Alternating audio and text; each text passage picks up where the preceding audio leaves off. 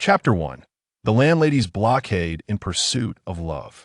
In the WeChat group of the Alliance of Fathers in Distress, Jia Zhuangxin inquired, "Hello, fellow classmates. Do we have any recent news about Chen Jiu?"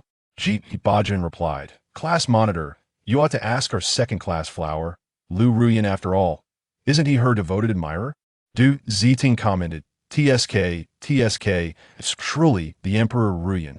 His prowess is extraordinary. Not only has he ensnared Chen Jiu, but he has also reduced him to a state of utter destitution.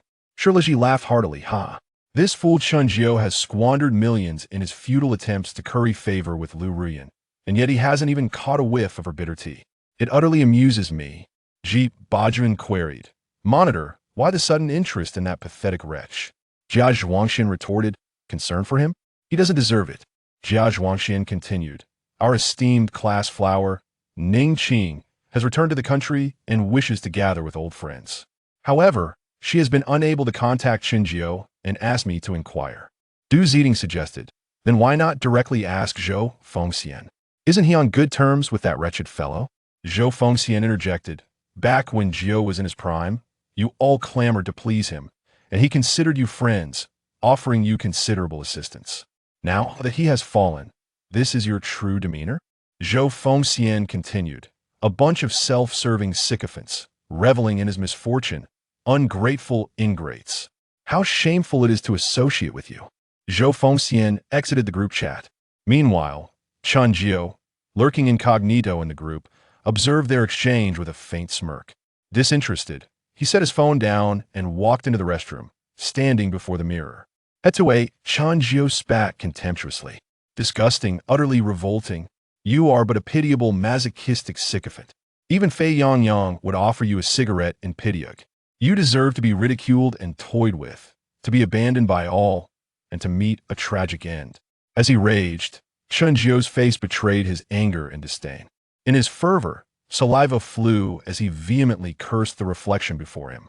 But the target of his ire was none other than himself. No, to be precise, it was the original owner of this body.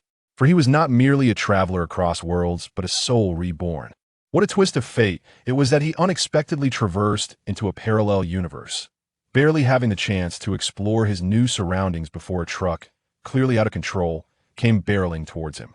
In a most astonishing turn of events, the collision did not lead to his demise. Instead, it bizarrely propelled him back into the body of its original owner 10 years prior. As he assimilated the three memories, his anger and disbelief reached a peak. "No wonder I was reborn back to a decade ago with such a pathetic and subservient existence. It is indeed a challenge to salvage this life. However, since I now inhabit your flesh and have inherited your memories, you can rest assured that I will take charge. I shall rewrite your tragedy, amend your debts to your sister, and seek out your biological father." Chen Jiu gazed intently into the mirror, revealing a confident and enchanting smile. Reaching out to caress a visage both alien and familiar, he nodded in satisfaction. "You rascal, this facade is indeed well-crafted. With a countenance like jade, sword-like brows, starry eyes, and an elegant demeanor, you are nearly on par with the esteemed readers before the screen. Look at you, possessing the ample resources to thrive, yet choosing to endure humiliation as a sycophant. How utterly disgraceful." With a sigh and a shake of his head, Chen Jiu exited the restroom.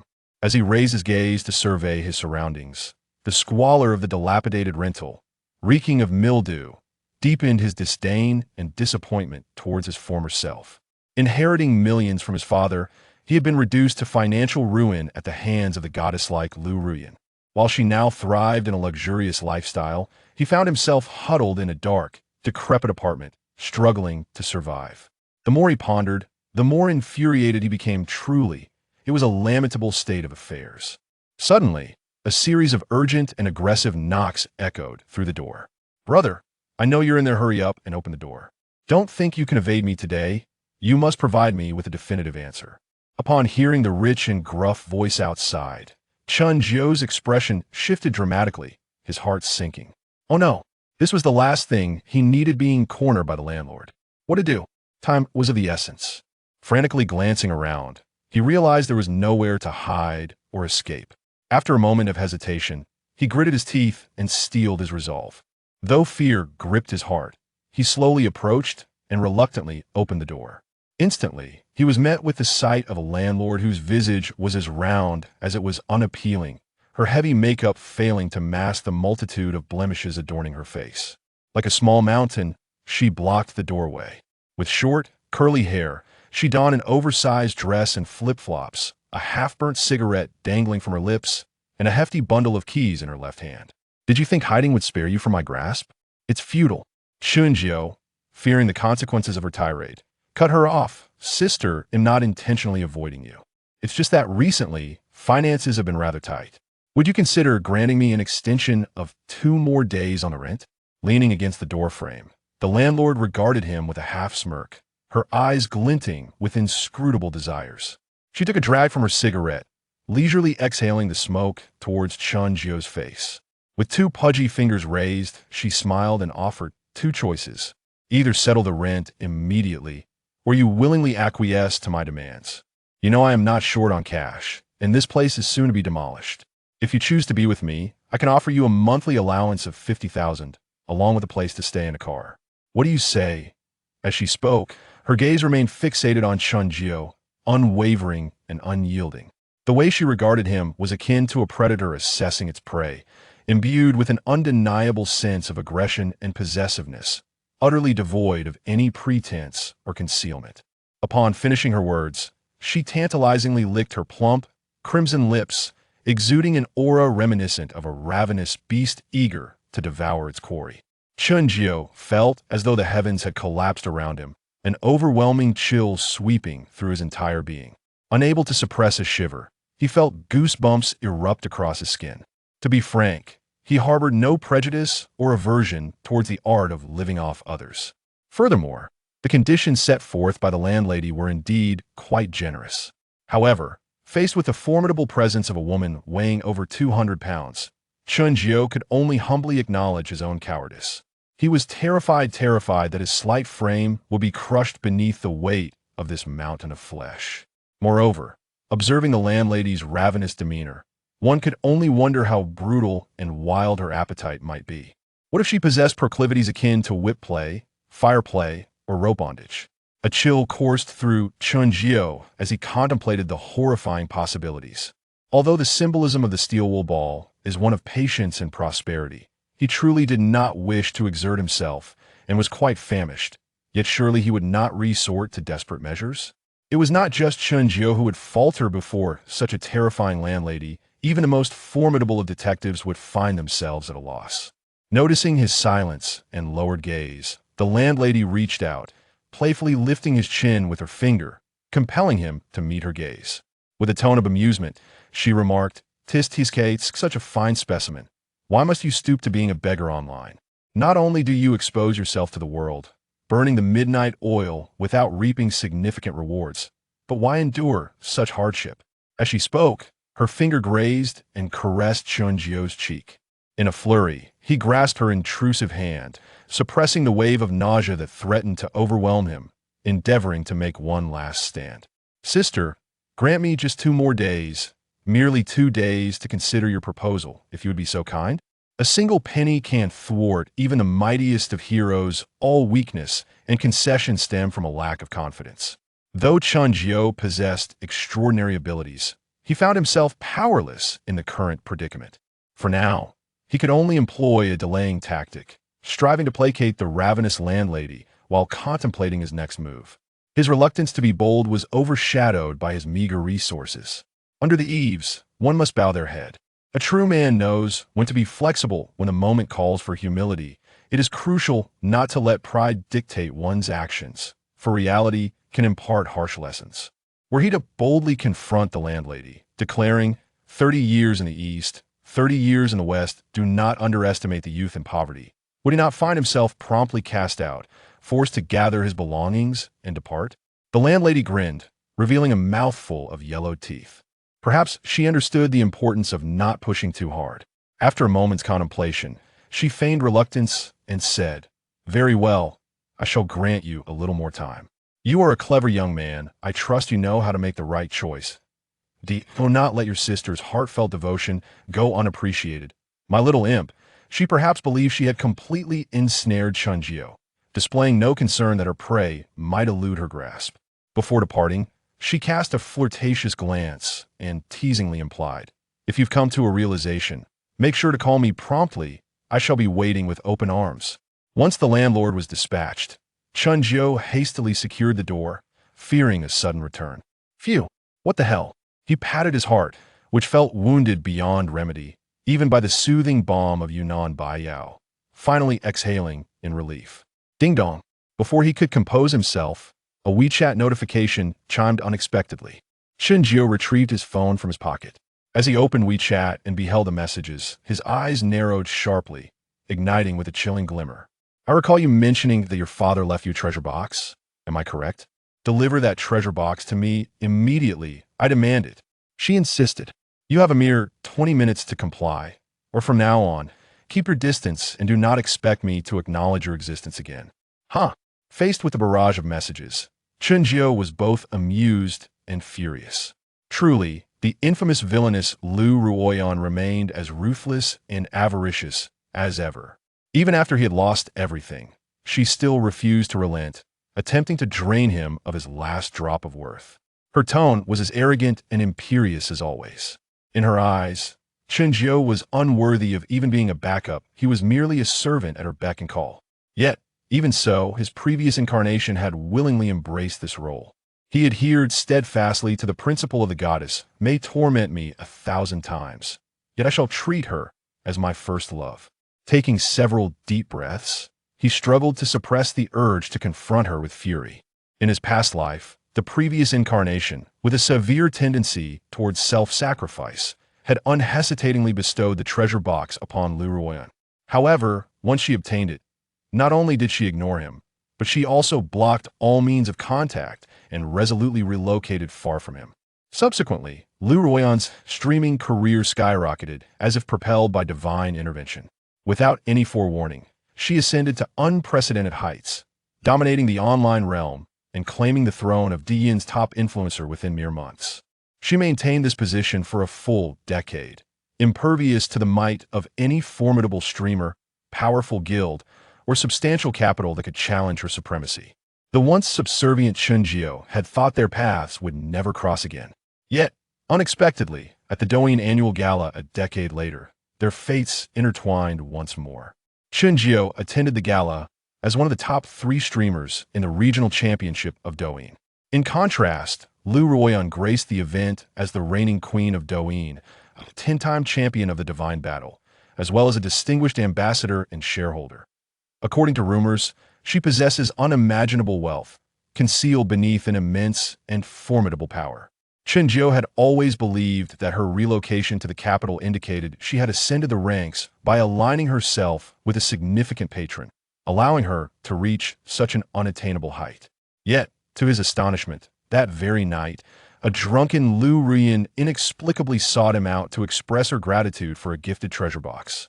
Chen Jiu was perplexed, uncertain whether her words were the ramblings of inebriation, a deliberate display of ostentation, or perhaps a sinister ploy. However, he soon grasped the true reason behind Lu Ruoyan's meteoric rise. He attempted to inquire about the contents of the treasure box, but Lu Ruoyan had already succumbed to her intoxication. The following day, fueled by discontent, he called Lu Ruoyan, attempting to extract the truth through deception. Little did he know that this call would become a harbinger of doom. Though it appeared to be a mere accident, he was acutely aware that it was, in fact, a murder irrevocably linked to the treacherous Lu Ruoyan. What he could not comprehend was the extent of Lu Ruoyan's ruthlessness. Was the treasure within that box truly so critical, so shrouded in secrecy? Chapter 2. The Live Streaming Wealthy System. In a luxurious residence within the bustling city, Lu Ruoyan had just concluded her live stream and returned home, where she was nestled on the couch with her beloved Song Sijia, leisurely savoring a fine bottle of wine gifted by a generous admirer. Upon noticing Lu Ruoyan set down her phone, Song Sijia's brow furrowed, an expression of displeasure starkly etched across his face. With a tone laced with disdain, he queried, "Ruoyan, why are you still in contact with that useless individual? Although this sycophant is utterly submissive, he has become completely worthless," he continued. He holds no utility. Why waste your energy on him? I suggest you simply kick him to the curb. Sensing her boyfriend's jealousy, Lu Rian elegantly lifted her wine glass, gently swirling the deep red liquid within. A charming smile graced her lips as she replied, "There's no rush. I can discard him once the treasure box is in hand. Who knows? There might be unexpected surprises awaiting us." Treasure box? Surprises? Song Siz's brows arched in curiosity, prompting him to inquire further. What on earth are you talking about? He once mentioned, in passing, that his deceased father had left him a treasure box to be opened in times of dire straits, she explained. According to him, the contents could elevate a person to greatness. Really? Song Sija exclaimed, his interest piqued. Is that true? This sounds like something straight out of a movie or novel. Lu Rian took a delicate sip of her wine, her lips glistening like fire. Reality often surpasses fiction and absurdity. I doubt his claims are baseless after all. His background is not to be dismissed lightly. She continued, moreover, I have ensnared him, tamed him like a pet, and he wouldn't dare deceive me. It seems that his late father was concerned about him squandering his inheritance, hence leaving him this lifeline. At her words, Song Siz's eyes sparkled, his demeanor instantly invigorated. Ruyan, what do you suppose lies within that treasure box? Lu Ruyan, lost in thought, speculated, what else could it be? It must pertain to equity contracts, bond futures, stock funds, real estate securities, or deposits. In any case, it is highly likely that we are on the verge of an astonishing fortune. Song Siz's eyes shimmered with an unmistakable fervor and greed. Lu Rian set down her wine glass and nestled affectionately against her youthful boyfriend. She playfully traced circles on Song Siz's chest with her finger, her voice dripping with sweetness. Darling, once we extract the last drop of blood from our devoted admirer and seize this wealth, our media company will be poised for expansion and greatness. And my streaming career will ascend to new heights, amassing substantial capital for my challenge against the elite. As she shared her dreams and aspirations, Song Sija was filled with fervent excitement, urging, quick, let's see if our little lapdog has replied yet. A reply? Huh. If it were the former Chen Jiu, he would have been at their beck and call, his phone answering in an instant, messages returned without delay.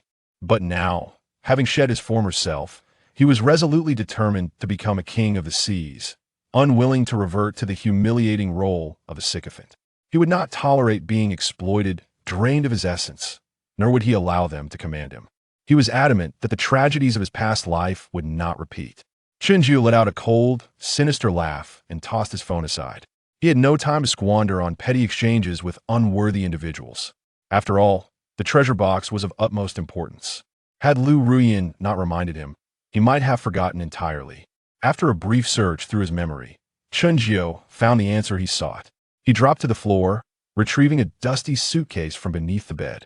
Upon opening the suitcase, he indeed discovered a jade box of a mesmerizing green hue. Cradling the jade box with utmost care, his heart raced and his breath quickened. As he examined the box, he couldn't help but murmur, is this the treasure that propelled Lu Ruyan to great heights in her past life?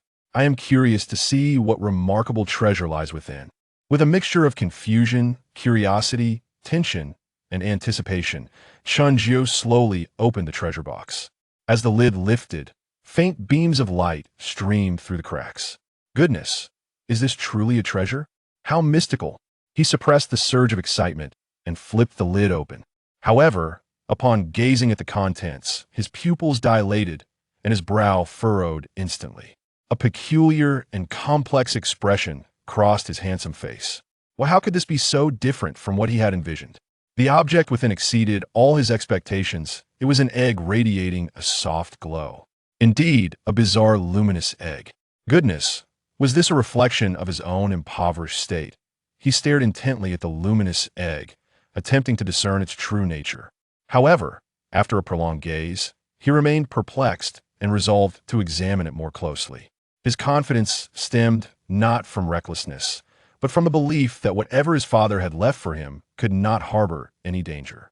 Yet, the moment his fingers grazed the enigmatic egg, it suddenly erupted in a dazzling blaze of intense light. Chen Jiu instinctively shut his eyes and raised his arm to shield himself from the blinding brilliance. In an instant, the light dissipated. He cautiously reopened his eyes and lowered his arm, only to feel a jolt of surprise and bewilderment surge within him. His eyes widened in disbelief, his face a canvas of confusion and astonishment. What? What happened to the egg? Where did it go? He rubbed his eyes in disbelief.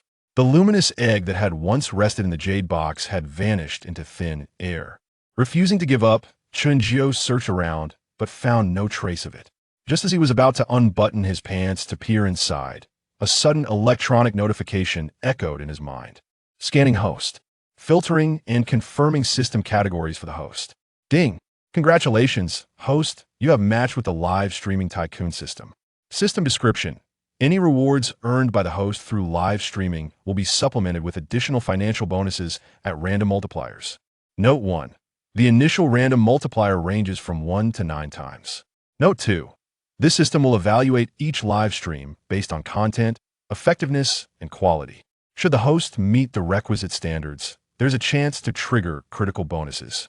Note 3. Critical bonuses include, but are not limited to, financial rewards. Note 4. All financial sources of this system are derived from various entities, ensuring complete legality and compliance, able to withstand any scrutiny. Note 5. All rights of explanation are reserved by this system. Chapter 1. The landlady blocks the door to seek affection. The Alliance of Grieving Fathers WeChat group Xiao Jiu. Hello, my old classmates. Have there been any recent updates on Chen Jiu? Bodu. Class monitor, you should ask our second-class flower, Lu Ruyan. ISNT, he her devoted admirer. Du Zitong, TSK. Tisk, truly worthy of the title Emperor Ruyan. His prowess is extraordinary. Not only has he ensnared Chen Jiu, but he has also drained him of all his wealth. Shirliji, haha, that foolish Chen Jiu has squandered his millions in pursuit of Lu Ruyan, only to find that he hasn't even caught a whiff of her bitter tea. It's utterly hilarious. Bodu. Class monitor, why the sudden concern for that worthless fellow? Jia. Concern for him? Does he even deserve it? Jia. Our esteemed class flower, Ning Qing, has returned to the country, and she wishes to gather with old classmates. However, she has been unable to reach Chen Jiu and asked me to inquire. Du Zitong. Then why not just ask Zhou Fengxian? Aren't they quite close? Zhou Fengxian. When Brother Jiu was doing well, you all fawned over him like sycophants, and he regarded you as friends, helping you without hesitation. Now that he has fallen from grace, this is how you choose to treat him? Zhou Fengxian. A bunch of self-serving opportunists, despicable clowns who take pleasure in another's misfortune, ungrateful wretches. I'm ashamed to be associated with you. Zhou Fengxian exits the group chat. Meanwhile, Chen Jiu, lurking behind a secondary account in the group, silently observed their conversations.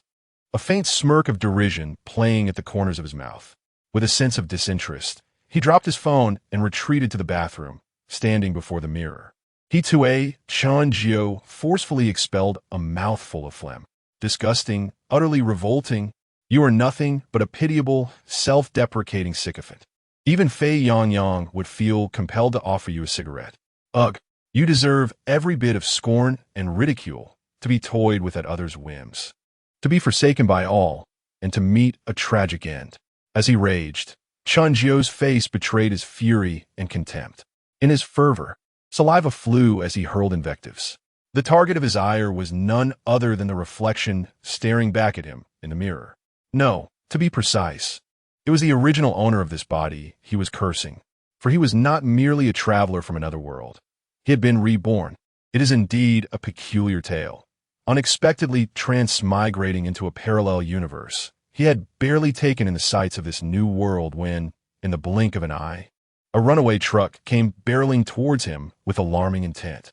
Yet, astonishingly, rather than meeting his demise, he found himself inexplicably reborn, transported back to a decade prior in the life of the body's original owner.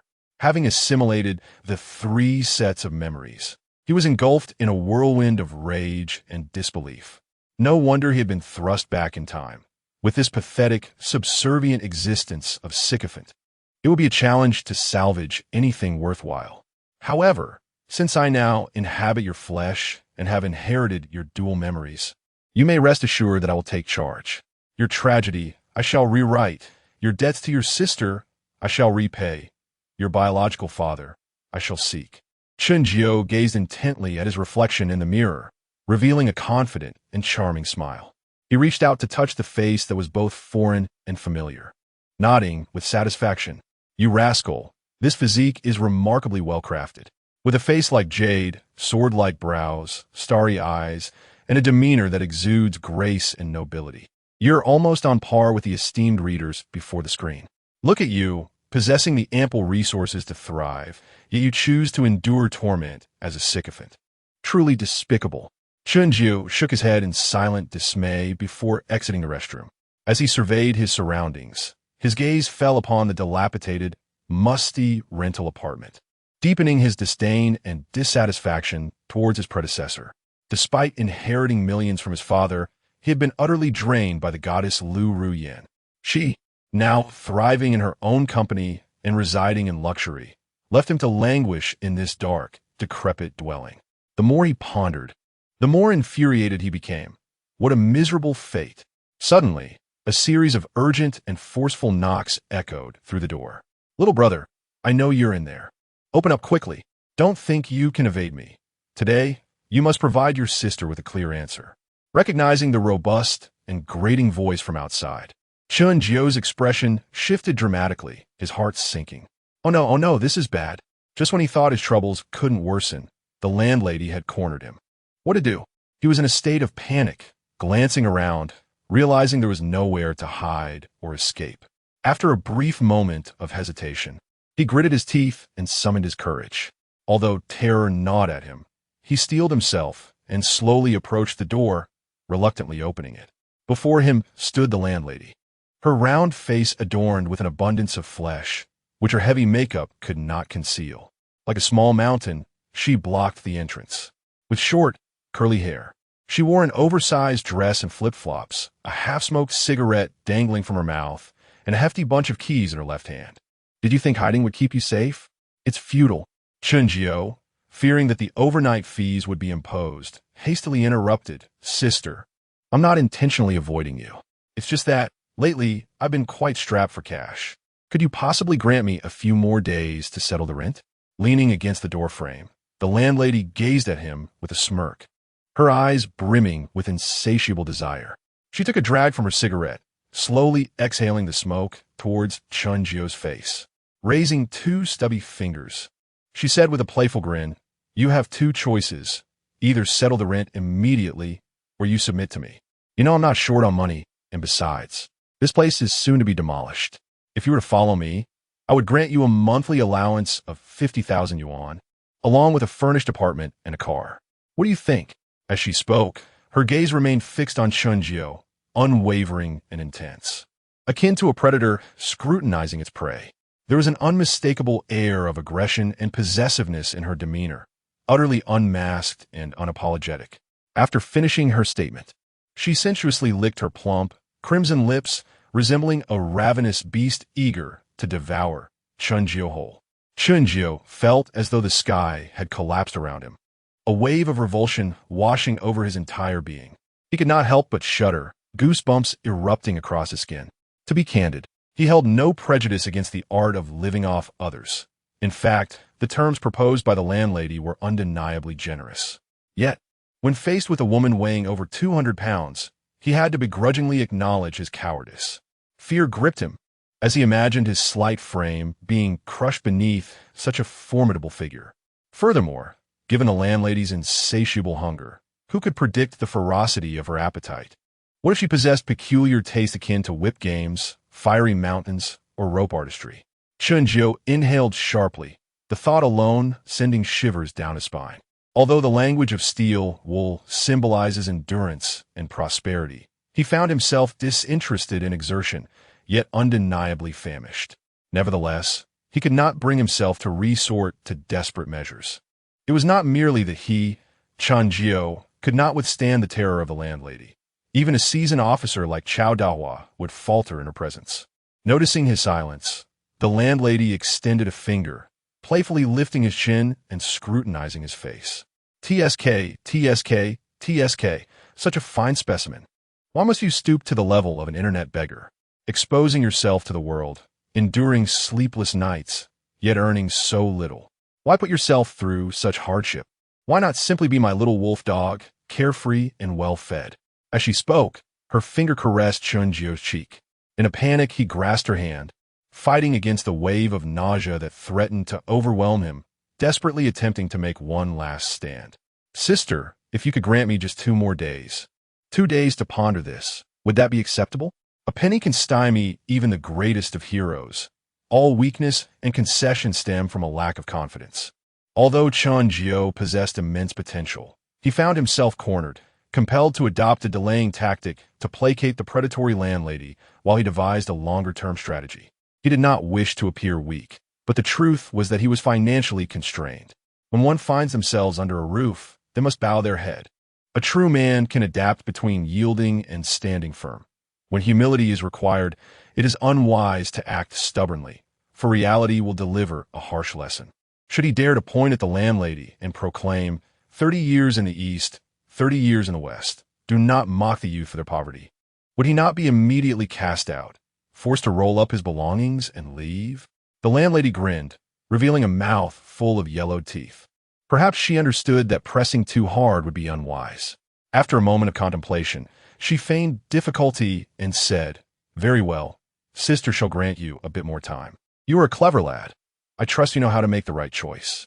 Do not let down your sister's heartfelt devotion, my little scamp." Perhaps she fancied herself having completely ensnared Chen Jiu, for she showed no concern that her prey could escape her clutches. Before departing, she tossed him a flirtatious glance, teasingly suggesting, "Once you have figured it out, do call me promptly. I shall be eagerly awaiting." After ushering the landlady away, Chen Jiu hastily shut the door, fearing she might return unexpectedly. Phew, goodness. He patted his chest, feeling that even a remedy as potent as Yunnan Bai Yao could not mend his wounded soul, and finally exhaled in relief. Ding dong. Before he could even soothe his bruised spirit, a notification chimed from WeChat. Chen Jiu fished his phone from his pocket. Upon opening the app and seeing the messages, his eyes narrowed sharply, instantly igniting with a chilling intensity. "Lu Yin, I recall you mentioning that your father left you a treasure box, correct? Lu Yin, bring it to me immediately. I demand it. Lu Yin, you have 20 minutes to deliver it, or I expect you to vanish into the distance and never expect me to acknowledge you again." What? As he read the consecutive messages, Chen Jiu felt a mix of anger and amusement. Truly, the notorious villainous Lu Yin was as ruthless and greedy as ever. Even after reducing him to utter destitution, she still refused to relent, seeking to drain him of his final drops of worth. Furthermore, her tone remained as arrogant and commanding as always, as if in her eyes Chen Jiu was not even worthy of being a backup, but merely a lapdog at her beck and call. Yet, despite this, he still found himself willingly enduring her whims. Taking several deep breaths, he barely managed to suppress the urge to storm out and confront her. In his previous life, with his pronounced inclination towards masochism, he had unhesitatingly surrendered the treasure box to Lu Yin. However, once she possessed it, not only did she ignore him, but she also blocked and deleted all his means of contact. In fact, she resolutely moved away from the city, seeking to distance herself from him entirely. Afterward, Lu Yin's streaming career skyrocketed seemingly without warning, soaring to unimaginable heights. Within mere months, she ascended to become the Queen of Douyin, reigning for a full decade. Throughout this time, no matter how formidable the streamers, how powerful the guilds, or how substantial the capital, none could shake her position in the slightest. The devoted admirer once believed their paths would never cross again. Yet, unexpectedly, at the Douyin annual gala a decade later, they found themselves face to face. Chen Jiu was invited to the grand event as one of the top 3 hosts of the Douyin annual regional throne competition. In contrast, Lu Yin graced the occasion with her esteemed titles as the Douyin Queen, a 10-time champion of the Gods Battle, as well as a Douyin ambassador and shareholder. Rumors abound that she possesses unimaginable wealth, underpinned by a formidable background of power. Chen Jiu had always believed that her move to the capital must have involved some extraordinary connections, elevating her to such an unattainable height. However, to his astonishment, that very evening, a drunken Lu Yin unexpectedly sought him out, expressing her gratitude for the gift of the treasure box. Chen Jiu was left pondering whether her words were mere drunken ramblings, an intentional display of arrogance, or something more sinister. Yet, he came to comprehend the true reason behind Lu Ruyan's meteoric rise. He attempted to inquire about the contents of the treasure box, but Lu Ruyan was already too inebriated to respond coherently. The following day, frustrated and unwilling to accept the situation, he called Lu Ruyan, hoping to extract the truth. Little did he know, this call would become a harbinger of doom. While it appeared to be a mere accident, he recognized it as a calculated murder, one inextricably linked to that vile Lu Ruyan. What he could not fathom was why Lu Ruyan could be so ruthless. Was the treasure within the box truly so significant, so scandalous? Chapter 2. The live streaming tycoon system in a luxurious mansion located in the metropolitan area. Lu Ruyan had just returned home after concluding a live broadcast. She nestled comfortably on the sofa with her beloved boyfriend, Song Sijia, savoring a prestigious red wine gifted by a generous benefactor. Upon noticing Lu Ruyan placing her phone aside, Song Sijia's brow furrowed, and a look of displeasure swept across his face. With a hint of disdain, he questioned her, "Ruyan, why are you still in contact with that worthless individual?" Although this devoted admirer would follow her every whim, he had become utterly useless. Why waste your energy on him? I suggest you simply kick him to the curb. Sensing her boyfriend's jealousy, Lu Ruyan delicately lifted her wine glass, elegantly swirling the crimson liquid within. A playful smile graced her lips as she replied, "There's no rush. Once we acquire the treasure box, it will be easy to discard him. Who knows, we may even encounter unexpected surprises." Treasure box? Surprises? Song Sijia raised an inquisitive eyebrow. A mix of curiosity and skepticism etched on his face. He recalled having mentioned a treasure box left by his late father, which he was to open only in dire circumstances. He had claimed that the contents could lead one to greatness. Really? Song Sijia expressed both disbelief and astonishment. Isn't this something straight out of film or novel? Lu Ruyan took a sip of her wine, her lips glistening like fiery petals. Reality often surpasses fiction. I doubt it's mere fantasy, especially considering his family background. Besides, I have completely ensnared him, taming him like a loyal pet, and he would never dare deceive me. Perhaps his father left it as a safeguard against his reckless spending. At her words, Song Sijia's eyes sparkled with newfound energy. "Ruyan, what do you think could be inside that treasure box?" With a thoughtful expression, Lu Ruyan speculated. What else could it be? Most likely shares, bonds, stocks, real estate securities, or even substantial deposits. In all likelihood, it will be an astonishing fortune. A fervent gleam of desire illuminated Song Sijia's eyes. Lu Ruyan set her glass down and nestled closer into her boyfriend's embrace, playfully tracing circles on his chest with her finger. With a sweet, teasing tone, she cooed, "My dear, once we extract every last drop from our devoted admirer and secure this wealth, our media company can continue to expand and strengthen. My live streaming career will soar to new heights, enabling me to accumulate substantial capital for future endeavors." As she shared her dreams and aspirations, Song Sijia became increasingly animated with excitement. "Hurry, let's see if our loyal admirer has responded yet." Responded? Lu Ruyan chuckled softly. If it were the old Chen Jiu, he would have been on standby 24/7, answering calls and messages in a heartbeat. However, now transformed, he is a man resolutely determined to become the king of the seas. How could he ever stoop to the level of a disgraceful sycophant? It is inconceivable that he would tolerate being manipulated or exploited, drained of his vitality, and stripped of his essence. The tragedies of his past life will not repeat themselves. Chen Jiu let out a cold, ruthless laugh and cast his phone aside. He had no time to waste settling scores with despicable individuals. After all, the treasure box was of utmost importance. Had it not been for Lu Ruyan's reminder, he might have forgotten about it entirely. After a brief rummage through his memories, Chen Jiu finally discovered the answer he sought. He knelt down and dragged out a dusty leather suitcase from beneath the bed. Upon opening it, he found a jade box of a striking emerald hue nestled within. As he delicately lifted the box, his heart raced uncontrollably, and his breath quickened. As he examined the jade box, he couldn't help but murmur to himself, Could this be the treasure that propelled Lu Ruyan to dizzying heights in his previous life? He was eager to uncover the significance of this remarkable item. With a mix of confusion, curiosity, tension, and anticipation, Chen Jiu slowly opened the treasure box. To his astonishment, a faint light began to seep through the cracks of the box. Could it truly be a treasure? This was rather extraordinary, suppressing the overwhelming excitement. He flung open the lid. However, upon gazing at the contents within, his pupils constricted and his brow furrowed in disbelief. A peculiar and complex expression crossed his handsome face. This was entirely different from what he had envisioned. Far beyond his imagination, the treasure revealed itself to be an egg, radiating a gentle glow. Yes, indeed, a bizarre luminous egg. Was this a mockery of his own impoverished state? He fixated on the glowing egg, attempting to discern its true nature. Yet, after scrutinizing it for what felt like an eternity, he resolved to take it in his hands for a closer examination. It was not recklessness.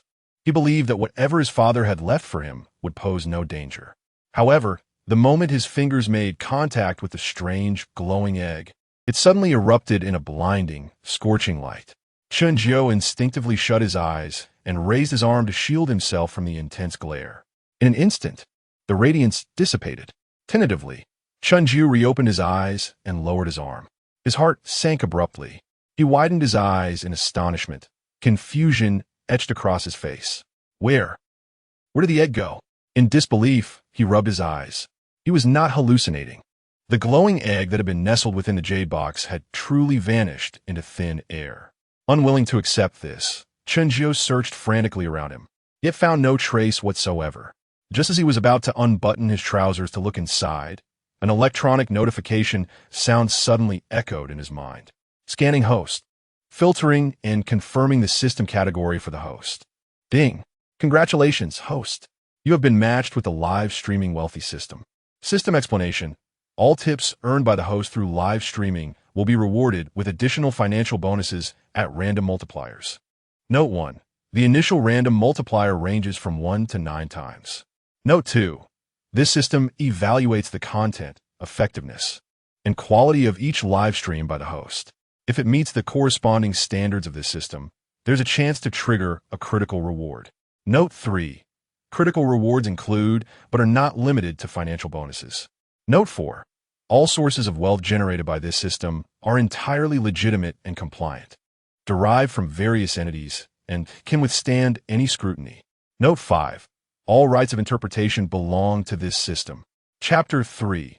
The Vanished Father, the Unknown Mother, the Runaway Sister, and the Obsessive Admirer. Upon hearing the notification sound resonating in his mind, Chen Jiu stood frozen in shock and disbelief. However, in mere moments, his astonishment was eclipsed by a surge of exhilaration and frenzy. My goodness, my goodness, my goodness. The system, it is indeed the legendary system. I have struck gold. The 3 exclamations vividly encapsulated the authentic emotions coursing through him at that moment. At last, the lingering doubts that had plagued him were thoroughly resolved. He finally comprehended why Lu Ruyan had soared to prominence in such a short span in his previous life. He also grasped why, for an entire decade, no one could budge her from the top position of Douyin's leading influencer. Furthermore, he understood why she had ruthlessly opted to eliminate potential threats. One could only assert that the system was of paramount importance, a secret too significant to be disclosed to others. While his prior questions had found answers, a new wave of inquiries surged forth. Who exactly was his father? Chen Jiu. Why did he possess a system? And how could it possibly be passed down to him? Was the system capable of inheritance? Moreover, it seemed his father was not a renowned internet celebrity. Why, then, did the treasure box only unlock in moments of dire straits? A torrent of uncertainties flooded his mind, nearly overwhelming Chen Jiu's capacity for thought. He grew weary of futile contemplation and promptly seized his phone, dialing his father Chen Jiu's number with a flicker of hope. Yet, as expected, the call remained unanswered. Previously, Chen Jiu had departed without a word, leaving behind a note and a fortune for his siblings. The note simply read, "Your father has gone to find your mothers. Remember to grow up." For over a decade, Chen Jiu had searched in vain, as if his father had evaporated from existence. Fortunately, both he and his sister Chen had managed to raise themselves. However, the unfortunate truth was that he had squandered their entire inheritance and had even become estranged from his own sister. The classmates in their WeChat group were not mistaken. In his fervent admiration for Lu Ruyan, he had unreservedly become her staunchest supporter. To elevate her status, he had spared no effort, even verging on madness. He had sold off his savings, cars, and houses, heedless of the fervent objections from friends and his sister. He had even risked turning relationships to enmity, ultimately ending up in a state of utter isolation, with his fortune obliterated, left with nothing. Even knowing Lu Ruyan had become entangled with Song Sijia, he remained steadfastly devoted. In fact, he had once told Lu Ruyan, "I would sell everything to support you. Just be frugal with him." What kind of extraordinary devotee was he? Meanwhile, as a burgeoning streamer, Lu Ruyan proved to be both capable and talented. With the unwavering support of his previous self, she ascended to the ranks of top-tier influencers in just a few months. Moreover, with her stunning beauty, alluring figure, exceptional tea artistry, and charming demeanor, she attracted a legion of affluent admirers. If she were to garner the attention of several affluent patrons as her devoted guardians and accumulate a modicum of popularity, she might indeed possess the potential to challenge the elite ranks, soaring to become one of the top 10 influencers on Douyin. It is one thing for her former self to have shamelessly played the role of a sycophant. But what truly infuriated Chen Jiu was that this individual had ungrudgingly bestowed 2 unnamed level 75 accounts upon Lu Ruyan. Level 75, mind you, represents an expenditure of at least 20 million RMB. Regardless of the concealed value of those accounts, even selling them outright would yield a substantial sum. As Chen Jiu perused his memories, he felt a visceral urge to drag the former self's spirit from the depths of hell to exact vengeance. Indeed, a sycophant ends up with nothing in the end. Suppressing the flames of indignation within, he resolved not to squander any more mental energy on his father's trivial matters. Instead, he delved earnestly into studying the system. The seemingly modest, random multiplier of 1 to 9 caught his attention, yet he keenly identified a pivotal term: initial. Its underlying implication was unmistakable. There was certainly room for the random multiplier to increase. However, he was presently unaware of the specific method to enhance this range. Nevertheless, Chen Jiu speculated that it was likely related to the critical rewards spoken of by the system. Suddenly, a spark of inspiration ignited in his mind, and his eyes gleamed with a bold idea. What if I were to reward myself with gifts in a continuous cycle? He gasped in realization. Would I not be able to exploit the system to its breaking point? How astute I am. However, just as he reveled in his own cleverness, the system doused his dreams with a frigid dose of reality. You naive fool, what are you dreaming of? Do you truly believe this system would permit such a blatant flaw to exist? Remember, this system is super intelligent, not super foolish, understood? Just as Chen Jiu intended to engage in a debate with the obstinate system, he suddenly recalled the 5th stipulation previously outlined by the system. All rights of explanation are reserved by this system. In an instant, he found himself stripped of all agency. Indeed, one should not indulge in overly optimistic thoughts. Although a tinge of frustration lingered, he soon found solace in acceptance. Since loopholes were unattainable and shortcuts were non-viable, he resolved to earnestly pursue live streaming as a means of income. After all, the system had already provided a random multiplier reward ranging from 1 to 9. What more could one desire? Moreover, he was now a fortunate child of destiny, endowed with the advantages of transmigration, rebirth, and a supportive system. With the boundless resources from his past life and the foresight from his rebirth, navigating the realm of live streaming should be a simple endeavor. If he could not thrive under these circumstances, he might as well suffocate himself and save the cost of purchasing tofu. The sound of his stomach growling unexpectedly jolted him from his lofty aspirations, harshly dragging him back to the cruel reality. It suddenly struck him that his financially strained former self had not eaten all day in an effort to save money. He picked up his phone and opened his WeChat wallet, gazing at the mere 50 yuan resting within, which instantly silenced the bravado he had just displayed moments before. The most dreadful part was that this paltry sum constituted his entire fortune. Taking a deep breath, he forced a smile, reassuring himself. It's fine. No need to panic, not in the slightest. Difficulties are merely temporary. I, Chen Jiu, am a destined man brimming with potential. How could I possibly struggle to earn some money? While comforting himself, he also opened the food delivery app.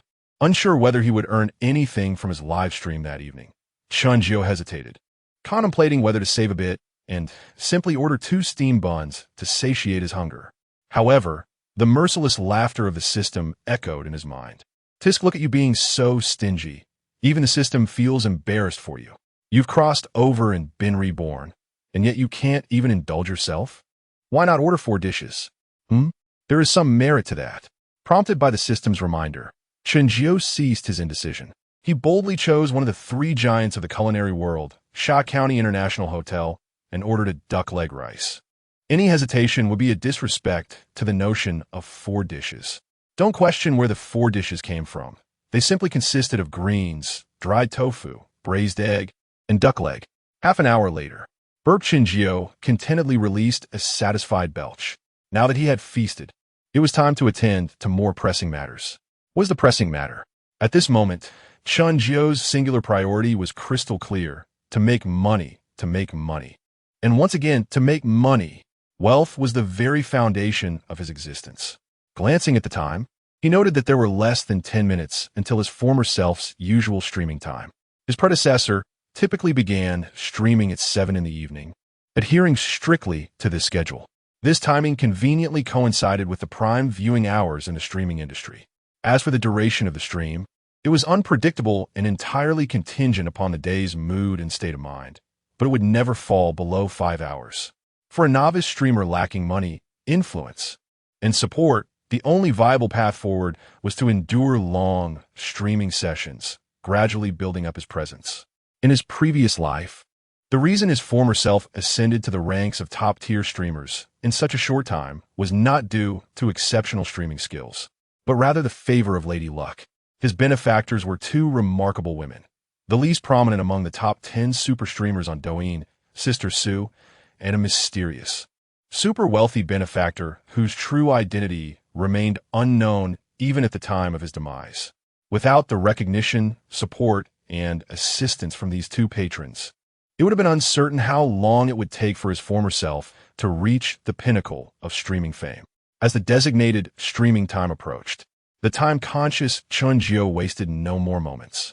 Approaching the modest live streaming workstation, he meticulously set up another mobile device dedicated to broadcasting, activated the cooling fan, powered on the computer, connected the audio interface, and adjusted the supplementary lighting.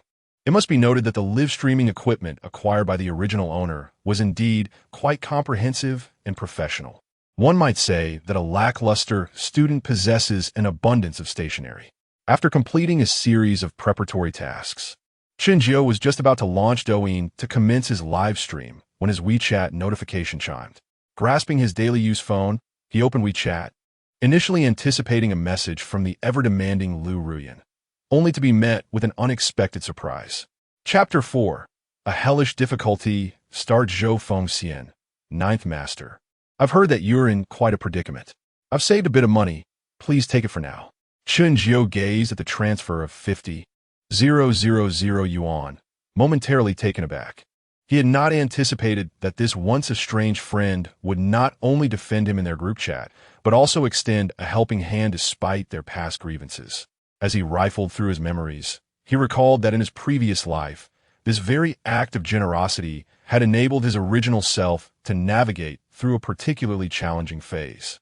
However, Chen Jiu hesitated. He was acutely aware of Zhou Fengxian's financial constraints. As a mere worker earning a modest monthly salary in the bustling metropolis of Shanghai, he could barely make ends meet, let alone save money. Thus, it was highly probable that this generous sum was sourced from a loan. After a moment's contemplation, Chen Jiu ultimately decided not to accept the transfer. Yet, he refrained from outright rejecting it. After all, whether he would earn money tonight remained uncertain. Should his endeavors prove unsuccessful, he might find himself relying on this very sum to weather the storm. Although he did not respond to any messages for the time being, he cherished this bond of brotherhood. True friendship reveals itself in times of hardship. The nature of humanity is truly unveiled in moments of adversity. In the depths of despair, everything rings true. Setting his phone aside, he took a deep breath and then opened Douyin, embarking on his first live stream since his rebirth. Having traversed time and space, he was determined not only to showcase his extraordinary capabilities, but also to reclaim everything that his previous incarnation had lost. His Douyin username was simply his real name, Chen Jiu, unembellished and devoid of pretentious flair.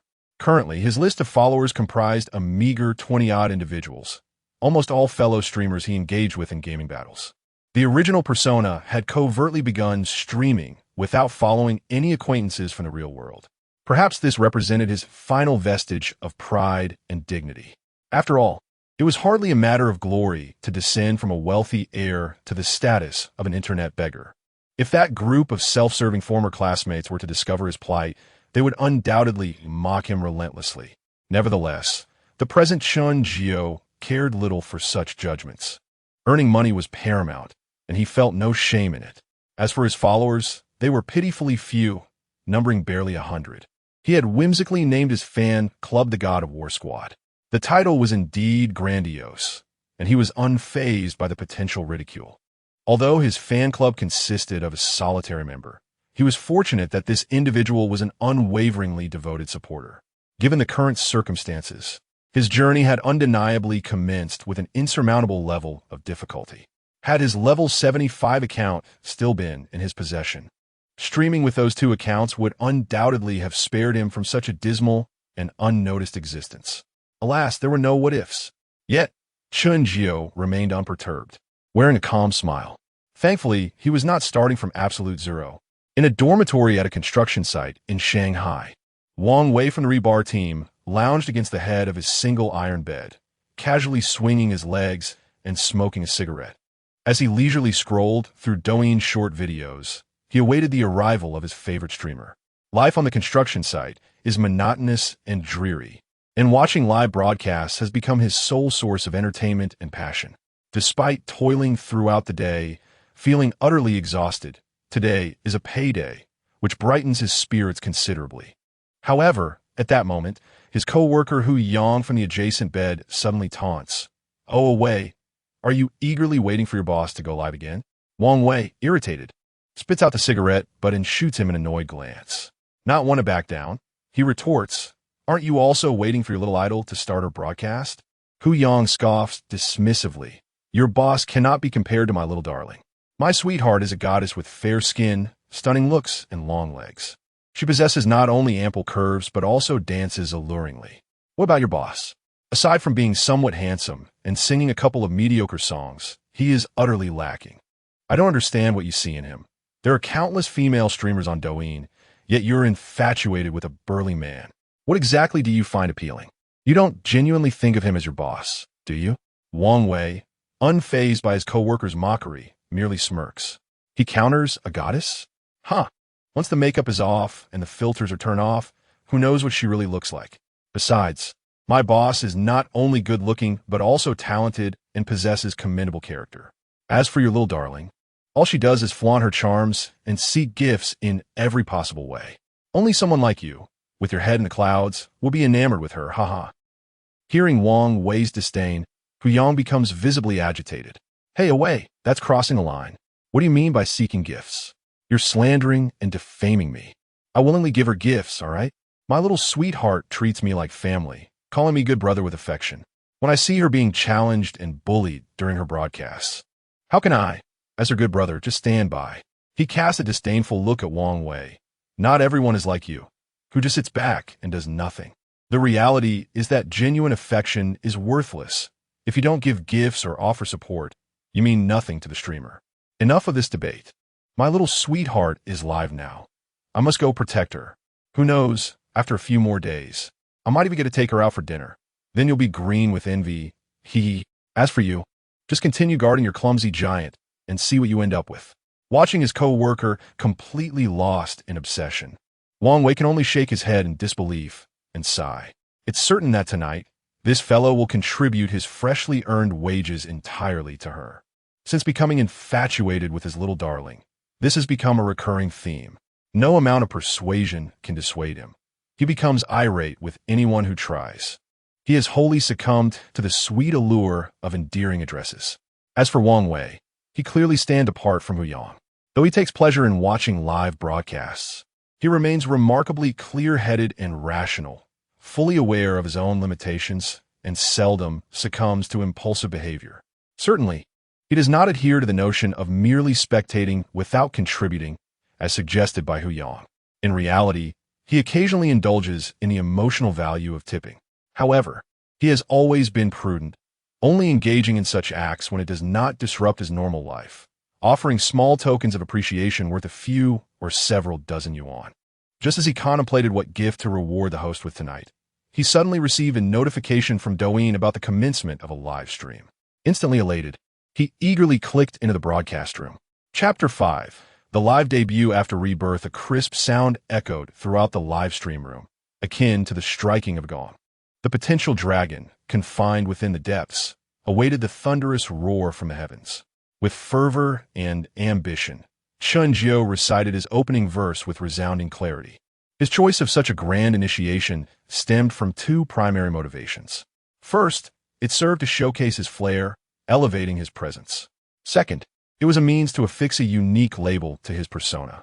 In a sea of countless Douyin streamers, how could one distinguish oneself without a distinctive mark or characteristic? What would draw the attention of myriad viewers and ensure they remembered him?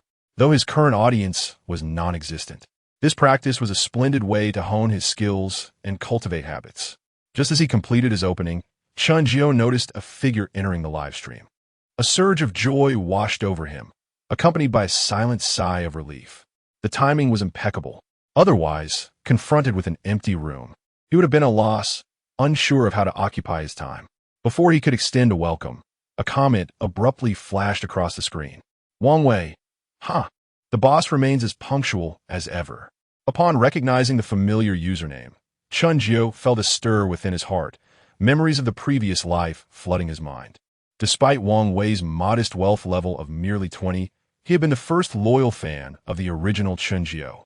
Throughout the original's decade-long streaming career, Wang Wei had been a steadfast presence, attending nearly every show and remaining until the end. Not only was he an exemplary fan, but also a diligent manager and a reliable assistant. In each live stream, he dedicated himself wholeheartedly, managing the room with meticulous care and without expectation of reward. He often sent private messages and WeChat encouragement to the original, offered advice, summarized streaming experiences, helped plan content, maintained order among the audience, managed fan groups, and edited clips from streams. It can be said that during the original's 10-year streaming journey, Wang Wei had undertaken a multitude of arduous tasks and made considerable sacrifices. The original's ascent to a top streamer was, in part, attributable to Wang Wei's unwavering support. Regrettably, the original had been blind, not just in vision but in heart, failing to perceive anyone beyond Lu Ruyan. Now that Chen Jiu had traversed into this new life, he was determined not to let such a dedicated and loyal fan down. As one sage remarked, the world of live streaming is akin to a vast realm. Chen Jiu wholeheartedly concurred. What then sustains one in this realm? It is not solely through conflict, but rather through rich experience and the intricacies of human relationships. Fortunately, as one who has traversed this path, Chen Jiu possessed both. Recollecting his drifting thoughts, he smiled gently, greeting with significance. Good evening, Brother Wang Wei, long time no see. Huh? Wang Wei, seated before his phone screen, was left utterly perplexed. What on earth? Last night, were you not watching my live stream? How is it that we have not seen each other for such a long time? Can a phrase a day apart feels like 3 autumns be so profoundly and succinctly articulated? Truly, my dear Wang Wei, you are a cultured soul. Just after completing his self-introduction, Chen Jiu spoke again, capturing his attention. Brother, as a token of gratitude for your support, efforts, and companionship, allow me to serenade you with a song. Is there a particular tune you wish to hear? Upon finishing his words, Chen Jiu casually picked up the guitar that he had placed nearby before the broadcast, adopting an inviting posture to perform. His original self had few hobbies. Apart from his admiration for Lu Ruyan, it seemed that playing the guitar and working out were his only pastimes. Though his guitar skills were not exceedingly refined, he could manage to play adequately. However, Chen Jiu had been formally trained, having graduated from a reputable music academy and even studied abroad. Moreover, he had spent 2.5 years as a trainee and had performed on the streets for decades. Thus, he had dabbled in various popular instruments. His singing, honed over years of practice, had reached a remarkable level of excellence, rivaling even the finest talents in the national arena. While Wang Wei was puzzled as to why he was being thanked and found some of his words nonsensical, he dismissed it as mere politeness. After a moment's hesitation, he typed in the chat, "Then, dear sir, please sing your signature song, The Art of Seduction." Chen Jiu momentarily paused, but quickly regained his composure. After integrating 3 sets of memories, he had come to understand the parallel world known as Blue Star. Its development and progress were generally similar to Earth, yet not entirely the same. The most significant difference between the two worlds lay in the realm of entertainment. In this respect, Blue Star was decidedly barren and lacking compared to Earth. This, naturally, gave Chen Jiu the confidence that he could excel in live streaming. The song Wang Wei requested, The Art of Seduction, was the signature piece of the Blue Star diva Pei Yanji. Although the original self did not recognize the multi-talented star, it did not hinder him from being able to sing her songs. Moreover, his rendition was rather impressive, while it may not surpass the original. It possessed its own unique charm. Chen Jiu smiled gently. "This song may not be my forte, but since you wish to hear it, I shall sing it for you. A rendition of The Art of Seduction for you. Dear brother, I hope you enjoy it." With that, he gracefully strummed the guitar strings, and enchanting notes began to drift through the air. Chapter 6. Who is the true master of dog training? As time inexorably passed, the previously unflappable Song Xiu began to exhibit signs of impatience, pacing restlessly in the living room. Though he was acutely aware that his phone remained silent, he could not restrain himself from asking, "Ruyan, has that sycophant not replied yet?" Despite appearing outwardly confident, Lu Ruyan was internally fraught with anxiety, her previous composure having dissipated entirely. Frustrated, Song Xiu cursed vehemently. "Damn that worthless creature. Has he grown so bold? He used to respond to my messages in an instant, yet now he remains silent for this long. Who granted this fool such audacity?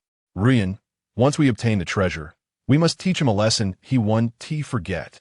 As his fury escalated, Lu Ruyan felt her dignity compromised, her authority challenged, which only fueled her irritation, darkening her expression. Suddenly, Song Xiu's eyelids twitched, as if a thought had struck him. With a tense urgency, he inquired, "Ruyan, do you think that sycophant might have already opened the treasure box? Has he perhaps discovered its contents and is now withholding them from us, feigning ignorance?" In response, Lu Ruyan shook her head, firmly denying his conjecture. "That is impossible. No matter how valuable the items within a box might be, he would never conceal anything from me. You know nothing of sycophants. If I desire something, a sycophant will undoubtedly provide it." A sultry confidence graced her alluring features as she proudly declared, "When it comes to training dogs, I am indeed a professional." Song Xiu nodded in agreement, unwavering in his belief in her expertise. Before he could speak, however, Lu Ruyan's expression shifted to one of concern as she murmured, "I just hope nothing goes awry." Taken aback, Song Xiu's expression darkened with displeasure, his voice laced with irritation as he questioned, "Are you worried about that fool?" A palpable jealousy filled the room. Lu Ruyan, feeling a hint of triumph within, donned a charming smile and sweetly reassured him, "Oh, darling, don't misunderstand. How could I be concerned about him? He doesn't deserve it. I'm merely worried about the treasure. Once it is in my possession, I won't care about his fate." Song Xiu caressed her smooth cheek, feeling a sense of relief and satisfaction as he smiled faintly. He then cautiously suggested, "What if you were to call that useless dog? Subtly probing for information?" "Absolutely not." Lu Ruyan promptly rejected his proposal without hesitation. As someone who identified as both a master angler and a dog trainer, she possessed her own pride and unique insights. Until she fully understood the sycophant's tricks, she would not act impulsively.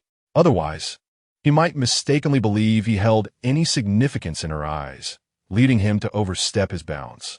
In the art of dog training, one must never grant the slightest semblance of favor or importance. It is evident that a sycophant is inherently despicable. The more disdainful one is towards them, the more they become submissive, fervently eager to please. Song Sijia gazed at her in admiration, wearing an expression that suggested he had learned a valuable lesson. He pressed on with his inquiries. What shall we do now? Shall we merely wait idly? I fear that prolonged inaction may lead to unforeseen complications. Lu Rian pondered for a moment, her eyes sparkling with a sudden realization. Hasn't he been secretly live-streaming behind our backs?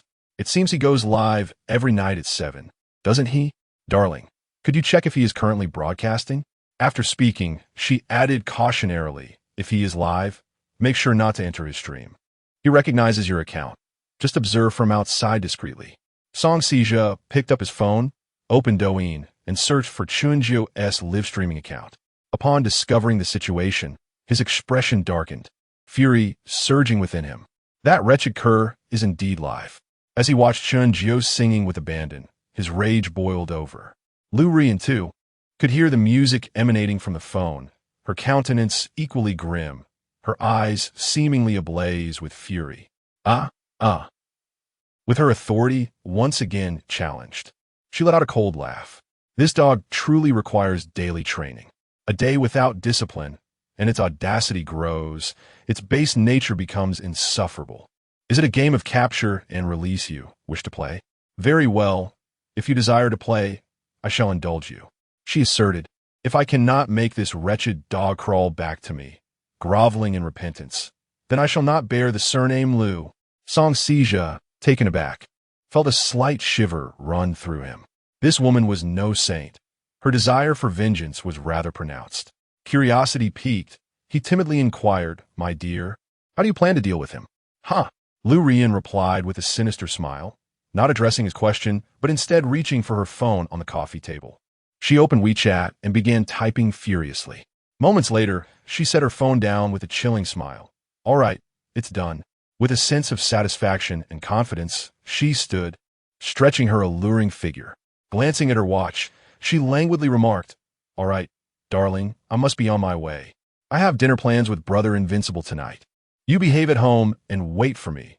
Mua, upon hearing that she would be dining with her esteemed companion, Song Sijia displayed no trace of displeasure or dissatisfaction. Instead, he urged her to ensure that Brother Invincible was well taken care of. At that moment, he appeared to be a stark contrast to his previous jealous self. After sending the exquisitely dressed Lu Rian out, a sly grin crept upon his lips, revealing a devious smile. Who, after all, isn't a master at taming dogs? The resonant voice of Chen Jiu, rich and alluring, is imbued with an enchanting magnetism. His vocal cords seem as though they've been graced by an angel's kiss, possessing a magical quality that effortlessly draws listeners into the emotional whirlpool and atmospheric tapestry woven by his songs. He elicits genuine resonance and empathy from his audience, leaving them with a lingering aftertaste that is hard to shake off. The reason he has firmly established himself among top-tier streamers in his previous life is undoubtedly due to this angelic voice.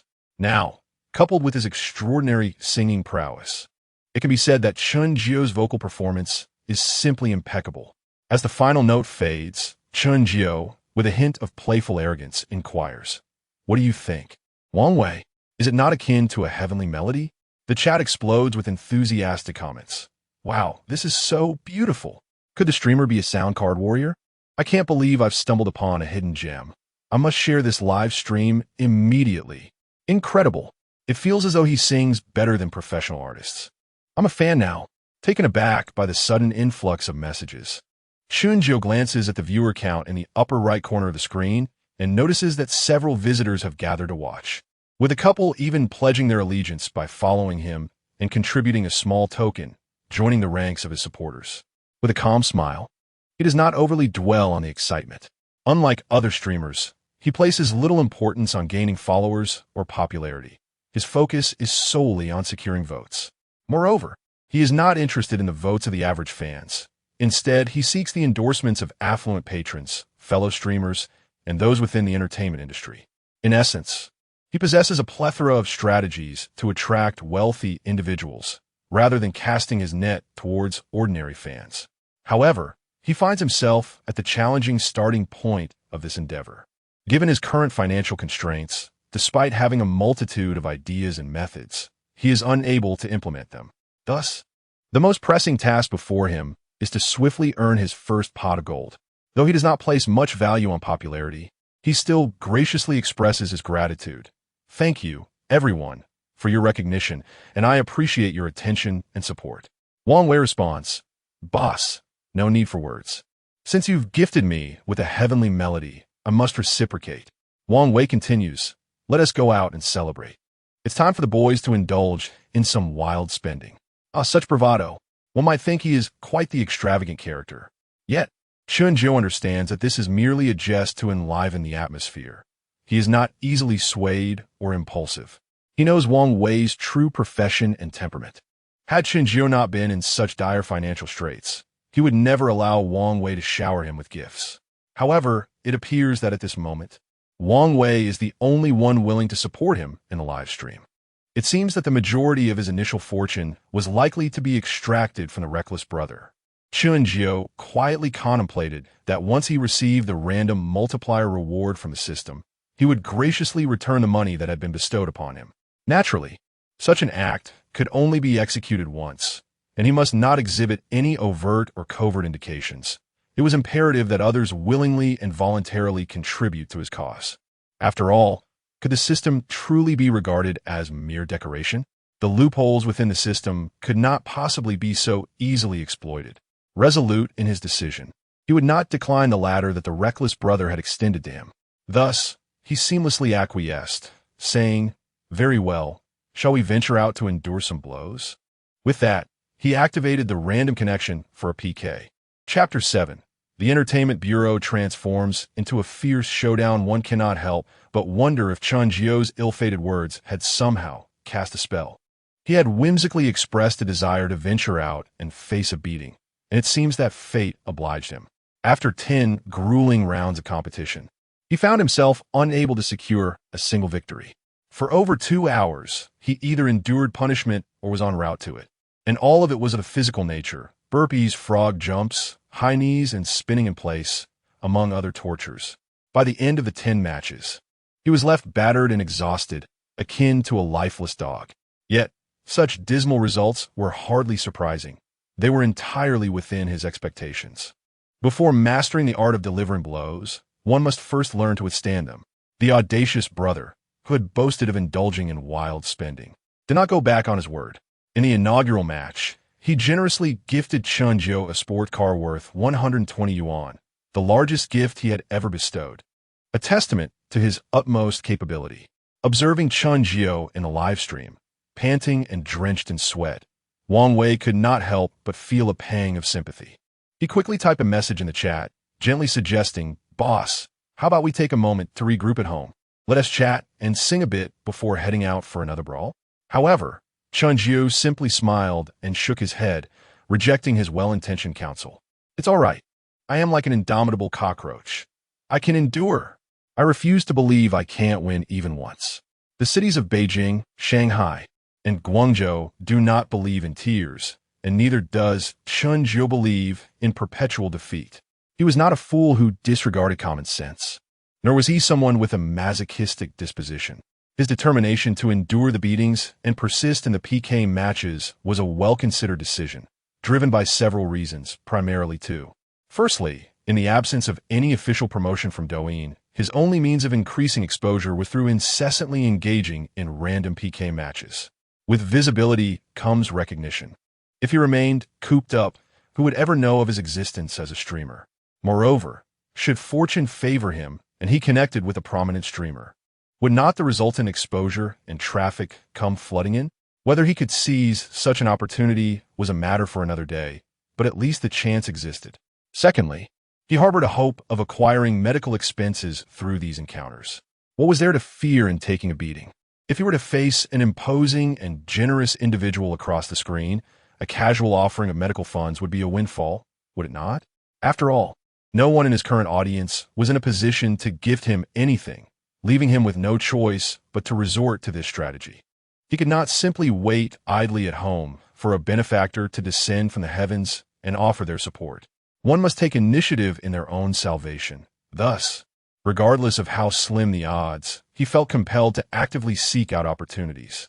The penalties incurred from losing the PK matches were merely trivial hardships. Seeing his stubbornness, Wang Wei felt a mix of compassion and helplessness, letting out a sigh.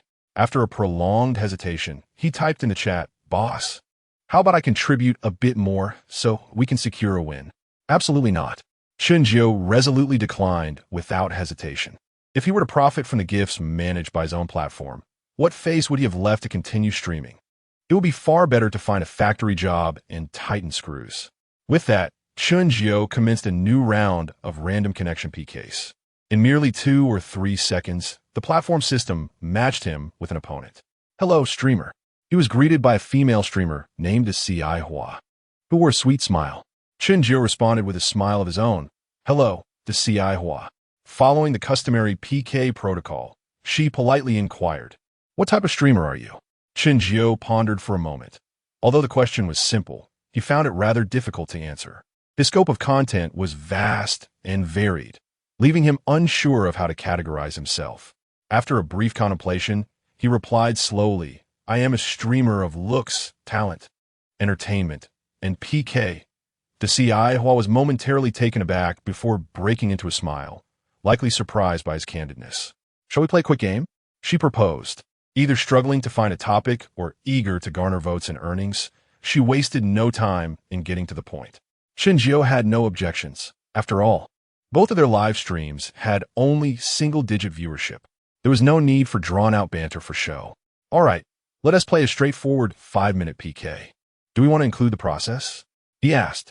The Xiao Hua nodded, indicating that skipping the process would render the game meaningless. "We'll do a front one, back one. Whoever has fewer votes during the process must squat down and remain silent. All right?" The front one, back one method allowed both parties to mute each other's microphones during the first and last minutes of the PK, focusing solely on accumulating votes, while the 3 minutes in between required them to unmute and follow the agreed-upon rules. Her suggestion of the punishment, squatting down if one received fewer votes, was indeed the most mainstream practice on Douyin at present. Naturally, as long as both parties consented, other variations were also possible. Chen Jiu nodded in agreement and then inquired, "What about the penalty?" The Xiao Hua did not ponder long before responding in a collaborative tone. "The loser must perform a talent." Her voice trailed off abruptly. Chen Jiu looked at her, puzzled and curious. He soon noticed that the Xiao Hua's eyes widened, fixated on the live stream screen. If he was not mistaken, she was observing the barrage of comments. He keenly observed a fleeting moment where her expression turned peculiar, complex, and somewhat unnatural. Next, he caught a glimpse of her hesitation and discomfort, as if she were grappling with an internal conflict. Finally, she bit her lower lip, seemingly resolved to make a decision. "Ahem." The Xiao Hua coughed awkwardly, her gaze wavering and somewhat evasive, as if she were reluctant to meet Chen Jiu's eyes. She abruptly raised her voice, adopting a rather commanding tone as she declared, "If you lose, then you shall kneel on the ground and bark like a dog 3 times. "Oomph." Chen Jiu's eyebrows shot up in surprise, his eyes narrowing into slits that emitted a piercing glimmer of intrigue. Ordinarily, the randomly matched PK battles are considered mere entertainment. The penalties for losing, therefore, tend to lean towards the playful. They may involve light physical challenges, whimsical costumes, talent displays, comical pranks, or amusing declarations of affection. In essence, the boundaries and limits are comfortably within acceptable ranges, rarely crossing into the realm of excess. Only in cases of personal grudges, animosity, fierce competitions, or prearranged scripts do the proposed penalties take on a more severe and ruthless nature. The punishment suggested by the Zihua, while not physically damaging, was undeniably humiliating. Given that the two had only just met and bore no animosity towards one another, why would she resort to such degradation? Moreover, her reaction and the sudden, inexplicable shift in her demeanor, along with the abrupt change in the proposed penalty, all hinted at something unusual. Chen Jiu, though perceptive enough to sense that something was amiss, found himself grappling with certain crucial questions. His mind began to race with speculation. Could it be that she was acting on behalf of her older brother? Was this punishment a demand from him? Or perhaps she was deliberately inciting animosity to gain sympathy votes. Alternatively, was she setting a harsh penalty as a gimmick to attract attention and popularity? Yet, did she not fear the possibility of losing? What made her so confident in her inevitable victory? A myriad of doubts flooded his mind. Noticing his silence, the Zihua continued to provoke him. What's the matter? Are you afraid to accept the challenge? If you're too scared, then bow and roll away, coward. Her complete transformation in attitude was stark, seemingly a different person altogether, which only served to reinforce his suspicions of deceit. Although Chen Jiu was exceedingly curious about her motives. After weighing the pros and cons, he resolved not to engage in this seemingly futile PK. It is crucial to note that the Douyin platform on Blue Star differs significantly from that on Earth. The rules of live streaming on Blue Star's Douyin are not overly stringent, and the penalties are relatively lenient. As long as one does not broach particularly sensitive topics or fundamental issues, accounts are rarely banned. However, there exists a scenario where Blue Star's Douyin officials impose strict and severe penalties on streamers when they resort to foul play. Should a streamer cheat or dodge a penalty, the opposing streamer is granted the right to report them. If verified, the Douyin officials maintain a zero-tolerance policy, resulting in account bans. These can range from 3 to 5 months for minor infractions to permanent bans for severe offenses. Thus, streamers exercise utmost caution when discussing and establishing penalties prior to engaging in PKs. One might as well refrain from engaging. However, once an agreement is reached between both hosts, the penalties must be enforced following a loss in the competition. Unless one intends to abandon their livelihood on Douyin and forsake the broadcasting profession altogether. Chen Jiu cannot be deemed timid, nor is he devoid of charm. Rather, he exhibits a notable level of rationality. He naturally dismisses the crude provocations of the Zihua, and he would not be swayed into irrationality by such antics. Having experienced life for 3 generations, how could he be so easily stirred by mere taunts? Moreover, having already sensed the ominous undercurrents of a potential conspiracy, why would he recklessly charge forward without thought? Certainly, he is not afraid of losing, nor does he dread the repercussions, and he certainly does not feel a sense of shame. To put it eloquently, he is a broadcaster. To put it bluntly, he is merely a beggar of the internet. Given that he makes a living from this, what semblance of dignity could he possibly uphold? Are you aware of the foremost quality required to be a broadcaster? It is not talent, nor eloquence, nor even appearance. It is shamelessness, a profound lack of shame, and an unabashed boldness. Yet, in a situation as egregiously insulting as this particular competition, with no likelihood of victory and absolutely no benefits to be gained, even if one is unafraid of defeat, it seems unnecessary to persist. After a thorough weighing of the pros and cons, Chen Jiu resolved within himself. He could not be bothered to engage further in idle conversation with her, and prepared to end the call, seeking a new opponent. If joy cannot be found in playing together, then why play at all? With countless hosts on Douyin, why should he hang himself on this solitary tree? Why must he stubbornly compete with her? Finding another opponent should not be a daunting task.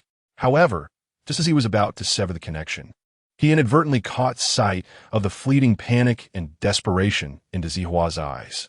In an instant, Chen Jiu comprehended her gaze. It was unmistakably a plea for assistance in garnering votes. At that precise moment, vibrant and eye-catching colorful bullet comments began to cascade across his screen. Chapter 8. A sudden arrival of a magnate. Damn it, the woman on the opposite side is exceedingly arrogant, isn't she? Chia. For heaven's sake. It's merely an entertainment PK. Does it really warrant such a severe punishment? Chia. This is nothing short of a blatant insult, a trampling of dignity. Chia. I'm curious to see what ground she has for her boundless arrogance, and why she believes victory is assured. Upon witnessing a flurry of supreme bullet comments cascading across the screen, Chen Jiu hastily retracted his finger, which was poised to disconnect the call. Simultaneously, A flicker of astonishment graced his eyes. The individual, Chia, who had unexpectedly graced the livestream, boasted a wealth level of 61, while not yet a titan of affluence. This status indicated a cumulative expenditure of at least 2 million renminbi. Undoubtedly, he was the wealthiest guest to have entered Chen Jiu's stream since its inception. Yet, despite his astonishment, Chen Jiu felt no glee or excitement. Rather, he raised an eyebrow, his expression contemplative. After a brief, imperceptible moment of distraction, he discreetly retrieved another mobile device from his pocket. In the unseen blind spot of the camera, he began to manipulate the phone with subtlety. Meanwhile, he feigned surprise and excitement, exclaiming, "Welcome, Brother Chia, to our humble gathering." As his words echoed, the public chat ignited with fervor. "Wow, a level 61 tycoon. Welcome, welcome, a warm reception. Oh my, the Night King has arrived. Host, quickly flatter him. He is a powerhouse. This is going to be thrilling. The Night King is fierce in PK battles. The opposing female streamer is doomed. Host, what are you dawdling for? Seize the opportunity. Can't you see the big shot is here to back you up? While host, you struck gold. Brother Chia is formidable. You must seize this fortune." In that moment, the public chat was flooded with spectators, their comments a mix of admiration, flattery, and excitement. It appeared that the esteemed Chia had garnered a reputation, with many recognizing him and addressing him as the Night King. He must undoubtedly be a genuine and formidable figure. Wang Wei, seated before the screen, clenched his fists in quiet exhilaration. At last, the magnate had arrived. The long-awaited moment had finally come. I knew the boss would deliver. How delightful. At that juncture, the Night King, Chia, once again sent forth a supreme bullet comment. "Chia, what are you hesitating for? Hurry up and engage the PK. Chia, with me backing you, there's nothing to fear. Obliterate her." It was evident that he was eager to join the fray, his muscles subtly flexed in anticipation. The supreme bullet comments, worth 366 Do coins each, streamed forth incessantly, almost as if they were free. The conversion rate for RMB to Do coins stood at 110, meaning one could acquire 10 Do coins for every yuan spent. Sending a supreme, floating bullet screen message requires a sum of 36. 6 yuan. Generally speaking, it is only in live streams with exceptionally high viewer engagement, where the pace of scrolling comments is rapid, that patrons opt to send such conspicuous floating messages, allowing both the host and fans to take notice. Yet, in Chen Jiu's current live stream, there are fewer than 10 viewers, even without floating screens. Messages on the public screen are blatantly visible to all. So why would Chia choose to send the most expensive supreme floating bullet screen message? Clearly, he is either accustomed to it or is deliberately showcasing his status and prowess. Chen Jiu, on the other hand, was secretly delighted, as the revenue from Chia's floating message alone had already proved lucrative. However, he now found himself somewhat disdainful of such trivial sums. The corners of his mouth curled upward, crafting a smile that hinted at mischief.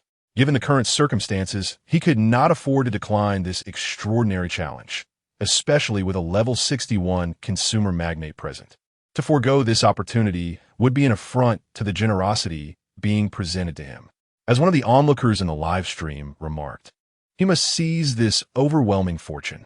With a discreet glance shared with Diva, an unspoken understanding passed between them, seasoned as they were. A mere glance sufficed to convey their intentions. Chen Jiu then confirmed aloud, "Dazihua, we bear no grudges.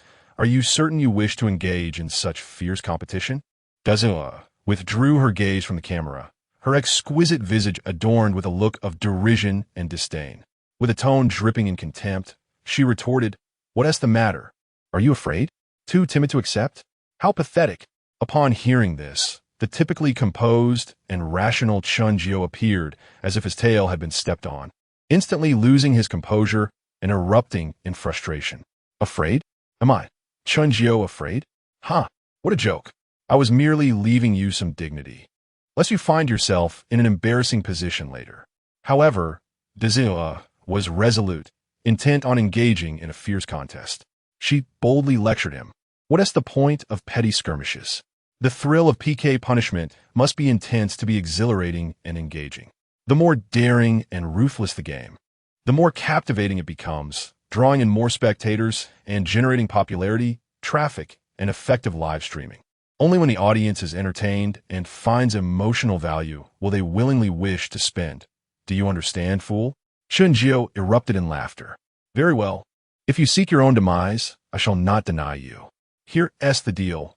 Let us not resort to humiliating antics if we lose. That lacks any challenge.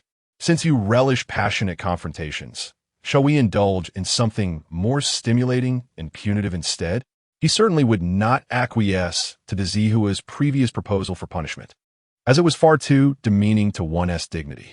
While he recognized that money is hard to earn, he held firm to his principles and maintained his boundaries. Furthermore, it is imperative for him to seize the power of discourse and assert control, thereby ensnaring his adversary within the atmosphere he meticulously cultivates. He aims to lead his opponent, subtly dictating the rhythm of the engagement, rather than being passively maneuvered by their whims. One must never underestimate the significance of ambience and rhythm. They are crucial for the forthcoming strategic planning. It seems that Sihua has taken an interest. What thrilling proposition do you have in mind? Pray enlighten us. Chen Jiu resembles a cunning tiger, licking his lips, his eyes glimmering with a fierce and ruthless light. Let us stipulate that the one who loses must perform push-ups, proper, standard push-ups. Upon hearing this suggestion, Sihua appeared profoundly disappointed, even casting a scornful glance in his direction. She retorted, "Is this what you call a more exhilarating game? Just this? Perhaps you should join the table with the children. No, better yet, why not sit with the dogs?" Chen Jiu, unfazed, offered a faint smile. "Do not be in haste. I have yet to finish my proposition. We shall not predefine the number of push-ups required. Rather, we will determine the count based on the final vote tally. Should your votes exceed mine by 10,000, you will execute one standard push-up. If the margin reaches 100,000, it escalates to 10 push-ups, 1,000,000, and it becomes 100. The scale is limitless. What say you, dare to partake?" Sihua did not immediately respond, instead casting furtive glances at the public screen, seemingly awaiting some directive. Chen Jiu remained unhurried, leisurely lifting his cup to moisten his throat. He harbored no concern that his opponent would refuse, for the one who ought to be anxious was not him, but another. The tides of fortune have turned, and now it was his turn to provoke his counterpart. "What, do you lack the courage? Surely my proposal is more innovative, more engaging, and far more thrilling than barking like a dog. Did you not proclaim yourself the champion? If that is indeed the case, allow me to witness the strength of your votes and the audacity behind your bravado. If you truly possess the prowess, then let me be subjected to hundreds of push-ups, rendered utterly defeated. Yet, should you lack such capability, refrain from masquerading as something you're not." This sharp retort, seemingly directed at Sihua, was in truth aimed at the unseen figure orchestrating her actions. Suddenly, Sihua's demeanor transformed, her expression brightening as if she had received a new directive from her superior. As anticipated, she responded with renewed vigor. "So, for every additional 10,000 votes, an extra standard push-up, is it? Very well, I accept. My big brother will surely make you regret your foolish embellishment. Just wait and see if he can bring you to your knees." Her vehement words did not instill any fear in Chen Jiu. Rather, they invigorated him, filling him with exhilaration. He disdainfully scoffed. "Do not think to intimidate me with your big brother. Do you believe I am easily swayed? Regardless of how formidable or impressive your champion may be, we shall determine the victor through the measure of our health bars and the tally of votes, shall we? Furthermore, do you presume that your champion is the sole one of his kind? In my live stream, a wealthy patron has also graced us with his presence. The outcome remains uncertain. The universe has yet to be defined, and we are both mere players in this game. It would be prudent for your champion to amass sufficient votes, lest he suffers embarrassment beyond measure." With a derisive chuckle, the formidable opponent declared that the terms have been settled, and it is time to engage in battle. "I sincerely hope that your prowess matches the bravado of your words." As the bold and vivid letters of PK appeared prominently in the center of the screen, it signified the official commencement of this contest. Chapter 9. The support of the Big Brother and the madness of a showdown in the realm of Blue Star's Douyin There is no initial 30-second double points bonus, nor an interim 1.5 times multiplier. It is purely a contest of authentic votes, clashing head-on. Moreover, the PK health bars here, regardless of how many votes are cast, will reveal precise numerical details. Unlike the Douyin PK on Earth, where once the vote count exceeds 1 million, it merely displays 1 million without specifics. Furthermore, the PK mode on Blue Star is limited to 2 types, one that can be concluded instantly, and another that is boundless. The instant mode signifies that once a participant's vote count reaches 4 million, the PK concludes immediately. The unlimited mode, as its name suggests, allows for infinite votes as long as one has sufficient funds and Douyin coins, permitting one to cast thousands or even trillions of votes in a single PK session. The PK between Chen Jiu and Xiao naturally defaults to the instant mode. After all, it is not a cataclysmic battle that necessitates an unlimited format. As the PK commenced, both participants simultaneously declared, "Mute the microphones, rally the votes." Strangely, however, neither made any moves. They not only refrained from silencing each other's mics, but also neglected to rally votes, not even playing background music. They simply sat there, locked in a peculiar stare, mutually maintaining silence. Astonishingly, both live streams fell into an inexplicable tranquility. Witnessing such an eerie and lackluster state of affairs, the onlookers in the live stream grew increasingly discontent. Can someone explain this situation? Why are they not adhering to the usual protocol? Is this the fabled calm before the storm? Damn it, I expected a fierce battle. And this is what we get. After all the build-up, we're left with this? Come on, cast your votes, fight. Are the big brothers on both sides lifeless? Why are the hosts just sitting there dazed? Where's Chia? Hurry up and take action. Lock the opponent's throat with a carnival. The current bizarre circumstances were entirely unexpected for everyone. After such extensive preparation and a barrage of fierce rhetoric, they anticipated a titanic clash. Yet, who would have thought it would unfold in such serene silence? Neither side cast votes, and the health bars remained utterly stagnant. It was unclear whether no one was voting at all, or if they were merely biding their time, observing the situation. Even the previously vocal supporter of Chen Jiu, the level 61 Chia, showed no inclination to cast votes, behaving as if he were merely a detached spectator, in stark contrast to his earlier eager demeanor. Just as the audience was engulfed in confusion and disappointment, Chen Jiu's health bar suddenly flickered to life. A dazzling gift effect burst forth in his live stream. A sleek red sports car surged onto the screen from the upper right corner. Wang Wei sent a sports car X1 with the appearance of the gift effect. Chen Jiu's health bar soared to 200 votes. Ultimately, it was Chen Jiu who broke the peculiar silence that enveloped both live streams. Thank you. Thank you for the magnificent sports car, Brother Wang. After expressing my heartfelt gratitude, I wished to articulate further sentiments, yet felt it was not the appropriate moment. So I refrained. However, as silence once again enveloped the scene, it was 7 knights who had been silent in the live broadcast room that took action. Yet, rather than showering gifts to garner votes, he began to type, unleashing a barrage of supreme comments. 7 knights. No need to vote. Not a single ticket is required.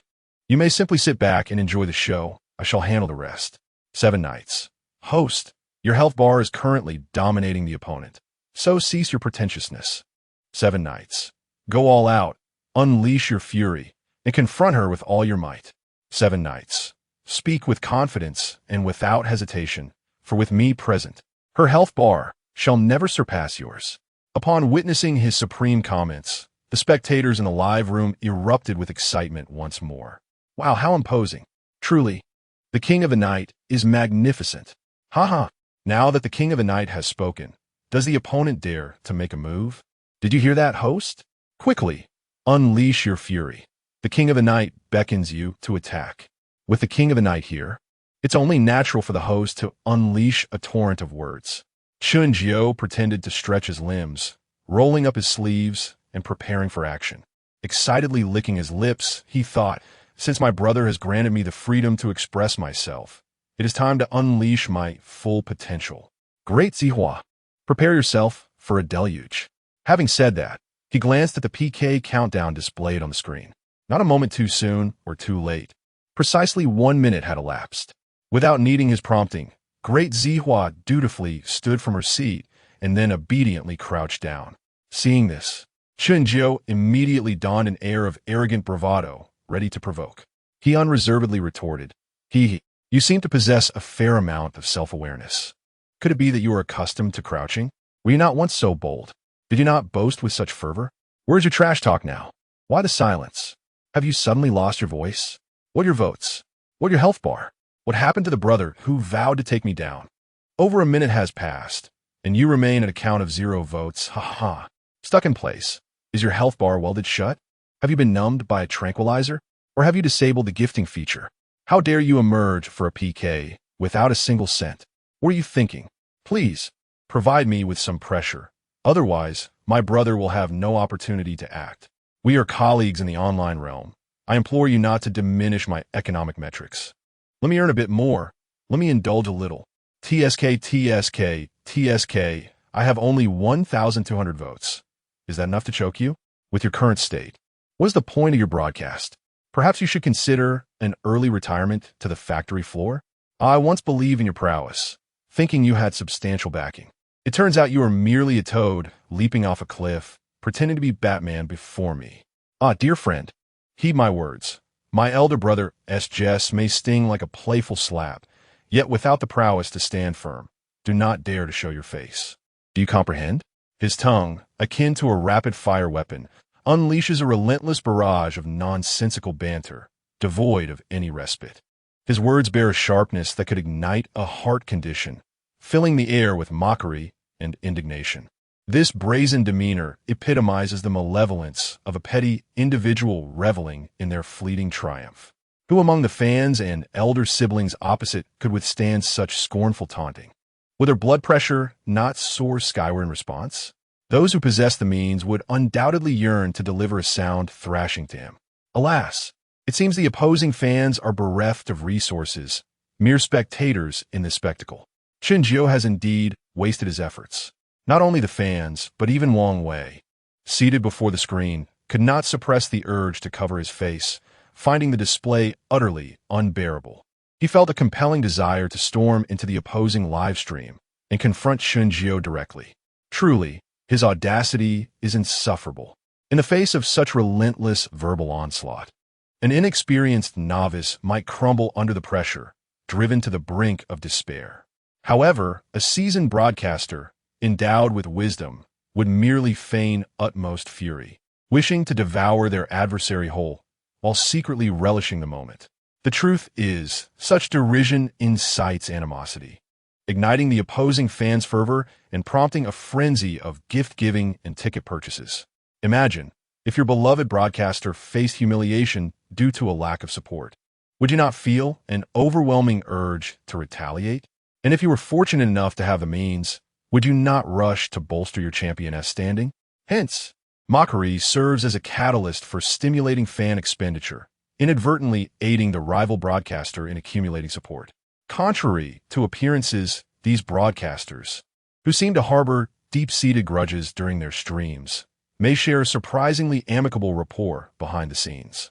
As the adage goes, all broadcasters are akin to a family, banding together to entertain the audience. However, one must understand that engaging in banter is not mere aimless chatter. It is a refined craft, an art form. The ability to navigate the delicate balance of tone and intensity is of paramount importance.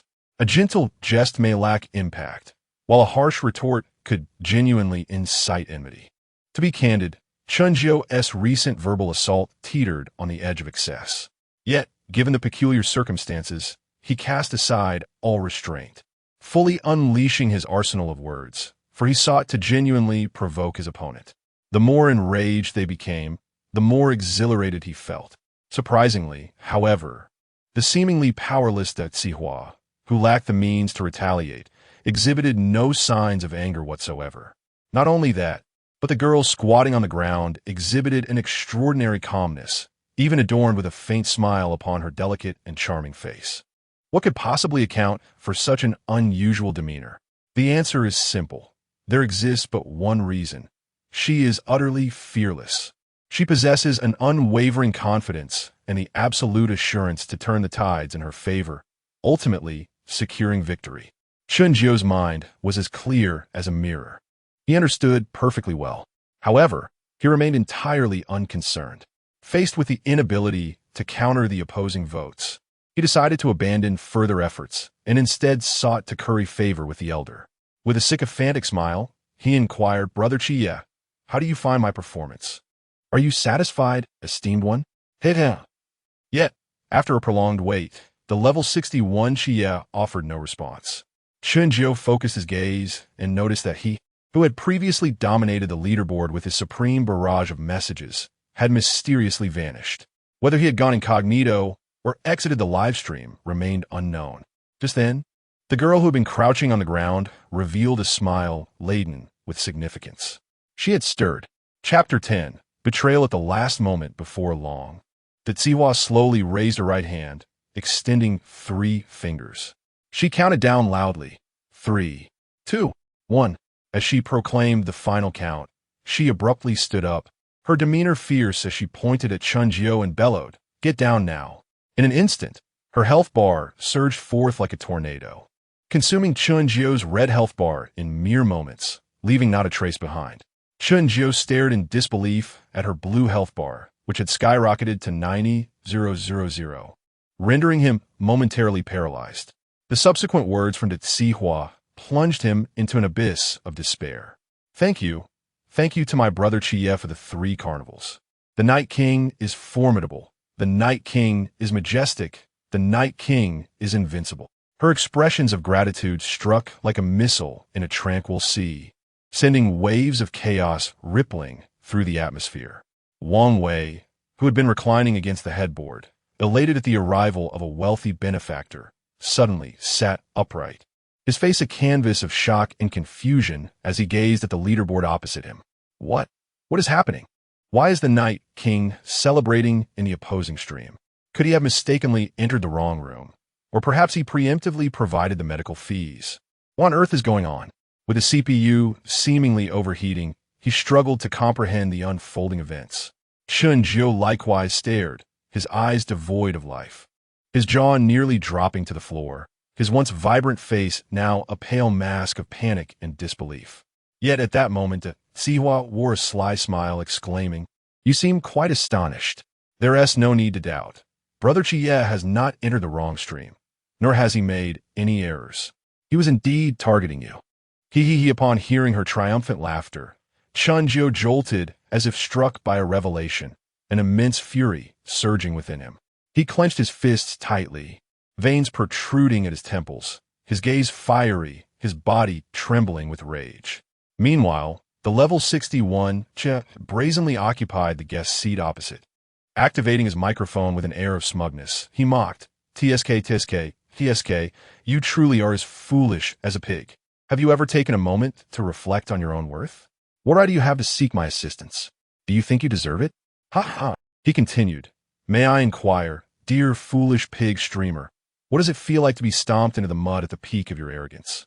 Is it infuriating? Is it enraging? Do you wish to devour me alive? TSK, I revel in witnessing the impotent rage of those who cannot stand me, yet find themselves utterly powerless." With his reason consumed by fury, Chen Jiu slammed his palm down heavily on the table, disregarding the rule of silence due to a lack of votes, and, through gritted teeth, demanded, "The change of punishment initiated by the Xiwa was your idea, wasn't it? You are indeed the one orchestrating her actions from the shadows, aren't you?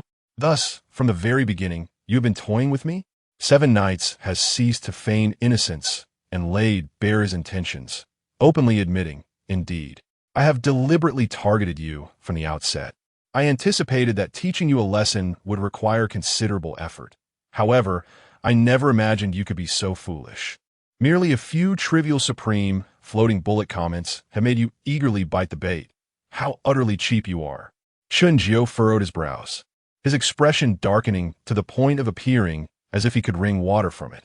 He inquired in a low voice, "I don't believe I know you, nor have I offended you in any way. Why are you so intent on scheming against me and mocking me?" 7 Nights scoffed.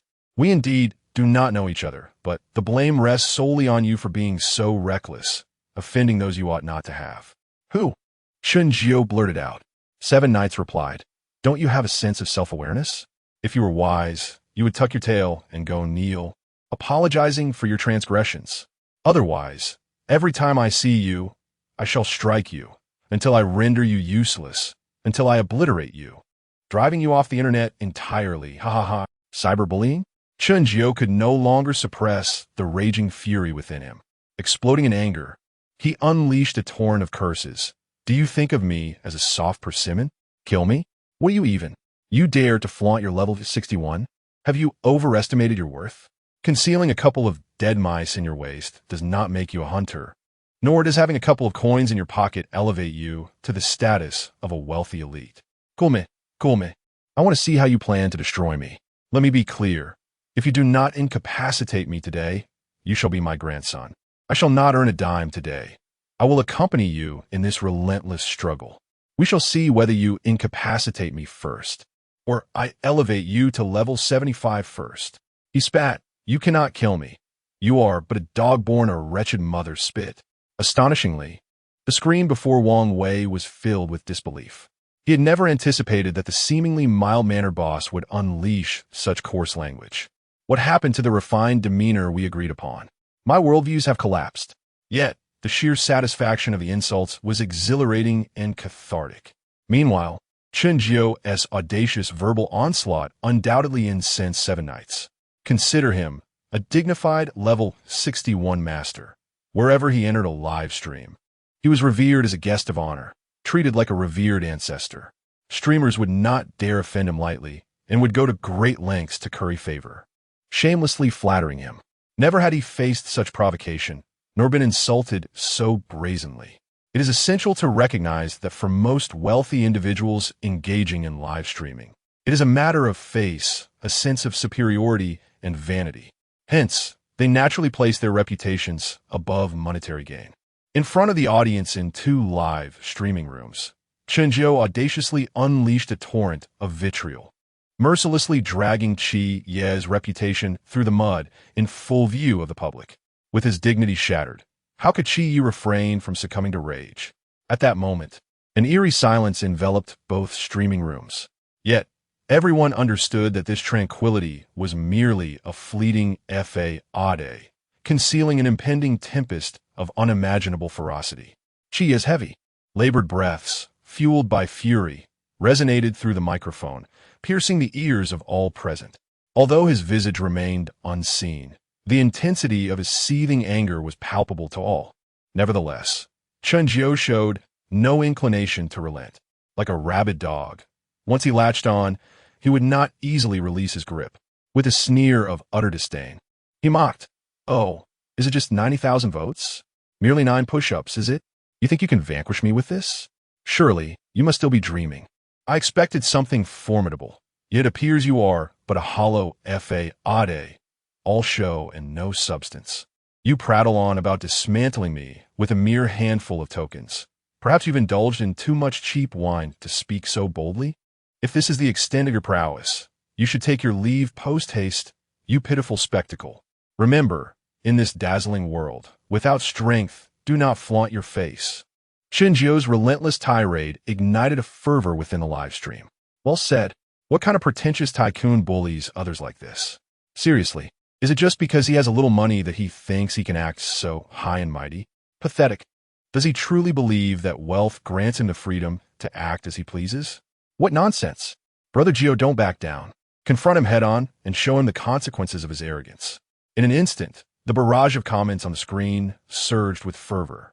Chen Jiu was uncertain whether these onlookers were genuinely fueled by a sense of justice or merely relishing the chaos, perhaps even driven by a simple envy of wealth. Regardless of their motivations, he was acutely aware that one individual was undoubtedly more furious than himself. Chapter 11. Internet bullying humiliated by votes gone lin-yang. What a blatant act of oppression. Before the screen of his phone, Wang Wei slammed his fist heavily onto the bed, unleashing a torrent of pent-up anger and frustration.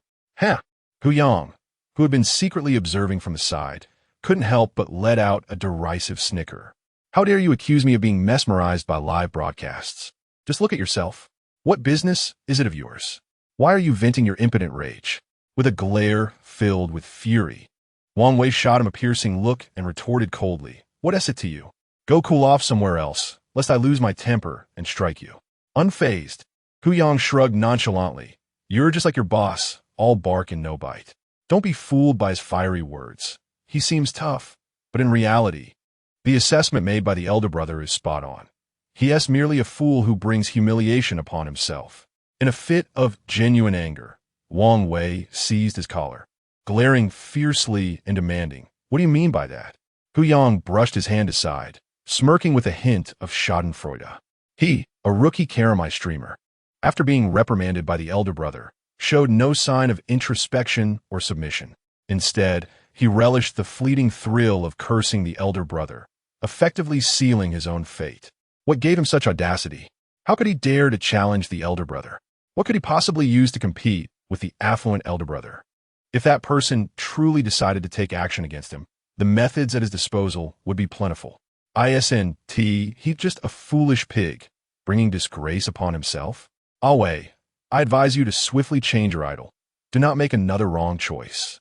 Your current boss, who is oblivious to the greater world, will likely meet his downfall soon. Though harsh, it cannot be denied that Hu Yang's words held a kernel of truth. For streamers, particularly novices, offending an elder brother is indeed a grave miscalculation.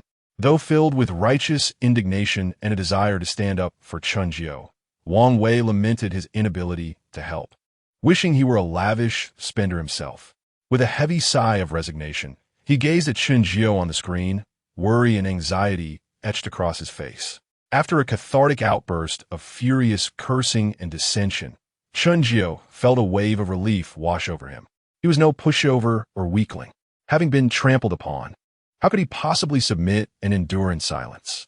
Whether Seven Knight was merely a level 61 elder brother or a level 75 affluent figure, it made no difference. He would confront whatever needed confronting and speak his mind without hesitation.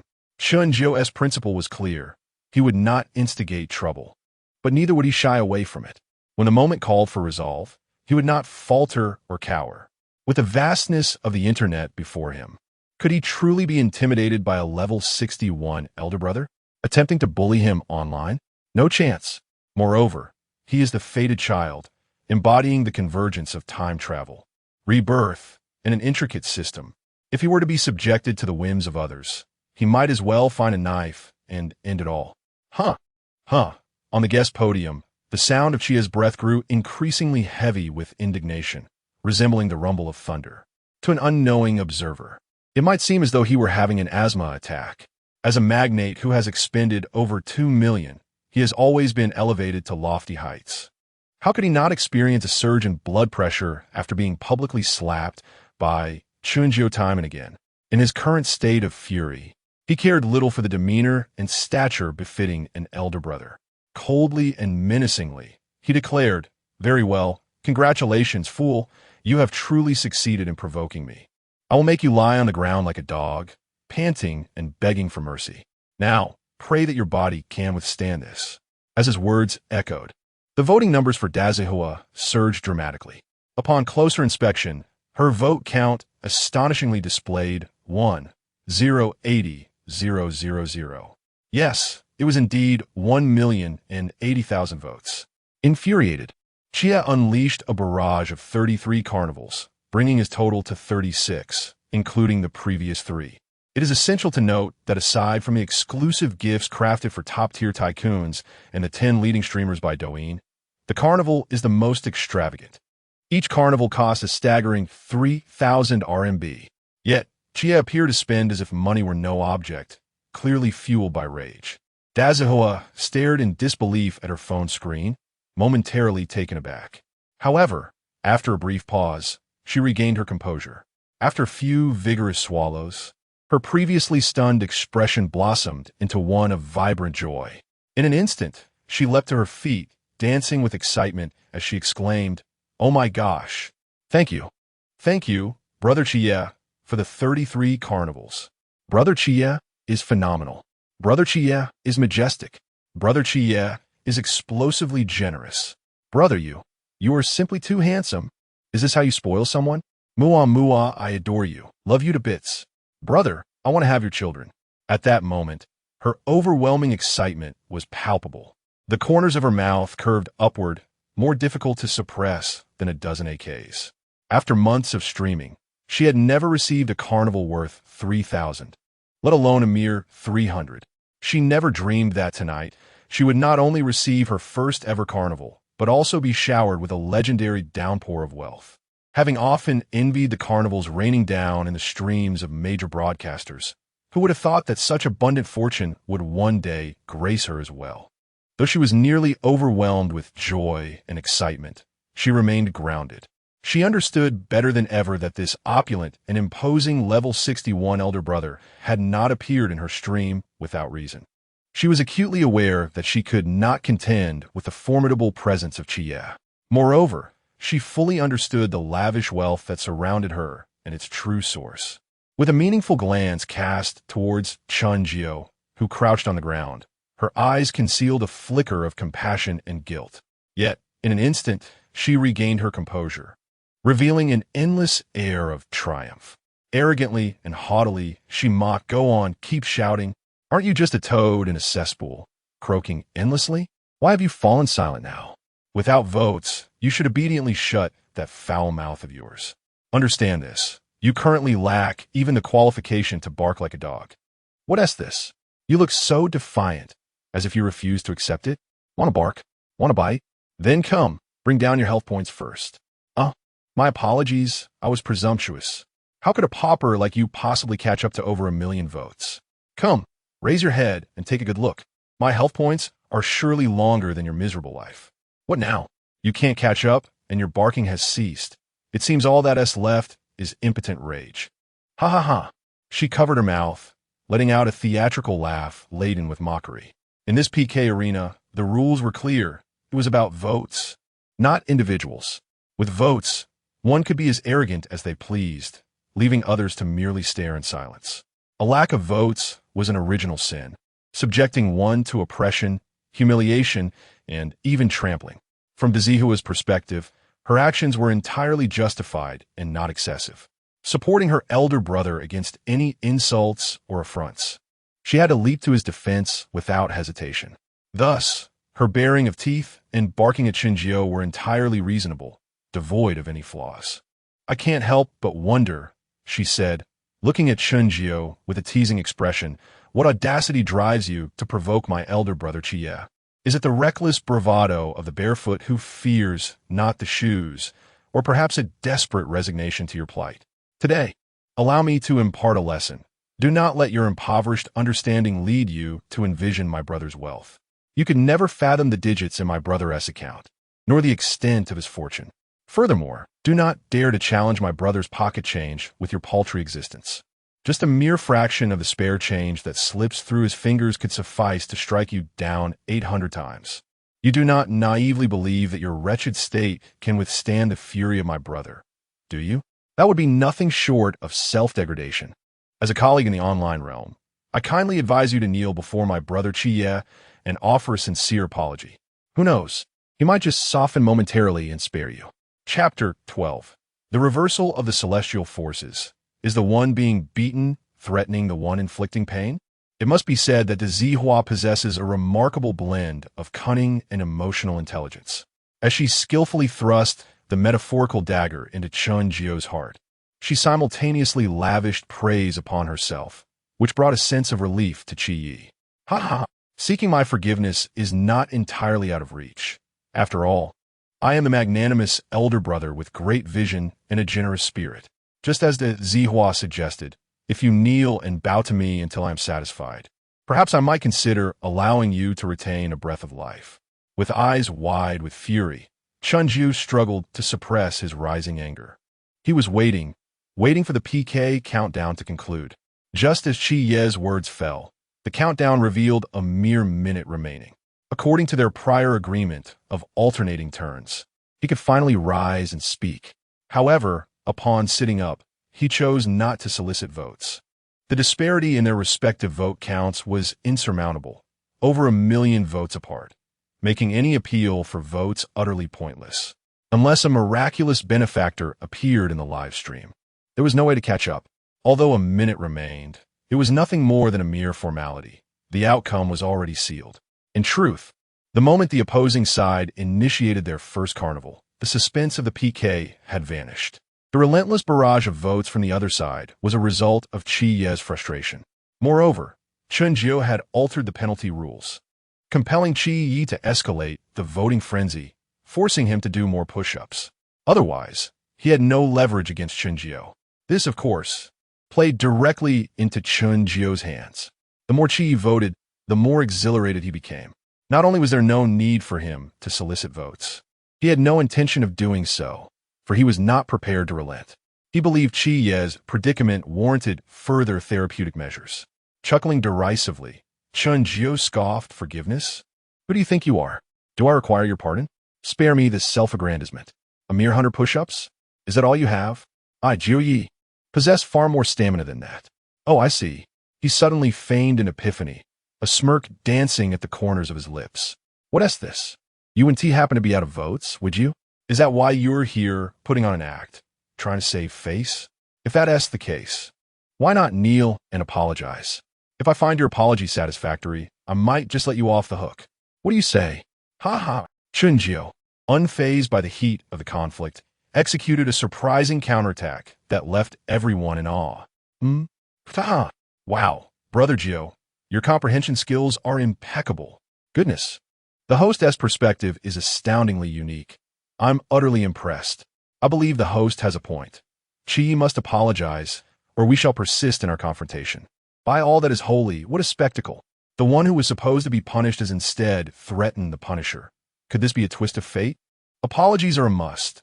Otherwise, we shall elevate him to level 75 today and see just how many votes he possesses.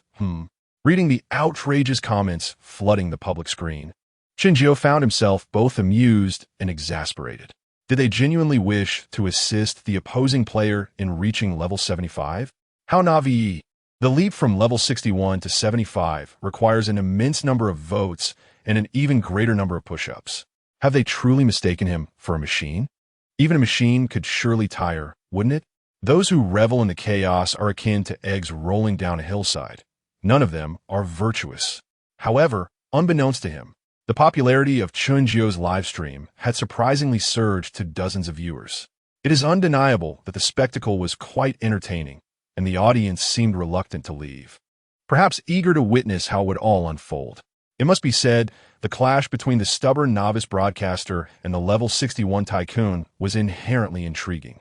Alas, both live streams lacked exposure and traffic. Otherwise, their popularity would have skyrocketed. From the outset, the nature of this PK had been firmly established. This was not a typical contest, but rather a struggle between stamina and wealth. Would it be your riches that overpower me into submission, forcing me to concede? Or would my endurance lead you to financial ruin, compelling you to relent? Once again donning his mocking demeanor, Chen Jiu certainly provoked the ire of Qi Ye, whose fury was palpable. One could almost hear the grinding of his teeth as he seethed. "Very well, I shall see just how tough your tongue and spirit truly are. Now, immediately, you shall assume the position for punishment." As the 5-minute countdown for the PK concluded, the outcome was unsurprising. Chen Jiu did not receive any miraculous benefactor, nor did he witness any wonders unfold. His opponent triumphed effortlessly with overwhelming dominance. Without hesitation, Chen Jiu rose, casually stretching his limbs. As he warmed up, he nonchalantly remarked, "According to our prior agreement, for every additional 10,000 points, I shall perform one push-up. You have outscored me by 1,078,800 points. Thus, I shall graciously complete 108 push-ups. Ha ha ha." With that, Chen Jiu promptly positioned himself on the ground, hands planted firmly, and commenced his task. 1, 2, 3. He counted aloud, showing no signs of hesitation. His punishment was executed with remarkable precision. He not only counted audibly, but also maintained impeccable form, leaving no room for criticism. Chen Jiu may have been boisterous and furious, but he was not one to shirk responsibility. To wager is to accept the stakes. Should one be struck, they must stand tall. Winning must be done with grace, and losing must be accepted with dignity. Performing over 100 push-ups may sound like a formidable challenge, yet in truth, it is indeed quite taxing, especially when executed in perfect form. Particularly for the younger generation that seldom engages in physical exercise, completing over 100 standard push-ups is indeed a considerable challenge. Even if one grits their teeth and forcefully perseveres to the end, exhaustion would likely leave them utterly drained. However, despite having once been a mere sycophant, he possesses redeeming qualities. At the very least, he harbors a passion for fitness and has cultivated the habit of exercising. Consequently, he faces no significant issues regarding physical endurance and fitness. Thus, for Chen Jiu, performing those 100-plus push-ups remains relatively straightforward. This punishment, of course, is no mere coincidence. It has been meticulously devised by Chen Jiu from the outset. While barking like a dog might be an easier option, it is far too demeaning. Had Chen Jiu not amassed a plethora of buffs and enhancements, he might have acquiesced. After all, earning a living is arduous, and one must endure unpleasantness. Given his choice to embrace the role of a digital pauper, he is devoid of the luxury to speak of dignity or pride until he can truly rise. Wishing to stand tall while still needing to earn money? Very well, but do you possess the capability? However, with his extensive array of formidable buffs, it is only a matter of time before Chen Jiu rises, and he intends to stand at the pinnacle. Thus, it is not unreasonable for him to uphold certain principles and boundaries. For a man destined to reach the summit, how could he allow himself to accumulate such humiliating evidence against his character? Hence, he insists on modifying the punishment to include push-ups. The additional stipulation of performing one more push-up for every 10,000 votes is also a deliberate strategy on his part. The purpose? Well, although more than 100 push-ups pose little difficulty, after completing several dozen, it becomes evident that his speed has significantly diminished. Not only has his breathing become erratic, but sweat relentlessly streams down his body. It is early summer, and with no air conditioning in his rented room, it won't be long before his hair and clothes are completely soaked. Even through the screen, one can distinctly perceive his mounting struggle. Witnessing his disheveled state, if his archenemies, the likes of Big CI Hua and Chi Yi, do not take malicious pleasure in his plight, it would indeed be a disservice to the over 100,000 votes they have fervently cast. Chapter 13. A standoff where none shall retreat. A crisp metallic click resonated through the microphone of Chia, followed by the unmistakable sound of inhalation from cigarette. From the subtle nuances of that smoking sound alone, one could discern his smug satisfaction and the delight radiating from his being. Soon after, the live broadcast was filled with his gleeful mockery. TSK, TSK, TSK, it appears your pitiful self isn't quite as resilient as you thought. After merely a few dozen push-ups, you've already collapsed like a drowned rat. By the time you finish, you might as well be a dead dog. Ha ha! Indeed, a waste is a waste. All talk and no substance. Though he yearned to hurl insults and derision, wishing to cast Chen Jiu into the depths of humiliation, his words fell short, hindered by a clumsy tongue and a lack of eloquence. Despite this, he remained unperturbed, since the master lacked the ability to fight back. His minion was more than willing to step in. As the most significant beneficiary, Dizihua felt compelled to leap forth and do the biting. With a fierce demeanor, she seized the metaphorical machine gun and unleashed a barrage of verbal firepower. Now that your fangs have been shattered, do you still dare to snarl my brother, Chia? Oomph. You foolish one. Do you possess the strength to challenge my brother? What level are you on compared to him? To be beaten by my brother is a stroke of luck you could only dream of. Enjoy it while it lasts. Others plead for my brother's intervention. Yet he wouldn't even bother with you. And here you are, audaciously protesting. I once kindly urged you to kneel and apologize, but you rebuffed my goodwill. Now you regret it? Too late. Prepare to be utterly defeated by my brother. The prowess of Chia is beyond the comprehension of a mere frog at the bottom of a well like you. Regrettably, you are but a streamer, not a wealthy benefactor. To you, my brother appears as a distant moon. Yet had you been a true benefactor, my brother would be as grand as the sky to your insignificant existence. Let me be frank. The balance of dough coins in my brother's account far exceeds the worth of your life. With a temper that has only 2 bits, you dare to bare your fangs at him, thinking he would indulge you? You ignorant wretch. Oh, what a sharp tongue. The Zihua's combat prowess is indeed remarkable. Setting aside everything else, she possesses the qualities of an exceptional streamer. Given the right opportunities, she could surely rise to prominence. Upon hearing her masterful interplay of praise and derision, Chia felt an overwhelming sense of satisfaction. The pent-up rage from previous insults seemed to dissipate, as if he were the one delivering the blows. In an instant, he felt renewed, regaining the dignity and superiority he had thought lost. However, Chen Jiu remained oblivious to their dual onslaught, continuing to endure his punishment on the ground, unfazed by their taunts. As time relentlessly progressed, Chen Jiu's pace in performing push-ups gradually diminished. Beads of sweat streamed down his body, pooling into a puddle on the ground. 105, 106, 107, 108. Upon completing his final push-up, Chen Jiu, drenched from head to toe, did not collapse onto the floor, but instead struggled to rise to his feet. Although his physical stamina was not lacking, the exertion of completing over 100 standard push-ups was undeniably taxing. He lightly massaged his slightly sore arms before returning to face the camera. Taking several deep breaths, he endeavored to restore his erratic breath to a state of calm. Once his breathing steadied and he no longer gasped like a wild beast, he lifted his water cup and gulped down several mouthfuls. He pulled out a few tissues and casually wiped the beads of sweat from his face. Only then did he lightly utter, "Come on, let us continue." The words boom resonated like thunder on a clear day. In the most unassuming tone, he spoke the harshest words.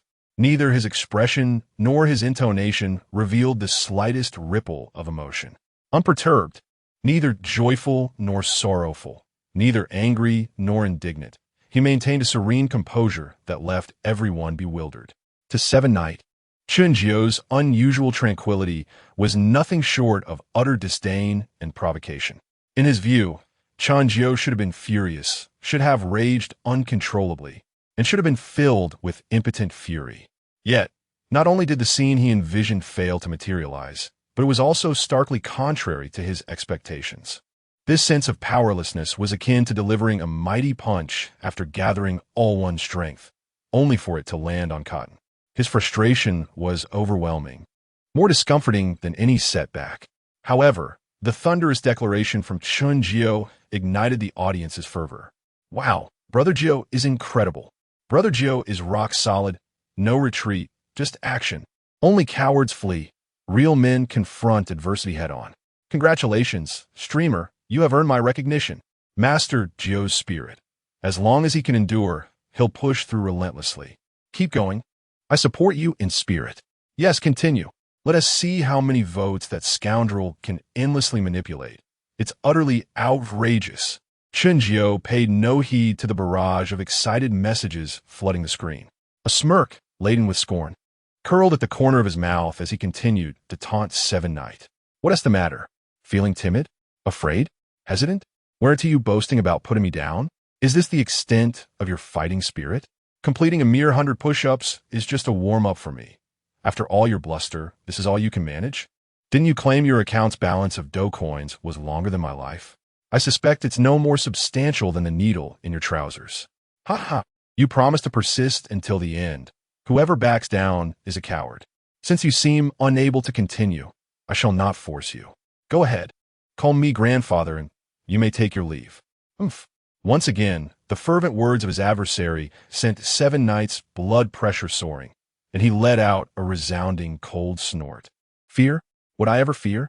What a jest! You wretched creature, there's no need for you to hasten your demise. The true spectacle has only just begun. Today, you are mine, and not even Jesus can save you, as I, the Night King, declare. Witnessing his fury rekindled by his own taunts, Chen Jiu's eyes glimmered with a cunning smile, a reflection of a successful machination. Suddenly, a bright idea struck him, and he drummed his fingers on the table, proposing with a smirk, 5 minutes of PK time is far too lengthy, a sheer waste indeed. What if we played in 2-minute rounds? Swift resolution would save time and allow us to engage in more matches. What do you say? Fearing Seven Knights might reject his proposition, he further provoked. Do you dare? There were no elaborate jabs, just the weight of those 2 words. yet they brimmed with endless provocation. He was certain that such a challenge would be irresistible to any man with even a modicum of pride. As anticipated, 7 knights, driven by a surge of irrationality, agreed without a second thought. Ha ha! Splendid. Though I relish training dogs, I possess little patience. 2 minutes per round suits me perfectly. I've trained many dogs, yet I've never encountered one so eager for instruction as you. Without further ado, he declared, let us commence. I am eager to personally direct this grand exhibition of dog training. Indeed, Chen Jiu's suggestion resonated deeply with him. Even without provocation, he would have readily acquiesced. For the shorter the PK duration, the less time Chen Jiu had to recuperate, thus benefiting him immensely. Chen Jiu chuckled, reveling in the chaos. Go on, unleash your fury. Let us see how many rounds you can maintain this bravado. Heed my words. I am curious how many push-ups you can compel me to undertake this time. Please, do not let me down. I am formidable post-warm-up, so I implore you to intensify your efforts, if you please. Should you continue with your trivial skirmishes, I suggest you retreat with your tail between your legs to avoid further embarrassment. Understood? Having learned from past encounters, 7 knights, now wiser, refrained from engaging in verbal sparring with Chen Jiu. Instead, he opted for the most straightforward and forceful form of retaliation through action. In an instant, the vibrant blue health bar surged, not merely twitching, but rising dramatically. Within mere moments, Chen Jiu's red health bar was utterly decimated, leaving not a trace behind. Moments later, the tally of votes for the exuberant Xiao Jiu finally came to a standstill. Yet, before Chen Jiu could discern the precise number displayed on the progress bar, he witnessed Xiao Jiu abruptly springing from her seat. Her eyes widened like saucers, hands clutching her head, mouth agape as if it were an abyssal cavern, her face a canvas of astonishment and disbelief. After a brief moment, her flushed visage radiated sheer exhilaration as she exclaimed, wow, wow, wow. Oh my goodness. 100. Oh my stars. 100 carnivals. Thank you, Brother Chi. The words tumbled from her lips in a flurry, her excitement rendering her speech nearly incoherent. It was evident that her body trembled slightly, and amidst her delight, a palpable sense of confusion set in. Completely at a loss, she repeatedly bowed in gratitude, fervently uttering her thanks. Yet, one could hardly blame her for such unrestrained exuberance. After all, it was not merely 1 or 2 carnivals, but a staggering total of 100. This was a genuine deluge of good fortune. In the absence of exceptional circumstances, even prominent streamers seldom encountered such bounty, let alone a burgeoning talent like Xiao Jiu. 100 carnivals, amounting to 3 million votes, equating to a staggering 300,000 RMB. Who could remain composed? Who could resist the allure of such ecstasy? Chapter 14. The schemes and calculations of the reckless Night King within a villa in Deep City. The seasoned heir, Li Jie, clad in a bathrobe, reclined on a leather sofa with his legs crossed. In his left hand, he held a mobile phone, while his right cradled a glass filled with golden, ice-cold whiskey. As he savored the exquisite liquor, he reveled in the flattery and adulation from his fans. His face, still quite handsome, bore an air of arrogance and pride. Enveloped in a euphoric haze, he was clearly lost amidst the chorus of Big Brother that echoed around him. In truth, he derived immense pleasure from the lavish spending and was particularly enamored by the adoration and infatuation of the streamers, relishing the spotlight as if he were a celestial body surrounded by lesser stars. Ultimately, his vanity and sense of superiority found great fulfillment and enrichment. In a mere month of engaging in Douyin live streaming, he ascended from a novice rank of level 0 to level 61. No, that's incorrect. It should now be level 62, as he had unwittingly leveled up yet again. This progression exemplified just how enthralled and enmeshed he had become in this world. It was through his extravagant spending that he rapidly gained a modicum of fame as a consumer tycoon within the Douyin live streaming sphere. Nearly everyone unanimously agreed that he possessed the qualities of a level 75 super tycoon. Of course, alongside the acquisition of hollow fame and emotional satisfaction, his temperament underwent a profound transformation. He had become increasingly proud and arrogant, with a volatile disposition and an overwhelming sense of superiority.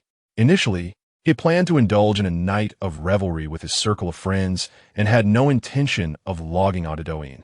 However, unexpectedly, the object of his infatuation sent him a WeChat message, using a teasing and ambiguous tone to request his assistance in teaching a novice streamer a lesson.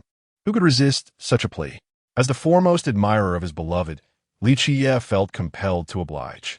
He fervently assured her that he would teach the insolent newcomer a harsh lesson to avenge her grievances. Yet, despite his tempestuous nature, Li Qiye was not a mindless brute. He refrained from launching an immediate assault.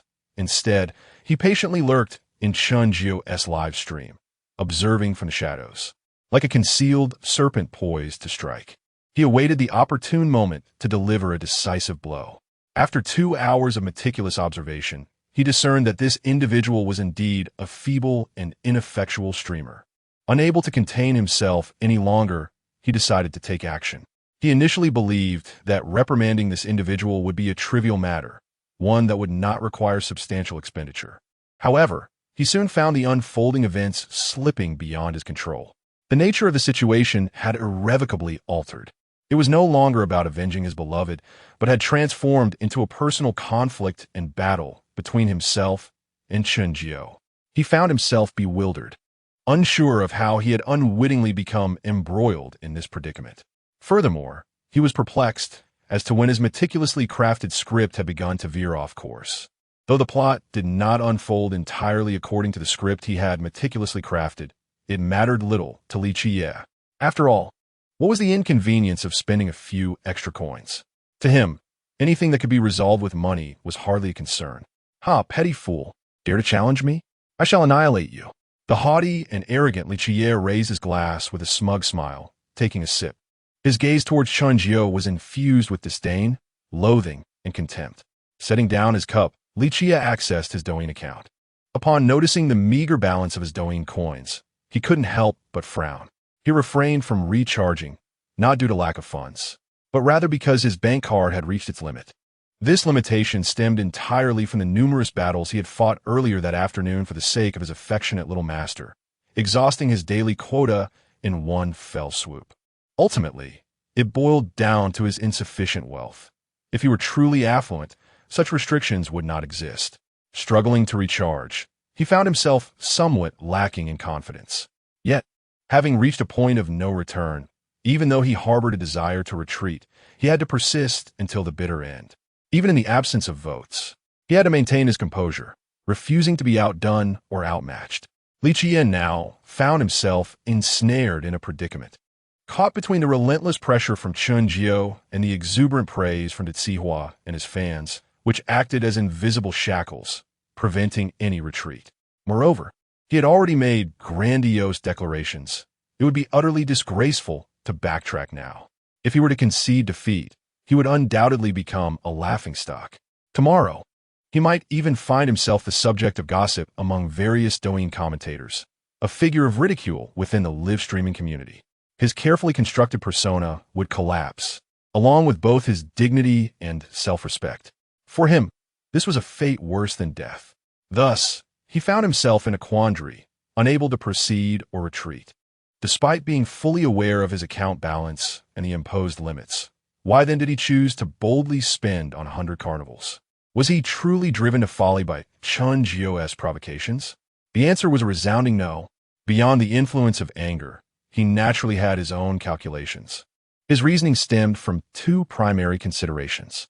Firstly, he aimed to settle the matter in one decisive round, to exhaust Chen Jiu's waning stamina and conclude the battle once and for all, even if he could not overpower him. He intended to render Chen Jiu incapable of further taunting or resistance, silencing him completely. One must recognize that being able to perform 300 standard push-ups in one go signifies an exceptional level of endurance, strength, and willpower. But could Chen Jiu attain such heights? Li Qiye was uncertain, yet he was resolute in his disbelief. Moreover, prior to this moment, Chen Jiu had already endured over 2 hours of grueling physical punishment. He had just completed more than 100 push-ups in one go, which further exacerbated his situation. Crucially, Upon finishing, he did not take a moment's respite and immediately cried out to continue. Given that this particular duel lasted only 2 minutes, he had merely 2 minutes to regain his stamina.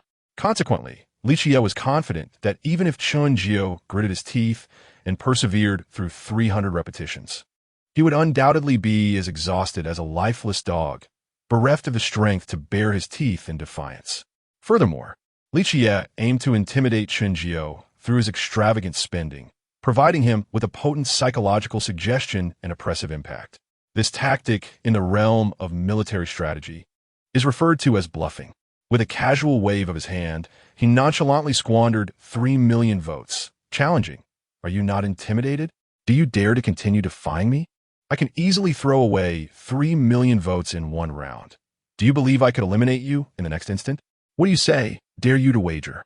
Would anyone be bold enough to gamble on whether his gun held any bullets, or on the number of rounds it contained? For the vast majority, it would be prudent not to take such risks. After all, only Xiao knew whether his weapon was loaded.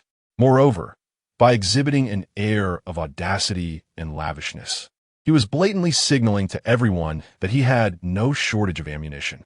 Thus, it was evident that even though Xiao appeared to be at his wit's end, he chose to go all in, embracing a gamble of utmost stakes. Of course, even if we were to entertain the notion that his strategy faltered, that Chen Jiu could easily complete the punishment, and that he would stubbornly persist, Xiao had still left himself an avenue for retreat, ensuring he would not suffer utter disgrace. Though he might seem like a reckless youth, impulsively riled by provocation, Xiao was, in truth, quite astute and shrewd. With this thought, the corners of his mouth curled into a smug smile, revealing a more pronounced sense of triumph. "Little pauper, even with my father-esque limitations, I can still outplay you," he cackled with glee, watching the screen where Chen Jiu's face was etched with terror. He laughed heartily, raising his glass to take another delightful sip. In his buoyant mood, he felt as though the whiskey in his mouth had turned remarkably sweeter. Chapter 15. Outshining the Night King indeed.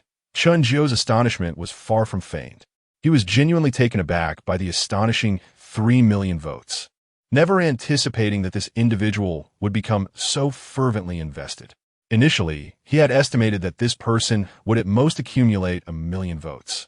At this moment, he could not help but wonder if he truly owed K something. It felt as though he was being treated like a dead pig being beaten. However, amidst his shock, he felt an overwhelming sense of delight and secret satisfaction. He even contemplated applauding this individual, cheering him on. Vote away, go wild. Accumulate as many as you can." While Xiao possessed his own depth and cunning, Chen Jiu, too, had his own strategies and calculations. His lack of concern regarding potential repercussions was not due to a desire to evade accountability. After all, he aspired to become the most formidable streamer on Douyin. How could he possibly jeopardize his own career? The underlying reason was rather simple, revolving around wordplay and psychological suggestion. In truth, he had never stated, nor mandated, that the push-ups must be completed in one go. Indeed, it was he who deliberately crafted a psychological illusion, leading everyone to subconsciously believe that the push-ups must be performed in one continuous effort. So, should one label him a cunning strategist, or perhaps a clever mastermind?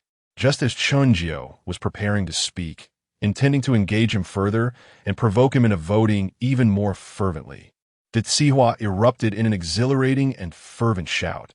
"Congratulations to my brother Xiao for ascending to level 62 as a consumption tycoon. Let us fill the screen with congratulations for the Night King on reaching level 62. To express gratitude for my brother Xiao's immense support and affection, allow me to spontaneously perform a rap in his honor."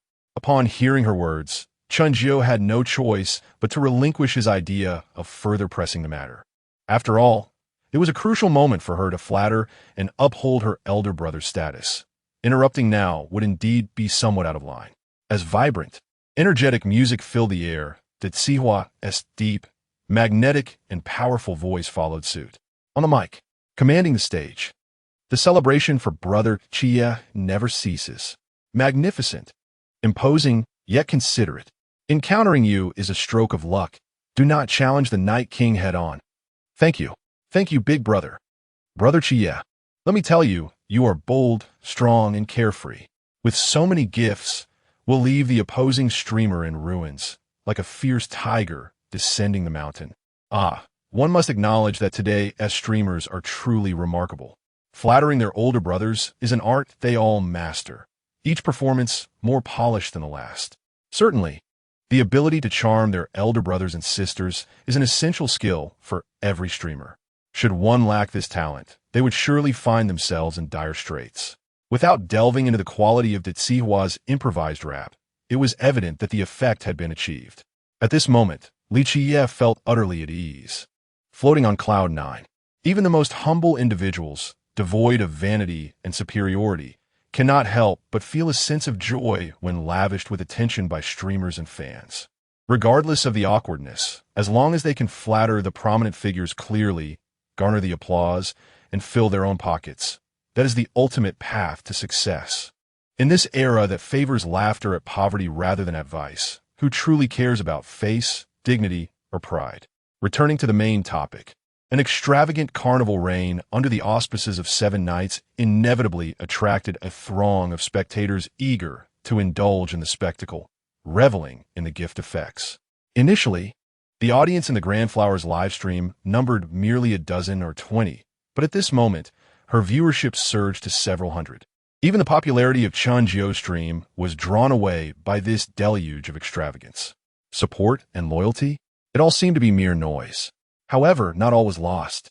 One person remained steadfastly in the livestream, unwavering in his support. Wang Wei. Boss, shall we not retreat from the limelight for now? Wang Wei. As long as there are green mountains, we need not fear for firewood. Wang Wei. There is ample time ahead, and I believe with your talent, capability, and character, you will surely rise again. We can seek retribution later when the time is right. Chen Jiu smiled faintly and shook his head, declining his well-meaning suggestion. He was aware that Wang Wei could not bear to see him suffer, yet he harbored his own schemes and plans, which he felt were not yet suitable to divulge. Moreover, Chen Jiu never considered himself a gentleman. He regarded himself merely as a rogue. While a gentleman might wait 10 years for revenge, a rogue would seek it at every moment. Wang Wei understood Chen Jiu's resolute nature and recognized the futility of his counsel, letting out a resigned sigh. As Grand Flower completed her flattery of 7 nights, the 2-minute countdown for the PK was about to conclude. It remained an unsurprising contest. The fated son, Chen Jiu, continued to await the miraculous arrival of a benefactor. It's over. 300 push-ups? How could anyone possibly complete that in one go? Oh dear. This round has rendered the streamer incapacitated. No play left. Overestimating oneself. Has the streamer offended the big shot? Pure foolishness. He deserves it. Streamer, if you cannot do it, perhaps you should apologize to Night King. 301 go. U1T managed that Chen Jiu paid no heed to the barrage of comments on the screen. As always, he acted with decisiveness and swiftness, standing without a moment's hesitation. He then bent down, placing his palms on the ground. 1, 2, 3. Upon reaching the 100th, he found himself struggling and paused. Breathless and drenched in sweat, he unceremoniously plopped down onto the ground to rest. Li Qiye was instantly displeased. You little rascal, what are you doing? Who gave you permission to sit and rest? Did I approve that? TSK. Didn't you boast earlier? Now you're not so impressive. Are you? Not so loud now, are you? Hurry up and get back to your punishment. You worthless wretch. Upon hearing this, Chen Jiu tugged at the corners of his mouth, a sinister smile of triumph creeping across his face. He replied languidly, I shall rest when I wish. And do I require your permission? What do you amount to? To this, the irascible Li Qiye not only failed to display any anger, but instead burst into hearty laughter. Ha! So, little beggar, you intend to roll away, do you? Well, you truly possess some audacity.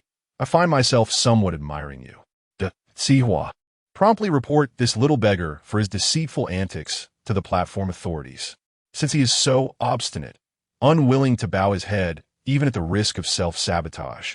I shall grant him that. This. That Xihua was left dumbfounded and bewildered. She gazed at Chen Jiu with a face of astonishment and alarm. No, This can't be serious, can it? Wasn't this supposed to be a playful act? Are we truly going to lose ourselves in this performance? What in the world is happening here? Chen Jiu remained unfazed by her panic, casting a disdainful glance at Li Qiye. With a charming smirk, he slowly remarked, I must ask, what is this 7-night, 8-night nonsense? Have you succumbed to senility? Throughout this ordeal, we have never stipulated that the punishment must be completed in one go. Have we?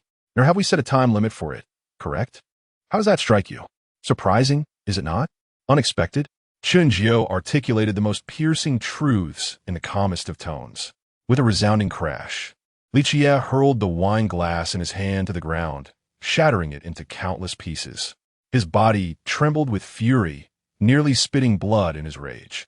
Yet, he found himself at a loss for words to counter or argue. Suddenly, he sensed an undercurrent of conspiracy, as if he had stumbled into a meticulously crafted trap. However, he could not quite pinpoint where the dissonance lay, leaving him feeling perplexed. Chen Jiu's words struck a chord, inciting both fury and contemplation within him. At this juncture, any previous schemes and calculations could be deemed utterly defeated and bankrupt. The punishment of 300 push-ups could no longer be the final straw that would break him. Now, his only hope rested upon the 3 million votes he had just lavishly cast.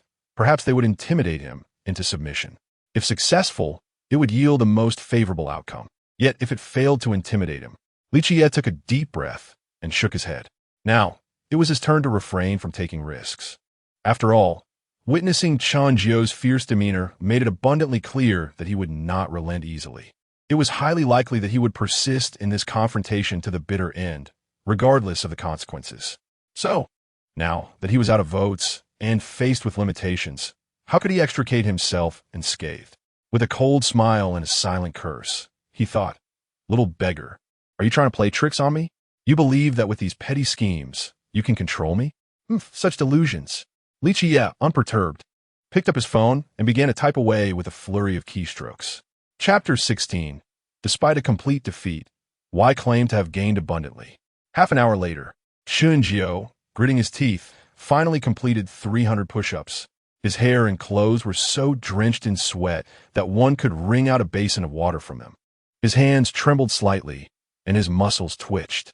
With his entire body feeling weak and limp, he had undeniably reached the limits of his physical endurance. Yet, while a match could be lost and a punishment endured, one's spirit could not be diminished in the slightest. As soon as he sat down, without even wiping away the sweat, he eagerly shouted, "Come on, let's continue." Those 3 light words struck the hearts of everyone present like a 1,000-pound stone. Having witnessed stubbornness before, they had never encountered someone as resolute as him. Li Qiye raised an eyebrow, his face etched with fury. At the same time, he silently rejoiced that he had not placed a bet. Otherwise, he would have been at a loss for how to respond in this moment. He refrained from interjecting. And instead, it was the ever-present tool, the Sihua, who spoke up. "Excuse me, may I interrupt? How about we call it a day for now? I have urgent matters to attend to before my broadcast ends." After speaking, she cast a subtly ambiguous glance at Chen Jiu. Chen Jiu, seemingly oblivious, merely smiled faintly and replied, "Is that fear I sense?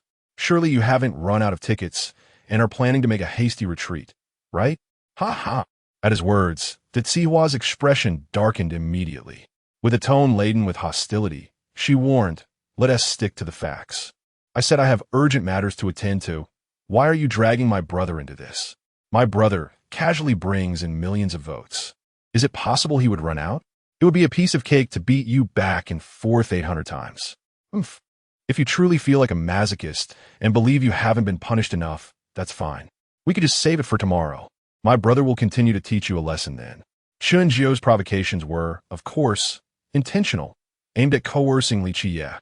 Having achieved his objective, he felt no need to press further. After all, if he pushed too hard, he feared this fellow might resort to desperate measures, even flipping the table and quitting altogether. Such an outcome would indeed be counterproductive. With a smirk of disdain, he retorted, "I, the 9th master, never back down from a challenge. I promise to confront this pretentious fool to the bitter end, and I shall certainly deliver. I am not like certain so-called big brothers who are nothing but a joke. I will never concede halfway. I hope that tomorrow, some big shots come prepared with enough tickets and do not embarrass themselves again. Ha ha! Bang! Li Qiye's blood pressure soared once more, and in a fit of rage, he smashed a bottle. Gritting his teeth, he responded with a voice as deep and ferocious as an enraged tiger's roar. Tomorrow evening, at 7, you better be ready to go live, little brat. I will make you regret ever crossing me. His voice trembled with restrained fury, a growl that could terrify even the most timid of creatures. In Chen Jiu's ears, there resonated an uncanny resemblance to the sensation of elementary school students preparing for a fight in a secluded grove after class. It echoed the infamous catchphrase of the cunning gray wolf, "I shall return." With a nonchalant smile and an air of indifference, he remarked, "Son, I await your arrival." Before concluding their call, Chen Jiu and Hua Yu naturally followed each other. Little did they anticipate that this clash between the streamer and the elder would come to such a hasty and anticlimactic end. However, this is merely a temporary hiatus. The matter is far from resolved. Surely, the spectators in both streaming rooms, eager for the unfolding drama, would return the following evening to witness the next chapter, perhaps even more punctually than the two streamers themselves. After hanging up, Hua, amidst repeated expressions of gratitude towards Brother Qi, reluctantly closed the stream. Conversely, as the lively atmosphere faded, Chen Jiu's streaming room gradually returned to its former tranquility and solitude. With no spectacle left to behold, the spectators naturally dispersed, seeking new diversions. Observing the boss seated before the camera, engrossed in his phone, Wang Wei felt a surge of urgency. "Wang Wei, what are you doing, boss?" Wang Wei. The audience was so engaged just now. It was a splendid opportunity to attract followers. Wang Wei, why aren't you interacting with the comments or showcasing your talents? Why bury yourself in that phone? At that moment, Wang Wei felt a pang of frustration, akin to a teacher lamenting a wayward student. Unbeknownst to him, Chen Jiu had finally set aside his device. Upon lifting his gaze, he caught sight of Wang Wei's anxious comments, sensing the concern woven through his words. With an air of calmness and magnanimity, Chen Jiu replied, "Do not fret, Brother Wang Wei. Maintain a tranquil mindset. Those destined to leave cannot be retained, no matter the effort. Even if they linger temporarily, they cannot be held indefinitely. One may keep a person, but not their heart. Those who truly admire and appreciate me will remain steadfast in the streaming room, even without my active endeavors. Much like you, Brother Wang Wei. Conversely, if they do not resonate with my essence, no amount of effort on my part will suffice. Moreover, a multitude of fans and high popularity do not inherently signify a boon. The crux lies in the quality over quantity of followers. I seek elite, high-caliber fans rather than mere noisy followers, honor seekers, detractors, or commandos. Indeed, while having followers does not guarantee popularity, popularity invariably attracts followers. However, if the quality of followers is lacking and management is poor, it may lead to dire repercussions for the streamer, plunging them into an abyss from which there is no return. As the ancient adage states, water can carry a boat, but it can also capsize it. After listening to Chen Jiu's elucidation, Wang Wei found himself in introspection. This won't do, compared to my boss. My perspective is far too limited and my vision too narrow. There remains room for improvement. Otherwise, how could one keep pace with the boss?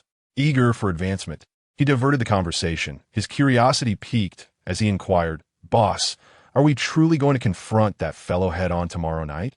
The detail-oriented Chen Jiu keenly noted that he used "we" instead of "you." Instantly, his admiration and recognition for the audacious brother surged significantly.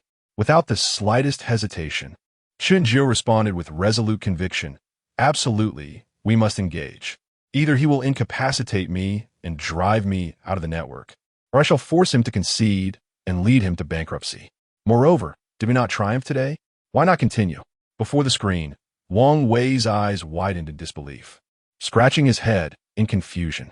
"Wait, boss, did we win?" Although he did suffer considerable losses, it seems we did not fare well ourselves.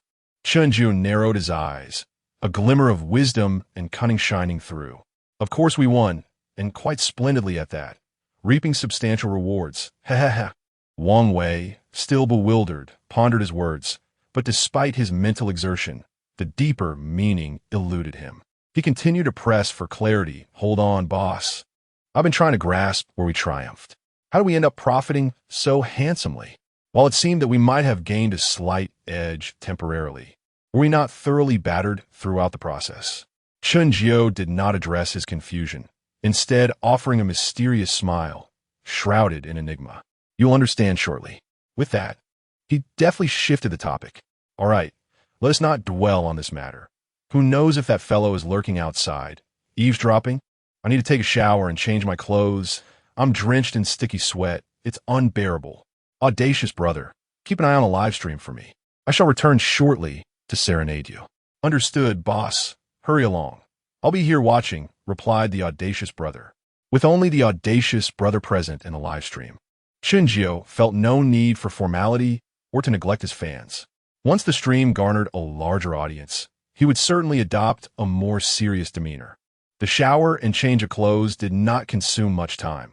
Within half an hour, he was refreshed and returned to the livestream camera. Glancing at his phone screen, he found only the audacious brother remaining in the room. Grabbing his guitar, he announced, "Audacious brother, how about I sing you a song titled Belief?" The belief Chen Jiu referred to was not the one by the romantic ballad king, Jeff Chong, but rather the creation of the renowned diva, Pei Yanji. Lacking an interest in celebrity culture, he did not possess an extensive repertoire of songs. Among the few he could perform, his forte lay in two particular pieces by Pei Yanji.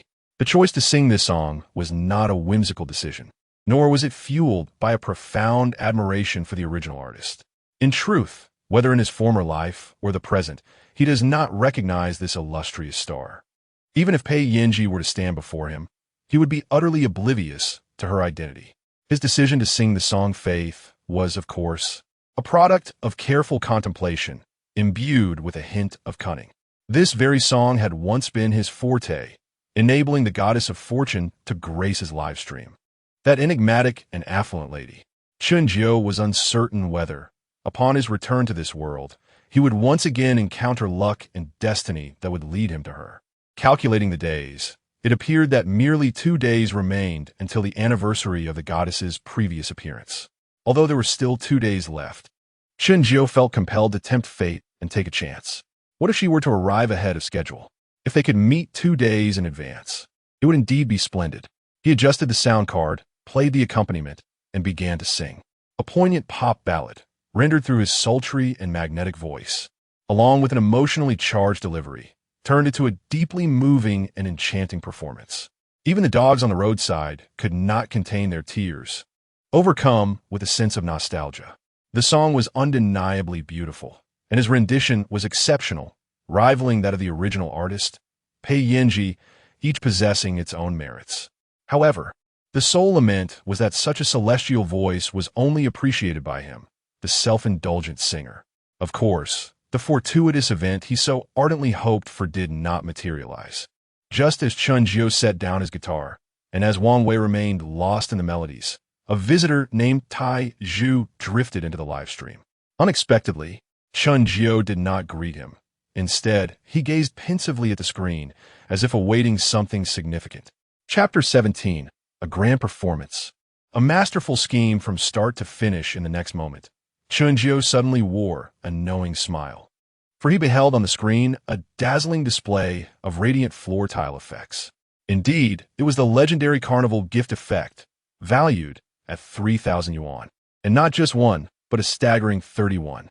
Taiju sent Carnival 31. Holy cow. Wang Wei, seated before the screen, was instantly jolted back to reality, exclaiming in astonishment. He had been reclining against the headboard, but the excitement surged through him, propelling him upright. In the adjacent bed, the worker Hu Yang, engrossed in the allure of beauty and seductive dance, was startled by Wang Wei's sudden outburst and involuntarily flinched, perhaps leaving him with an indelible impression. With a fierce glare, Hu Yang scolded him. "What are you making such a fuss about? You fool! Don't you know that scaring someone can be deadly?" Wang Wei, fixated on the screen, was so astonished that he stumbled over his words. My boss received the carnival." "What? Hu Yang thought he was hallucinating and sought confirmation. Are you saying your boss received the carnival? Yes. TCH. Hu Yang scoffed dismissively, clearly skeptical of Wang Wei's claim. Come off it. Who in their right mind would bestow such a gift upon your boss? After his disparaging remark, one would expect Wang Wei to retaliate as usual. Yet, he remained transfixed on the screen, pondering, could it really be true? Sensing something was amiss, Hu Yang leaned in, eager to uncover the truth. As he approached the screen, he was greeted by an array of splendid carnival effects. Holy cow, it's real, he exclaimed. And 31? What the hell, YM? Is this wealthy gentleman out of his mind? Hu Yang was flummoxed, unable to comprehend the situation, nor was he willing to confront Wang Wei's rather rude comments. However, Wang Wei merely shot him an irritated glance, for he was too preoccupied to engage with this lecherous character. Urgently, he needed to express gratitude to the generous benefactor. With the speed of a 30-year-old bachelor, he typed fervently, "Thank you, Brother Tai Jiu, for the 31 sets of carnival gifts. Brother Tai Jiu is magnificent. Brother Tai Jiu is incredibly cool." However, much to his surprise, after showering the carnival gifts, Tai Jiu exited the live stream without a word, leaving no opportunity for Wang Wei to continue his praise. Vanishing without a trace, his boldness was matched only by his silence. Might this be the famed caprice of the wealthy, where actions speak louder than words? The enigmatic operations of this affluent gentleman left Wang Wei's mind utterly bewildered. Wang Wei, not the boss, what is going on? This guy comes in, showers the carnival gifts, and then leaves without uttering a single word. Is he really that aloof? Wang Wei, boss, could this gentleman be your acquaintance? In contrast to the astonished and excited Wang Wei, Chen Jiu exhibited an extraordinary calmness and composure. It seemed as if he received not 31 carnivals, but rather 31 little hearts remaining unfazed. Yet, why was he not only devoid of excitement and joy, but even failed to utter a word of gratitude? The reason is quite simple. These 31 carnivals were entirely within his expectations, a reward he rightfully deserved. Therefore, what was there to be surprised or excited about? And why express gratitude? Moreover, if gratitude were to be expressed, it should be from Tai Jiu towards him. Chen Jiu did not rush to respond to Wang Wei's inquiries. Instead, he directly pulled him onto the guest stage. Communicating via microphone was much more convenient. Otherwise, he would have to painstakingly type out his words and wait. Can you speak, Wang Wei? Yes, came Wang Wei's rough and deep voice through the microphone. He then impatiently pressed on with his question. Boss, what on earth is happening here? Ha ha, Chen Jiu laughed heartily. If one were to show off without others knowing, would it not be akin to wearing fine clothes in the dark? In Chen Jiu's world, such behavior was utterly unacceptable. Hence, he proudly boasted, Wang Wei, didn't you previously ask where our success lay? How we ended up with a bountiful harvest? Well, here it is. Do you see? Wang Wei's CPU seemed to overload momentarily. Completely bewildered, he instinctively blurted out, what does that mean? Chen Jiu, feigning profundity, merely smiled without offering a direct explanation, allowing Wang Wei to ponder on his own. Wang Wei furrowed his brow in thought. Suddenly, a light seemed to shine in his eyes, and his furrowed brow relaxed. Enlightened, he murmured to himself, "Oh, I understand now, I understand. Ha ha ha, boss. The Tai Jiu who just initiated the carnivals can't possibly be Shu." Chen Jiu gestured for silence, indicating that some things are better left unspoken. Although he did not explicitly state it, he had provided the most direct answer. Wang Wei swallowed hard, and his mind began to replay the entire sequence of events. The more he contemplated, the more astonished and impressed he became. He had initially thought the boss was at most on the second level, but to his astonishment, the boss had been at the very top from beginning to end. Not only had he anticipated the enemy's moves, but he had also manipulated hearts and strategies to perfection. After a long moment, coming back to his senses, he couldn't help but exclaim, "Boss, you are truly remarkable. That Navi fool was completely outwitted by you, manipulated at your will, and yet he remains blissfully unaware." "Oh, it's nothing, merely a few insignificant tricks," Chen Jiu feigned modesty. Indeed, from start to finish, Chen Jiu had been orchestrating Xiao Jiu, playing him like a finely crafted instrument.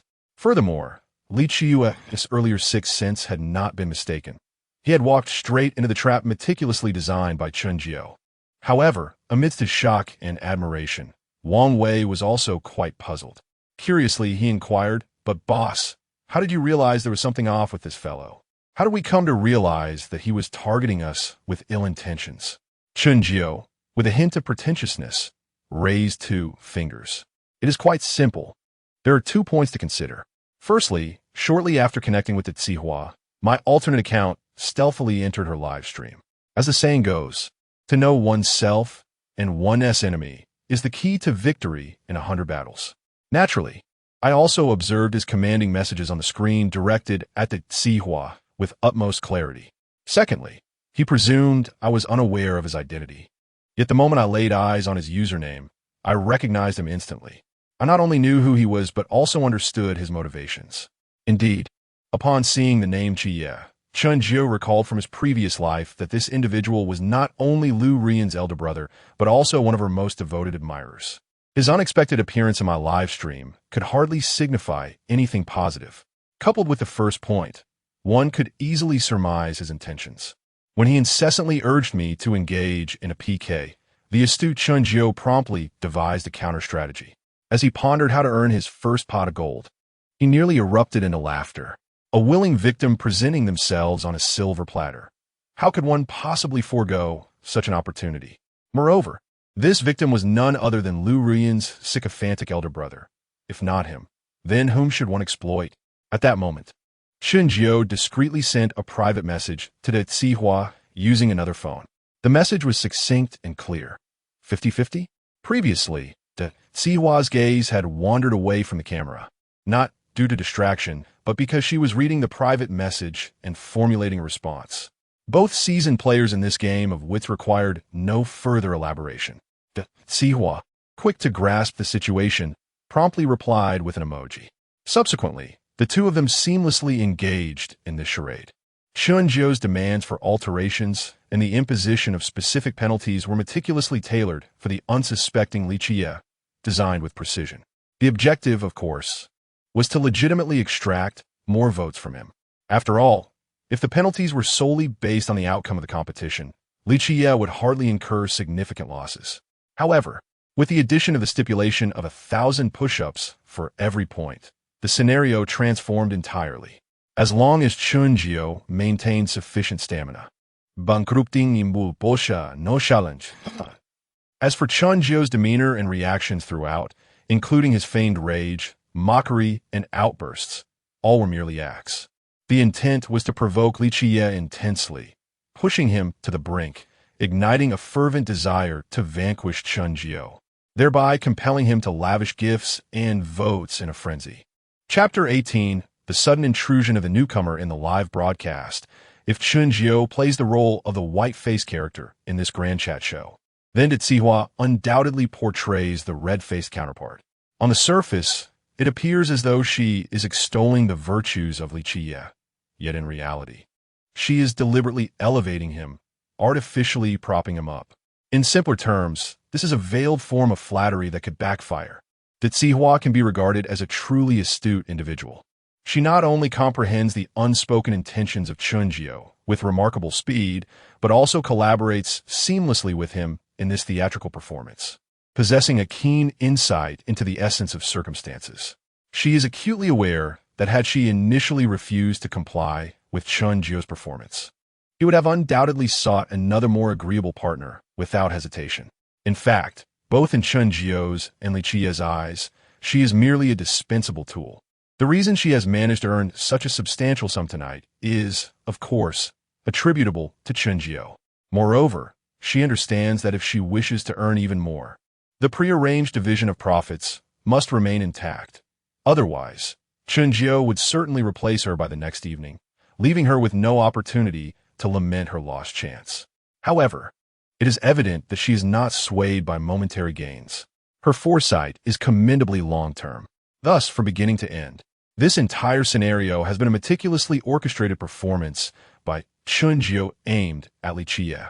Ultimately, Li Qie, who fled in disgrace, not only lost face, but also incurred a tangible loss of over 400,000 RMB. In total, he gifted Hua with 136 carnival votes, equating to 4.08 million votes. After deducting half for the Douyin platform's commission, 2.04 million audio waves remain. When divided equally, each party receives 1.02 million audio waves. Finally, after tax deductions, Hua withdrew 31 carnival votes for Chen Jiu, amounting to 930,000 RMB. Once Hua concluded her broadcast, she promptly sent him a private message, offering to transfer the money to him in cash. However, Chen Jiu resolutely declined her proposal, insisting that she bestow her rightful share upon him through gift contributions. Hua, bewildered by this peculiar request, found herself utterly perplexed. She could not grasp the rationale behind Chen Jiu's bizarre maneuver. Indeed, it is likely that anyone with a sound mind would struggle to comprehend it. Why opt for a method that would result in losing half to the Douyin platform and incur taxes, when a cash transfer would yield the full amount of 930,000 RMB? It seemed utterly foolish. Nevertheless, although she was baffled by Chen Jiu's seemingly nonsensical operation, she chose not to dwell on it. Since Chen Jiu made his request, she decided to comply, as it posed no loss or impact on her. As for Chen Jiu's absurd demand, it is evident he was motivated by the system's random multiplier rewards ranging from 1 to 9 times. After all, what is losing half to the Douyin platform in comparison to that? A gentle drizzle has begun. In comparison to the system's random multiplier rewards, the disparity is evident, leaving little room for hesitation. Regardless of the multiplier attained, one finds oneself in a position of advantage. Should fortune favor the highest multiplier, the gains would be substantial. Overall, the scheme's design is straightforward and blunt, yet remarkably effective. The crux of the matter lies in whether Hua can grasp the profound implications conveyed by Chen Jiu, as well as the latter's precise control over human emotions, sentiments, and pacing. Fortunately, their collaboration is seamless and impeccable, akin to a flawless tapestry. After reveling in his impeccable performance, Chen Jiu cast a glance at the audience, particularly at Wang Wei. Suddenly recalling something, he swiftly reined in his triumphant smile, adopting a serious demeanor. "Brother Wang Wei, once my broadcast concludes, I will refund you the full amount of the money you have sent me. From now on, under any circumstances, you're prohibited from gifting me again." "What? Misunderstanding, boss, why not? Why can't I send you gifts?" Wang Wei queried, a trace of urgency in his voice. Chen Jiu shot him a sardonic glance, retorting, "And why do you think? Is it easy to earn your hard-earned money working on a construction site? Keep your earnings for yourself. I have no need for your gifts." Wang Wei, sitting before the screen, fell momentarily silent, a wave of warmth swelling within him. Despite the challenges, Chen Jiu was unwilling to exploit his fans or drain his loyal supporters' pockets.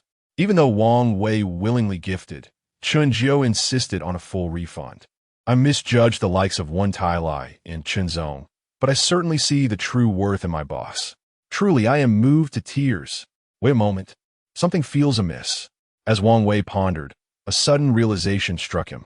"Boss, how did you know I work on a construction site? I don't believe I've ever mentioned that to you." Upon hearing this, Chen Jiu suddenly understood.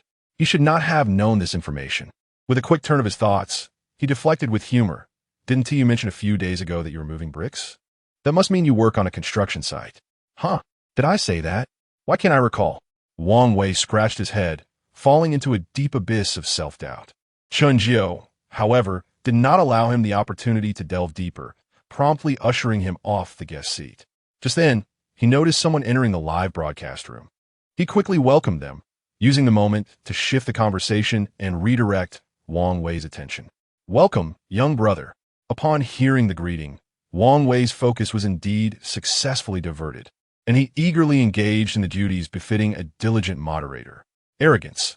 My esteemed host possesses a harmonious blend of beauty, talent, and entertainment.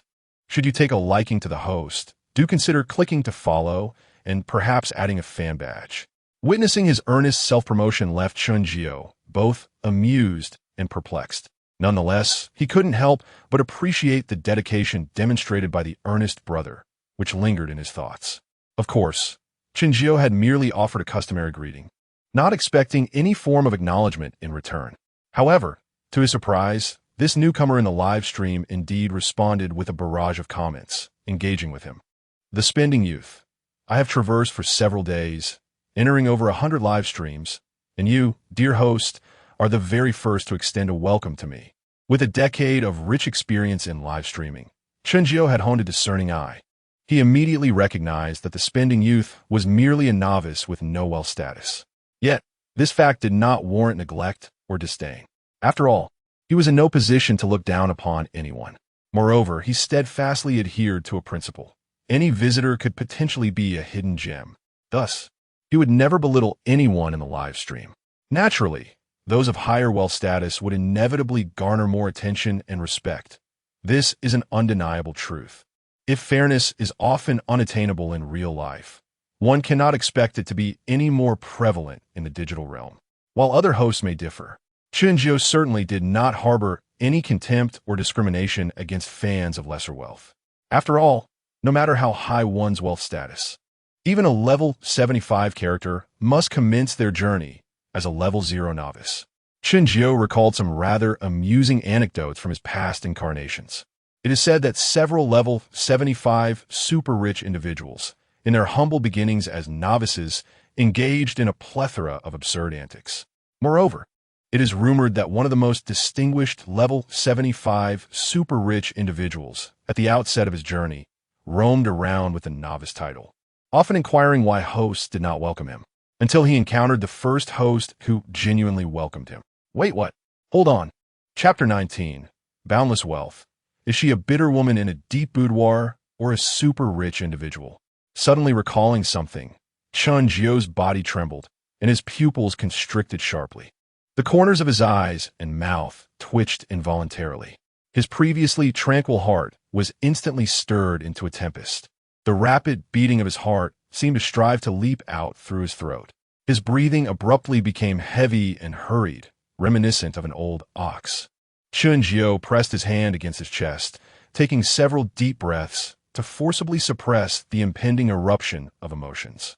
He silently reminded himself, Chen Jiu, steady yourself. Can you not aspire for more? This is merely speculation. Nothing has been confirmed yet. If this is just a coincidence, wouldn't it be a futile excitement? In a brief moment, the composed Chen Jiu regained his calm demeanor, exuding an air of confidence. He replied nonchalantly, perhaps you frequent larger live-streaming rooms.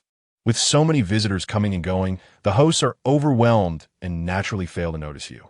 In contrast, my live stream only has the audacious Brother Wang. It rarely attracts attention, so when you entered, I certainly noticed you clearly. Since I saw you, it is only fitting to extend a welcome. After all, it is merely a matter of exchanging pleasantries, neither troublesome nor costly, so why not?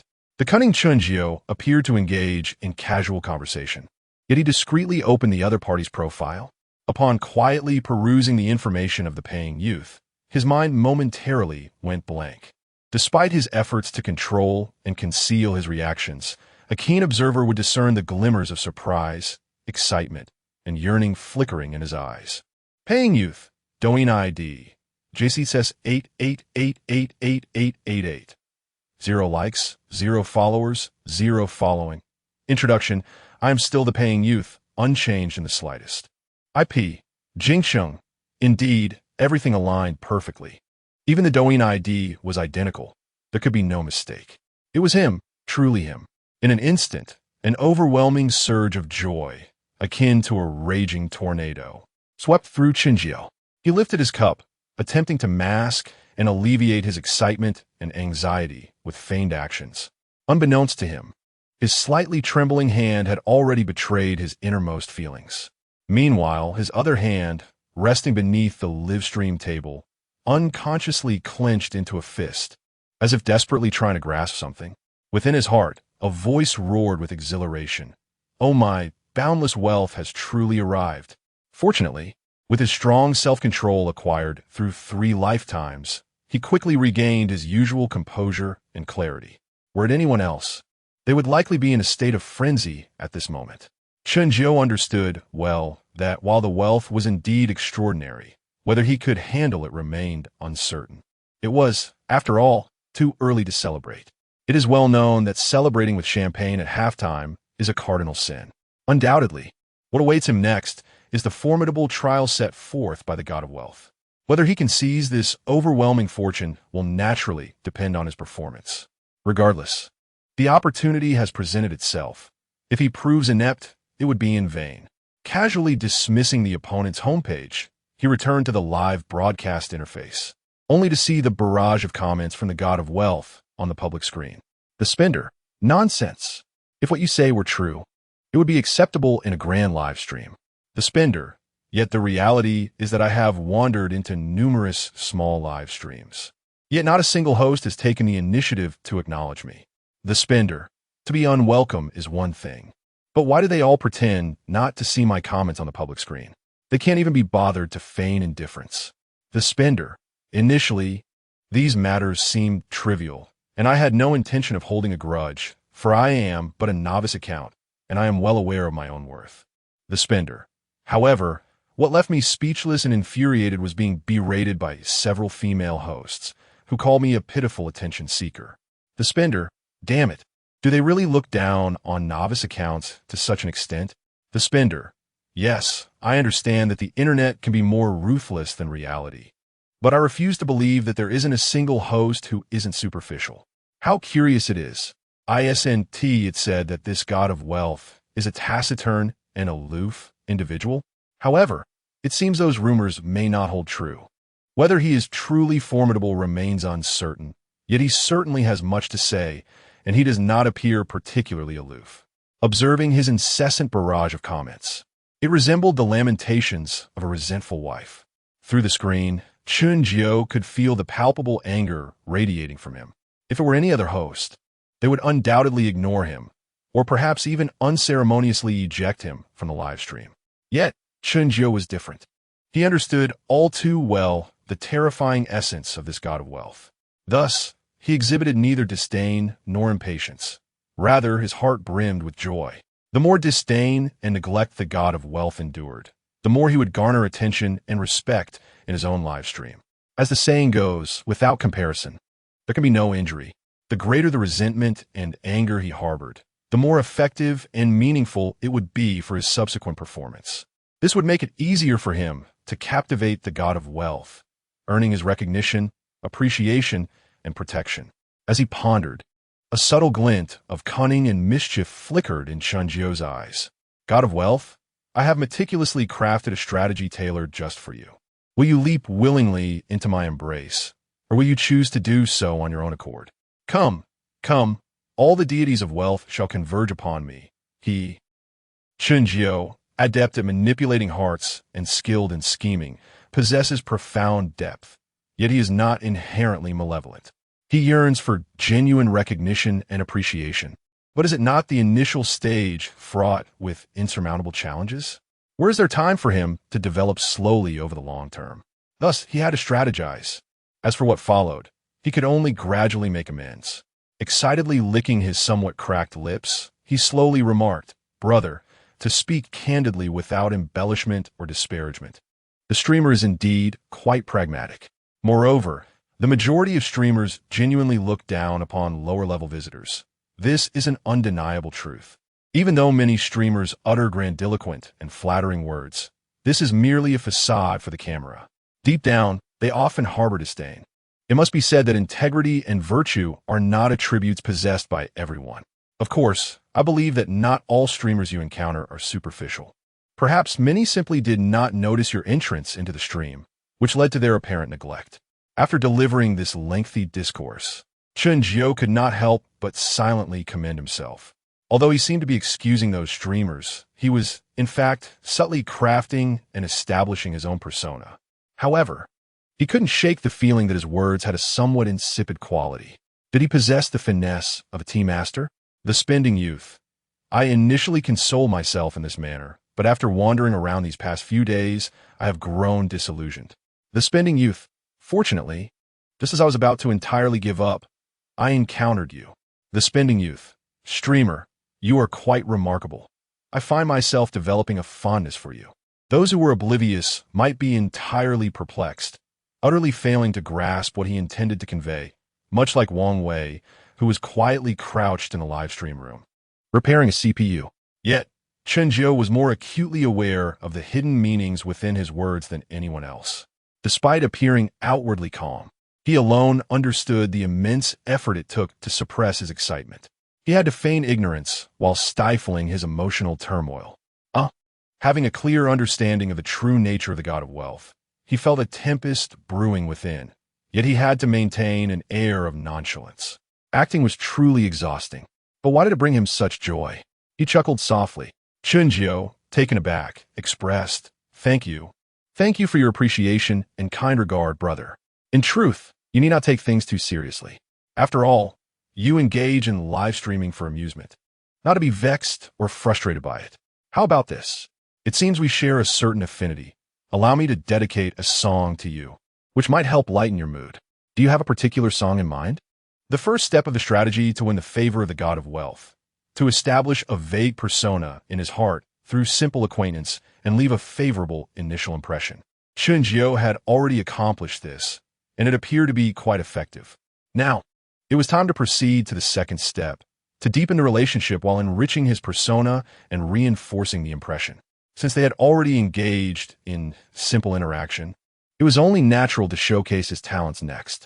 An exceptional display of skill could significantly enhance his standing, not only by adding to his repertoire, but also by leaving a lasting impression on the god of wealth. Even if we were to concede the point that the god of wealth harbors no fondness for talents, it is indisputable that he would not be averse to them. Would he? In any case, anything that can further enhance one's impression is undoubtedly a worthwhile endeavor. Moreover, the meticulously calculated Chen Jiu possesses unwavering confidence that in the subsequent step, he will successfully captivate the god of wealth. Chapter 20. Shattering the myth of Chen Daozi winning 20 million with 20 yuan. The spending youth. Is there a fee for song requests? Hearing this comment from the barrage, Chen Jiu found himself both amused and exasperated. He had envisioned countless responses, yet he had never anticipated that the mind of the god of wealth could be so refreshingly unconventional and his perspective so remarkably astute. For a moment, he was nearly at a loss for words. Clearing his throat in a mock-serious manner, he replied, "My friend, what are you saying? We are not celebrities. Why will we charge a fee? It's merely a song, nothing too extravagant. Since I have some free time, why not sing a little?" This statement was entirely sincere, devoid of any flattery towards the god of wealth. He would have felt no qualms about providing free entertainment to anyone else as well. Yet, it remained unclear what the god of wealth was pondering, as he did not respond for quite some time. Deciding to take the initiative, Chen Jiu suggested, "How about I sing you an original song titled Youth? It seems quite fitting for you." The spending youth. Youth? Chen Jiu tapped his forehead and explained, "This is an original song of mine." He spoke without a hint of embarrassment or shame. What was shame? Was it not a relic of the past? In this world of endless possibilities, who still refrained from borrowing inspiration? Claiming a few songs as one's own hardly seemed excessive. The spending youth, though? Your original song? Is that true?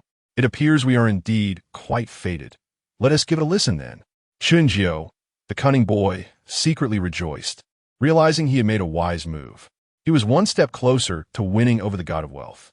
Meanwhile, Wang Wei, sitting before the screen, was thoroughly impressed by Chen Jiu's series of bold maneuvers. He had not misjudged his boss in terms of character, virtue, outlook, and emotional intelligence. There was not a single flaw to be found.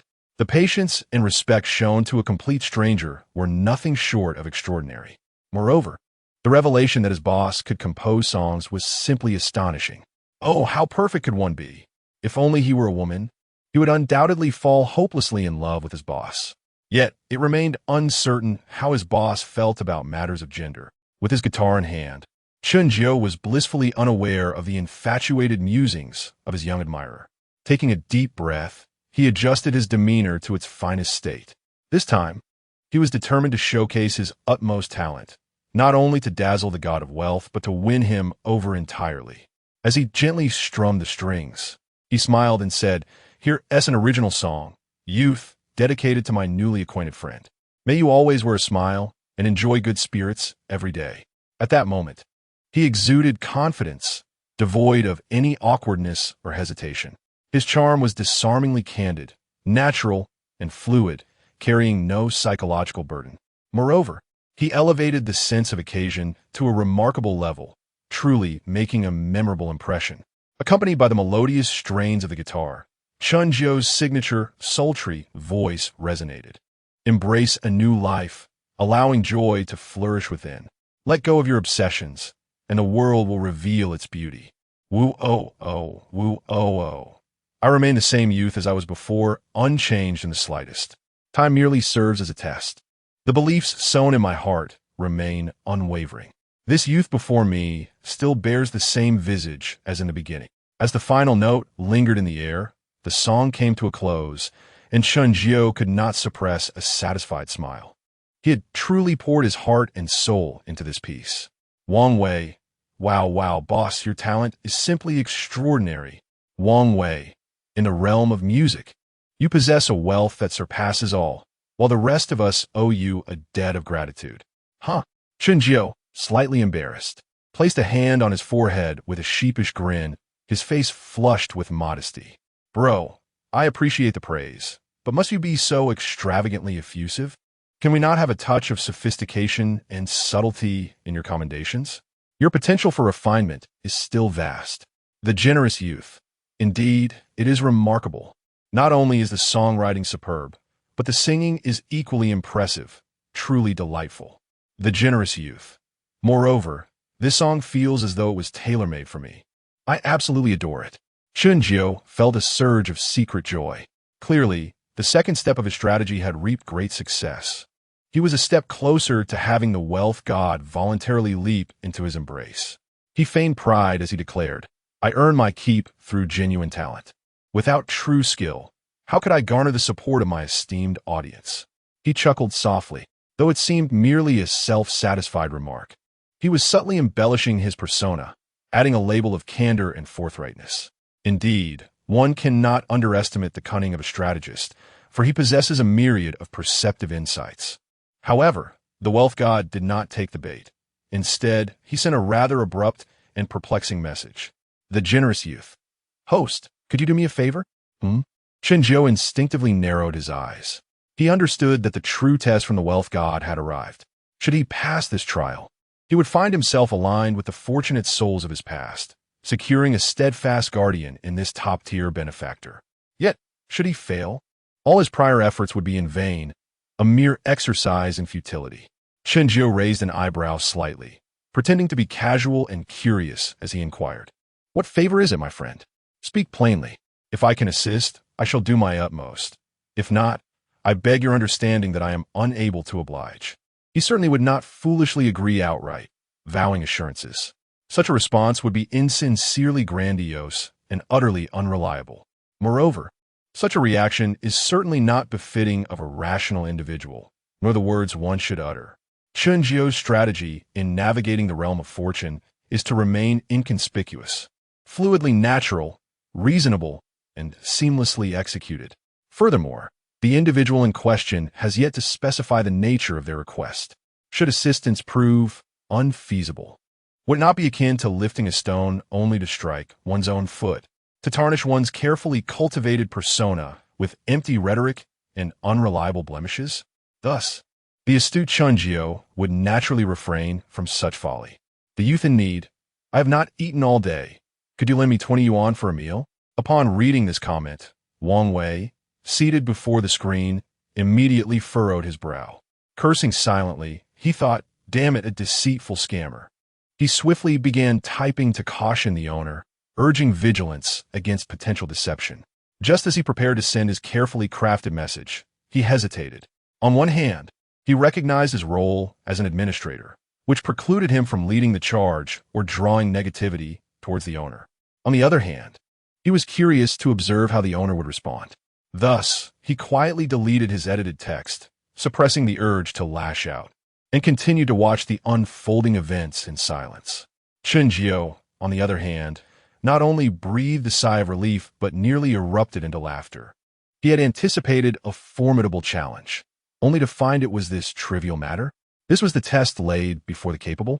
Years ago, Chen Daokai had turned 20 yuan into 25 million.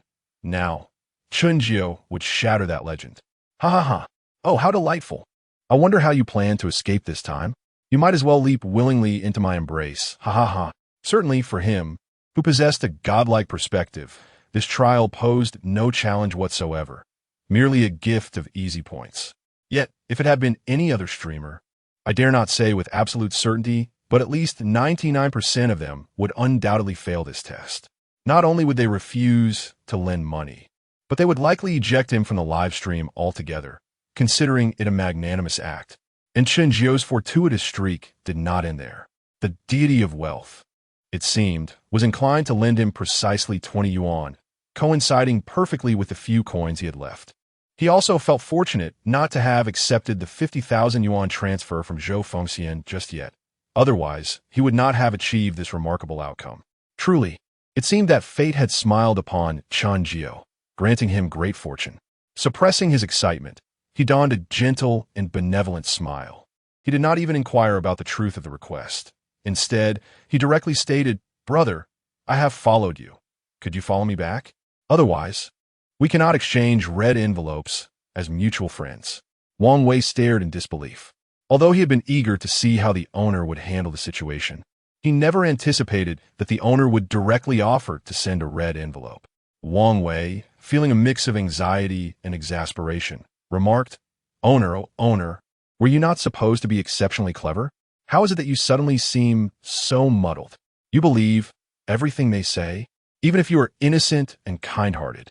Surely you should follow some procedure and verify the truth. Is it truly possible for someone to be so audacious?" Without uttering a word, they simply proceed. He was poised to type a message and send it as a barrage of comments, intending to offer Chen Jiu a hint or a nudge. However, upon further reflection, he swiftly abandoned the idea of intervention. After all, 20 yuan is not a substantial amount. If it turns out to be genuine, it may indeed be of assistance to him. Should he be deceived, it would merely serve as a lesson learned. Human interactions often yield little wisdom, yet experiences etch themselves deeply within us. Being swindled out of 20 yuan now is preferable to facing greater losses in the future. Once the boss has been thoroughly chastised by the harsh realities of life, I shall then support him with a hot air balloon, a gesture to help mitigate his losses and offer some comfort. With this resolution in mind, Wang Wei continued to observe quietly in the live streaming room. Of course, he was not the only one left bewildered by Chen Jiu's audacious maneuvers. Chapter 21. The elite hunter in the heart of the capital, there exists an opulent private estate, sprawling across nearly 100 acres and graced with a golf course. Within this lavish sanctuary resides Su Yu, a delicate-featured and slender youth, who has persistently cloistered himself within the dim confines of his room. Afflicted by profound autism since childhood, he has scarcely ventured beyond the estate's gates. Reclusive by nature, he shuns the sunlight, preferring to envelop and conceal himself from the world. Without companions, he seldom engages in conversation, often remaining silent for days. Even in the presence of his doting family, his sole avenue for social interaction lies within the vast expanse of the internet, where he occasionally exchanges a few words with strangers. Today marks a remarkable occasion, as it is the first time he has engaged in such extensive communication with another individual. Unbeknownst to him, this newfound connection ignites a desire to confide in someone. Upon first encountering Chen Jiu, he feels an inexplicable affinity, devoid of any aversion. At this moment, Su Yu stares at his phone screen, a mixture of confusion and astonishment washing over him. The experience surpasses anything he has previously encountered with Wang Wei. Su Yu had anticipated the possibility of being met with cold rejection, fully prepared to withdraw. However, he never fathomed that this streamer, whom he had just met mere minutes ago, would respond with such alacrity. For a brief moment, he finds himself at a loss for words. Yet, as reality settles back into place, a subtle smile emerges on his somewhat pallid face, reminiscent of a long-forgotten warmth. In the next instant, his fingers dance swiftly across the keyboard. The generous youth. Aren't you curious if I'm genuine? The generous youth. What if I were to deceive you? What if I borrowed and never returned? Observing his comments, Chen Jiu offers a faint smile. However, he does not rush to respond. Instead, he calmly retrieves his everyday mobile device. He then switches the camera to broadcast, demonstrating his various accounts, revealing a meager balance of just over 20 yuan. After proving himself to be a veritable pauper, he showcases the humble surroundings of his current abode. Finally, he directly sends a 20 yuan red envelope to the young man. Once this series of actions is completed, he returns to the camera, resuming his normal streaming. At the moment the camera shifts away, Chen Jiu reveals a faintly mischievous smile, licking his lips in anticipation of what lies ahead. Now it's my time to shine. Let's hunt down those super-rich individuals still concealed among the masses. With a self-deprecating chuckle, he earnestly addresses his audience. Brother, as you just witnessed, I can't muster even 30 yuan in total. The reason I so readily transferred money to you isn't born out of trust in your integrity. His words are laden with sophistication and cunning, skillfully laying the groundwork for the forthcoming performance while simultaneously enhancing his credibility. After a brief pause, he continued in a casual tone. In truth, whether what you say is real or fabricated does not concern me overly much. The viewer, Su Mu, displayed a look of confusion, clearly unable to comprehend his cryptic words. Nevertheless, this successfully piqued his interest and curiosity. He quickly typed a barrage of questions. What do you mean? Chen Jiu felt a surge of self-satisfaction, thinking to himself, so eager to bite the hook, are we? Seizing the moment, he promptly responded, if what you say is indeed true, I would be delighted to assist you, for we all encounter difficulties at times. Although I'm also quite impoverished and can offer little, I shall do my utmost, and my conscience will remain clear. Yet, if you're deceiving me, then it matters not. Who would lie for a mere 20 yuan unless absolutely compelled? Since you surely need that 20 yuan more than I do, what harm is there in giving it to you? Boom! In an instant, Chen Jiu's image not only took form flawlessly, but also radiated an extraordinary brilliance. Through the screen, one could almost perceive him sitting in front of the camera, emanating waves of gentle, resplendent divine light. Wang Wei felt an odd sensation that the boss ought not to be in a live streaming room, but rather in a place of grandeur, such as Les Han. Simultaneously, his admiration and respect for Chen Jiu soared to an unattainable height, solidifying his recognition and support for the boss. As for whether the boss had been deceived, did it truly matter at this juncture? Chen Jiu was quite pleased with his heartfelt and splendid performance, silently applauding himself. I refuse to believe I cannot ensnare you with this, he chuckled. Thus, the third step of his strategic plan, crafting a perfect image and leaving an indelible impression, was successfully accomplished. The outcome, however, remained uncertain, though it seemed promising. As the minutes passed, Chen Jiu began to feel anxious, gradually questioning whether his performance had been too contrived or overly forceful. For until now, the god of wealth had neither claimed his red envelope nor contributed to the barrage of comments. The growing tension in his heart was accompanied by a flurry of doubts. Come on, hurry up and claim your red envelope. Why is there no response? Could it be that his performance had been so exaggerated that it revealed some trace or clue? Shaking his head, Chen Jiu reassured himself, no, it cannot be. I am far too astute for that. Even if he is a naive youth, I could outsmart him, and not even Zhuge Liang would see through my ruse. Fortunately, just as he was lost in thought, the god of wealth finally commented on the screen. Thank you, boss. You are so generous. The moment the comment appeared, Chen Jiu's anxiety dissipated entirely. With a hearty laugh, he nonchalantly replied, it's nothing, just enough for a meal. No need for formality. Moreover, the extent of my assistance is limited to this. Do not belittle its significance. The youthful benefactor, you have already laid bare your entire fortune for me. How could I possibly deem it insufficient? The youthful benefactor, although a mere 20 yuan may seem trivial to others, it bears profound significance for me. The youthful benefactor, I accept this 20 yuan, yet I have no intention of returning it. Goodness. Wang Wei's brow furrowed instantly, his expression darkening, and fury coursed through his veins. Damn it, you little brat. If you wish to deceive, then do so quietly after having succeeded. Why must you utter such meaningless words? Why must you stab the boss in the heart at the end?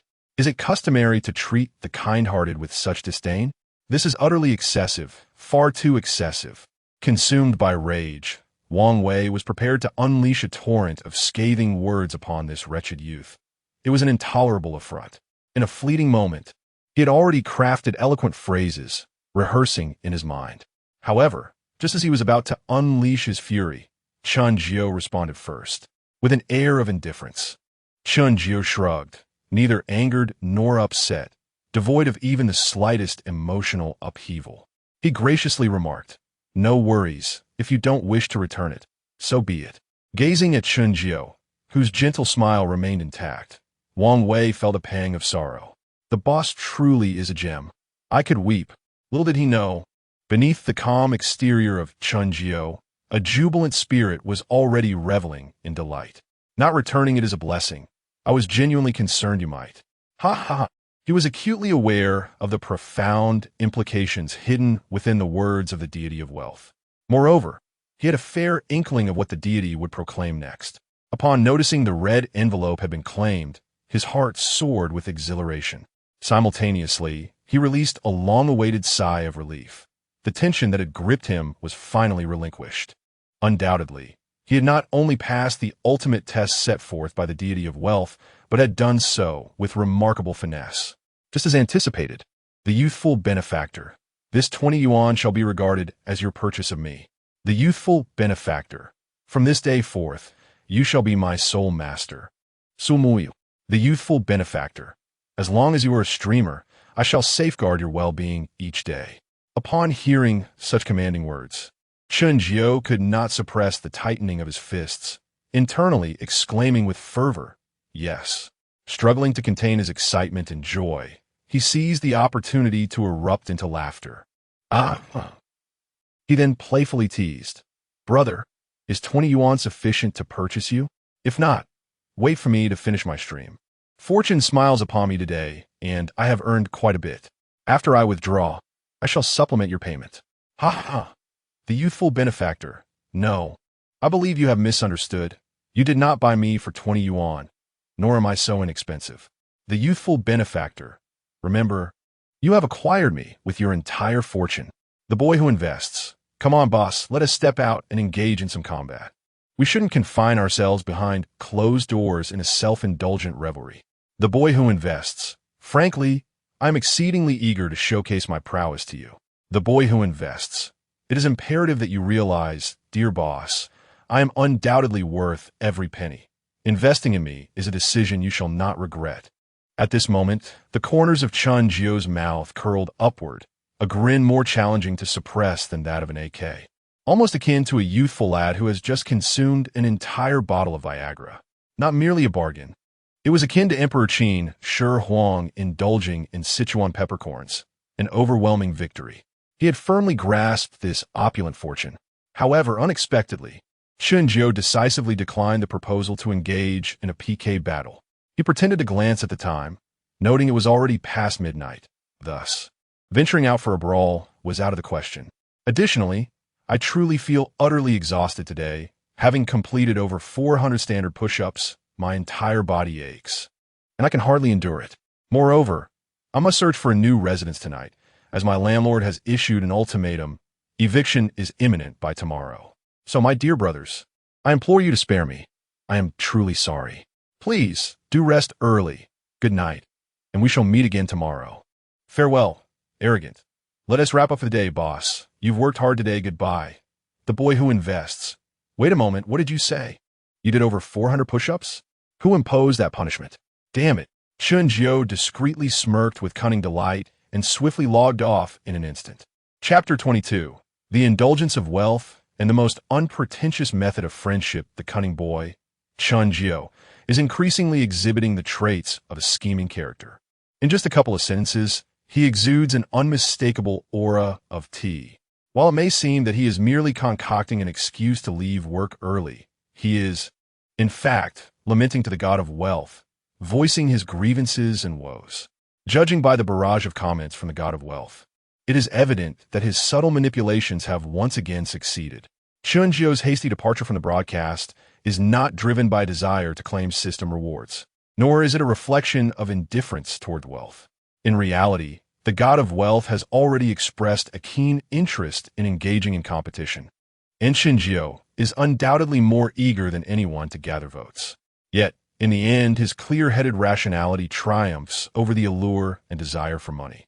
How could one as astute as he be blinded by trivial gains? To achieve greatness and recreate brilliance, one must possess a long-term vision and a grand perspective. Even in the pursuit of votes, it is not merely about aggressively harvesting them. Rather, it requires a thoughtful approach, strategic planning, and tactical execution.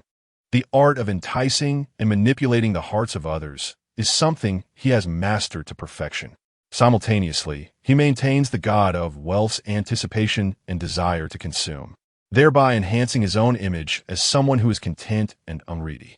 While it may appear that he has willingly forfeited an exceptional opportunity to gather votes tonight, the reality is that he harbors ambitions that are both deeper and more far-reaching. Moreover, he conceals a slight touch of provocation towards the god of wealth. Despite the latter's eagerness to demonstrate his prowess, Chen Jiu abruptly exits the broadcast. Surely, the god of wealth harbors some thoughts about this. He must be wondering if Chen Jiu doubts his capabilities, underestimates him, or perceives him as merely boasting. When he resumes his broadcast the following day, Chen Jiu is determined to dazzle him with an overwhelming display of strength. In this way, he indirectly incites the god of wealth to better himself. One could say that Chen Jiu's swift exit is a masterstroke, achieving multiple objectives with a single action. Furthermore, every word he uttered was indeed the truth, leaving no trace of deceit or flaw. Undoubtedly, this marks the fourth and final step in his grand strategy to ensnare wealthy patrons. With this, his plan can be deemed utterly complete, yielding results that are nothing short of exemplary. After concluding his broadcast, Chen Jiu does not hastily exit Douyin. Instead, he sends a private message to the audacious brother, inviting him to add him on WeChat. To his surprise, just as he sent the message, he receives a reply. The youthful patron inquires, "Who did you get beaten by tonight? Who made you do over 400 push-ups?" Upon reading the message, a smile of triumph spreads across Chen Jiu's face, revealing the satisfaction of having successfully manipulated the situation. Indeed, the naivety of this young heir is profound, so blissfully innocent. The thought of having so cleverly orchestrated his actions fills Chen Jiu with a potent sense of guilt and remorse. He refrains from answering the god of wealth's question, instead sending his WeChat ID in return. Before long, his WeChat notification chimes. Upon opening the application, he indeed discovered 2 friend requests awaiting his attention. After accepting these requests, he proceeded to create a WeChat group named War God Squad, into which he invited both individuals. Almost immediately, he initiated a group chat, expressing apologies, "My brothers. I am utterly exhausted today. Furthermore, I must urgently seek out a new place to stay, so I shall refrain from engaging in conversation with you for now." Chen Jiu offered a brief apology without elaborating further. It is no wonder he is regarded as a clever and shrewd character. Certain matters need not be voiced by him, as his devoted admirers are more than willing to speak on his behalf. This was precisely why he established the group. Just as he was about to exit WeChat, a message from a young man unexpectedly appeared. It was a transfer notification, an astounding sum of 100,000 yuan. Upon receiving this notification, Chen Jiu was left in a state of bewilderment. Is this your way of hastily demonstrating your capabilities? Or is this some novel method of forming friendships? So straightforward and unembellished? Is it customary to throw money around at the slightest disagreement? Having only known each other for a mere half an hour, if even that, how could one possibly transfer such a substantial amount? Chen Jiu considered his own audacious actions to be quite remarkable. Yet in comparison to this financial prodigy, he felt utterly insignificant. He was baffled by the nature of this transaction, questioning whether such extravagance had become commonplace. With a wry smile, he shook his head, lamenting his lack of understanding of the world inhabited by the affluent. Confused and dazed, he quickly typed a response. "Why would you transfer money to me out of the blue?" The young man replied, "Aren't you struggling to pay your rent? On the brink of being evicted? Find a place to stay for the night, and tomorrow I'll arrange something better for you." Chen Jiu's eyes widened in astonishment. "What? This? No, you truly. I'm overwhelmed. Clenching his fists, he silently vowed that this brother was one he would cherish. However, accepting such generosity was out of the question. Thank you, my friend, but that 1 TB necessary. I earned a bit from my live stream tonight and can withdraw it immediately. Didn't you just get beaten up tonight? How much could you possibly earn? Aren't we friends? Brother? Don't feel awkward. Just accept it. Chen Jiu rubbed his forehead, his lips twitching in exasperation. Accept? Me? No, my friend. You should first enjoy your financial prowess. Your generosity burdens my conscience. I feel like I'm committing a crime. He could only helplessly explain, while I did suffer quite a beating. It hasn't hindered my ability to earn money. For further details, you might inquire with Brother Wang Wei in the group. I must now search for a place to stay. So I'll talk to you later. Good night, my good brother. After returning the funds, Chen Jiu set his phone aside. Though he had spoken as he did, he had never truly intended to withdraw the funds from the sound wave. According to the meticulously crafted plan he devised, he intended to exchange all the sound waves earned in the background equally for Douyin coins. To put it plainly, his earnings from Douyin were to be spent entirely on Douyin, leaving not a single cent to take home. His true source of income, the real treasure he would carry back, undoubtedly stemmed from the rewards bestowed by the System Father. In comparison to the rewards from the System Father, the sound waves earned on Douyin were but trifles. Just as Chen Jiu pondered why there was no response from the System Father, he was greeted by the delightful chime of the system's notification in his mind. Ding! Congratulations, host, for successfully completing today's live streaming task. The system is calculating the earnings from this live session. Please hold on. Ding! The total earnings from this live session amount to 46,600 yuan. Note 1. The earnings calculated by this system refer to the amount after deducting the platform's commission. Note 2. If the earnings from a single session exceed 10,000, any fractional amount below 100 will be disregarded. Chen Jiu felt quite content with the rules set forth by the System Father, although the fractional amounts, when multiplied, could yield a considerable sum. The System Father calculated pre-tax earnings. By this reckoning, he was undoubtedly ahead. Random multiplier activation in progress. Please wait. Chen Jiu had thought the multiplier would be randomly assigned by the system. To his surprise, the next moment, a virtual roulette wheel flickered into view before him. The wheel displayed numbers ranging from 1 to 9. Clearly, this required him to personally select the multiplier. While it appeared fair and just, Chen Jiu felt a twinge of unease. I say, system, you're not going to pull any shady tricks or operate behind the scenes, are you? Itsue Dog Host. You may question the intelligence of this system, but you cannot doubt its integrity. Upon hearing this, Chen Jiu's face broke into a broad smile. Good. Now I can relax. He was not genuinely questioning it. Rather, he sought to eliminate any potential for doubt. After all, it was better to grasp at opportunities than to let them slip away. As for what came next, it was entirely up to luck. Chen Jiu felt a surge of tension and excitement, especially upon seeing the square marked with the number 9, his breath becoming involuntarily heavy and rapid. In that moment, he resembled a gambler. Yet, he bore no pressure whatsoever. After all, even in the worst-case scenario, there was at least a one-fold return, right? It was a risk-free venture, devoid of any real pressure. Moreover, each segment on the roulette wheel was equally sized, with no discernible differences. He could hardly believe that his luck would be so abysmally poor. Taking a deep breath, Chen Jiu extended his right hand and spun the virtual wheel visible only to him. There was no room for hesitation. After all, this was a matter of pure chance, devoid of any technical skill. As the wheel spun, he fixated intently on it, unable to suppress his nervous excitement as he chanted, 999. The speed of the wheel gradually began to slow. Whether he would feast on delicacies or subsist on meager rations hung in the balance of that final tremor. In his breathless concentration, the wheel ultimately came to a steady halt, and the pointer came to rest as well. Chapter 23. Sudden Wealth? A critical reward worth millions. Chen Jiu gazed with wide, bulging eyes at the spinning wheel. The moment the pointer landed on the designated number, he leaped up with exuberance, soaring 3 meters into the air. With his right hand, he vigorously punched the air, exclaiming, yes.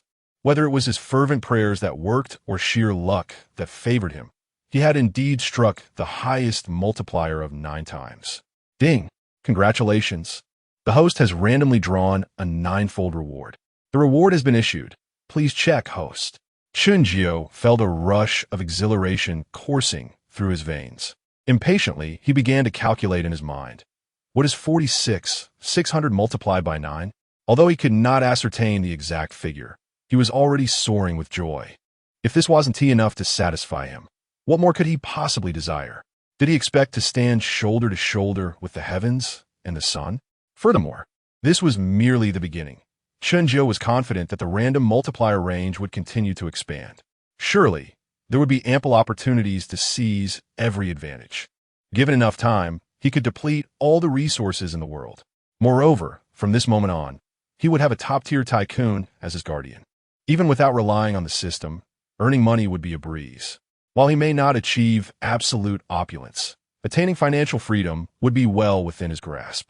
Ding, in the next moment, his phone chimed with a text notification. He eagerly picked up his phone and opened the message to read. CITIC Bank, your account ending in 9527 received an external transfer of 400 RMB at 0:30 on June 6th. The current balance is 488 renminbi.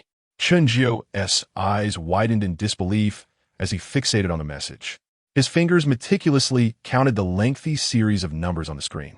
Previously exhausted and feeling like a worn-out dog, he suddenly felt invigorated, as if he had been electrified. He was revitalized, ready to climb 5 flights of stairs without any sign of fatigue, feeling as if he were in a dream. He hurried to log into his mobile banking app for confirmation. Upon seeing the tranquil balance resting in his account, he finally believed that this was not a mere illusion. Unable to contain his ecstatic howl, he burst into a fit of silly laughter. Who would lose control of their emotions upon becoming an overnight millionaire? After finally managing to calm his emotions, he looked around and with resolute determination began to pack his belongings. He could no longer endure staying in this wretched place for even a night, not to mention the predatory landlord who had been eyeing him like a hawk. He had to escape quickly. Otherwise, he wouldn't even be able to sleep soundly. Just as he finished packing, the voice of the system echoed once more. Ding! After evaluation, the system has determined that the host's live broadcast content and effects were excellent, meeting the standards for a critical reward. What? Chen Jiu was taken aback. He almost forgot about the rewards offered by the system. However, it must be said that the system is indeed quite fair and just. Although the beginning of tonight's live stream was not particularly smooth, the latter half, both in content and execution, was nothing short of exceptional. It can certainly be regarded as a high-quality broadcast. If it weren't for the low popularity of his and Zihua's live stream, the impact would undoubtedly have been even more explosive. Amidst the surprise, he couldn't help but ponder.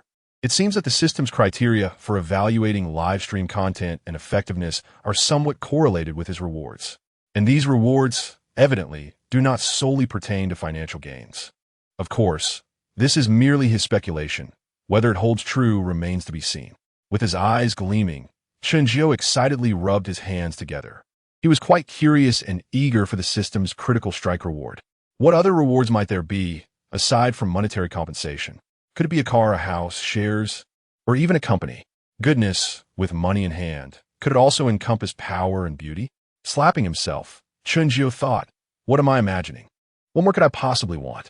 Just as he was anxiously anticipating, the system finally revealed the ultimate answer.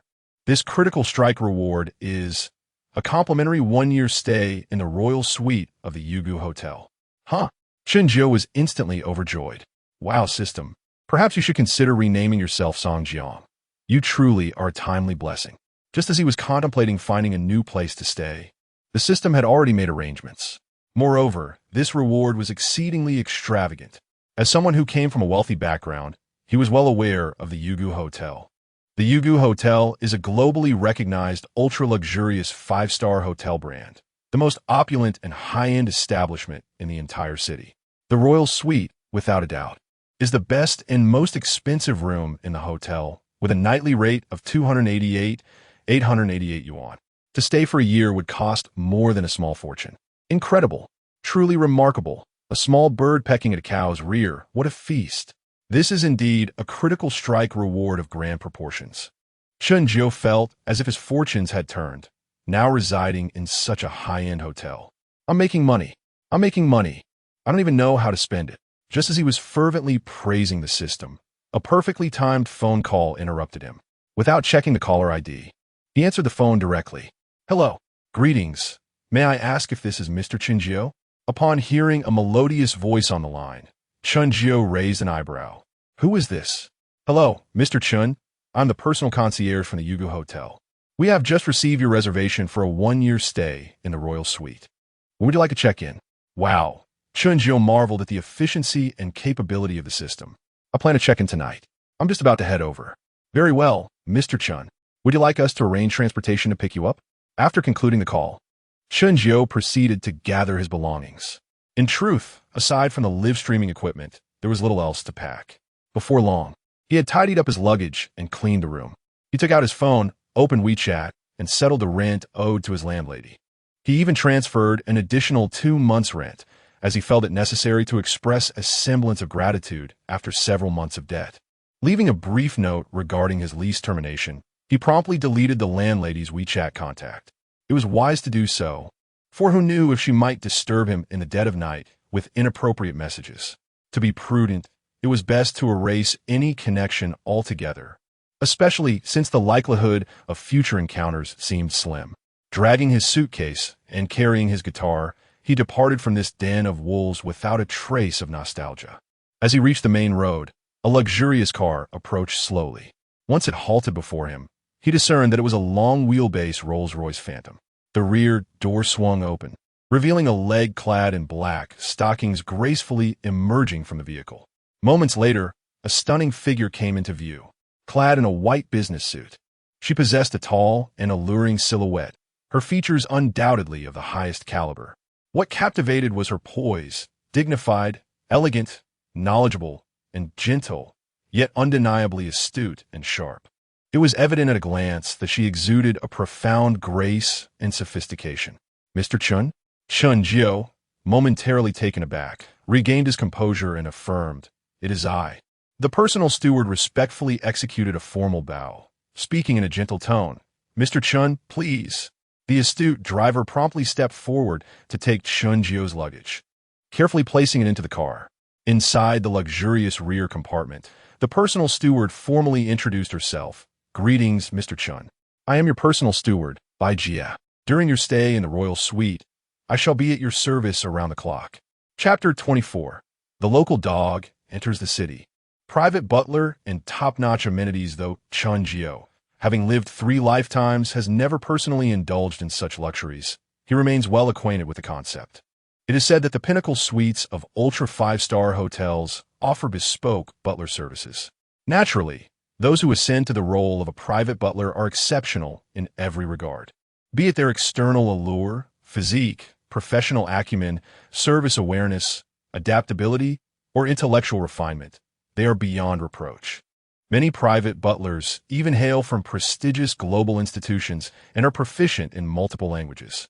Inside the vehicle, Chen Jiu remained silent, casting an appreciative gaze upon the strikingly beautiful, elegantly poised, short-haired lady appointed as his private butler by the hotel.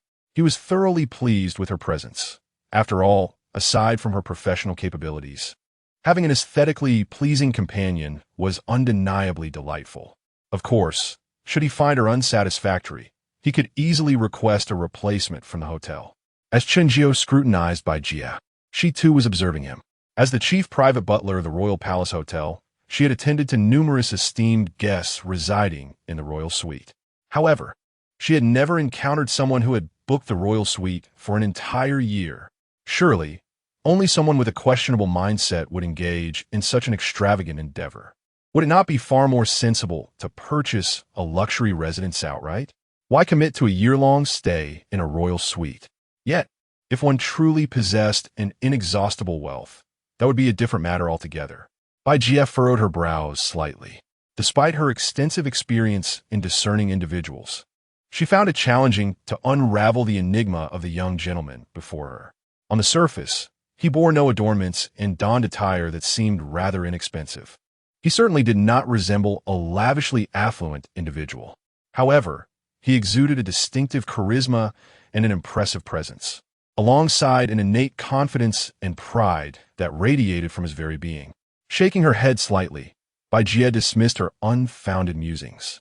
Who exactly was Mr. Chen? And what was his background?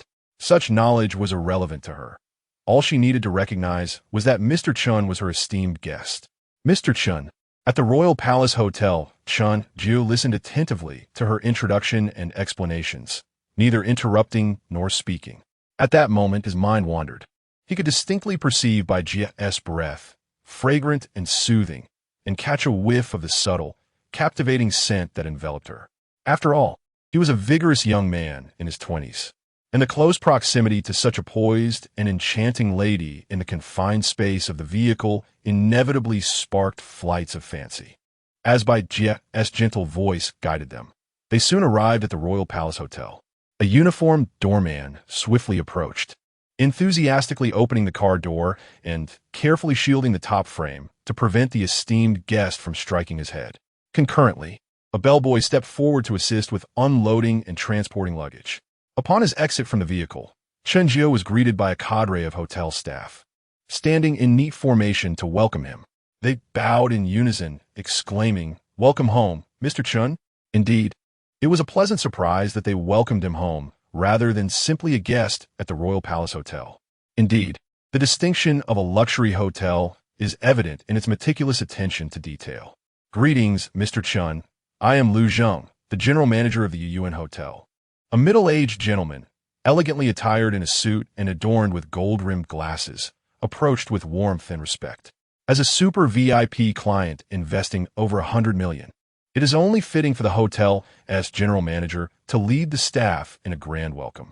Such a prominent figure warrants utmost respect, indeed. Mr. Chen greeted him politely with a handshake. "Hello, Manager Lu." "Please, Mr. Chen," Lu Zheng responded, ushering him into the hotel, where an overwhelming aura of opulence enveloped them. The splendid and lavish lobby resembled a resplendent palace.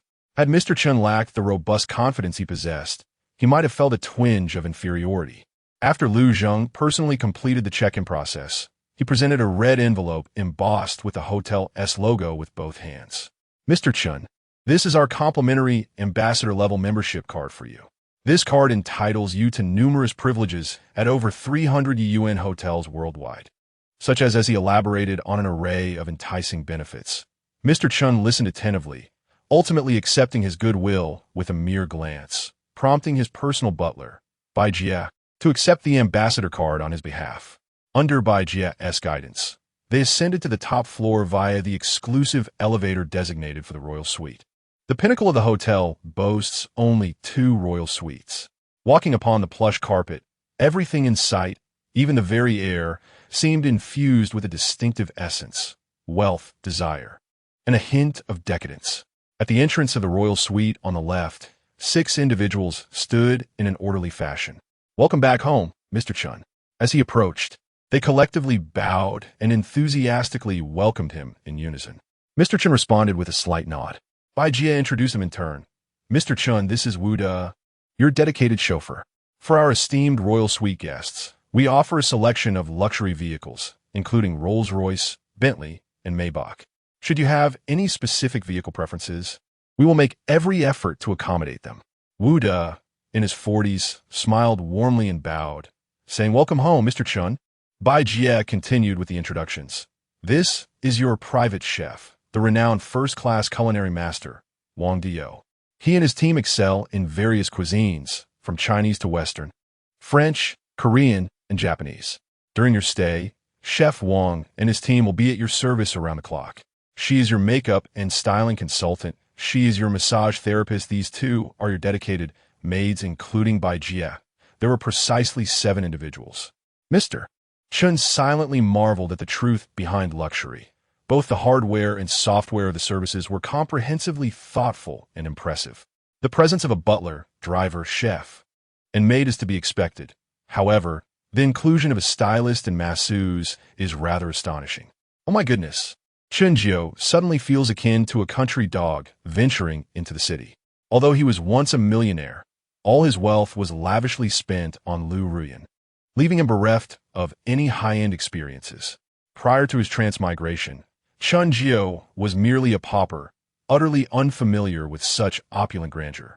Naturally, the amenities of the Royal Palace Hotel are nothing short of extraordinary, even when compared to the CRME de la CRME of five-star establishments throughout the metropolis.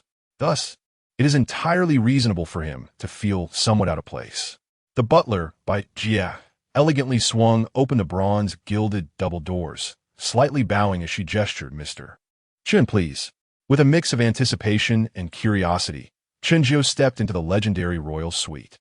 Chapter 25, intended to impress, yet ended up with a mess. The living room, bright and spacious, resembled a royal palace, adorned with opulent imported wool carpets and elegant, sophisticated Western European furniture. Artistic wall paintings and decorative items added an air of creativity to the surroundings. Every detail exuded the utmost luxury and prestige. Even the air was infused with a bespoke fragrance crafted by a perfumer, an exquisite blend of Himalayan cedar and burgundy blackcurrant buds, creating a crisp sweetness reminiscent of melting glaciers. The wine cabinet, cigar humidor, and other amenities were all present in abundance. Astonishingly, a Steinway grand piano graced the area before the floor-to-ceiling windows. As the maid attended to him with gentle kneeling service, Chen Jiu slipped into comfortable slippers. His personal butler, Bai Jia, guided him through a tour of the royal suite. "Mr. Chen, you may freely enjoy all items in the suite, including beverages and cigars. Each room is equipped with its own set of cigar cutters and lighters." Chen Jiu was hardly surprised. After all, the nightly rate was nearly 300,000. This was merely a fraction of what he expected. A cursory glance at the wine cabinet revealed a variety of selections, though none particularly extravagant. However, they were certainly not inferior quality. Of course, premium luxury wines were available but required additional payment, as the price of many fine wines far exceeded the room rate. It was unrealistic for the hotel to provide them complimentary. The humidor housed an impressive collection of cigars, including Cohiba and Romeo y Julieta, making for a commendable assortment. This area features a gym and sauna. I hope you can find time to relax amidst your busy schedule. As Bai Jia continued her elaborate introduction, Chen Jiu was increasingly astonished. Beyond the basic living room, bedroom, and dining area, the royal suite boasted a reception room, study, gym, sauna, spa room, and even a private karaoke room. The opulence of the royal suite had far surpassed Chen Jiu's limited understanding. It was no wonder that so many people favored luxury hotels. They offered unparalleled convenience and comfort. Suddenly, Chen Jiu realized that perhaps his father had inadvertently unveiled a glimpse of the celestial realm to him, allowing him to glimpse a fraction of its splendor. Wait, something felt amiss. A glimmer of clarity shone in Chen Jiu's eyes. Perhaps his father had not acted inadvertently at all. Rather, it was highly likely that he had intentionally orchestrated this. By granting him a complimentary year-long stay at the Royal Palace Hotel, he aimed to expose Chen Jiu to the unattainable heights of luxury, thereby inspiring, motivating, and encouraging him to strive for greater aspirations. It seemed that his father had indeed exerted considerable effort on his behalf. In a moment of reflection, Chen Jiu appeared to grasp the profound intention behind his father's actions. Sinking into the plush leather sofa, he exhaled a heavy sigh of relief. Raising his gaze to the line of individuals standing respectfully, awaiting his commands, he waved his hand dismissively. "You may all disperse. I require no services for the time being. Oh, and Master Wang, could you kindly prepare a bowl of noodles for me?" After an entire night of doing push-ups, the duck leg rice in his stomach had long been consumed. In the dead of night, he was too lazy to trouble anyone for a grand feast. A simple bowl of noodles sufficed. Before long, the serene and comfortable suite was left with only him and Bai Jia. He gazed at Bai Jia with an appreciative and understanding eye, devoid of any sordid thoughts. It was true that he was somewhat lecherous, as he was a man, and only men confined within small boxes would lack such inclinations. However, he was neither a rogue nor a ravenous libertine. His desires were refined, marked by a penchant for aesthetics rather than indulgence. Rising slowly, he sauntered over to the liquor cabinet and casually selected a bottle of whiskey. Baiya, possessing keen insight and a strong sense of service, promptly prepared a glass and ice. She took the initiative to pour the whiskey for him. After savoring a sip of the spirit, Chen Jiu finally spoke. I'm a live streamer. How is the soundproofing in your royal suite? Bai Jie was momentarily taken aback, clearly not expecting him to be a streamer. With a hint of skepticism and curiosity, she scrutinized him discreetly. Were streamers nowadays so extravagant? However, she quickly reassured herself, suspecting that Chen Jiu's streaming was merely a hobby, a pastime to indulge in. After all, the interests of today's wealthy offspring could be quite eclectic. As long as they weren't starting a business or engaging in harmful activities, their families likely wouldn't mind. Rest assured, Mr. Chen, our royal suite is located on the top floor, with a soundproof layer below, and the room sound insulation is exceptional. Not only for streaming, but even if there were cannon fire inside the suite, you wouldn't hear a whisper from outside. Chen Jiu was left pondering whether this gentle and poised lady was alluding to something or simply speaking casually. Yet he had no evidence to support his suspicion. Nevertheless, hearing that the soundproofing was satisfactory put him at ease. Suddenly, his gaze fell upon the cigar cabinet. It was said that cigars and whiskey made a splendid pairing. Compelled by an inexplicable urge, he found himself drawn to it. Although he had previously abstained from smoking, he had been a voracious smoker in his past life. And perhaps it was his soul-less instinct at play. Retrieving a well-cared-for cohiba from the cabinet, he returned to the sofa. Bai Jie, who had just acted as a sommelier, now transformed into a cigar steward. She expertly cut the cigar, ignited it, and presented it seamlessly. As a novice, Chen Jiu had never smoked a cigar before. However, he had often come across short videos of cigar aficionados on Douyin. What he thought were trivial pieces of knowledge turned out to be surprisingly useful. He had always admired the charismatic aura of the characters in movies who smoke cigars, finding it incredibly stylish and sophisticated. Seizing the opportunity, he wished to indulge in that elegance himself. Accepting the cigar Bai Jie offered, he imitated the actions of those cinematic figures and took a deep puff, instinctively inhaling it into his lungs, forgetting the crucial detail that cigars should not be inhaled. As expected, he was soon left coughing violently, his face flushed and bent over, as if he were about to expel his lungs. Beside him, Bai Jie hurriedly patted his back and smoothed his chest, attempting to alleviate his discomfort. With a face full of concern, she inquired, Mr. Chen, are you all right? Chen Jiu, donning a mask of agony, waved his hand dismissively. No, I'm fine. Cough, cough. Just inhaled too forcefully, cough, cough. Unable to contain herself, Bai Jie stifled a laugh behind her hand. Her professionalism typically kept her from laughing, except in moments of utter inability to restrain herself. Witnessing her amusement, Chen Jiu felt a wave of embarrassment wash over him. Damn it, this was truly mortifying. He had aimed to appear sophisticated, yet ended up making a fool of himself, especially in front of a beautiful woman, which felt more painful than death itself. Fortunately, Bai Jie spared him further humiliation, gently asking, Is this your first time smoking a cigar, Mr. Chen? After he nodded, she patiently explained, cigars contain a high nicotine content. Inhaling can lead to difficulty in breathing, dizziness, and nausea. Though he had never smoked before, Chen Jiu understood the risks. It was merely a matter of habit. Bai Jie then began to delve into the intricacies of cigar culture, from cutting and lighting to the proper gestures for holding a cigar and managing the temperature. She provided a detailed and professional explanation of how to savor a cigar. Would you like to try again, Mr. Chen? Following her guidance, Chen Jiu attempted to engage his taste buds, savoring the rich flavors embedded within the cigar. The moment it entered his mouth, a robust aroma filled both his oral and nasal cavities. Not only did he detect notes of honey, nuts, and vanilla, but he also discerned the unique peppery and musky essence of the high-quality cigar, alongside hints of aged fermentation. The taste was rich and full-bodied, with layers that were distinctly clear. In just one puff, Chen Jiu grasped the unique allure of cigars and couldn't help but reflect that those who cherished them were not simply indulging in ostentation. Reclining on the sofa, relishing the cigar, fine wine, and a fruit platter prepared by the enchanting woman, he felt utterly content. This, he thought, was the essence of life and enjoyment.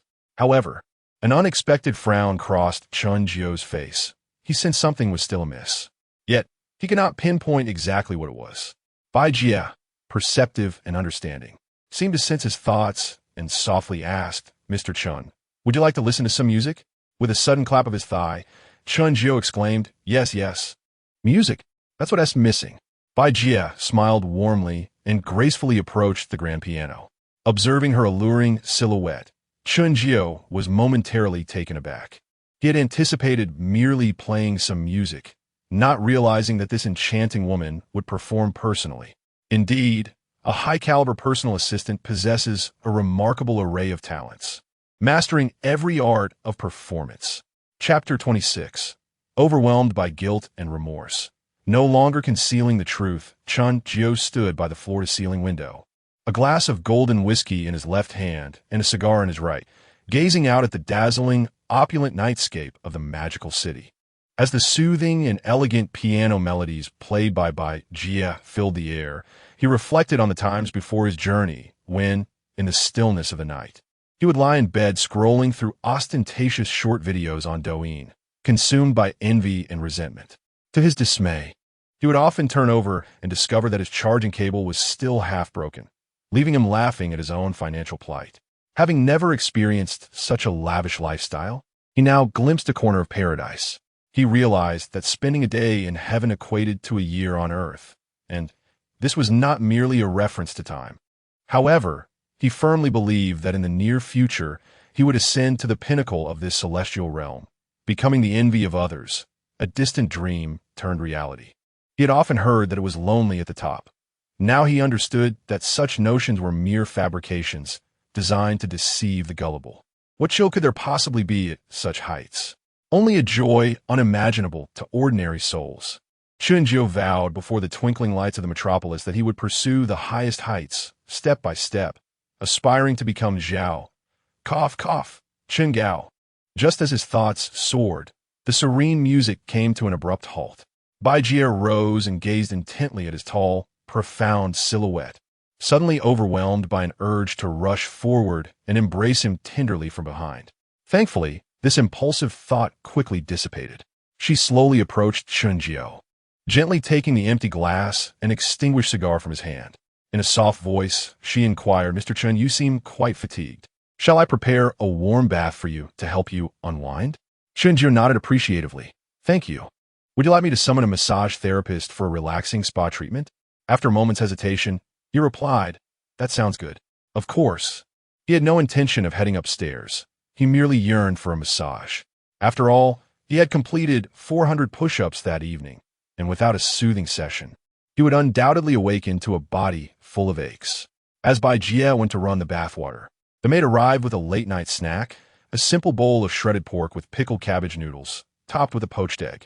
The culinary skills of the first-class chef were beyond reproach, transforming ordinary ingredients into an exquisite delight. However, the only shortcoming was that the pickled cabbage had not been foot-trodden, rendering its flavor somewhat less authentic. Upon finishing his bowl of noodles, the housekeeper Bai Jie had also prepared the bathwater, arranging all the necessary items for his soak. Chen Jiu stepped into a bathroom more spacious and luxurious than most living rooms. The bathtub was not only filled with steaming water, but adorned with a layer of vibrant rose petals. Within arm's reach, there lay red wine, a fruit platter, and lit incense. The top-notch sound system embedded in the wall played soothing ambient music, creating an atmosphere rich in ritual. Such is the essence of life. What had I previously endured but mere existence? Ah, what a wretched state that was. Chen Jiu, reclining in the bathtub, could not suppress a contented sigh of enjoyment. Yet, he was not idle. He engaged with his mobile device. Do not misconstrue my words. I refer to his smartphone.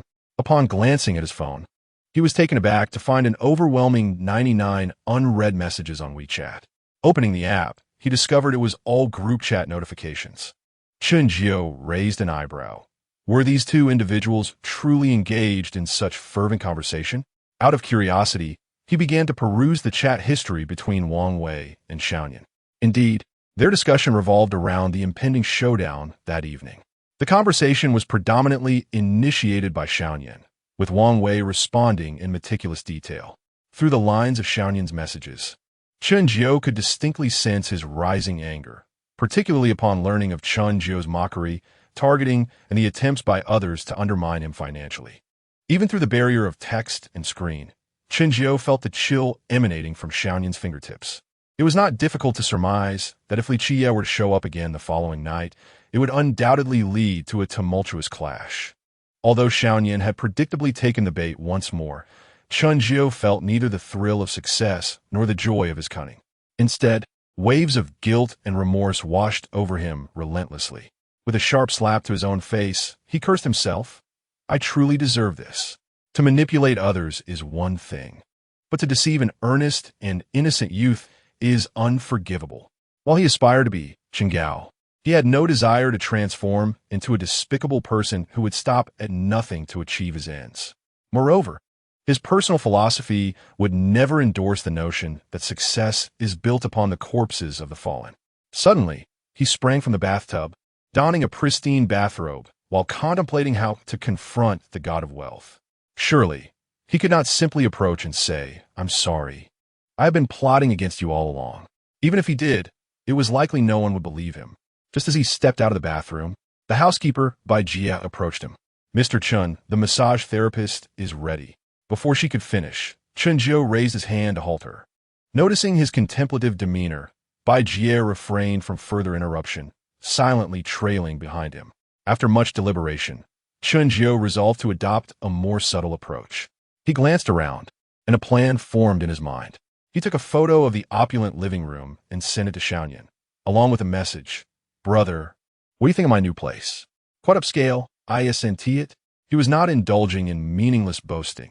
Rather, he was laying the groundwork for an eventual revelation. He had anticipated that at such a late hour, Xiaoyan would surely be asleep. To his surprise, not only was Xiaoyan awake, but he also responded in an instant. The royal suite at Yuguang Hotel? Chen Jiu was not astonished that Xiaoyan was awake, nor was he surprised by the swift reply. However, he was taken aback that Xiaoyan recognized both the hotel and the room at a glance. Hastily, he opened the photo he had sent to scrutinize it closely.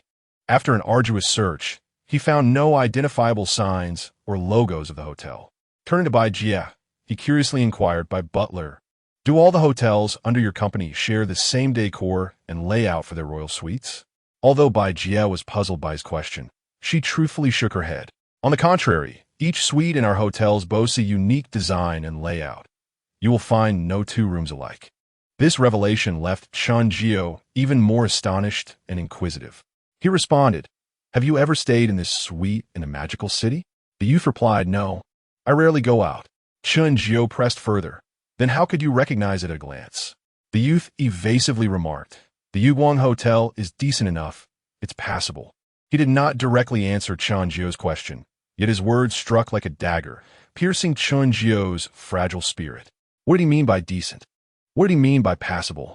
Wasn't this a glimpse into a celestial realm that he had painstakingly sought? And this was the evaluation it garnered in his mouth? A wave of discontent surged within Chen Jiu. Regret washed over him. He lamented that he hadn't been ruthless enough in his scheming, that he hadn't ensnared him more thoroughly. Yet, it was too late for regret. The moment the youth recognized the royal suite, his hand had already been laid bare. It seemed as if a silent understanding had formed between them, and neither sent any further messages. The sudden stalemate brewed an impending storm. Finally, after a prolonged silence, Chen Jiu broke the heavy quietude. Brother, do you not have anything you wish to ask me? As soon as he posed the question, his heart grew restless. Perhaps it was the fear of losing this genuine and innocent individual that troubled him. He extended 2 fingers, and Bai Jia immediately understood. Swiftly rising to approach the cigar cabinet, as Chen Jiu smoked a cigar, attempting to alleviate his agitation and unease, he anxiously awaited the youth's response. Chapter 27. The unintentional completion of the ultimate hunt for the wealthy initially. Su Muyu was in remarkably high spirits, believing he had forged his first genuine friendship. However, he soon discovered the truth. Upon receiving the photo sent by Chen Jiu, he had already grasped the underlying reality. While he was a sheltered individual with autism, this did not imply a lack of intelligence. On the contrary, he possessed a sharp wit. The situation was not inherently complex. With a bit of reflection, the truth became evident.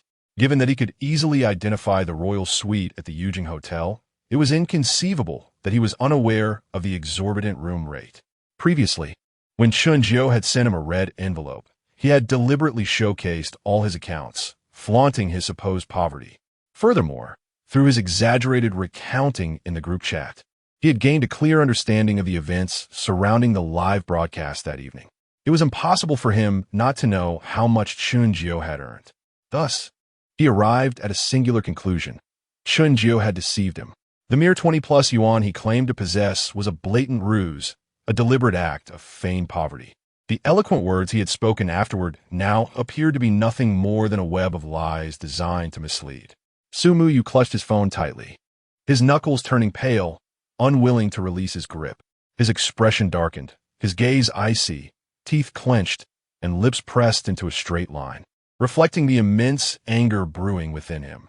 His autism rendered him particularly sensitive and obsessive about certain individuals or matters, to the point of being extreme. Otherwise, he would not have taken the rejection from the streamer so personally.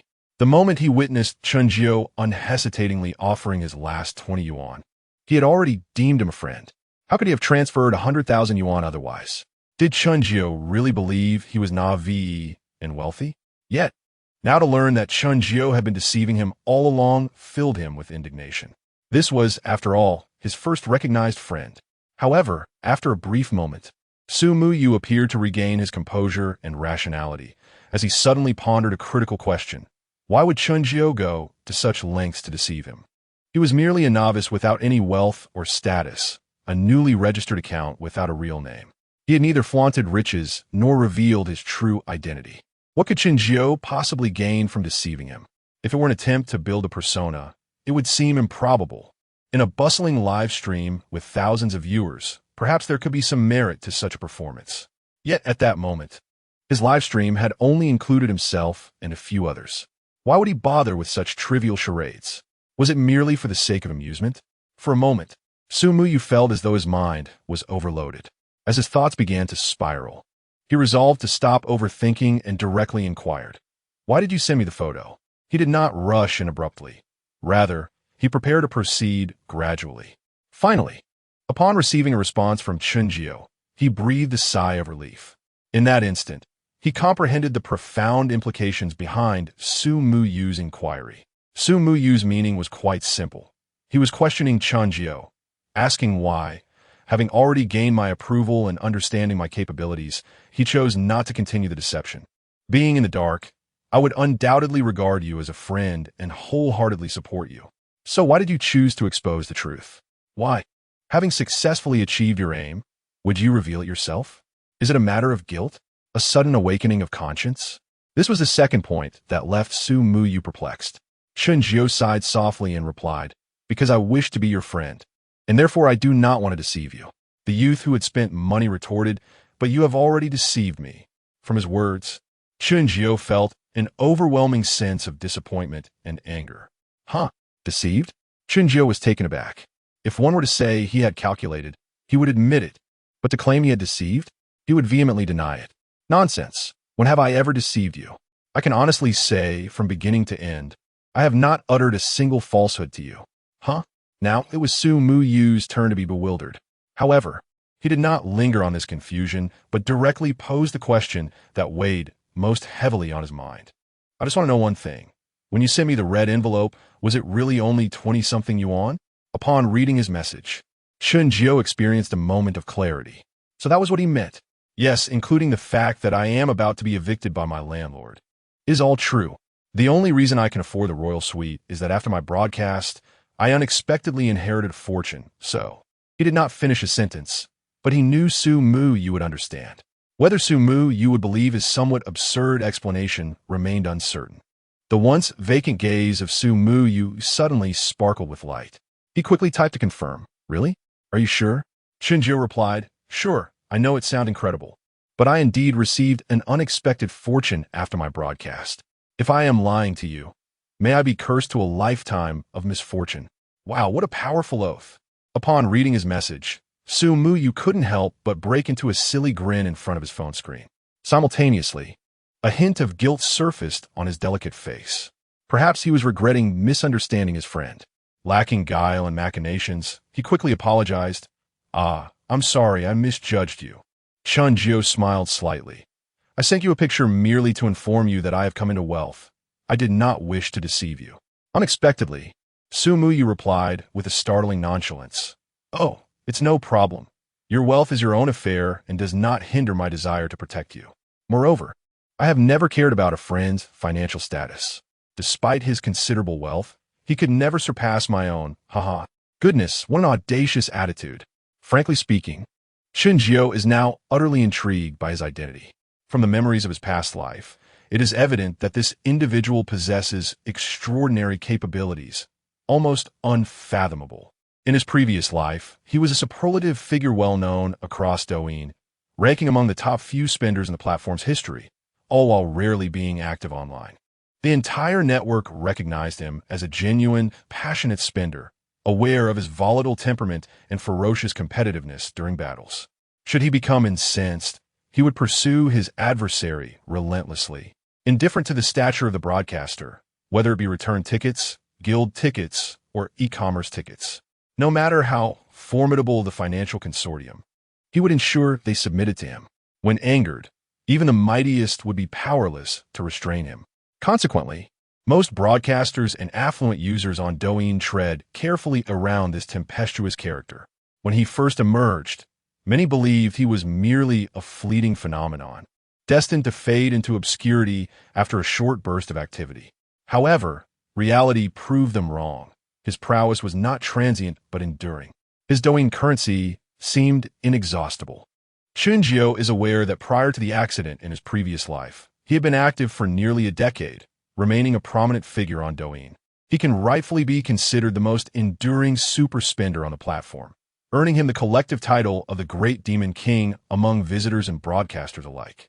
This title is fitting, for aside from the broadcasters he personally supported, nearly all others have felt the sting of his wrath, including the former self of the sycophant. Yet, while Chen Jiu is particularly curious about this individual's identity, he refrains from prying questions. Unless the matter is voluntarily disclosed, he would never breach such boundaries. Some rules and principles must be upheld. Just as Chen Jiu was lost in astonishment and curiosity, Su Yu sent another message. So are we friends now? Although the suddenness of this question is perplexing, it does not prevent Chen Jiu from sporting a grin that is difficult to suppress. Why not consider it? Absolutely. Henceforth, we shall be like brothers, though born of different parents. You and I lifelong brothers. Something seems amiss. Wasn't I the one here to establish boundaries? How did this young fellow end up ensnared deeper? How did I inadvertently execute the ultimate coup in my scheme to lure super spenders? The crucial point is that my plan had concluded at the fourth step. This final maneuver was never even devised. This should have nothing to do with me, right? After all, it was this young lad who willingly leaped into the fray. Chen Jiu had no ulterior motives or inducements whatsoever. One can only say that a certain saying has truly come to fruition. Sincerity is always the ultimate weapon. The young man, eager to spend, exclaimed, "All right, from now on, I shall call you Brother Jiu, and you shall call me Second Brother. How does that sound? After all, I am still under 20, certainly younger than you." Chen Jiu found himself somewhat bewildered. Brother Jiu? Second Brother? What inherent connection existed between these titles? This fellow's thought process indeed seemed quite whimsical.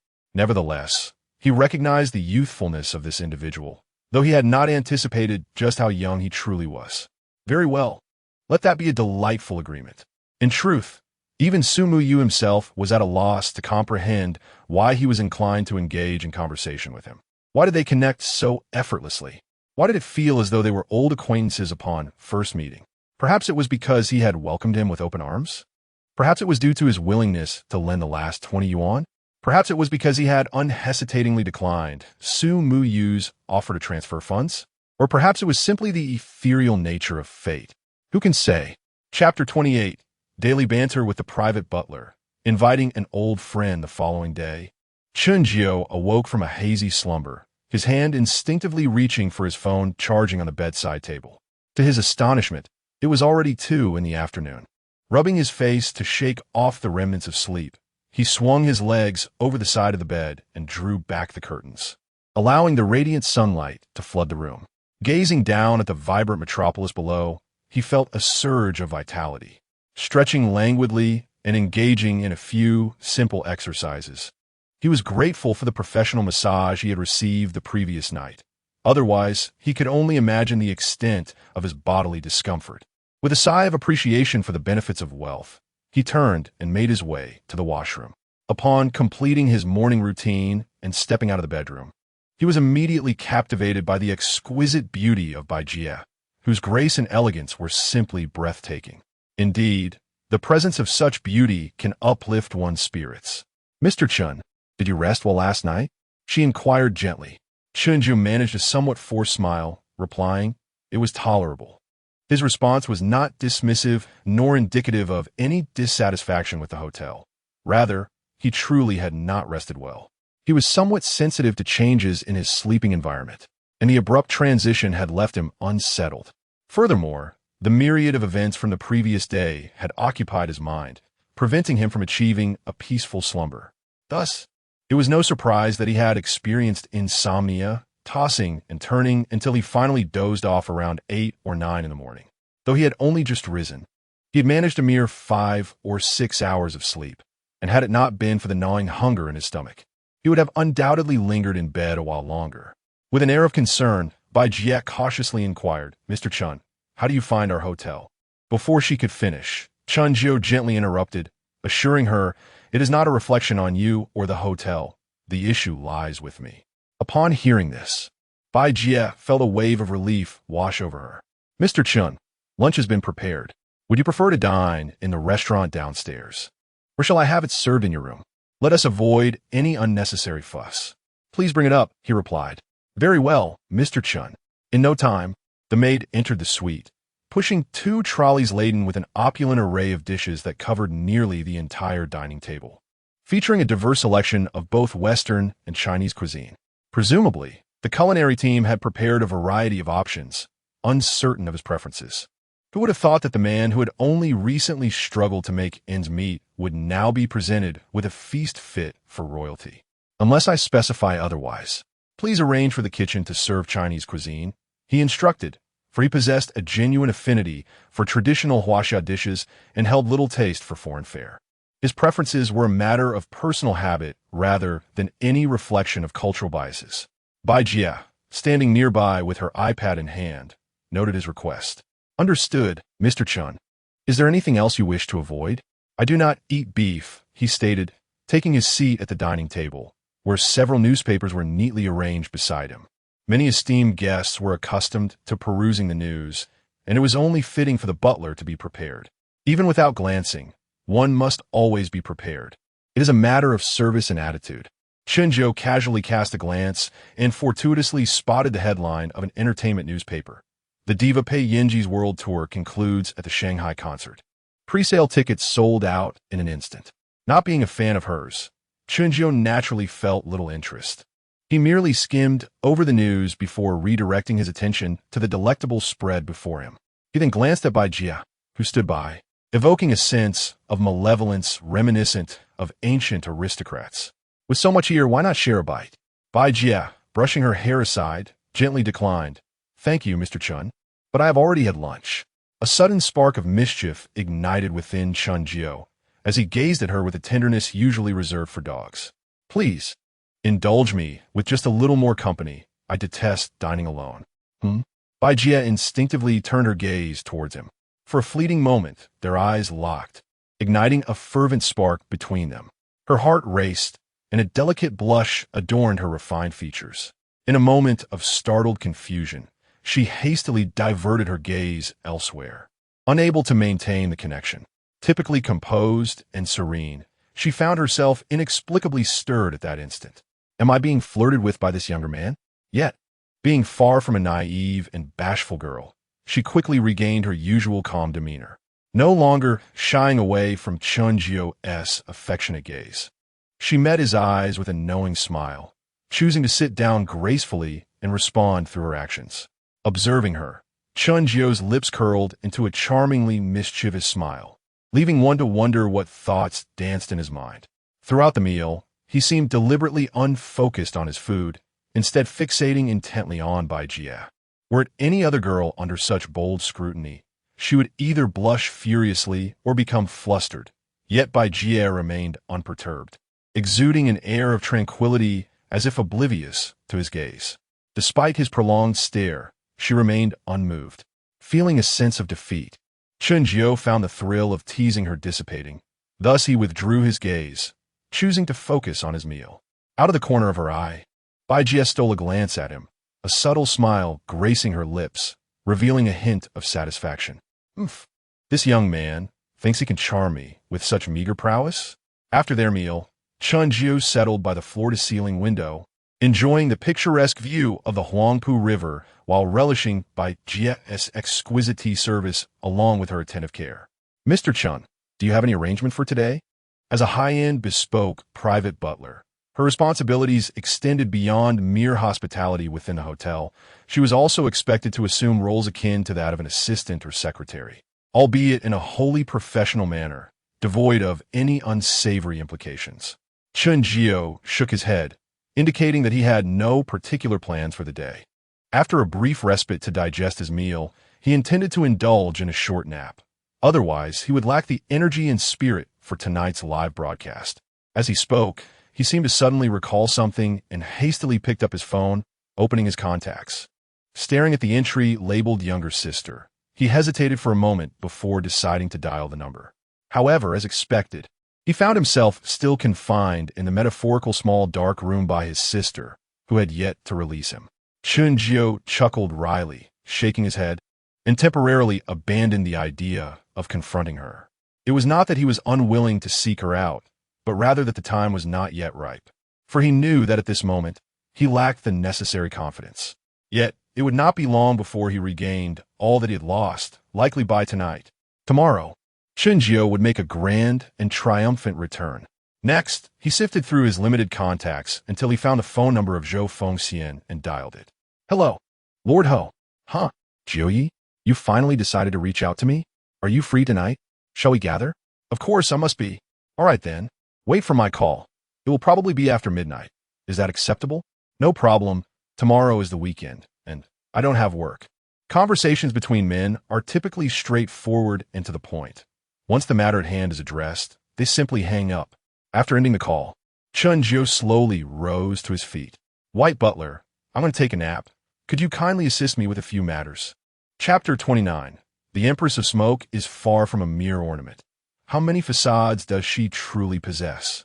At the helm of the Shanghai Smoke Cultural Media Company, the esteemed owner and leading lady, Lu Ruoyan, sits regally before the live-streaming camera, adorned in splendid attire, exuding sincerity and gratitude as she expresses her heartfelt thanks.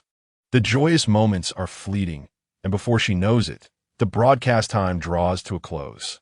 First and foremost, she must extend her profound gratitude to our #1 supporter, Brother Invincible.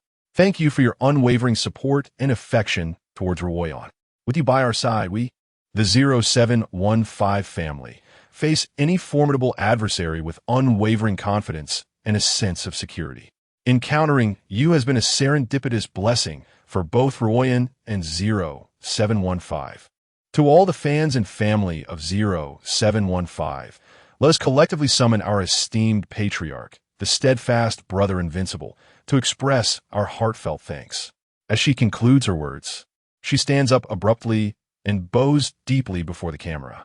The over 10,000 fans in the live stream promptly Brother Invincible, expressing their profound respect and gratitude. A cascade of compliments floods the screen, elevating Brother Invincible to celestial heights. This palpable sincerity and ceremonial atmosphere are bound to enchant any devoted supporter. Next, she extends her gratitude to our second supporter, Brother Buddhist Demon. Thank you for taking the time to join Ruoyan daily, regardless of your busy schedule. Following that, she acknowledges our new third supporter, Brother Free and Easy. Your presence shines like a brilliant star, illuminating not only my path, but also the entire 0715 live streaming realm. I hope Brother Free and Easy finds joy and comfort within our 0715 family and looks forward to your frequent visits home. There are countless other brothers and sisters who ardently support Ruoyan, and after the broadcast, she will personally thank each one of you. Lastly, Ruoyan wishes to express her heartfelt appreciation to all the 0715 family members. Thank you for your likes, your unwavering support, and your tireless efforts to safeguard my well-being. Companionship is the most enduring declaration of love. I have received your affection. Do you sense mine in return? Thank you. Thank you to all my family. Your efforts have not gone unnoticed. Thank you for standing by me steadfastly once more. Let us reconvene tomorrow at noon, where we shall not be absent. Love you all. Would be. As Lu Ruoyan bows and waves, she concludes her live broadcast for the day. Once the streaming screen dims, her radiant smile vanishes, replaced by an expression of exhaustion. She collapses into her gaming chair, as if all her energy has been swiftly siphoned away. 6 consecutive hours of uninterrupted streaming would be a lie to claim as effortless, especially for a host like her, who must fervently rally support during every competition while meticulously crafting engaging content and effects. She must also constantly balance and attend to every esteemed supporter, leaving no room for negligence, as the consequences could be dire. Thanks to Lu Ruoyan's exceptional prowess in fish breeding, her skills are unparalleled. Had it been another host, the fish pond would likely have descended into chaos long ago. Yet, despite her expertise, each live broadcast leaves her feeling as though she has just emerged from a fierce battle, utterly exhausted and drained, both physically and mentally. Moreover, do not be misled into thinking that once the broadcast concludes, her responsibilities cease. She must personally send messages of gratitude to each fan who has voted over 1,000 times. She must also engage in private conversations via WeChat or phone with her affluent supporters, nurturing relationships to strengthen bonds. Certainly, many hosts delegate the task of sending thank you messages and engaging in casual chats to their assistants or managers. However, Lu Ruoyan has always taken a hands-on approach, which is a testament to her astuteness. Hence, her rapid ascent is no mere coincidence. Beyond the extravagant financial backing from Chen Jiu, her own charm, capabilities, and diligence play significant roles. Do not underestimate her. She is far from being a mere ornament. As Lu Ruoyan reclined in her chair, resting her eyes, she suddenly felt a pair of powerful hands resting on her bare shoulders. She did not open her eyes, nor did she display any signs of alarm or irritation. Instead, a faint smile graced her lips. Extending her delicate, fair hand, she clasped the hand that was massaging her shoulders. Behind her, the magnetic and gentle voice of Song Sijia resonated with concern. "My dear, you have worked hard." Lu Ruoyan slowly opened her eyes and smiled, though fatigued. The sound of income flowing in from the back end made her feel that all her efforts were worthwhile. "Look, I've earned over 10 million sound waves today," setting a new record. Upon hearing this, Song Sijia hurried to the computer, accessing the account's backend. Upon seeing the dazzling array of figures, he instantly broke into a radiant smile, his eyes sparkling with a hint of greedy excitement. It seemed that the dinner from the previous night was indeed well worth it. He held a firm trust in Lu Ruoyan, not fearing that she would betray him, as he had great confidence in her tea art and fishing skills. While she might indulge her affluent supporters with minor pleasures, she would never easily surrender herself. She understood the male psyche well. That which is easily obtained is seldom cherished, while that which remains elusive insights perpetual yearning. Not only the wealthy supporters in the live room, but even his beloved by Yue Guang, Song Sijia, had yet to succeed in their romantic pursuits. Their interactions were limited to innocent kisses on the cheek and gentle hand-holding. Song Sijia then unabashedly showered her with praise. "My dear, you are the best, the most remarkable. I adore you." Seeing him worship her as if she were a deity, Lu Ruoyan couldn't help but smile with pride. Suddenly, Song Sijia's eyes gleamed with ambition as he licked his lips and proposed, "My dear, our backend account has already accumulated over 1 or 200 million sound waves. Given that the company's operational funds are currently constrained, I shall withdraw all the sound waves." At his words, Lu Ruoyan's smile instantly faded, replaced by a serious and icy expression. Sensing the chill in the air, Song Sija halted his actions and cast a furtive glance at her. With utmost caution, he inquired, "What troubles you, my dear? Have I uttered something amiss?" He was reluctant to incur Lu Ruyan's displeasure over trivial matters, for Lu Ruyan was indeed his benefactor. Moreover, the woman was far more intricate than she appeared at first glance. One should not naively assume that her previous demeanor resembled that of a lovesick maiden. It was merely a fade she wished Song Sija to perceive. In truth, her cunning and depth were extraordinary. Who among us does not wear a mask? As for which face truly represents her, it is likely that only she knows the answer. Furthermore, for someone like Lu Ruyan, whose ambitions soar high and who refuses to be subordinate, trust is a foreign concept. She places her faith solely in herself and in the pursuit of her own interests. Genuine love for another is an impossibility for her, as her affection is reserved exclusively for her own self. Chapter 30. Hidden Agendas and Calculations. Lu Ruyan slowly rose to her feet, her aura suddenly expanding, resembling a regal queen. Her cold, glinting eyes fixated intently on Song Sija. Under the piercing scrutiny of her sharp gaze, Song Sija, already burdened by guilt, felt increasingly uneasy. His eyes flickered in evasion, completely unable to meet her gaze, even feeling too intimidated to breathe. After a prolonged silence, just as Song Sija was on the verge of breaking down, Lu Ruyan finally spoke, shattering the oppressive atmosphere. Instead of addressing Song Sija's earlier inquiry, she inexplicably asked, "I heard Ning Qing has returned to the country?" Upon hearing the name Ning Qing, a fleeting spark of excitement crossed Song Sija's eyes. Though it was barely perceptible, he was puzzled as to why Lu Ruyan would suddenly mention her rival. Yet he evidently remained oblivious to the gravity of the situation. Unable to contain a smile, he replied, "Yes, she's been back for several days now and is currently rallying old classmates for a reunion." Perhaps even Song Sija himself was unaware that his tone betrayed a hint of eagerness and thrill. With a half-smile that was both teasing and enigmatic, Lu Ruyan continued to observe him. "I also heard that you've been quite lively lately. You and T happen to have any feelings for Ning Qing, would you?" At this, Song Sija's heart skipped a beat, and a chill ran down his spine. Not daring to exhibit any hesitation, he quickly retorted, No, I'm merely helping out as a friend, arranging things for the reunion." Lu Ruyan's lips curled slightly, revealing a hint of playful intrigue. "Really?" Song Sija shook his head emphatically, insisting no, truly not. "Ning Qing is the top beauty in our class, the most beautiful of the school. You mean to say you've never had any feelings for her?" Faced with such a perilous question, Song Sija understood that he could not afford to waver. With an unusually resolute expression, he raised his hand and declared solemnly, "I swear by the heavens, Lu Ruyan, my heart can hold no one but you." Lu Ruyan smiled faintly, neither confirming nor denying his words. Believing he had successfully evaded danger, Song Sija let out a sigh of relief.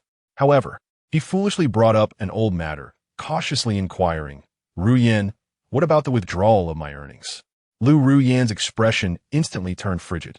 Assuming that her earlier subtle hints would have imparted some understanding, she was taken aback to find that this self-satisfied fool had grasped nothing at all. Furrowing her brow, disappointment in his ignorance deepened within her.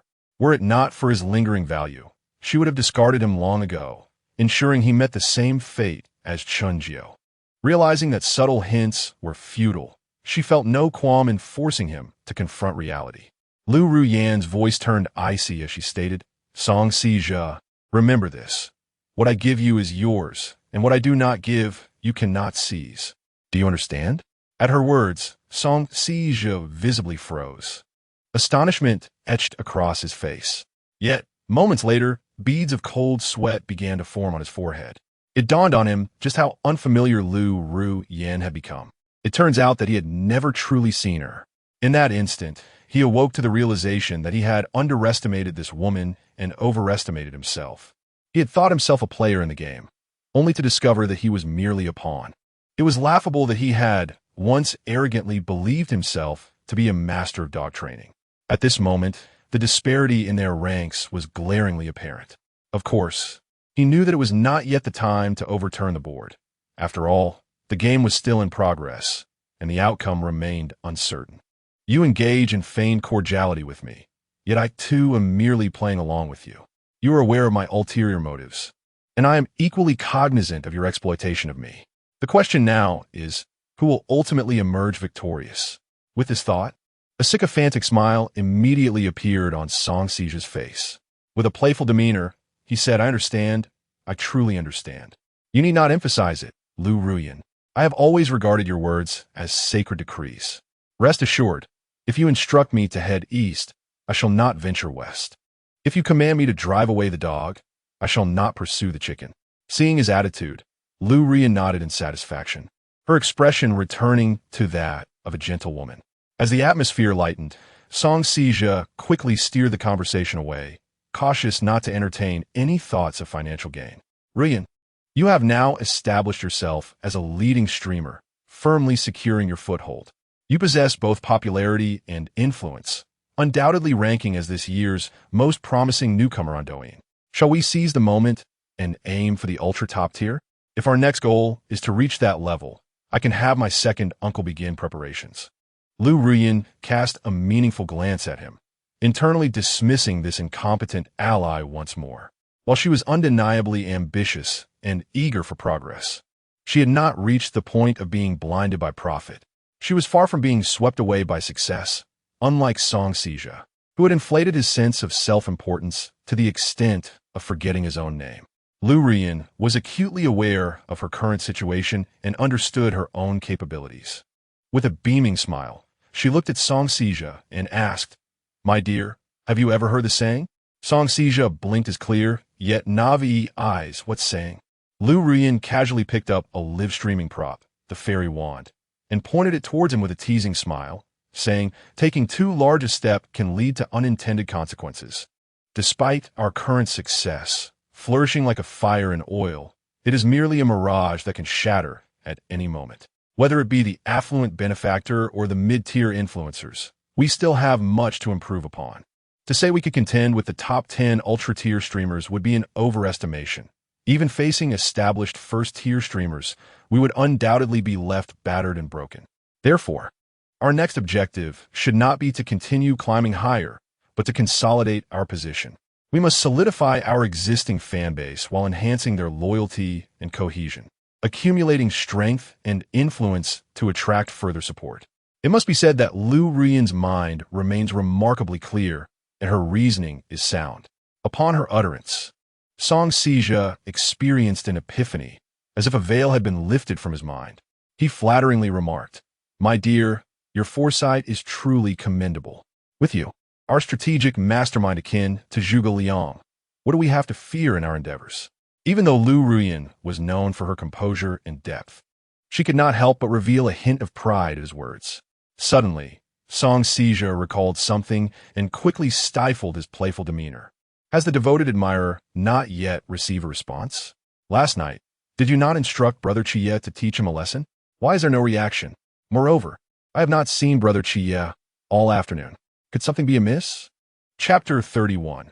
A chaotic turmoil. The newcomer king and the gossip king joined the fray. It was only upon the reminder from Song Sija that Lu Ruyan suddenly recalled the matter at hand. Her elegant brows furrowed tightly, clearly indicating her recognition of the gravity of the situation. It was evident that events had spiraled beyond her control. Both Chen Jiu, who had not responded for an extended period, and Li Chiye, who had failed to appear in the live broadcast room all afternoon, were circumstances that would have been unthinkable in the past.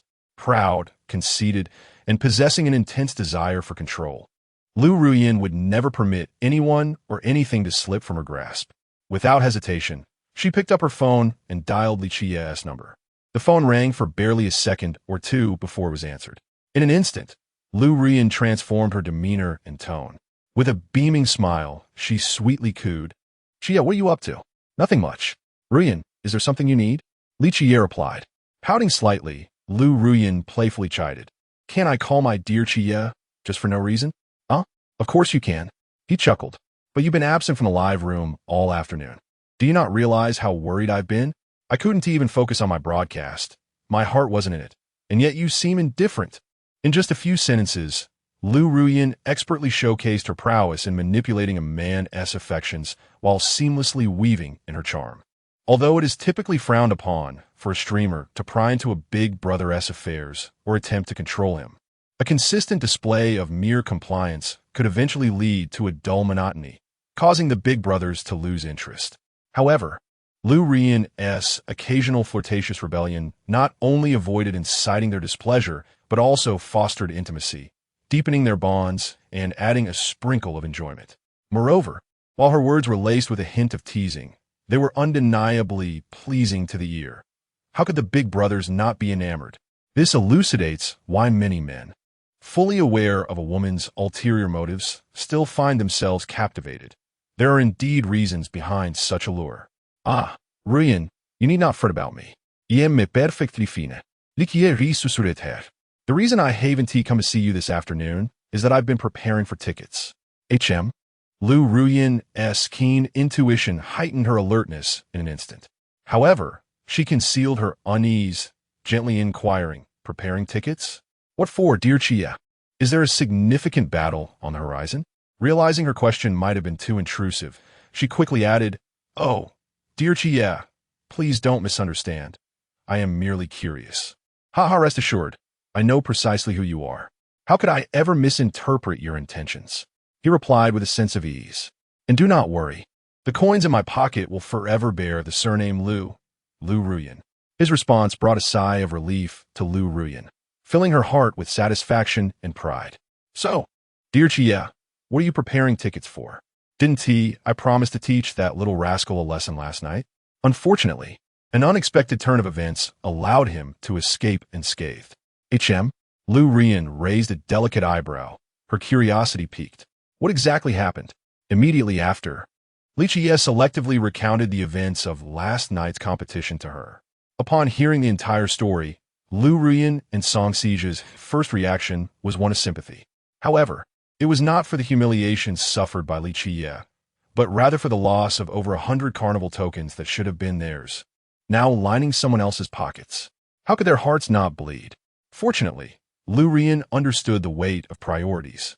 Though saddened, she realized that one must take risks to reap rewards. After all, what were a mere 100 carnival tokens worth?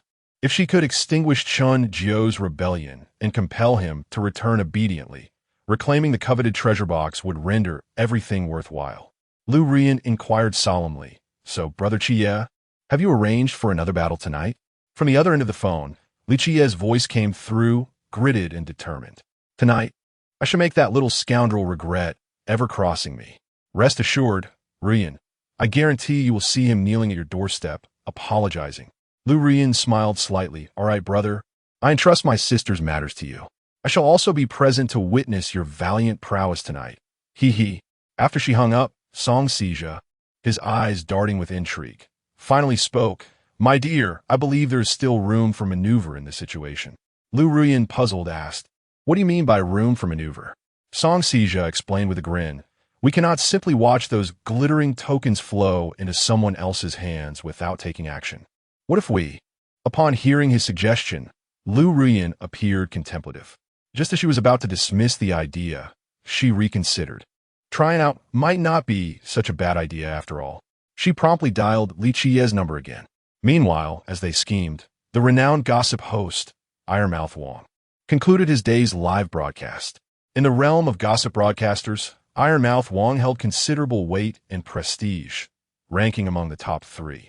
His popularity was undeniable, with his live streams consistently attracting over 10,000 viewers. With a furrowed brow and an air of irritation, Ironmouth Wong turned to his assistant and asked, Have we received any new business recently? The business he referred to involved promoting and generating buzz for other streamers, for emerging talents seeking a rapid rise in popularity. Enlisting the help of a gossip host was a shortcut. Established streamers also sought out gossip hosts to generate excitement for significant events. Of course, many gossip hosts also engaged in disparaging and undermining promotions. However, Ironmouth Wong had always refrained from such practices, as they could offend too many people. For a gossip host reliant on public favor, adhering to the principles of objectivity, fairness, and impartiality was essential for longevity. The assistant replied quietly, "We do have some offers, but they are all for new streamers. The analysis team has assessed them and found them lacking in potential and qualifications. Do not speak of sudden fame. It is a miracle to even enter the ranks of third or fourth tier streamers. More importantly, their bids are rather modest." Iron Tongue Wang can be described as an intriguing and discerning gossip streamer. When he encounters streamers with immense potential, he is more than willing to lend them a hand for free, thus forging benevolent connections. Over the years, it is precisely these established connections that have allowed him to thrive and flourish. Upon hearing his assistant's words, the irritation on Iron Tongue Wang's face deepened. He muttered to himself in complaint, "Lately, these top-tier and first-tier streamers seem to have quieted down for some unknown reason. I can hardly find any content to stream." Rubbing his temples, he casually inquired, "Have we received any interesting clips in the past couple of days?" The assistant was about to shake his head, but suddenly recalled something. With a smile, he replied, "Actually, there's a rather intriguing submission of a live streaming PK clip. It appears to be related to the recently popular newcomer, Emperor Ru Yin." "Oh?" Iron Tongue Wang's interest was piqued immediately. "Do tell me more about it." The assistant began to locate the clip on his tablet, while briefly recounting the details. After watching the clip, Iron Tongue Wang's lips curled into a slight smile as he mused. This is rather interesting. It has been quite a while since I encountered such a captivating newcomer. How could I, Iron Tongue Wang, miss out on tonight's excitement? I am eager to see how this unfolds. I hope you can surprise me." Chapter 32. Gathering in the live broadcast room. Relishing the pre-battle banter, Butler by Jie gazed dreamily at Chen Jiu, who was seated beside the piano, meticulously adjusting various live streaming devices. Although Chen Jiu had repeatedly asserted that he was engaged in the live streaming industry, she found it hard to believe at that moment. After all, what kind of decent person would reside in a luxurious suite worth over 100 million and engage in live streaming, having completed all the necessary preparations? Chen Jiu was just about to go live when his phone received a WeChat message. The spendthrift youth. "Brother Jiu, why haven't you started the broadcast yet? My great sword is already itching with anticipation." Chen Jiu chuckled, thinking to himself, what a curious situation this is. Other streamers exhaust all their efforts to figure out how to extract resources from their patrons, while here he was, with a patron eagerly urging him to start the broadcast for their own benefit. This, in a way, further demonstrated the formidable abilities of his second brother. With a smile, Chen Jiu shook his head and, after a brief reply, opened the Douyin app on his streaming phone. With a resounding clap of the wooden block, Chen Jiu confidently proclaimed, 10 years of fortune trapped in a well. One morning rises to the azure clouds. The times have changed. His opening verse was no longer a solitary enjoyment. Wang Wei, indeed, well said. I believe the boss will soon soar high into the skies. The spendthrift youth. What do you mean soon? To be precise, it's today. Brother Jiu's ascent is my mission. I will surely lift him to the highest heavens. Wang Wei furrowed his brow, a look of puzzled contemplation crossing his face. This individual was merely a novice account. Why did he always speak with an air of invincibility? Yet, listening to his words, they did not seem like mere bluster. Could it be that this fellow was indeed a remarkable prodigy? If so, this would be splendid, as it would provide an opportunity for revenge tonight. In a moment of reverie, Wang Wei could not help but let his imagination wander. As the two entered the live broadcast room, Chen Jiu smiled slightly, welcoming both Brother Wang Wei and the spendthrift youth. Now, let me warm up the atmosphere with a song. What would you like to hear? He then fixed his gaze on the live streaming screen, awaiting their responses. However, what he received first was not a song title, but rather a challenge. "Chi, you little rascal, your grandpa Chi has come to summon you to your doom." Upon reading the comment, a playful smile crept onto Chen Jiu's lips. Did they truly consider him a soft target? Did they really think that he, Chen Jiu, was still the pushover from last night? They were clearly unaware of who his second brother was. Uttering that name would surely startle them. Indeed, before he could retort with a few jibes, his hot-tempered second brother, Su Muyu, could no longer contain himself. The spendthrift youth. "Chi, are you really the Night King? Were you the one bullying Brother Jiu last night? I've heard you're quite arrogant." Chi, the spendthrift youth. Who didn't zip up their fly, only to have someone like you pop out? Indeed, I am the father of the Night King. What of it? Do you dare to challenge me? However, do you possess the strength to do so? Ha ha! Surely, you are not merely a boastful braggart, are you? The young lad who spins lavishly remarked. In these times, the shallow waters are rife with turtles, and every corner is filled with self-proclaimed big shots. With just a couple of coins in your pocket, you dare to masquerade as a wealthy magnate? At that moment, the gossiping host, Iron Tongue Wang, stealthily entered Chen Jiu's live stream. What? Is it already so lively upon my arrival? The tension is palpable. How delightful. It seems we have a show to witness. Iron Tongue Wang, in a state of excitement, activated his recording function. Coincidentally, at the same time, Lu Ruyin also entered the live stream. Like Iron Tongue Wang, she too had activated her stealth mode, quietly lurking in the background. Upon seeing Su Mu Yu's barrage of comments, Song Sijia could not help but mock. Heh. Truly, this is a den of incompetence. Even a mere novice dares to spout nonsense. Surely, they do not intend to escape retribution using their despicable tricks, like yesterday? Dream on. Nevertheless, Lu Ruyin merely furrowed her brow, choosing not to engage with him, her expression contemplative. Meanwhile, the combative Chen Jiu could no longer suppress the turbulent energy within him, eagerly showcasing his verbal artistry. With a playful grin, he remarked, "Brother, you must maintain your aloof persona. Ignore this braggart, and simply enjoy the spectacle. As for the art of insult, leave that to me. I am quite the connoisseur." Naturally, upon hearing this, Su Muyu was more than happy to relax, as he was not particularly skilled in conversation.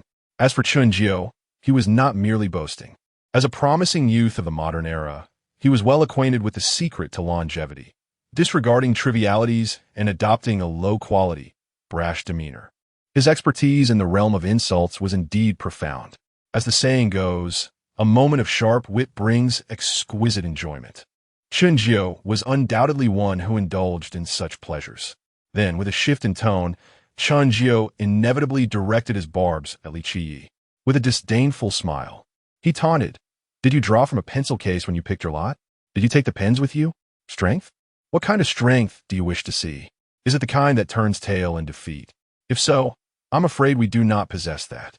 Those who are unaware may not grasp the implication, but those who witnessed last night as broadcast certainly understood the potency of his words. Li Qiyi was no fool. He comprehended the situation well. Moreover, he recognized that in the domain of insults, he was far from Chen Jiu's equal, so he refrained from wasting words. He directly stated, "Humph, sharp tongues and clever retorts are of no use. Even the fiercest barking can be silenced with a good beating. Let us dispense with the pleasantries and get to the fight. I am eager to train a dog." Chen Jiu had no objections to his eagerness to engage. However, he has never been one to suffer losses. "If you provoke me with a single remark, I shall retaliate with 10. He promptly declared, "Since you are so eager to present your face for my scrutiny, how could I possibly deny you that satisfaction? I sincerely hope you have prepared ample tickets for tonight. Do not behave like a stray dog fleeing in disgrace, as you did last night. Yet before we engage in a verbal spar, may I audaciously inquire if you have devised an excuse to extricate yourself this evening? Would you like some time to ponder that? Otherwise, I fear you may find yourself at a loss when the moment arrives." Ha ha ha. Chen Jiu's performance remained remarkably consistent, effortlessly inciting a surge in blood pressure with his words. "Gao Lin, you little wretch, are you courting death?" Inside the villa, Li Qiyi violently smashed a bottle against the floor. His eyes were bloodshot, and the tension in his clenched fists was palpable, exuding a sense of desperate anguish. After completing his daily task of challenging the provocateur, Chen Jiu was about to connect with Gao Zihua when a sudden barrage of comments interrupted him. Chapter 33.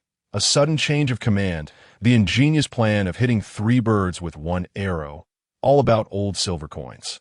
To everyone's surprise, it was none other than the impatient Li Qiyi who called a halt to Chen Jiu's actions. "Wait," Li Qiyi exclaimed. Chen Jiu instinctively furrowed his brow. Although he was unaware of the reason behind this sudden interruption, he surmised that it was unlikely to bode well. However, he remained indifferent. Regardless of Li Qiyi's intentions or schemes, Chen Jiu was unfazed. For in the face of absolute strength, any conspiracy or trickery was as fragile as straw. Though Chen Jiu was not entirely cognizant of the extent of his second brother's prowess, he knew that within the entire realm of Douyin, there were hardly more than a handful who could confront his second brother directly. Not to mention dealing with Li Qiye. Even if all the prominent figures from Lu Rian's livestream were to unite, they would still fall woefully short against his second brother's might.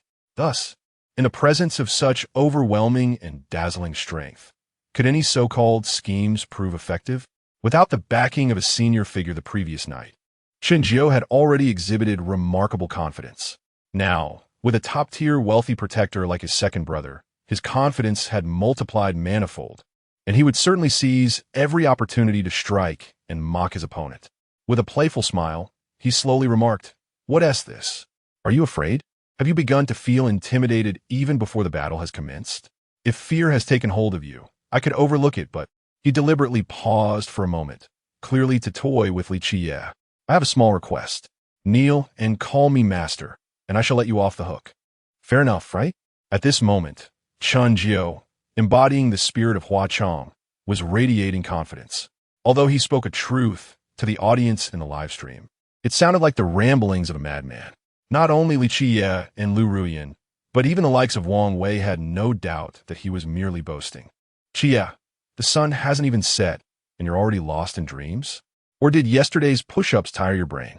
After exchanging a few retorts, Li Qiye grew weary of the banter and stated plainly, "No need to involve the big shots. Just connect with Elisa directly." A temporary host change? Chen Jiu chuckled, finding the notion amusing. In an instant, he grasped Li Qiye's intentions. No, it wasn't merely his idea. It was indeed Lu Rian's stratagem. TSK, TSK, TSK. This woman is truly a vampire, unwilling to let a single Douyin coin slip through her fingers. Isn't she? Chen Jiu narrowed his eyes, a glimmer of intelligence shining through. He suspected that the trap he had set the previous night had already been unraveled by Lu Rian. But it mattered not, whether she had seen through it or not. It was hardly a masterful scheme. Any seasoned broadcaster or veteran player would likely discern its flaws.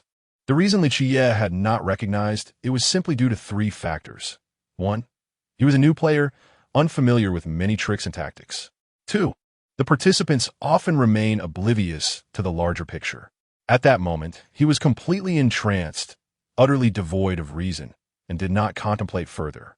Chen Jiu instinctively recognized that the streamer named Elisa was undoubtedly a contracted host under the auspices of Lu Rian's company. Suddenly, he realized that he had underestimated the formidable Lu Rian. Meanwhile, sitting in the studio and watching the live broadcast, the Iron-Mouthed King could not help but exclaim in admiration, "Oh, what a masterstroke this last-minute change of generals is. I suspect the mastermind behind this is none other than the recently ascendant new king, Lu Rian herself.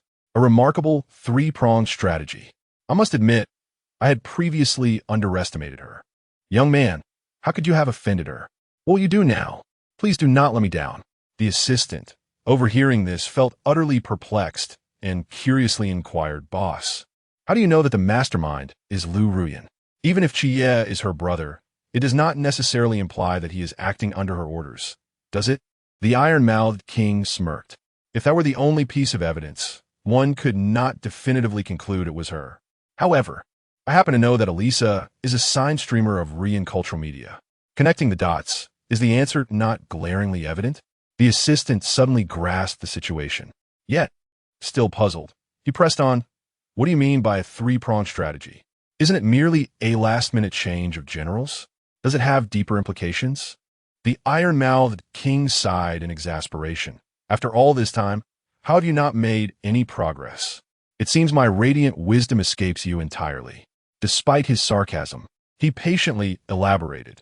The first arrow directly dismantled their underhanded scheme from last night. The second arrow ensured that all of Qiye's votes went directly into our pocket, denying others any advantage. The third arrow seamlessly introduced our own company's streamer, allowing her to garner some traffic, popularity, and buzz. Having listened to his boss's explanation, the assistant was both enlightened and secretly astonished. Goodness, these individuals are all shrewd operators.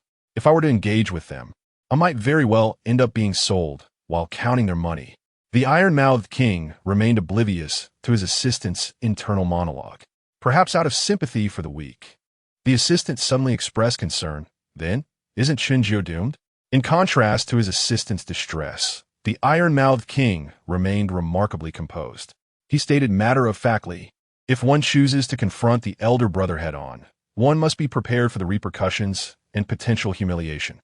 The path you choose must be traversed, even if it means doing so on your knees.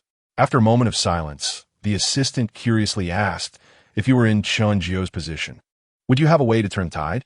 The iron-mouthed king instinctively prepared to shake his head.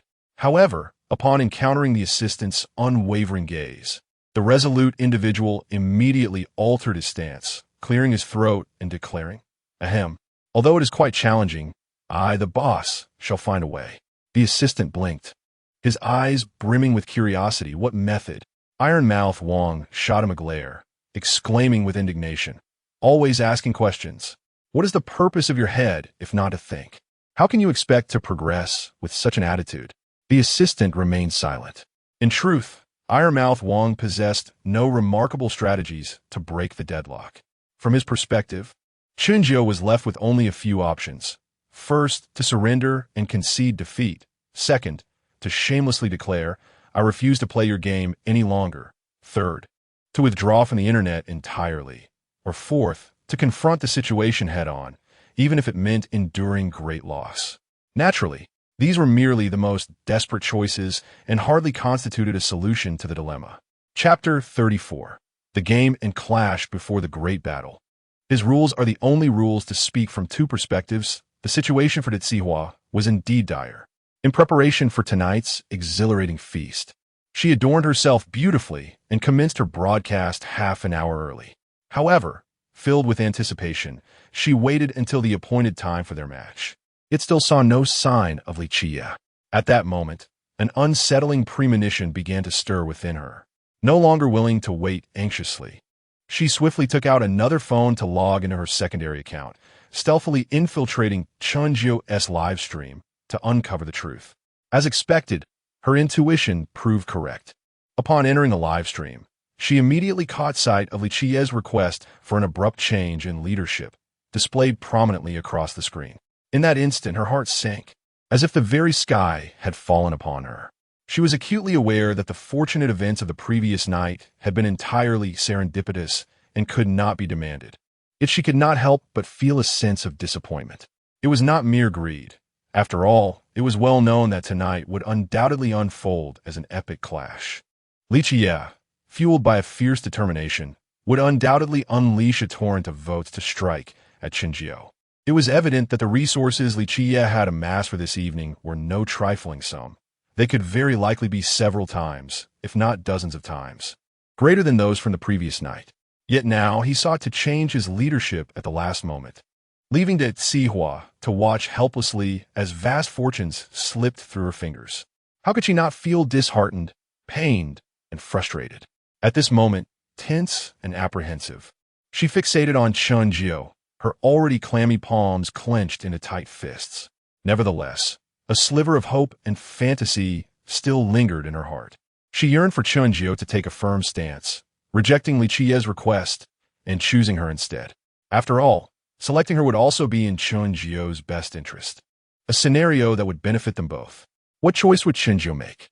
He certainly would not allow Lu Ruyan's scheme to succeed. Wealth should not be forgotten in the face of friendship. Although he possessed the formidable trump card of his second brother, ready to counter any move from the opposition, he was not one to burn bridges. In light of Hua's adept cooperation the previous night and her understanding nature, he felt it only fair to ensure she received her share. As for refusing the opponent's last-minute leadership change, he was not the least bit concerned about whether they would acquiesce. After all, it was not he who was anxious, but rather the opposing party. Moreover, being skilled in the manipulation of human emotions and strategic cunning, he had his methods to compel them to retract their request and abandon their plan for a sudden change in command. His tactic was one of the 36 stratagems of human relationships, provocation. With a subtle smirk, Chen Jiu remarked in a teasing tone, Oh, who might that be? Elisa, right? Surely. She isn't someone you've specially summoned? What's the matter? Are the coins in your pocket running low? Is this a bid to regain some votes? Aha, so the level 75 wealthy lord is actually a returning account. Huh? TSK, TSK, TSK. Chen Jiu blinked his clear, innocent eyes and provocatively continued. I must ask, with such blatant attempts at vote recovery, are you not afraid of being led astray by your detractors? With a combination of mockery, provocation, and intimidation, Chen Jiu harbored little doubt that Li Qiye would falter under the pressure. As anticipated, the moment Chen's words fell, Li Qiye descended into a state of fury. To hell with you. Do I, Li Qiye, need to resort to backflow? Spare me the slander. I'm merely dealing with a petty scoundrel. It's just a minor inconvenience. Why on earth would I need to backflow? Do you think you deserve it? Tying a chicken feather to a bat. Have you forgotten what manner of creature you are? Now, connect me to the big shot immediately. I have no intention of leaving them with a handle to grasp. A sly smile played at the corners of Chen Jiu's lips, though the iron-mouthed king, sensing the mockery behind that smile, felt insulted. Even the assistant's gaze bore a questioning look, as if to ask, boss, didn't you say it would be difficult to break the deadlock? It seems rather effortless, doesn't it? Wasn't that resolved with just a few words? The iron-mouthed king shot him a fierce glare and barked, lower your voice. The assistant stood dumbfounded, innocent, and bewildered. Is my silence truly this deafening? A slight cough, tinged with embarrassment, escaped the iron-mouthed king, followed by a feigned nod of approval. Indeed, this young man is quite impressive. To dismantle the situation from the angle of backflow demonstrates a clever mind. He is on the same wavelength as I am. Observing his self-produced performance, the assistant's lips twitched slightly. Though soundlessly, he could easily guess the vulgarity of the tirade. Chen Jiu's ease in navigating the dilemma stemmed not only from identifying the pivotal point of backflow, but also from his profound understanding of human nature. These affluent gentlemen, engaged in the realms of online gaming and live streaming, placed immense value on their reputations. To label them as backflow agents was to rub their faces in the dirt. Moreover, while Li Qiye possessed a certain intellect and depth, he was ultimately a hot-headed and impulsive youth. Chen Jiu astutely pinpointed this character flaw, allowing him to dismantle the situation effortlessly. Although armed with formidable trump cards, Chen Jiu was unperturbed by their potential last-minute maneuvers. Even if they did resort to backflow voting, it mattered little. Why not let the big shot take a hit and watch Lu Rian stumble? It was a simple task, requiring minimal effort. Good grief, what an imbecile. A fool fit for a museum. Is Li Qiye's brain underdeveloped? Even a simpleton knows that an inept sycophant is merely provoking him. Yet he's still. Song Sija's furious tirade was abruptly cut off, not out of mercy, but because Lu Rian shot him a sharp glance, a silent warning.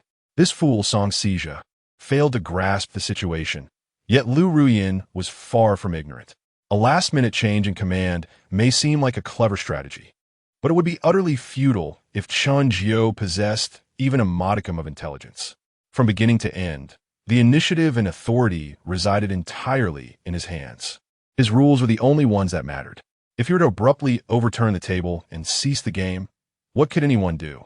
Is it feasible to remain in his live, streaming room day after day, waiting for the moment he ventures out to engage in a competition, merely to ambush him?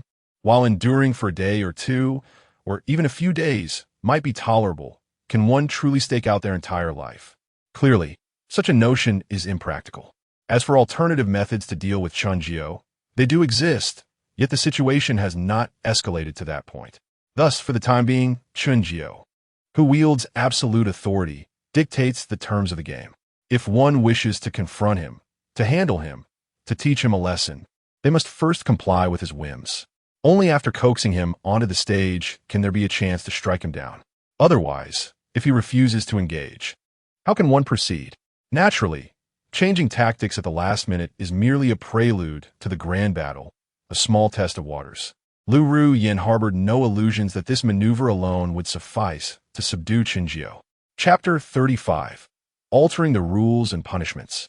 A profound insult to the soul to avert unnecessary complications. Chen Jiu decisively sent a connection request to the Zihua. The moment the connection was established, the detail-oriented Chen Jiu keenly detected a fleeting expression of gratitude on her face. Naturally, as soon as the two were linked, Li Qie switched to Zihua's live stream. Perhaps feeling that the pace of typing was too slow and lacking in excitement, he took a seat as a guest, just as he had done the previous day. There was no need for further hesitation. After all, the same tiresome banter was bound to repeat itself. Even if the fans and visitors in the live stream had not grown weary of it, they must have found it irksome. With a beaming smile, Chen Jiu inquired, "Shall we continue the plot from last night and proceed?" After speaking, he prepared to initiate a PK.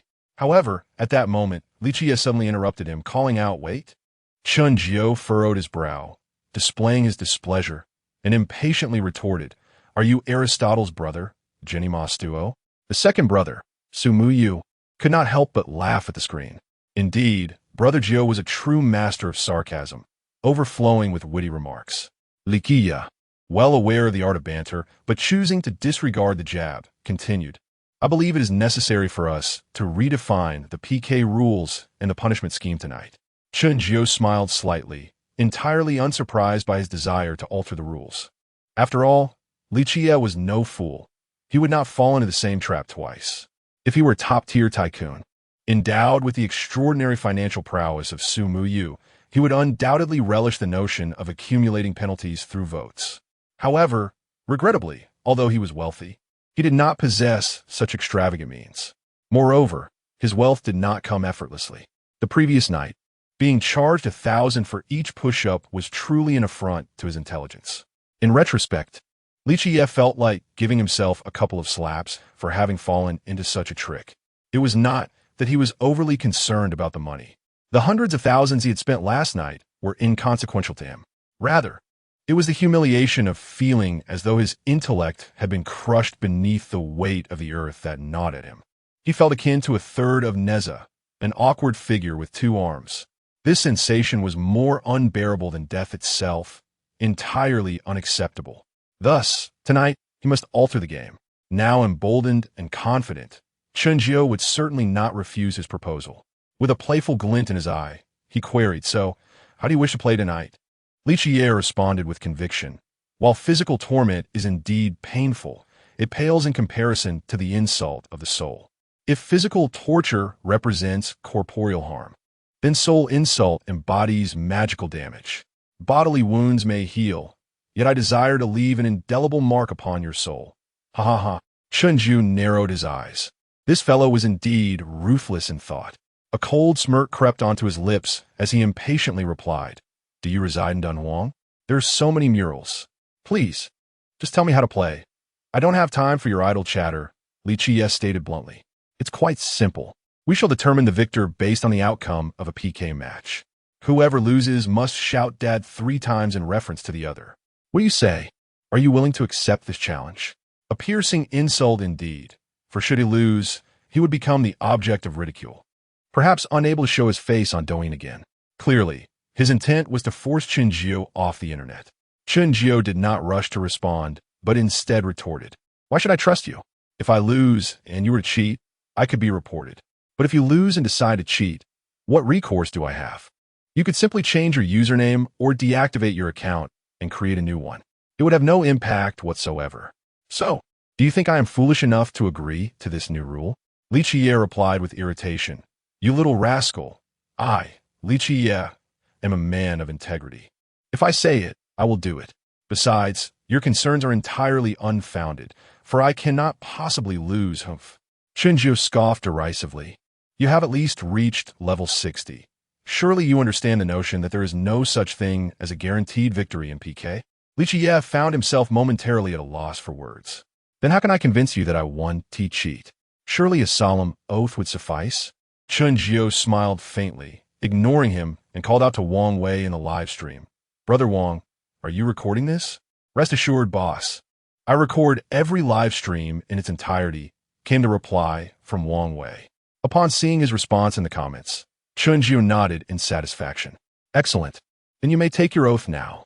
Li Qie's expression darkened instantly, muttering a curse under his breath. It was evident that Chen Jiu intended to use the recording as leverage against him. Should he lose and dare to cheat, the oath he swore would become public knowledge. Yet, having declared his intent to swear an oath, would he not be slapping his own face if he later reneged? Moreover, he had just confidently asserted that he would not cheat. To falter now would be to undermine his own credibility. Nevertheless, it was merely an oath. What could it truly entail? After all, he was certain he could not possibly lose this PK match. With this thought in mind, Li Jie resolutely swore, I, Li Jie, swear to the heavens that if I lose the PK and do not face the consequences, may my family suffer dire fates. At this, Chen Jiu looked utterly astonished. Wow, now that's a serious bet. Risking the lives of your entire family. While he did not place faith in such oaths, since Li Jie had invoked his family's fate, Chen Jiu felt compelled to offer him a chance. With a smirk, Chen Jiu said, all right in that case.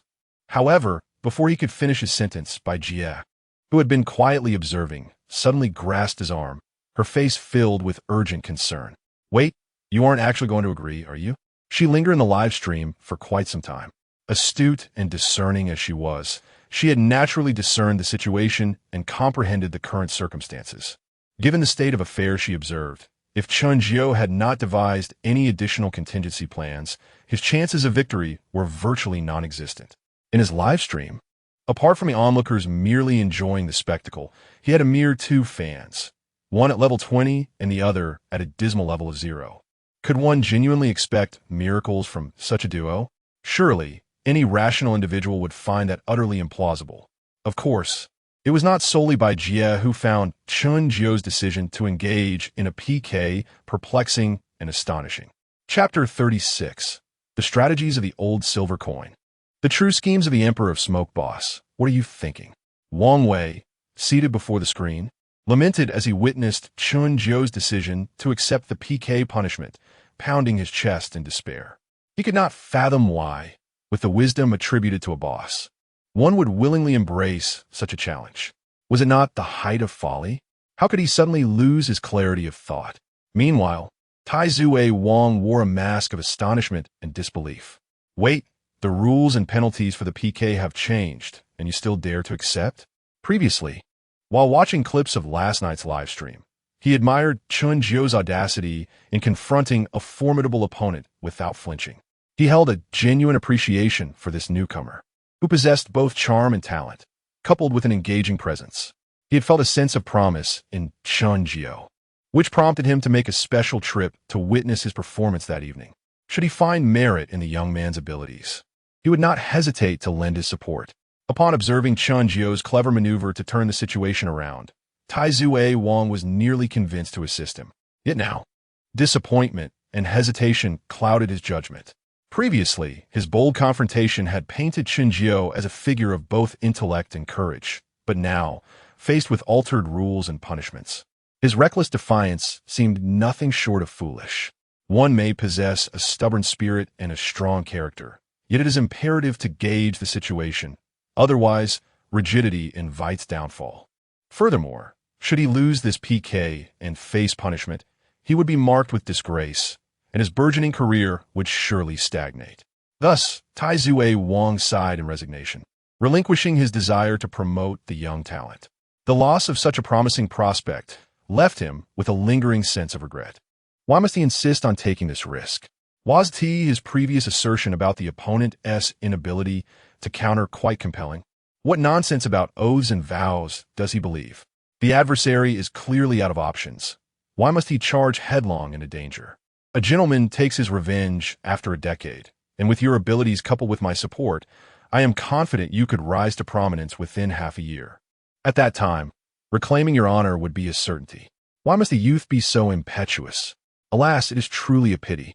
Just as he finished his lament, his rebellious assistant interjected with indignation. Boss, I cannot agree with your perspective. Huh? Tai Zue Wang was momentarily taken aback. A swift slap to the back of his head followed, as he retorted angrily, you disagree, do you? Another slap. Do you dare to oppose me? With each question, the assistant endured another reprimand. Yet, in the face of violence and oppression, this steadfast aide remained resolute. Though you are the boss, I still cannot concur. In a playful yet curious tone, Tai Zue Wang inquired, then what wisdom do you possess? Do share. The assistant, with an air of seriousness, remarked, Boss, considering his insidious schemes and tactics from last night, followed by his various countermeasures this evening. Do you truly believe he is a reckless fool? Do you genuinely think he lacks intellect? Is he really as foolish as he appears? Ironmouth Wang instinctively shook his head in denial. From the various manifestations of Chen Jiu, it was evident that although his intellect might be slightly inferior to mine, he was certainly not someone that these worthless individuals could easily deceive. The assistant's lips twitched slightly, though he refrained from exposing the absurdity of his self-aggrandizing remarks.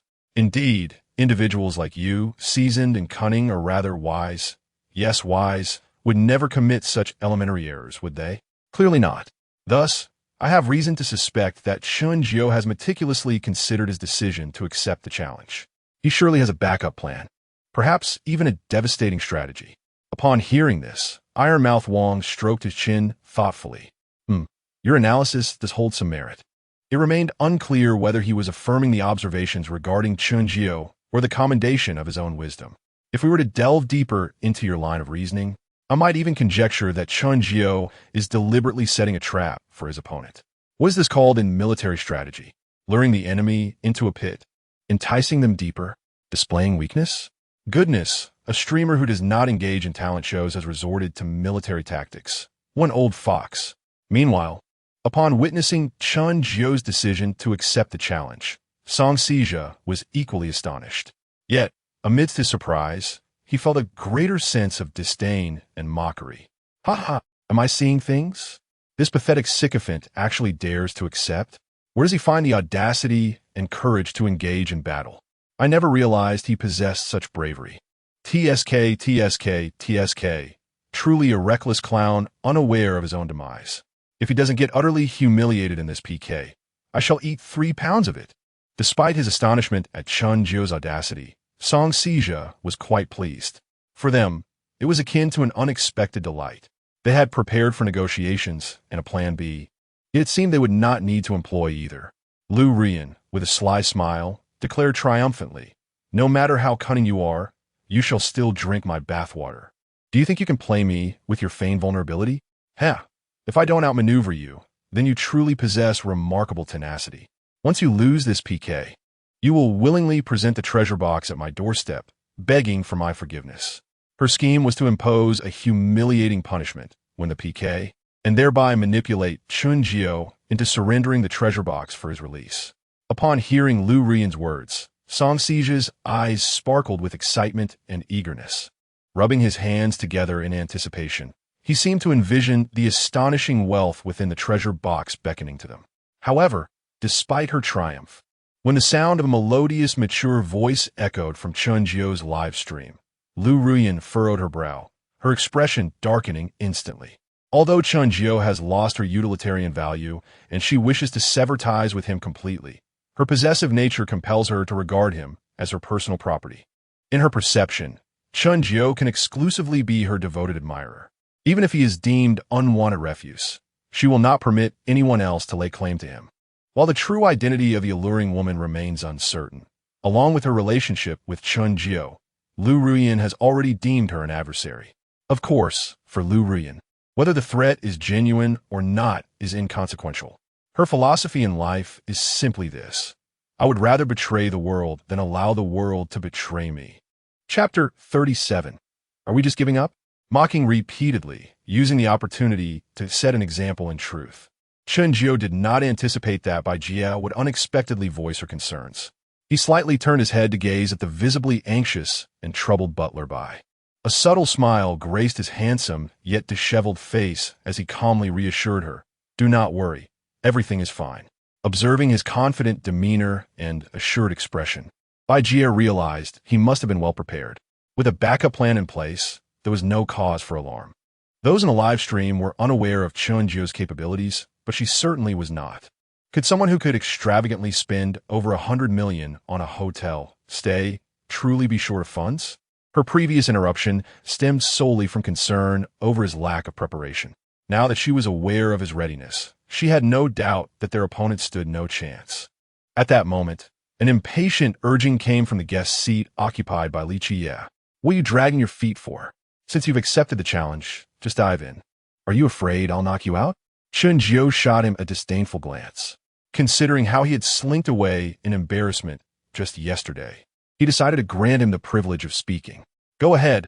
How many minutes of PK do you want? Do you want to play with the process? Today, I'll leave it all to your discretion. Wait a minute. Why does he get to set the rules and the penalties? What right does he have to dictate everything? Exclaimed a viewer. Honestly, Brother Joe's vision is truly expansive. But discussing such matters of principle with someone who deliberately provokes and bullies others seems utterly nonsensical, another commented. How can the host so casually relinquish something as pivotal as the power to speak? Someone questioned, what does this mean? Is the host fully aware of his inevitable defeat and is thus intentionally throwing in the towel? Another remarked, it is evident he knows he cannot win, and yet he is here trying to craft a persona. It's truly disgusting, another voice chimed in. The barrage of comments on the public screen varied widely, with some praising, others expressing disbelief, and many resorting to derision. Yet, it seemed that in both live streams, nearly everyone, save for Bai Jie and Air D, unanimously believed Chen Jiu stood no chance and thought he was merely giving up. As for the mocking comments from the trolls, Chen Jiu chose to ignore them. His mindset was remarkably resilient. How could he easily be rattled? Furthermore, his focus was solely on votes and the sound waves. Everything else was inconsequential. His willingness to cede the power to speak was not an indication of great vision, but rather an expression of indifference. Unlike the previous night, when he lacked the backing of a powerful ally and had to devise intricate schemes, today, with the formidable presence of the top-tier wealthy Air D by his side, he no longer needed to engage in petty machinations. No matter how the opponent played, he could accept it, for the outcome was guaranteed victory. Huh? Li Jie scoffed disdainfully. What does it matter now that you're being sensible? It's too late. Dare to provoke me, Li Jie? If I did not leave you with nothing but the consequences, how could I possibly maintain my presence on Douyin? Since you have summoned me to speak, I shall not hold back. I have declared that today I must thoroughly tame you, and therefore we shall engage in a process. Let us partake in a 10-minute competition, without any pretense of formality. Throughout the entirety, we shall speak openly. Whosoever garners fewer votes shall kneel upon the ground and imitate a dog's bark. Upon hearing this, Chen Jiu felt a flicker of anger. Is this not a unilateral imposition of rules upon oneself? Does he truly believe he has me at his mercy? With a hint of irritation, he retorted, and what of you? Can you uphold your end of the process? Do not bring up the idea of letting the Sihua handle it. She is merely a pawn in this game. If you can indeed match my capabilities, I shall not reject your proposal. In truth, that Sihua was acutely aware that she was but a puppet in this scenario. Hence, she remained silent throughout, refraining from seeking any attention. Li Jie let out a cold laugh, asserting that since he dared to utter such words, he would undoubtedly follow through. I shall now activate the camera. Does that satisfy your requirements? As his words echoed, the avatars in the guest seats trembled slightly. In the next moment, one avatar transformed into a live video feed. A young man in his 20s, sporting short hair, appeared on screen, his face partially obscured by a mask.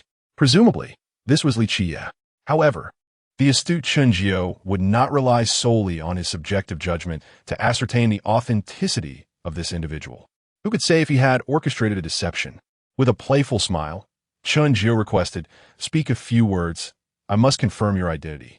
Despite his frustration, Li Jie restrained himself, recognizing that Chen Jiu's skepticism held merit. Very well. Is this satisfactory? Are you pleased now? As he spoke, he deliberately adjusted his mask to reveal his mouth, thereby proving he was indeed the one speaking. He believed that having taken such measures, his opponent could find no fault. However, Chen Jiu was not so easily appeased. Since Li Jie had willingly submitted himself to humiliation, the cunning Chen Jiu would seize every opportunity for degradation. They were sworn enemies, and there was no question of mercy. One must understand that showing kindness to an adversary is akin to cruelty towards oneself. With a mind sharp as attack and brimming with cunning, Chen Jiu would not engage in fruitless endeavors that bore no profit. Every move he made was meticulously calculated, imbued with clear intention and purpose. He sought to use this opportunity as a warning to others to establish his authority. Otherwise, would he not become an easy target for others to trample upon? Having learned from today's encounter, any future attempts to belittle him would require consideration of whether they could withstand his incisive retaliation. Just as everyone, including Bai Jie sitting beside him, believed there was no issue and that they could commence the competition, Chen Jiu merely shook his head with a smile. Apologies, but I am not satisfied. Suddenly, Li Jie sprang up from the sofa, his eyes ablaze with anger as he gritted his teeth and demanded, "What more do you want? You little rascal, I advise you not to push your luck, or I shall ensure your demise is most unpleasant." In response to his baseless threats, Chen Jiu merely shrugged with an air of indifference. He spoke slowly. "What you have just demonstrated is merely that the voice matches the visage captured on camera. It does not substantiate that you are indeed Li Jie. Is it not plausible that the person on screen has merely been your mouthpiece from the outset? Therefore, for the sake of prudence, I believe it is essential for you to validate your identity as Li Jie. You would not wish to leave room for others to cast doubt upon you, would you?" With that, he regarded Li Jie with a smile that radiated warmth. Chapter 38. To defeat one's enemies without engaging in battle? The grand battle has finally commenced. Chuckling softly, iron-mouthed Wang could not contain his laughter upon hearing Chen Jiu's words. Truly, this fellow possesses an uncanny knack for tormenting others. The PK has yet to begin, yet he has already driven his opponent to the brink of madness. Although all present were acutely aware of his antics, no tangible evidence existed to substantiate their claims. As he spoke, a profound expression of sympathy emerged on iron-mouthed Wang's face. "Xia Baoqing, oh Xia Baoqing, why must you provoke him?" he mused, gazing at the screen displaying Li Jie. The rebellious assistant beside him even performed a silent gesture of mourning for Xia Baoqing. Meanwhile, Li Jie appeared utterly bewildered, engulfed in self-doubt. Had he truly positioned a mere mouthpiece before the audience from the very beginning? When had he become so cunning and calculating? Was he truly perceived as such a formidable presence in Chen Jiu's eyes? Yet, in a mere moment, clarity returned, swiftly followed by an overwhelming surge of fury. How could he not recognize that this little scoundrel was deliberately toying with him? His eyes ignited with a fierce blaze, fixated intently on Chen Jiu. If glances could kill, Chen Jiu would have been executed 1,000 times over. However, despite his mounting anger, it proved futile, for the doubts cast by others were entirely justified, leaving him without a rebuttal. Taking a deep breath, Li Jie resolved to remain composed, for succumbing to rage would only serve to fulfill the little scoundrel's intentions. It was evident to Li Jie that Chen Jiu's repeated mockery and humiliation, along with his relentless challenges to his limits, were predicated on the assumption that he would not allow himself to be manipulated. Chen Jiu believed that Li Jie would be unable to withstand such torment, eventually retreating in anger. In doing so, he would achieve the perfect victory without engaging in battle. With this realization, Li Jie transformed his wrath into a sardonic smile. "Little scoundrel, do you think I'm still the Na'vi rookie from yesterday? Do you believe that your petty harassment will compel me to withdraw? Let me assure you, that will not happen. Your underhanded tricks have lost their efficacy. Instead, they only intensify my resolve to defeat you. Consider this a challenge, for I shall accommodate your every demand. Prepare yourself to acknowledge your superior." With that declaration, Li Jie vanished from view. In stark contrast, Chen Jiu's reaction mirrored his earlier bewilderment and confusion. What was he even imagining? While it was true that he had intentionally provoked Li Jie, he had never intended for him to withdraw. Did he not hope that this grand conflict would lead to his own triumph? Although uncertain of the thoughts swirling in Li Jie's mind, Chen Jiu felt no need to offer explanations. Yet, iron-mouthed Wang's rebellious assistant, upon hearing Li Jie's interpretation, could not help but shiver involuntarily. He couldn't help but secretly lament, "Damn, this seemingly gentle fellow possesses such a multitude of cunning and deep scheming. I once thought the boss was sufficiently devious, but in comparison, he seems like a mere child in kindergarten. If I were to offend him, I fear I wouldn't even realize how I met my demise." The assistant, feeling a chill run down his spine, repeatedly warned himself in his mind to never provoke or offend this silver coin again. Unbeknownst to Chen Jiu, he had inadvertently cast an indelible shadow upon a complete stranger. Moments later, As the scene shifted, Li Qiye reappeared on screen. He had removed his mask, holding a phone in one hand and an identification card obscuring sensitive information in the other. He proclaimed, "Little brat, open your eyes wide and scrutinize the name and photo. See for yourself whether I am indeed Li Qiye." A scornful smile curled upon his lips. "So, little brat, are you satisfied now? If there are no objections, shall we commence the duel?" At last, Chen Jiu nodded in approval. "All right, everything seems fine," but his tone shifted abruptly, pausing for effect. Li Qiye's heart skipped a beat, and he glared at him in fury. "Little brat, stop seeking trouble where none exists. My patience has its limits." Not only was he infuriated, but even the onlookers in the live stream began to lose their composure. "Damn it, we've been waiting forever. Are we going to do this or not? What is the hold-up? Host, for heaven's sake, enough with the deliberate torment. If you lack the courage, just kneel and apologize. What are you trying to prove? Ugh, you're truly despicable. What good are these underhanded tactics? A duel should be about raw strength. Let the votes speak." In an instant, the public screen was flooded with demands and insults directed at Chen Jiu. Naturally, he would not indulge these provocateurs, swiftly banning the troublesome trolls. Once he had dealt with them, he leisurely remarked, "You're getting anxious. Look at you, all flustered. Rest assured, I'm not here to nitpick.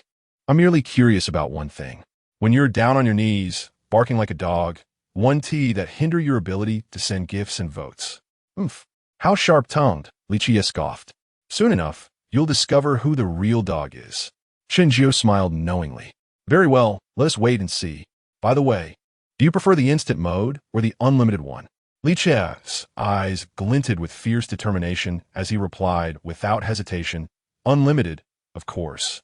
Instantaneous battles lack excitement. I intend to torment you for a full 10 minutes. He licked his lips, unable to conceal his excitement. "In the coming 10 minutes, I shall make you wish for death. I shall etch an indelible scar upon your tainted soul, one that time can never mend." Ha ha ha.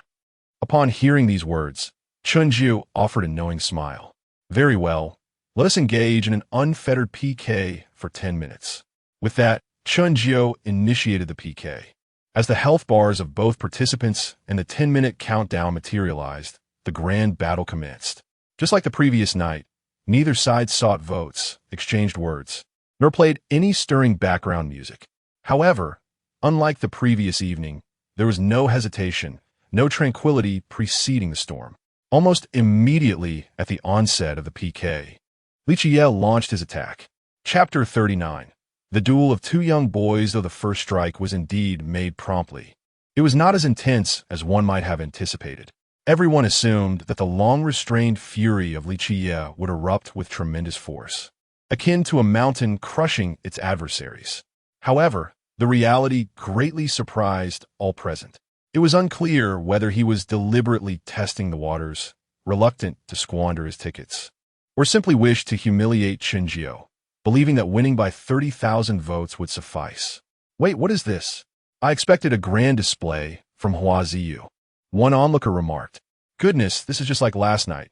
Neither of these fellows is playing by the rules," another groaned. "Just a carnival? What a waste of expressions. I was looking forward to this. Let us disperse. It's pointless." Someone else exclaimed. "All the initial provocations and grandiose claims. Yet this is what we get? Is it merely a petty squabble?" Another chimed in. "What else with the opponent? They were so boastful before. I thought they were well prepared for tonight. Yet they haven't even cast a single vote? Why had the second brother, Hua Yu, not rushed to cast his vote? Was it because his temper had miraculously improved? Of course not. His reluctance to act was entirely due to Chen Jiu's prior arrangements. Let us rewind 2 minutes before the official commencement of the competition. While Li Qiye stepped away from the camera to retrieve his ID, Chen Jiu's phone, which he regularly used, suddenly received a WeChat message. "Second brother, Jiu, how should we approach this match?" Upon seeing Hua Yu's inquiry, Chen Jiu replied, "This PK is bound to be quite costly. However, do not feel overly pressured. If you can win, then fight, but if not, it's no matter. Just do your best without overspending." As he sent this message, even with his thick skin, he felt a flush of embarrassment. Yes, he acknowledged that his words were somewhat hypocritical. But what else could he say? He couldn't directly instruct his brother, second brother, wager whatever you have and obliterate the opponent. After all, one party considered them brothers, while the other might perceive it as mere foolishness. Second brother, Jiu, do you look down on me? I promised to protect you and elevate you to the heavens. Surely you don't think I was boasting? Rest assured, I will help you redeem your honor today. My account has been recharged with 20 million. If that is not enough, I can add more. I refuse to believe we can't vanquish them. Wow, what? 20 million? Upon receiving this WeChat message, Chen Jiu felt as though his heart skipped a beat. Trembling, he typed, Do coins? Or RMB? Second brother, what can 20 million Do coins accomplish? Naturally, it's 20 million RMB, just enough to elevate my account from level 0 to 75. Attached to the message was a screenshot of his Do coins account balance. Chen Jiu counted the dazzling balance of Do coins displayed on the screenshot. Units of individual 100, not a bit more nor less. Exactly 200 million Do coins. Gazing at such a striking and prominent figure, he was left utterly astounded. Moreover, from the nuances of the text, he could distinctly perceive his younger brother's nonchalance, as if he were discussing not 20 million, but merely 2,000. Chen Jiu swallowed hard. To recharge 20 million RMB in one go. Was this the financial prowess of a top-tier tycoon? Although he also possessed 2 level 75 accounts, he certainly did not possess the same strength and audacity as his younger brother, let alone recharging 20 million at once. The most he had ever recharged at one time was merely several million, rendering any comparison futile. Progressing from level 0 to level 75 was indeed a monumental leap. Undoubtedly, his younger brother's extravagant gesture once again reshaped Chen Jiu's perception of the wealthy elite. Noticing Chen Jiu's prolonged silence, his younger brother Hua Yu mistakenly assumed he was concerned about insufficient Do coins and felt embarrassed to express it. Thus, he proactively sent a message. What is up, Brother Jiu? Is it not enough? Don't worry, I'll have my butler assist me in recharging immediately. My recharges are very swift, almost instant, so it won't affect the upcoming PK. Upon receiving several messages in quick succession, Chen Jiu dared not remain dazed any longer, fearing that his brother might indeed continue recharging. He hastily typed a response. No need, no need. It's more than enough. I estimate that the opponent has only prepared a few million RMB at most. Thrashing him 20 times would suffice. However, he hesitated, words caught in his throat. His brother replied, What is it? Brother Jiu, feel free to speak your mind. We are brothers after all. Chen Jiu finally articulated, I just wonder, is it really all right to recharge such a substantial sum? His hesitation stemmed from the belief that such a statement might come across as insincere or hypocritical. Yet this time, he was genuinely concerned. 20 million, a dream unattainable for the average person. While he was aware that his brother's family was affluent and that for the truly wealthy, 20 million was but a trifling amount, he could not shake the fact that his brother was still a youth under 20. Could he not worry about a teenager making such a hefty recharge in one go? What if he was doing so without his parents' knowledge? Truth be told, although Chen Jiu longed to experience the grandeur of the celestial realm, he still had his principles. If that were the case, he would never accept any rewards from Hua Yu. His brother chuckled, Brother Jiu, I understand your concerns. Rest assured, it's nothing, merely 20 million. For most, it may seem astronomical, but for those truly wealthy. Merely? Just that? His words instantly ignited Chen Jiu's curiosity. However, just as he approached a pivotal point, Hua Yu abruptly shifted the conversation. The PK is about to commence. Let us discuss how we shall decisively defeat him after the match. Brother Jiu, how should we strategize to vanquish him in this round? Although Chen Jiu was filled with curiosity, he understood that this was not the moment for idle chatter. It was imperative to resolve the pressing matters at hand first. He promptly replied, Second brother, do not rush to take action just yet. Wait until we have devised our strategy. After concluding his conversation with his younger brother, Chen Jiu immediately initiated the player kill mode, as he observed the opponent conjuring a carnival. The health points surged to a staggering 30,000. Wang Wei, seated before the screen, could only manage a bitter smile and shake his head. The situation was utterly hopeless. He had no means of retaliation. Biting his lip, he seemed to arrive at a resolute decision and resolutely access the recharge page.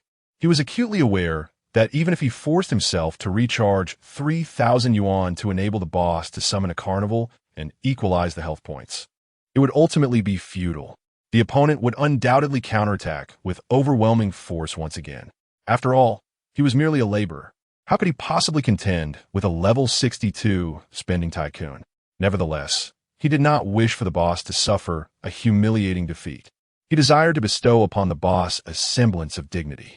Chapter 40. The second brother takes action, declaring war head-on, wealth and risk entwined. Despite Chen Jiu's stern prohibition against gifting or voting, he could scarcely afford to dwell on such restrictions at this moment.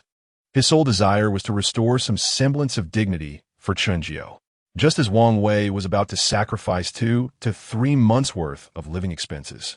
Gritting his teeth to recharge for the carnival and bolster Chen Jiu's standing, Li Qiye suddenly revealed a menacing and cruel smile, his eyes glimmering with ferocity. With an air of excitement, he licked his lips and laughed triumphantly. Are you prepared, little pauper? Get ready to face your father-s. However, before he could finish his taunt, his voice abruptly ceased, and his smile froze in an instant. The boy who recharged sent out 2 carnivals. 2 carnivals, amounting to 60,000 votes, instantly crushed Chen Jiu's health bar. It was no wonder that Li Qiye was left dumbfounded.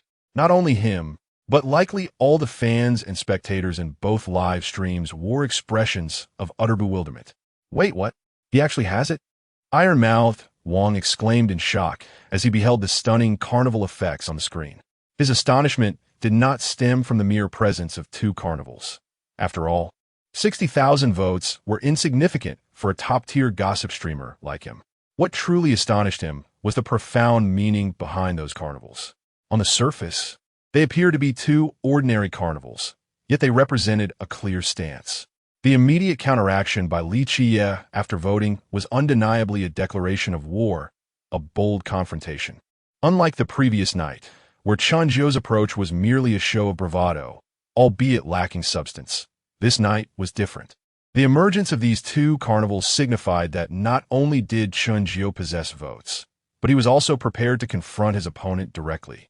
Simultaneously, iron-mouthed Wang was astonished that these 2 carnivals had indeed originated from that arrogant little white account. Previously, he had presumed the little white account was merely posturing, but he had been gravely mistaken.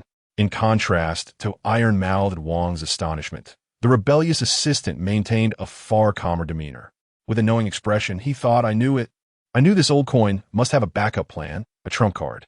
He then glanced at the incredulous Li Qiye, a smirk playing on his lips as he derisively remarked, Those who underestimate others are the true fools. At these words, iron-mouthed Wang felt his face flush with embarrassment. He suspected that the rebellious assistant was subtly mocking him. To be honest, although the assistant had previously provided an analysis of Chen Jiu, Wang had never truly agreed with it or taken it seriously. Even now, he remained skeptical. Noticing Wang's contemplative frown, the rebellious assistant suddenly chuckled and said, Boss, are you beginning to doubt whether this old coin is staging a comeback? Iron-mouthed Wang surveyed him in astonishment. When had this rebellious fellow ever shown such insight instead of merely asking questions? Could it be that he can even discern my thoughts? Although I was perplexed by the sudden display of intellect from the rebellious assistant, I chose not to dwell on it. Instead, I nodded in acknowledgement without reservation, admitting, indeed, I do suspect he is engaging in a form of backtracking. I would wager that this spending youth is most likely his own account. Iron-mouthed Wang's suspicions are not unfounded. They are entirely reasonable. Moreover, within the 2 live streams, aside from Chen Jiu, Erdi himself, and Wang Wei, it seems that everyone else harbors this suspicion. Particularly, the housekeeper by Jia is convinced that Mr. Chen's strategy is indeed backtracking. After all, she is well aware that Chen Jiu is not lacking in funds. As for Wang Wei's lack of suspicion, it is simply because he knows better than anyone how the boss and Erdi are acquainted. However, he could never have anticipated that this fellow is not only not a fraud, but may truly be a wealthy magnate. It turns out he was not boasting at all. Upon hearing iron-mouthed Wang's words, the rebellious assistant's eyes darted with intrigue. A sly smile crept across his lips as he inquired. Oh? Are you so certain he is engaging in backtracking, boss? Iron Mouth Wang replied confidently, a smile gracing his face. Of course, my discerning eye is far from ordinary. Hiv hiv hiv. The rebellious assistant rubbed his hands together, grinning mischievously as he proposed. So, boss, shall we place a bet? Oh, Iron Mouth Wang seemed intrigued, curiously asking, how do you propose we bet? I wager that old silver coin Chen Jiu will not only win, but that he is certainly not engaging in backtracking. Iron Mouth Wang stroked his chin, thoughtfully scrutinizing him. Suddenly, he chuckled, saying, You seem to possess an extraordinary confidence in him, don't you? Naturally. Old Liu is known for his unpredictability. What do you wish to wager? If I win, you will increase my salary by 2,000. If I lose, you will deduct 2 months' salary from me. How's that sound? Iron Mouth Wang shot him an exasperated glare. Wagering 2 months' salary for a mere increase of 2,000 is utterly ludicrous. However, the rebellious assistant misinterpreted the boss's lack of enthusiasm for unwillingness to gamble. Just as he began to feel disheartened, the boss unexpectedly shifted his tone. His spirits lifted instantly as he gazed eagerly at his superior. Iron Mouth Wang, with a beaming smile, continued, Yet, when a juicy opportunity presents itself, as a capitalist, I have no reason to abstain. Are you certain you wish to wager with me? 2 months' salary is no small sum. Do not regret it later should you lose. The rebellious assistant replied with bravado, Absolutely. One must take risks for wealth. A true man, born of this earth, cannot languish indefinitely beneath others.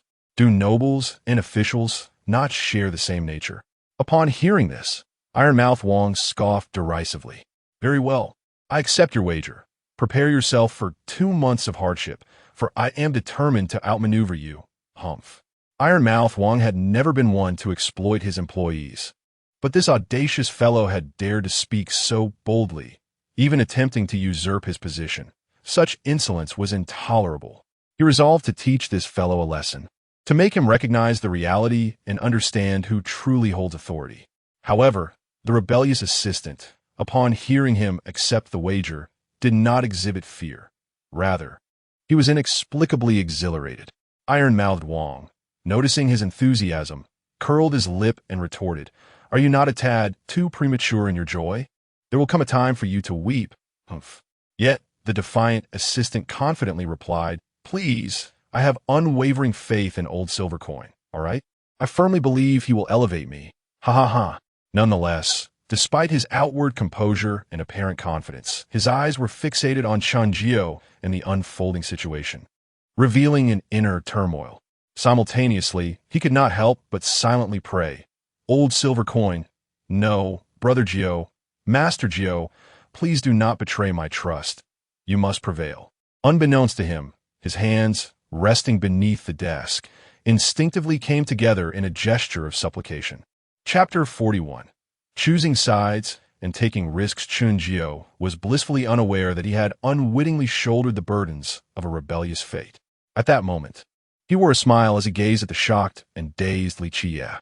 He teasingly remarked, While I find your astonishment quite amusing, I must gently remind you that if you do not manage to stabilize your health points, you may soon find yourself prostrate, barking like a dog. His words jolted Li Qie out of his brief stupor.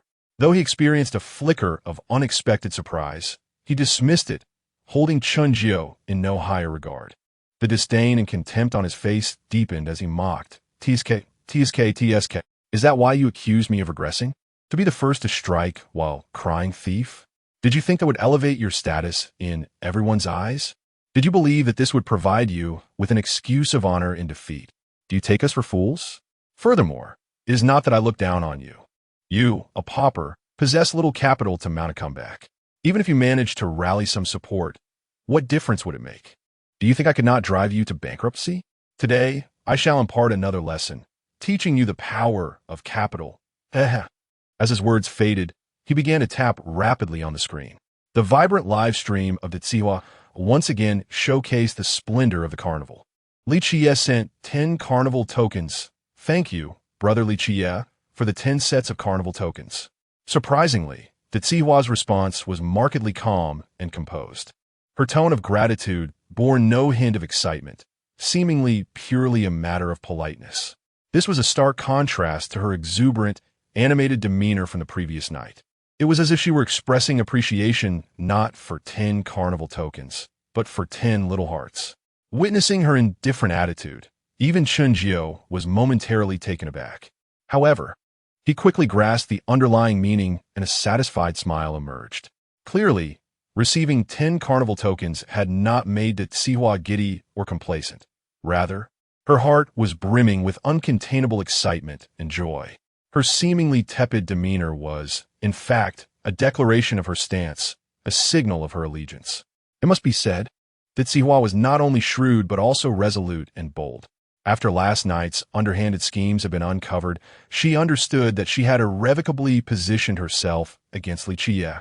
Regardless of her efforts to ingratiate herself, following this confrontation, she could no longer earn a single coin from him. Moreover, when the opposing side made a sudden change in leadership, Chen Jiu had unhesitatingly chosen her, further solidifying her resolve to stand with him. Furthermore, she had faith in her instincts and judgment. She believed that Chen Jiu could rise and become an indomitable support.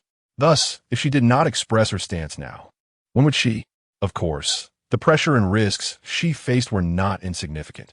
In a situation where the ultimate outcome remains uncertain and she finds herself at a disadvantage, she resolutely chose to align herself with Chen Jiu, a decision that inherently constituted a considerable gamble.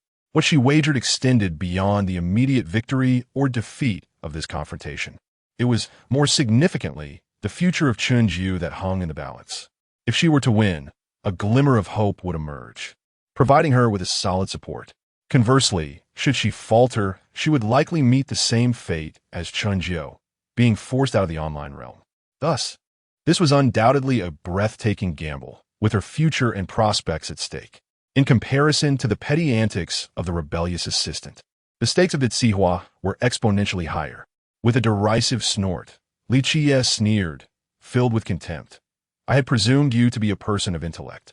Yet you are no different from a petty loser, both of you deserving a place in a museum of fools. You are short-sighted, unable to discern even the simplest distinctions. What makes you believe that a mere online performer, who has only been active for a few days, could serve as your pillar of support? It is absurd that someone who cannot even safeguard themselves would attract sycophants. It is truly laughable. That Sihua, her eyelids drooping, refrained from responding, her thoughts remaining a mystery. Chen Jiu, undeterred by the barking, turned to the Sihua with a smile and said, "Congratulations.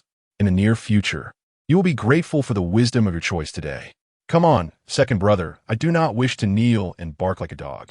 Let us also bolster the confidence of our esteemed teammate." As his words settled, the eager second brother, Hua Yu, sprang into action. A magnificent array of floor tiles suddenly unfolded in the live stream. Upon witnessing the health bar drop once more, Li Qie's gaze sharpened. He had not anticipated that the opposition could keep pace. Nevertheless, he remained unfazed. Why limited to just 10? Can't you apply a bit more pressure? It seems your preparations are not quite sufficient. In that case, allow me to intensify the pressure. I hope you can keep up. With that, he began to furiously tap on his phone. Another barrage of contributions ensued. Li Qie sends out a carnival 10. Li Qie sends out a carnival 20. Li Qie sends out a carnival 50 with an additional 50 consecutive carnivals, plus the previous 11. His health bar now soared to a staggering 183 million votes. Wow. Impressive. Night King is phenomenal, truly extravagant. Goodness, is it raining cash now? Money certainly brings a sense of freedom. 50 carnivals cost 150,000 RMB. I couldn't earn that a year. It seems this round should be a lock. The opposition likely cannot keep up. Watching the health bar rapidly surge ahead, Li Qie smirked, a triumphant grin gracing his face. He taunted, "Come on, keep up. How is the intensity of this round? Surely you can manage." Before he could finish his taunt, his expression abruptly shifted. Before me, the opponent's health bar seemed to plummet in an instant. The young lad, fueled by currency, dispatched a carnival 50, just as before, matching my pace with uncanny precision. In this round, Chen Jiu's health bar reached a tally of 186 million votes. Not a single vote more or less. It remained just ahead by one carnival compared to the previous round. Observing the increasingly grave expression on Li Qiye's face, Chen Jiu offered a slight smile and spoke slowly. Last night, you inquired about the sensation of being trampled into the mire during my most arrogant and triumphant moments. Now, I wish to pose a question to you. What does it feel like to be struck by me, even just once? Does it not incite fury? Does it not evoke wrath? Do you not wish to devour me whole? The words he uttered last night, Chen Jiu now returned in kind, relishing this moment of poetic justice. It appears that possessing votes indeed grants one the audacity to be brazen and arrogant. I advise you to cease these futile struggles. They are of no avail. No matter how many you accumulate, I will always possess one more carnival than you, and in excess of 30,000 votes. Should you dare to make a move, I shall retaliate in kind. Do you know what this is called? This is the rhythm of retaliatory strikes. The cycle of action and reaction. Ha ha! Chapter 42. PK should not be this way.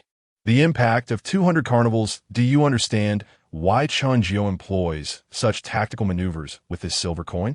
As the iron-mouthed king observed the live PK, he did not forget to impart wisdom to his assistant, the rebellious aide. The assistant, momentarily taken aback, looked at him with a gaze that suggested disbelief, and replied with irritation. Did not Brother Jiu just articulate that? Strike once for every move. He is clearly intent on humiliating the opponent. If you, boss, are aging and your hearing is failing, perhaps it is time for you to retire. I am still young and can inherit your streaming room and fans. In response, iron-mouthed king swiftly delivered a slap to the back of the rebellious aide's head, exclaiming in frustration, with your pig-headedness, how could you aspire to usurp my position? Even if I were to hand over the streaming room to you, you would inevitably ruin it. I repeatedly emphasize the importance of using one's intellect and contemplation in the face of challenges, rather than charging in like a brute. After a thorough reprimand, iron-mouthed king took several deep breaths, calming the flames of disappointment. Yet, despite his anger, he recognized the necessity of teaching. For this brute was not only his assistant, but also his cousin. Suppressing his temper, he patiently elucidated. Intentional humiliation is merely one facet. A more significant reason lies behind Chen Jiu's true intentions with this silver coin. The rebellious aide, with wide and naive eyes, inquired what other reasons could exist. Iron-mouthed king pondered. If he was indeed well prepared, refraining from immediate all-in must be a strategy to extract even more from the opponent. With that insight, the rebellious aide suddenly experienced an epiphany. If Chen Jiu had amassed sufficient tokens and opted for an all-in approach, the opponent, if overwhelmed or perceiving it as a losing battle, would undoubtedly refrain from further participation. However, if he gradually applies pressure, like a frog in slowly heated water, by the time the opponent realizes the peril, they may be left with nothing but scraps. The rebellious aide gasped in realization. What appeared to be a mundane PK was, in fact, a web of cunning from beginning to end, with every utterance and detail steeped in strategy. It was not merely a matter of traps and schemes, but also of testing human nature. While laymen might revel in the spectacle, those with expertise would discern the subtleties. Not only the unthinking rebellious aide struggled to comprehend, but even if all individuals from both streaming rooms were combined, the number of those who could truly grasp the situation would not exceed a handful. Suddenly, the rebellious aide shook his head, declaring that it should not be this way. A genuine PK should embody direct confrontation, a clash of true skill, devoid of intricate machinations and schemes. It is all mere calculation, riddled with deception, lacking the fervor and excitement, devoid of purity and meaning. Iron-mouthed king cast a knowing glance at him, surprised to discover this naive side of his rebellious cousin. In truth, the aide's analysis was not incorrect. Chen Jiu indeed aimed to extract more from Li Qiye. Had it not been for Iron-mouthed king's deliberate orchestration, with his brother's impulsive temperament and brazen spirit, the match would have likely commenced with a reckless barrage, completely choking the opponent from the outset. In that case, although the process may subject Li Qiye to a bit more humiliation, it yields no substantial advantages, which is evidently not the modus operandi of Chen Jiu. The current approach of slicing with a dull knife is indeed far more advantageous. It will undoubtedly drain Li Qiye's pockets of every last bit of his tokens. Upon hearing such scornful ridicule, Li Qiye's countenance visibly darkened. Observing his gradually reddening eyes, it was clear he had once again reached his breaking point. With a gaze sharp as a blade, he gritted his teeth and declared, "So, you wish to strike me once for every move I make? Relying on a handful of return tickets has clouded your judgment, hasn't it? Very well, this round will demonstrate the true power of capital." As he spoke, his fingers relentlessly jabbed at the screen of his phone, triggering a cascade of carnival effects in the live broadcast room. On the public screen, system notifications continually refreshed. GSN out Carnival 10, GSN out Carnival 50, GSN out Carnival 100, GSN out Carnival 200. Thank you. Thank you, Brother Qiye, for the downpour of tokens. That Sihua maintained her composure, steady as a rock, even appearing more serene than before. Were it not for the slight tremor in her voice betraying her, one might have believed her heart was unperturbed. However, the fans and onlookers in the live stream were far less composed. What the hell? 200 consecutive carnivals. This is absolutely mind-blowing. Wow, I've truly witnessed something extraordinary. This is my first time seeing such a deluge of tokens. Goodness, this is brutal. The Night King SPK skills are truly fearsome. Damn it, that is 600,000 real money, gone in mere seconds? Poverty has indeed limited my imagination. The world of the wealthy is something we, the less fortunate, can hardly fathom. I thought the Night King might raise it to 100 tokens, but it jumped straight to 200, oh my heavens. 7,830,000 votes. Surely the opponent cannot keep up. As the 200 tokens rained down, the atmosphere in the live broadcast room surged with excitement. Bang! Song Sija slammed his fist heavily on the table, lamenting with a pained expression, "Money, our money gone? All of it into someone else's pockets." His eyes then burned with fury as he glared at Chen Jiu on the live screen, continuing to curse, "Damn you. It's your fault. All because of you, you pathetic sycophant. Why don't you just go die? Just wait. Once I strip the last layer of oil from your skin, I will make you wish you were never born." Beside him, Lu Rian cast a dismissive glance his way, a trace of barely perceptible disdain flickering in her eyes, filled with contempt and aversion. While she held no grudge against the love of wealth and inherent greed, she detested the lack of foresight and narrow-mindedness. Lu Rian found it beneath her to engage with such a fool, knowing that he was destined to be cast aside sooner or later. Redirecting her attention back to the live broadcast, her beautiful eyes shimmered with an unusual light. She was now filled with curiosity and concern, pondering whether Chen Jiu could keep up this time. After executing a series of 200 consecutive strikes, Li Qiye glared at Chen Jiu with his blood-red eyes, his emotions surging as he bellowed, "Come on, let's see if you can keep up. Isn't it the case that every time you move, I strike? Now that I've made my move, why don't you try hitting me?" In response, Chen Jiu remained unfazed, maintaining his calm demeanor. Witnessing Li Qiye's ostentatious display of composure only fueled his irritation, making him wish he could tear him apart. Infuriating, truly infuriating. With a nonchalant tone, he remarked, "Brother, since someone is foolishly seeking a beating, why not indulge them and grant their wish?" Chapter 43. Varied reactions amidst the disruption of 200 carnivals just moments ago. Had Chen Jiu instructed his younger brother Su Mu to take action, the crowd would have erupted in laughter. It was akin to the scene in Journey to the West, where the nine-headed worm implored Ben Borba to eliminate the Tang monk and his disciples. Pitting a level 0 novice against a 62-level tycoon seemed nothing short of absurd. However, the circumstances have since transformed. After several rounds of confrontation, the spectators have witnessed the novice's remarkable prowess. Regardless of whether it was through returning tickets, others were indeed able to accrue points. Thus, anticipation swelled as everyone eagerly awaited Chen Jiu to once more close the gap in the score. Even the comments flooding the screen began to shift in tone. "Go for it, young man. Push that health bar down and vanquish the opponent. You can do it. We believe in you. Let us go. Today, the opponent must call you daddy." Observing the enthusiastic barrage of encouragement on the screen, Su Mu did not disappoint. The spending youth gifted 50 carnivals, The spending youth gifted 100 carnivals. The spending youth gifted 200 carnivals. The dexterity of the youth was astonishing. Within merely 30 seconds, he effortlessly achieved 200 consecutive hits. When the health bar surged ahead once more, everyone, save for Chen Jiu, was left dumbfounded. Although they had hoped he could keep pace, it was merely a fleeting hope, devoid of genuine expectation. After all, 200 carnivals amounted to 600,000 RMB. Was such a feat casually attainable? Before the screen, Wang Wei gazed at the dazzling array of carnival effects, his jaw nearly dropping in disbelief. After a prolonged moment, he swallowed hard, stammering with excitement.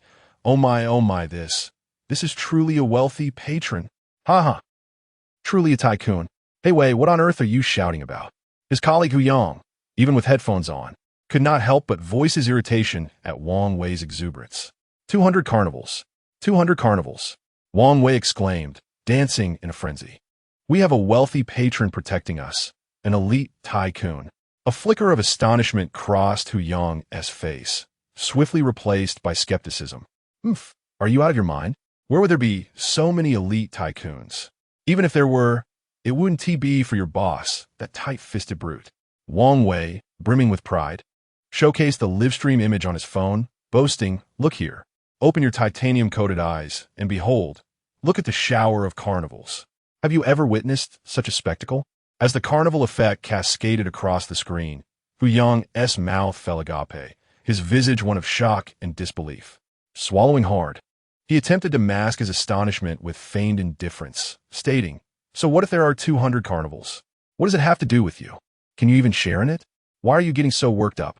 Wang Wei recognized that at this moment, Hu Yang's competitive nature and desire for superiority were in full swing, yet he chose not to engage in a futile argument.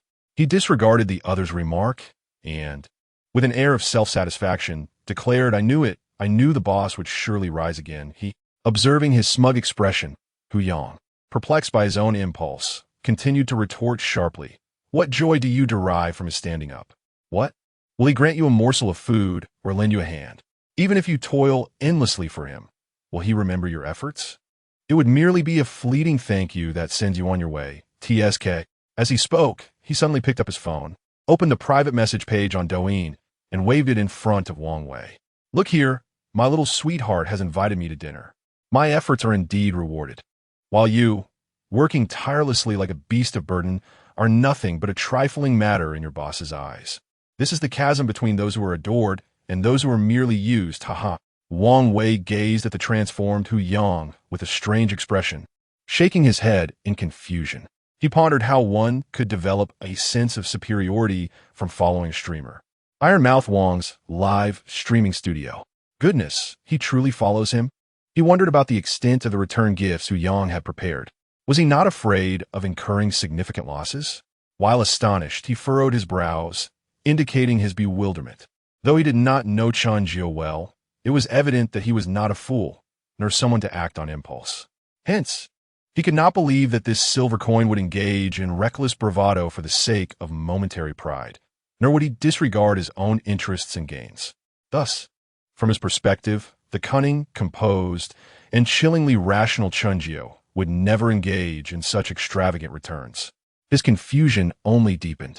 Noticing Wang Wei's contemplative frown, the rebellious assistant shrugged. What is there to be puzzled about? It's quite simple, really. I mentioned before that my brother Jiu is not participating in return gifts. Do you believe me now? Huh? Your brother Jiu? Since when did he become your brother? Ironmouth Wang's mind raced.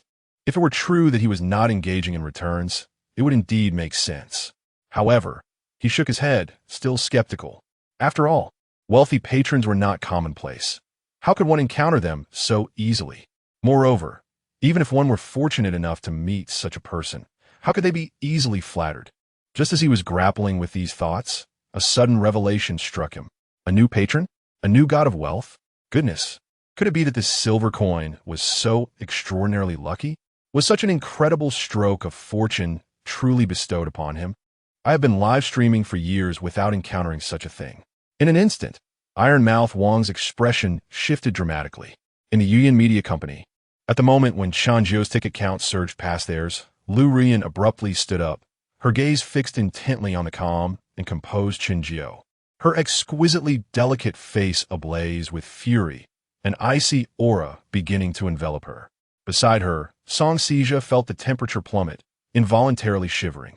After discreetly observing the surroundings, I cautiously inquired, "What is the matter, Lu Rian?" Lu Rian replied coolly. He may have already opened the treasure box and acquired the wealth within. Upon hearing her conjecture, Song Sijia was momentarily taken aback. "Are you suggesting?" His words were abruptly interrupted by Lu Rian's forceful tone.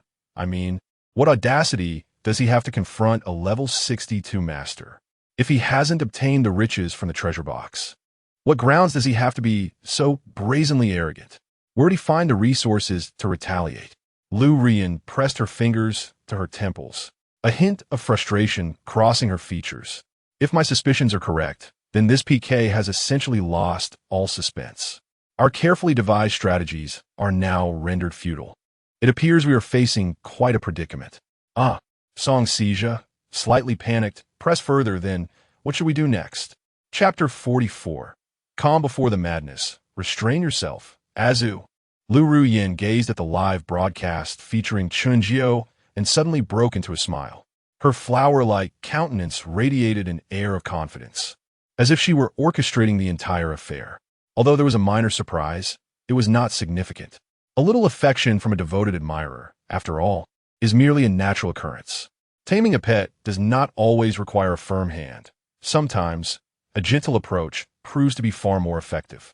Lu Ruyin was immensely self-assured. She believed that if she were to lower herself just a fraction and grant Chen Jiu a semblance of kindness, he would remain obedient. She was even more convinced of Chen Jiu's affection for her. Given his deep admiration, a small act of benevolence from her would undoubtedly leave him profoundly grateful, perhaps even willing to sacrifice everything for her. Therefore, since a forceful approach was currently unfeasible, she decisively altered her strategy. After making up her mind, Lu Ruyin pondered briefly before hastily taking out her phone to send a message to Li Qiyi. Her directive was unmistakably aimed at preventing Li Qiyi from persisting in his obstinate pursuit. At that moment, she had already come to regard both Li Qiyi's and Chen Jiu's resources as her personal assets. Allowing them to continue their competition would mean risking her own wealth, which she would never permit. Yet, would the plot truly unfold according to her design? At this juncture, the camera revealed Li Qiyi, his eyes slightly dazed, his face a canvas of astonishment. The impact and shock he felt were no less than those of the onlookers. It was only now that he began to relinquish his arrogance and sense of superiority, turning his attention towards Chen Jiu. Fortunately, he had prepared thoroughly for the evening, sparing him from the embarrassment he had faced the previous night. Although Chen Jiu's ability to keep pace with 200 participants had caught him off guard, it was not enough to leave him flustered or panicked. With a sudden resolve, he sat up straight, a smile illuminating his face as he began to applaud. Observing Li Qiyi's unusual reaction, Chen Jiu narrowed his eyes in contemplation. He had anticipated that upon catching up, Li Qiyi's emotions would escalate, becoming increasingly agitated and furious. To his surprise, however, Li Qiyi appeared to grow more composed. Nonetheless, the detail-oriented Chen Jiu detected the underlying madness hidden within his gaze. Was this the harbinger of Li Qiyi's complete descent into insanity? The calm before the storm? For a moment, Chen Jiu found himself intrigued by the unfolding drama, curious about Li Qiyi's intentions. Uncertain of what madness was brewing, he decided to observe patiently, adopting a stance of unwavering calm amidst the chaos. TSK, TSK, TSK. Li Qiyi lowered his hands from their applause, his lips curling into a disdainful sneer. To his astonishment, the seemingly inept Chen Jiu had proven resilient, even willing to endure bankruptcy in his stubborn resolve. Yet, in a sudden shift, his tone sharpened, his eyes gleaming with intensity. "But you do not naively believe this is where it ends, do you? Do not rush. The true spectacle is only just beginning. Ha ha ha." Upon hearing his villainous laughter, Chen Jiu felt an acute discomfort. Must these individuals laugh in such a sinister and unsettling manner? After a brief internal critique, he leisurely remarked, "Oh, is that so? Then why do you not commence your true performance without delay?" I sense our strength is formidable. I hope the tickets you have prepared will allow us to indulge thoroughly. Li Jie paid no heed to his sardonic tone. Instead, he boldly declared, "Prepare to confront my genuine fury. In this round, I shall utterly restrain you, suppress you to the point where you dare not move an inch." Although his demeanor had taken on a somewhat juvenile tone, it only served to heighten the fervor of the audience, igniting their passion even further. After such a lengthy build-up, is the grand move finally at hand? Is the Night King preparing to determine the outcome directly? I am eager to see who shall soon bow down and bark like a dog. What is there to anticipate? The answer is quite apparent. Whether in process or result, the one to lose will undoubtedly be Chen Jiu. Indeed, rather than await the victor, it would be more intriguing to see how many carnivals the Night King will accumulate next. He has already reached an intensity of 200 carnivals. Surely this round must yield at least 300. Surely not? I wager this round will max out at 200. After all, the elder brother's wealth does not come from thin air. Brother, your perspective is too narrow. Remember, do not estimate the depth of our elder brother's financial resources with our own meager understanding. Within the live streaming room, the barrage of comments fervently speculated on how many carnivals the enigmatic Li Jie would generate in this round, aiming to conclude the game. Frankly, Chen Jiu himself was quite curious. He wondered just how much virtual currency this level 62 tycoon, driven by a thirst for vengeance, had prepared for the evening. Of course, regardless of the tickets he possessed, the outcome tonight was predestined. He could never rival his second brother, Hua Yu, nor did he even possess the qualifications to be considered a contender. From the memories of his past life, Chen Jiu had heard numerous legends about his second brother and witnessed his illustrious feats. If reaching level 75 could be deemed as a mark of a wealthy elite, then level 75 merely served as the threshold to encounter the second brother. Chen Jiu had even entertained the notion that Hua Yu might be the illegitimate son of the richest man in Huaxia. Why an illegitimate son rather than a legitimate one? Naturally, it was due to the surname. The second brother bore the surname Su, while the wealthiest man was named Hua, and his wife was named Yi. Thus, it was reasonable to conjecture he was an illegitimate child. However, while Chen Jiu was indeed curious about his second brother's true identity, he would never pursue this inquiry, not even harboring the slightest intention to do so. Returning to the matter at hand, Chen Jiu shifted his gaze and attention back to Li Jie, who was now in the live stream. Having resolved to determine the victor, Li Jie wasted no more time and promptly opened the gift interface. Just as his fingers were about to descend upon the carnival, his phone suddenly chimed, displaying a new message notification from WeChat. Had it been anyone else, he might have disregarded it, too indifferent to respond. After all, beneath his seemingly calm and rational exterior lay a heart in turmoil, teetering on the brink of madness. However, the sender was none other than the inimitable Lu Ruyan, a person he found difficult to refuse. His actions faltered noticeably. After a brief moment of hesitation, he halted his final, decisive strike and opened WeChat. Ruyan's message read, "Dear Jie, please stop. There is no need to waste any more votes. We have no chance of winning this PK. Just concede." Chapter 45. The Awakening of the Devoted and the Release of the God of Death upon receiving the message from Lu Ruyan. Li Jie's demeanor and actions were momentarily taken aback. Almost instantly, the facade of calm he had been maintaining was overwhelmed by a surge of rage and fury. His eyes widened with intensity, his lips pressed into a thin line, and his body trembled slightly from the force of his anger. At that moment, it felt as though countless ferocious beasts were raging within him. Withdraw? Surrender? Do you even hear the absurdity of your own words? I have invested my hard-earned resources to assist you, yet you wish for me to call someone else father and tarnish my name? Get lost, you wretched harlot. When I cherished you, you were a treasure. Now that I am indifferent, you are but a weed. I may be affluent, but I am not a fool. What? Do you truly consider me a sycophant? Without hesitation, Li Jie resolutely rejected Lu Ruyan's demands. Perhaps she never anticipated that her message would not only fail to deter him, but would serve as a clarion call, awakening him to the truth. He chose silence, offering no reply, and without remorse, he blocked and deleted Lu Ruyan from his life, erasing her entirely from his world. setting aside other matters. It is evident that Li Qiye's decisiveness in action is commendable. If the original self had exhibited such clarity and timely resolution, it would not have resulted in the current predicament. Nevertheless, despite severing ties with Lu Ruoyan, the contest must continue. This war, devoid of smoke and mirrors, had long ceased to involve her. Li Qiye was no longer fighting for Lu Ruoyan. He was now battling for himself. Taking a deep breath, Li Qiye's expression returned to one of tranquility. At this moment, he was genuinely calm and rational, a state of mind unprecedented for him. Even the surrounding atmosphere seemed to lighten perceptibly. He turned to Chen Jiu, speaking slowly. From this moment on, this contest is no longer about anyone else. It is confined to our own conflict. I must sincerely say, you are a commendable streamer, and I hold you in high regard. However, that does not mean I will show mercy. Henceforth, I shall go all in, casting all my votes in one decisive round. His sudden shift in demeanor left Chen Jiu momentarily taken aback. Of course, he understood the implications of Li Qiye's words. Reflecting on Li Qiye's expression when he received the WeChat message, Chen Jiu began to piece together the truth.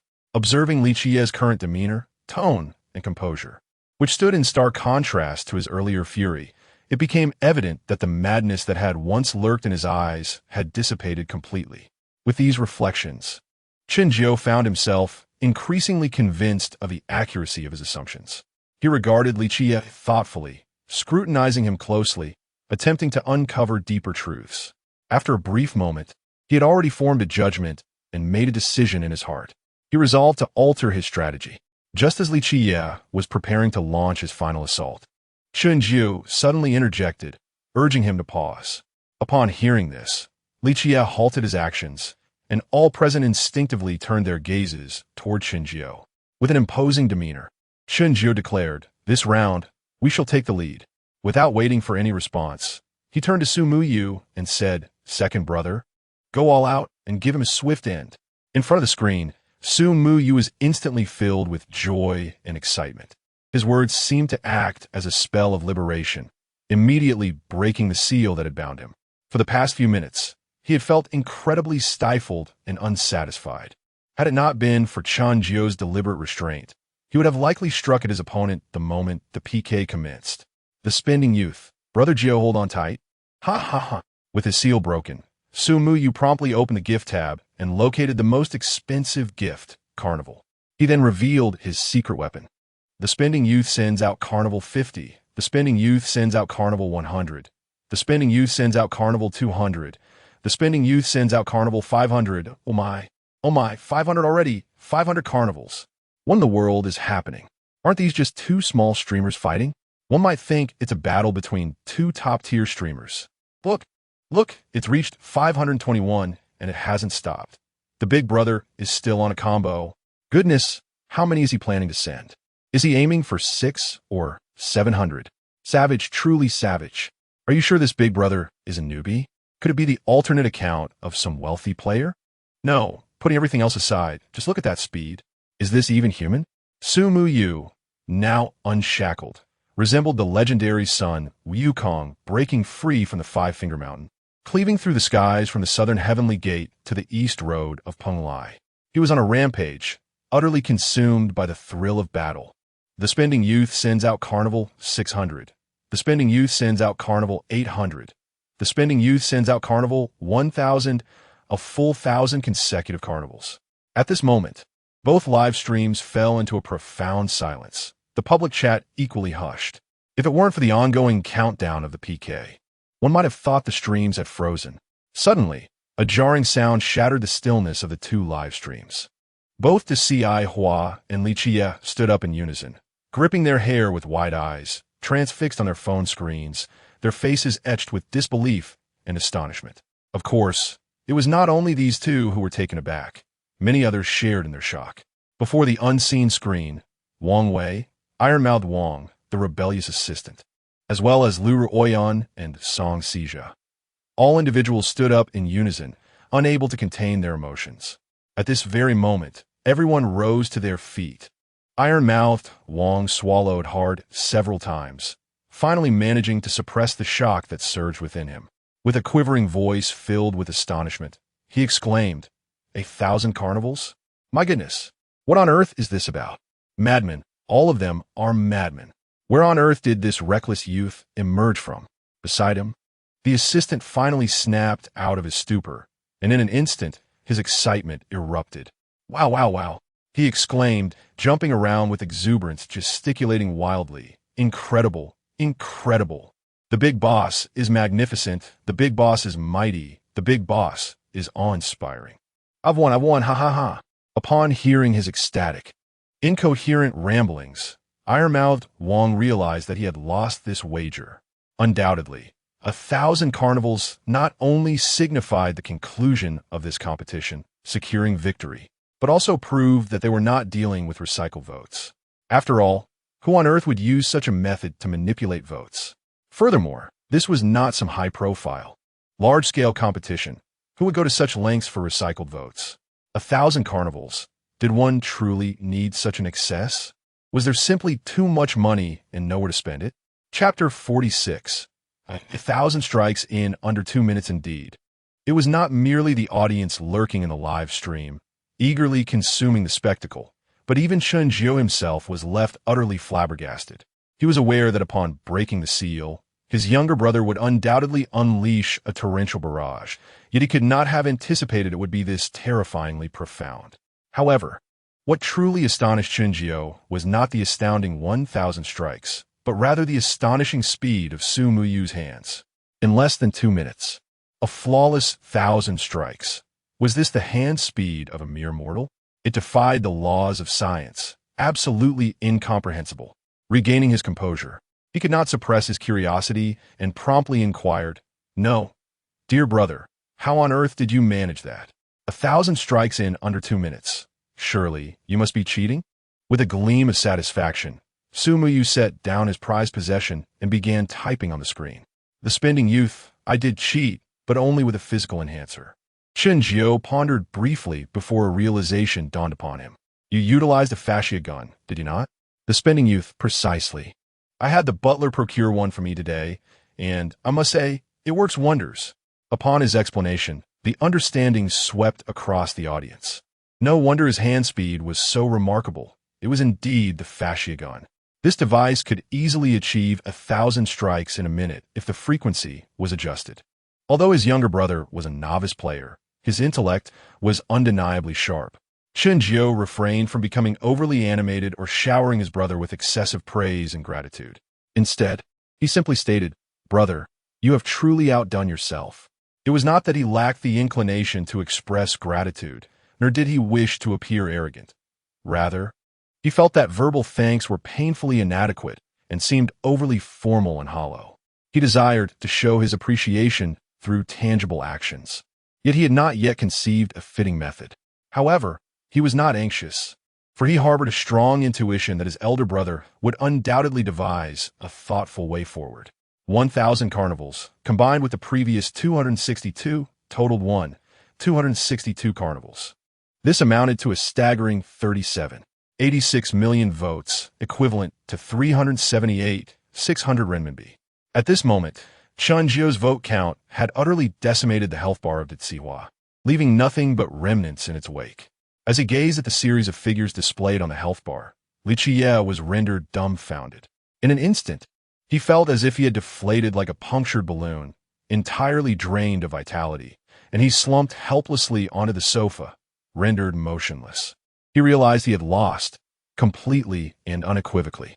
Not only did he lack the sufficient dough coins in his TikTok account, but even if he possessed an ample supply, he could not reverse the defeat, for he did not possess a fascia gun. Without the aid of a physical enhancer, even if he were to break his fingers, it would be impossible to reverse the health bar's decline in the remaining minutes. A resigned smile tugged at the corners of his mouth as he acknowledged that he had underestimated his opponent. Since he began streaming on TikTok just a month or two ago, his once humble demeanor had been inflated by the adulation of numerous streamers and fans, filling him with an overwhelming sense of superiority. Yet now, Chen Jiu and Su Muyu had effectively delivered a resounding slap to his ego. The slap not only left him humiliated, but also shattered the ethereal glory he once clung to, demolishing all of his pride and superiority into fragments. Ultimately, he was compelled to swallow the bitter fruit of arrogance and self-righteousness. He exhaled a long, heavy breath, his expression vacant and his eyes hollow as he stared blankly at Chen Jiu, managing a bitter smile as he muttered, "I lost." He had anticipated that defeat would ignite fury and anger within him. Yet surprisingly, he felt a calmness surpassing any he had experienced before. "May I ask you a question?" Chen Jiu exhibited neither triumph nor excitement, nor did he indulge in any mocking or derisive remarks. Instead, he nodded with a serene demeanor, replying, "Go ahead." Li Qiye fixed his gaze intently upon him, as if attempting to see through him, and asked, word by word, "Is it truly a return flow?" In truth, he already possessed an answer in his heart. He merely sought verbal confirmation. Chen Jiu smiled gently, shaking his head no. The tone and demeanor in which he spoke revealed his honesty. Upon receiving the answer he desired, Li Qiye smiled in relief. He chose not to say anything further and rose to prepare himself to mimic a dog. His expression and posture revealed no hint of emotion or embarrassment. Rather, he appeared exceptionally composed and forthright. After all, they were both seasoned in this game, understanding the principles of betting and accepting defeat. Losing was not to be feared nor deemed shameful. It was the inability to accept loss that truly brought disgrace. However, just as he was about to kneel, Chen Jiu suddenly called out to him, "Wait." Li Qiye paused, instinctively furrowing his brow. He presumed that Chen Jiu intended to flaunt the fruits of his victory, trampling upon his dignity and self-worth. Yet, to everyone's astonishment, Chen Jiu spoke with an unexpected audacity. "If you are willing, I can forego any punishment for you." Huh. His words landed like a boulder cast into a tranquil lake, instantly stirring tumultuous waves. "No way is this real? Just minutes ago, it felt like there was a vendetta over a woman and a grudge over a father. What's going on? Is the streamer truly this magnanimous?" The elder brother cast over 30 million votes, and now he won't even allow a punishment? Does that honor the votes he cast? Indeed, using the elder brother's hard-earned money to build a persona is rather duplicitous. At the very least, shouldn't you consult the elder brother before making decisions? You, a mere streamer, cannot dictate the whims of a wealthy benefactor. A hopeless case, a streamer like you will never rise. In an instant, the chatroom of Chen Jiu's livestream descended into chaos.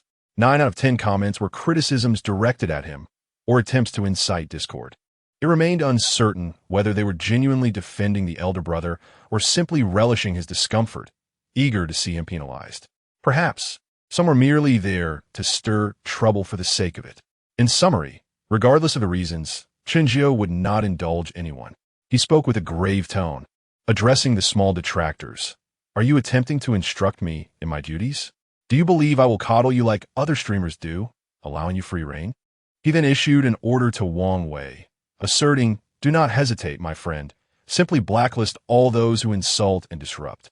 He reminded them, "I, Chen Jiu, will neither solicit nor demand your votes. Naturally, I hope you refrain from directing my actions. If you wish to watch, do so quietly or contribute positively to the atmosphere with uplifting comments. However, if you desire to play the role of commander, kindly seek another stream. You're not welcome here. Thank you. Furthermore, do not attempt to manipulate my elder brother's narrative. It is futile. The bond between my elder brother and me is unassailable, regardless of your attempts to sow discord." Seizing this opportunity, Chen Jiu also established some rules. Without such regulations, the stream would inevitably descend into chaos or even ruin. Currently, with low viewer engagement, he planned to compile a comprehensive set of guidelines once the popularity of the stream increased. Chapter 47. I require your protection for 1 month. A strategy of conquest. Li Qiye gazed intently at Chen Jiu, his expression a tapestry of confusion, astonishment, doubt, and surprise. Although the intentions of Chen Jiu remained elusive, Li Qiye did not question the veracity of his words, nor did he consider that he was being subjected to some form of jest, with the outcome of their contest already determined. He believed that Chen Jiu was above such petty manipulations. Now, with reason and intellect firmly in command, Li Qiye naturally inquired, What is it that you desire? After 2 days of engagement, he had gleaned some understanding of Chen Jiu's character. To him, Chen Jiu appeared to be a man motivated solely by self-interest. He could not entertain the notion that Chen Jiu possessed any genuine goodwill, especially considering that his elder brother had amassed a considerable number of votes. It was implausible that he would simply forego punishment. Li Qiye was confident that his reputation had not yet reached such an elevated status. Moreover, it seemed Chen Jiu had never granted him any semblance of respect. Thus, it was evident that Chen Jiu's words contained a kernel of truth, albeit one that required Li Qiye to offer something in return, essentially a transaction of interests. A sly smile curled at the corners of Chen Jiu's lips as he replied with a measured tone, "There is no need to dwell on past matters. As the saying goes, one does not truly know another until they have clashed. Not all disagreements and conflicts are detrimental. Furthermore, our enmity is rather superficial, a mere consequence of differing initial positions. But now, I presume you find yourself without a stance, do you not?" Li Qiye was taken aback by his magnanimity and perspective. Yet his assertion held merit. Their conflict had been little more than a verbal skirmish. The internet resembled a vast realm, fraught with inevitable friction. It was not solely a domain of violence. It was also rich in human relationships and social nuances. Initially naive to these realities, Li Qiye had come to a clearer understanding after a jarring revelation. At this moment, he began to grasp Chen Jiu's true intentions.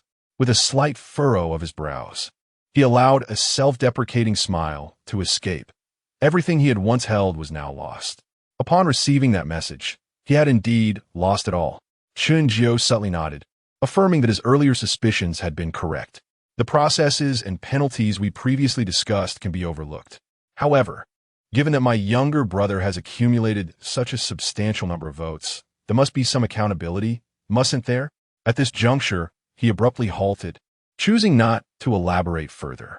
Instead, he savored the warm tea presented by butler by Jia, relishing the fragrant brew. Li Qiye refrained from interjecting or pressing for further explanation, patiently awaiting Chen Jiu's next words. It appeared that this evening's setback had profoundly shaped him, even altering his temperament. Once he had composed himself, Chen Jiu set down his teacup and stated, "Thus, I require you." "Huh? What? Wang Defa?" Li Qiye's pupils suddenly constricted, his face a canvas of terror and confusion, instinctively shielding himself. "You want me?" Moreover, what was the meaning behind your deliberate act of dropping the teacup? Is that a veiled reference to soap? By all that is sacred. A chill coursed through Li Qiye, prompting an involuntary shudder. He quickly composed himself and resolutely declared, "I beg your pardon, but I am a man of integrity, not one to indulge in such pursuits. If you harbor any peculiar inclinations, I suggest you visit Tianfu. They say only the Tianfu Avenue runs straight there." Chen Jiu shot him a fierce glare, retorting, "Stop disgusting me." He then raised a finger, elucidating for 1 month. "I require your protection." Upon hearing this, Li Qiye breathed a sigh of relief, internally grateful. Thankfully, it was merely a misunderstanding. Otherwise, his dignity would have been at stake. Yet, despite the misunderstanding being resolved, Li Qiye's furrowed brow remained unchanged. He regarded Chen Jiu with earnestness, stating, "I, Li Qiye, never take advantage of others. Nor do I owe anyone. A month's protection is insufficient. You ought to extend it." Chen Jiu smirked, a confident smile gracing his lips. "No need for that. 1 month will suffice. Once the time is up, feel free to leave. However, should you choose to stay, you are most welcome." Li Qiye raised an eyebrow, intrigued. "Are you planning to conquer me in this month, compelling me to willingly protect you?" Chen Jiu chuckled, unabashedly affirming, "Indeed, I am confident that within a month, I shall win you over with my talent and charisma. Perhaps even less time will be required." Li Qiye erupted into hearty laughter. "Very well. This is amusing, truly delightful. I accept your challenge. For the next month, I shall be your guardian of death. I eagerly anticipate how you will earn my unwavering loyalty." Chen Jiu merely smiled faintly, offering no response. In truth, his decision to alter the punishment and spare Li Qiye was not a whim, but a well-considered strategy. Indeed, as he discerned Li Qiye's intent to distance himself from Lu Ruyan, His approach shifted from destruction to conquest. The certainty of Li Qiye's defeat this evening was indisputable. While humiliating him during the process would have been swift and effective, serving as a warning to others, Chen Jiu sensed that such an outcome was not entirely satisfactory, nor was it his ultimate desire. It was only upon receiving a message from Lu Ruyan that Chen Jiu recognized an opportunity for a perfect conclusion. He resolved to transform his strategy from annihilating his rival to conquering him. Often, it is through conquest that one achieves the greatest victory. This strategic shift could be said to yield multiple benefits. The first benefit, turning foes into allies, thereby enhancing one's own strength and maximizing advantages. The second benefit, delivering a significant blow to Lu Ruyan. Should one choose destruction, it would merely signify the obliteration of the account belonging to Li Qiye. However, he could effortlessly create a new account in an instant, thus inflicting no harm upon Lu Ruyan whatsoever. On the contrary, fueled by animosity, Li Qiye would likely become even more supportive of her. In contrast, Chen Jiu's decision to subdue Li Qiye would result in the loss of a formidable ally, effectively severing one of her limbs. The third sculpture would serve to establish authority with greater efficacy. Following this, should anyone dare to infringe upon Chen Jiu, they must carefully consider whether their senior brothers and sisters might be undermined. I suspect few streamers would be willing to relinquish their esteemed senior figures. The fourth sculpture aims to enrich one's persona and enhance a positive image. Thus, it can be concluded that the choice to conquer Li Qiye is undoubtedly a strategy that yields countless benefits without a single detriment. Furthermore, this aligns seamlessly with Chen Jiu's emphasis on interpersonal relations and social acumen. It must be said, Chen Jiu is truly a master of strategic cunning. Chapter 48. Yours is mine.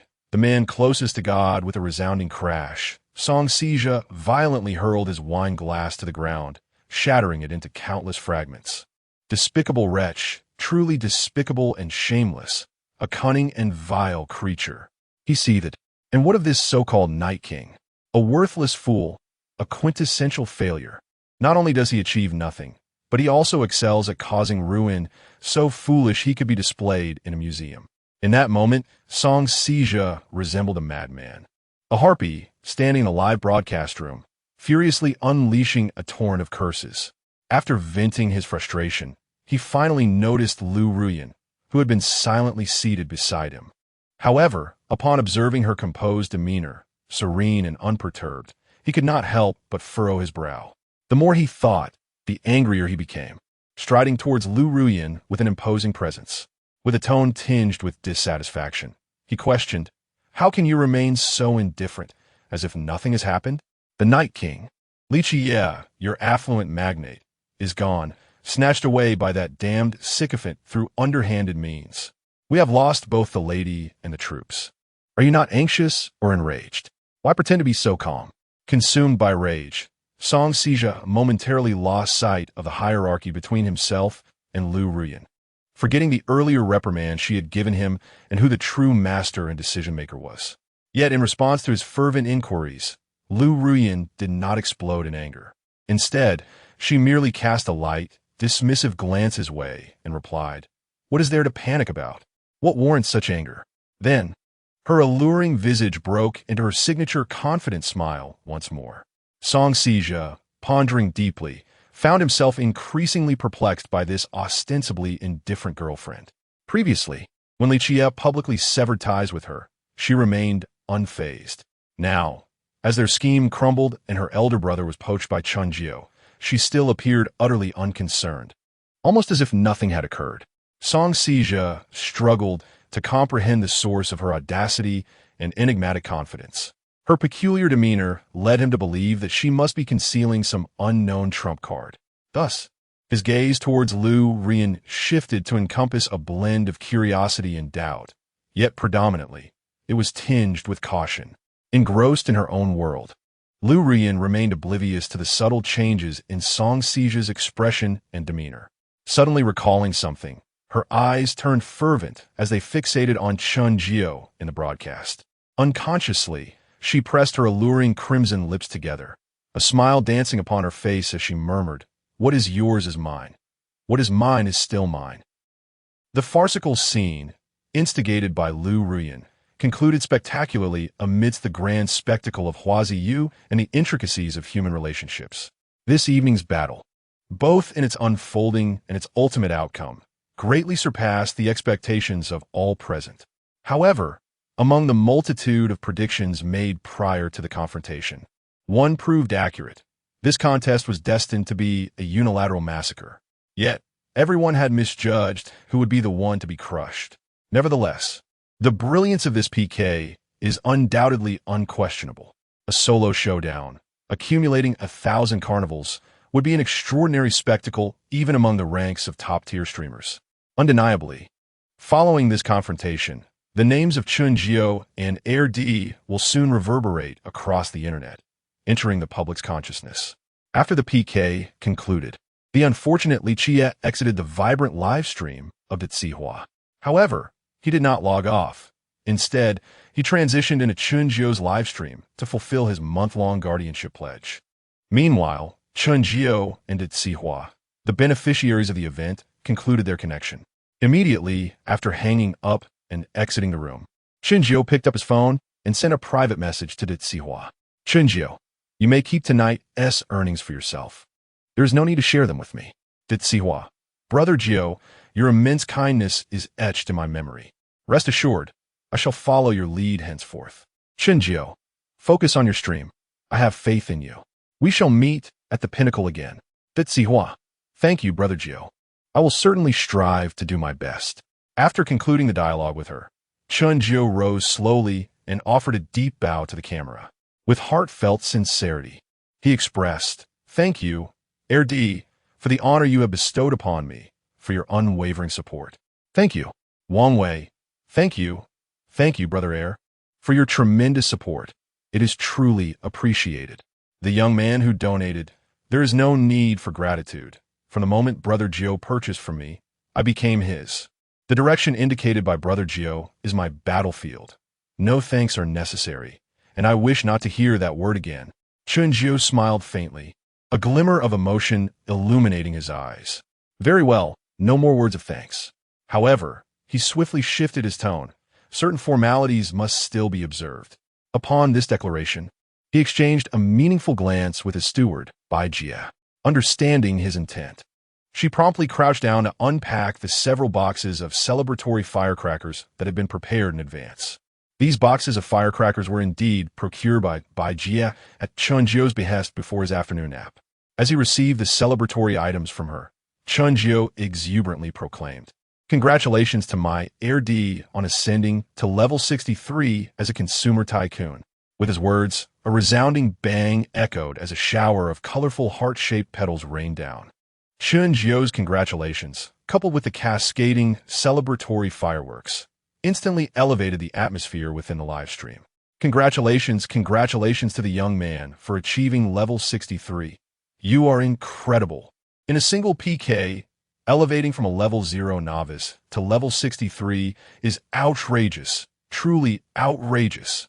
Having used Douyin for so long, today marks the first time I've witnessed 1,000 carnival fireworks.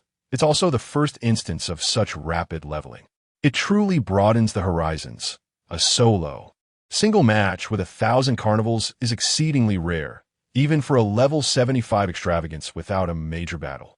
Undoubtedly, the young man possesses the potential of a level 75 extravagance. As it stands, he is the closest man to divinity on all of Douyin. I must respectfully disagree with the previous comment. At the outset, there have been instances of overwhelming bursts of popularity that later faded away. Is this not a common occurrence over the years? Indeed, it cannot be denied that the young man possesses remarkable prowess and audacity. However, such fleeting valor does not signify lasting merit, for the days ahead are still abundant. Let us observe how events unfold. 1,000 celebrations have not been in vain. While securing the allegiance of a prominent consumer magnate, he has simultaneously drawn an influx of vibrant attention. At this moment, the viewership in Chen Jiu's live stream has surpassed 500 individuals.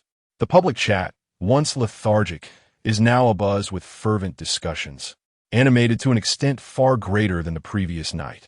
Engaged in the festive atmosphere, Chen Jiu remains oblivious to the lively banter on the screen as he continues to set off a staggering 63 fireworks in celebration of his younger brother's ascension to level 63. Due to the haste and lack of thorough preparation, the celebration proves to be rather simplistic and devoid of ceremonial grandeur.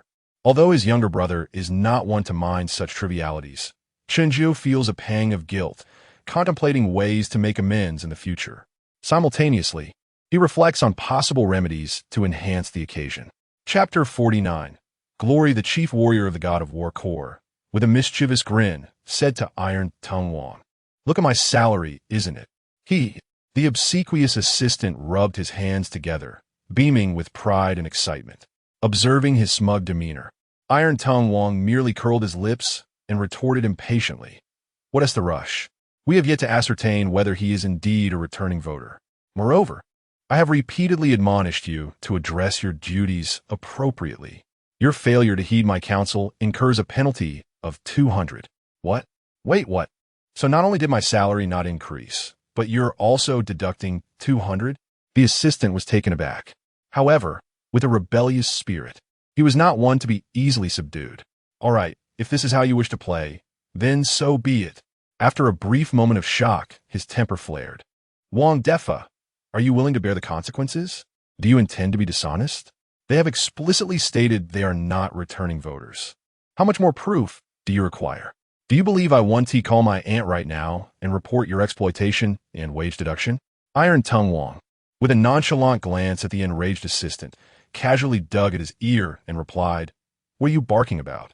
Who is afraid here? You believe everything you hear. How foolish can you be?"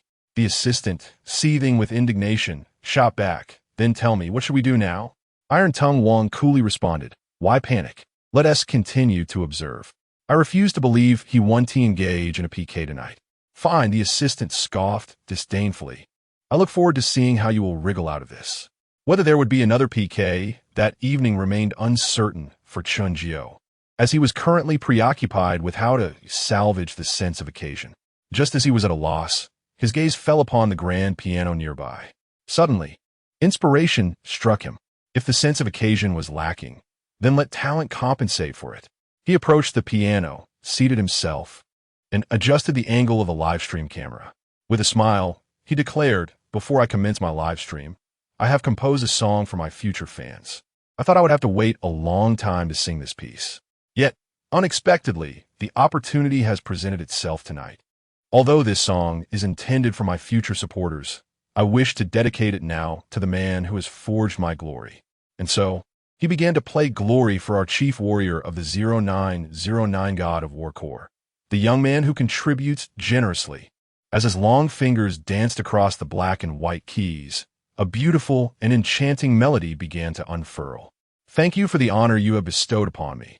I bow deeply in gratitude, because the efforts made are understood by some. The gift sparkles and emotions surge. This is but the beginning, not the end. When you emptied your account for my sake, what could I possibly offer in return for your unwavering affection? Thank you for the honor you have given me. I bow deeply in gratitude, because the efforts made are understood by some. Thank you for the honor you have given me. How ordinary this young man once was. It is you who has allowed me to realize my dreams at their zenith." In order to align with the current context, Chen Jiu deliberately altered a few phrases. Moreover, while performing this song, he did not showcase excessive vocal skills. Rather, he focused more on emotional investment and integration. Simple yet heartfelt, his sincerity was profoundly genuine, resonating deeply. Beside him, Bai Jia watched in awe as he accompanied himself on the piano. A young man, affluent and talented, with a striking appearance and exceptional demeanor. What woman could remain unenchanted in the presence of such a man? Especially when he played the piano, his charm was simply irresistible. Even Bai Jia, a refined and accomplished woman, found her heart fluttering unknowingly. At some point, a delicate blush crept onto her exquisite face. Her gaze, once fixed on Chen Jiu, gradually softened, reflecting tenderness akin to rippling spring waters. It was only after the final note faded that she suddenly came to her senses. Oh no, the sensation of a racing heart. Flustered, she averted her eyes, afraid to look again for fear of sinking deeper. following the performance. The public screen erupted with excitement, with an unending stream of comments flooding in. Wow, wow. ISNT Brother Jiu, a PK streamer? Such remarkable talent. Beautiful, beautiful. Incredibly beautiful. My ears are in ecstasy. This song is beautifully written. Though the lyrics are simple, they are pure and sincere, absolutely in love. A song created specifically for fans. What a divine streamer. His sincerity moves me to tears. This is truly a model of mutual devotion between streamer and fans. Being a fan of Brother Jiu must be such a joy. Envious of a young man. When will my beloved streamer write a song for me? Above? Why not try showering over 1,000 gifts in a single session? One song once again, won Chen Jiu a multitude of admirers.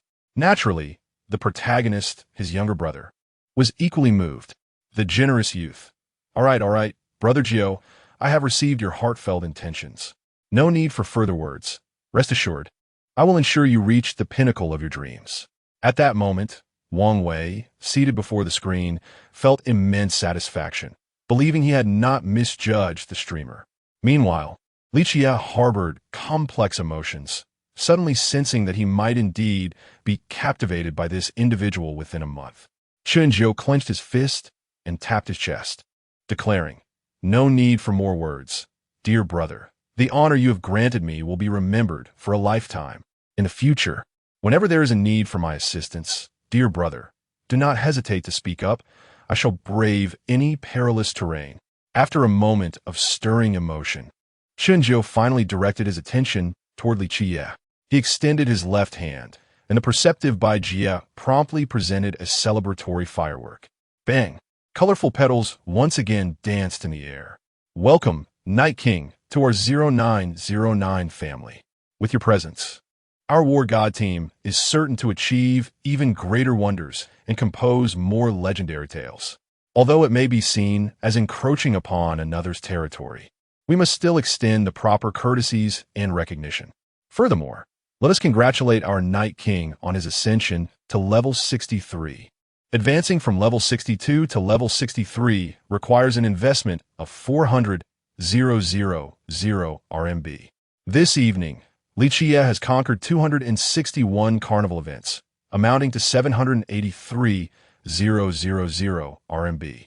Not only has he reached level 63, but he is also quite close to level 64. Although this advancement did not occur in his own live stream, Chen Jiu felt it was essential to celebrate this moment. After all, he is now our esteemed protector. However, just as he was about to launch 63 more fireworks in celebration, Li Qie intervened with a message on screen. Li Qie, wait. P.S. Thank you. And my heartfelt gratitude to all the generous patrons, Yin Zhu and Yi Fei, for your gifts and 5-star reviews. Incredible, majestic, generous. Love you all. By the way, this is not intended to be a fast-paced narrative, so do not perceive it as tedious. The reason for the lengthy exposition is merely to provide clarity for readers who may not be familiar with live streaming. Chapter 50. Not kidnapping the eldest brother under any pretext. Even if it means riding on the popularity of a major streamer upon witnessing the supreme floating screen barrage sent by Li Qie, Chen Jiu halted his action of twisting the celebratory cannon, perplexed, and inquired, "What is going on?" "Qie, no hurry. Let's momentarily set aside the upgrade celebration." With a furrowed brow, Chen Jiu was about to voice his thoughts when he again caught sight of the floating screen barrage. "Qie, come on. Since we have some idle time, let us venture out for a bit of combat fun. After all, I am the one who has won over 30 million votes.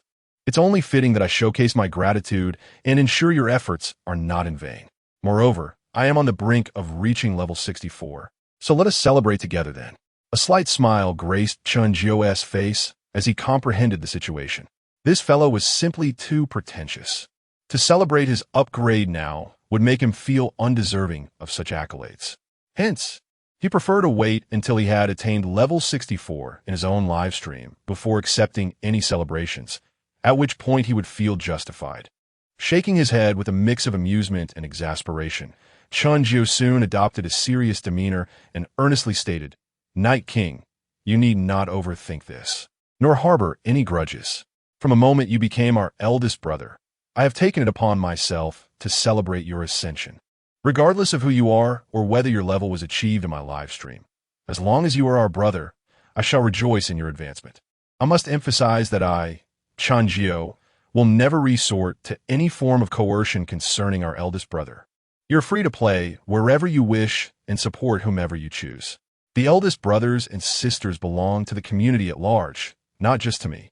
I hope our fans will refrain from any attempts to manipulate our eldest brother.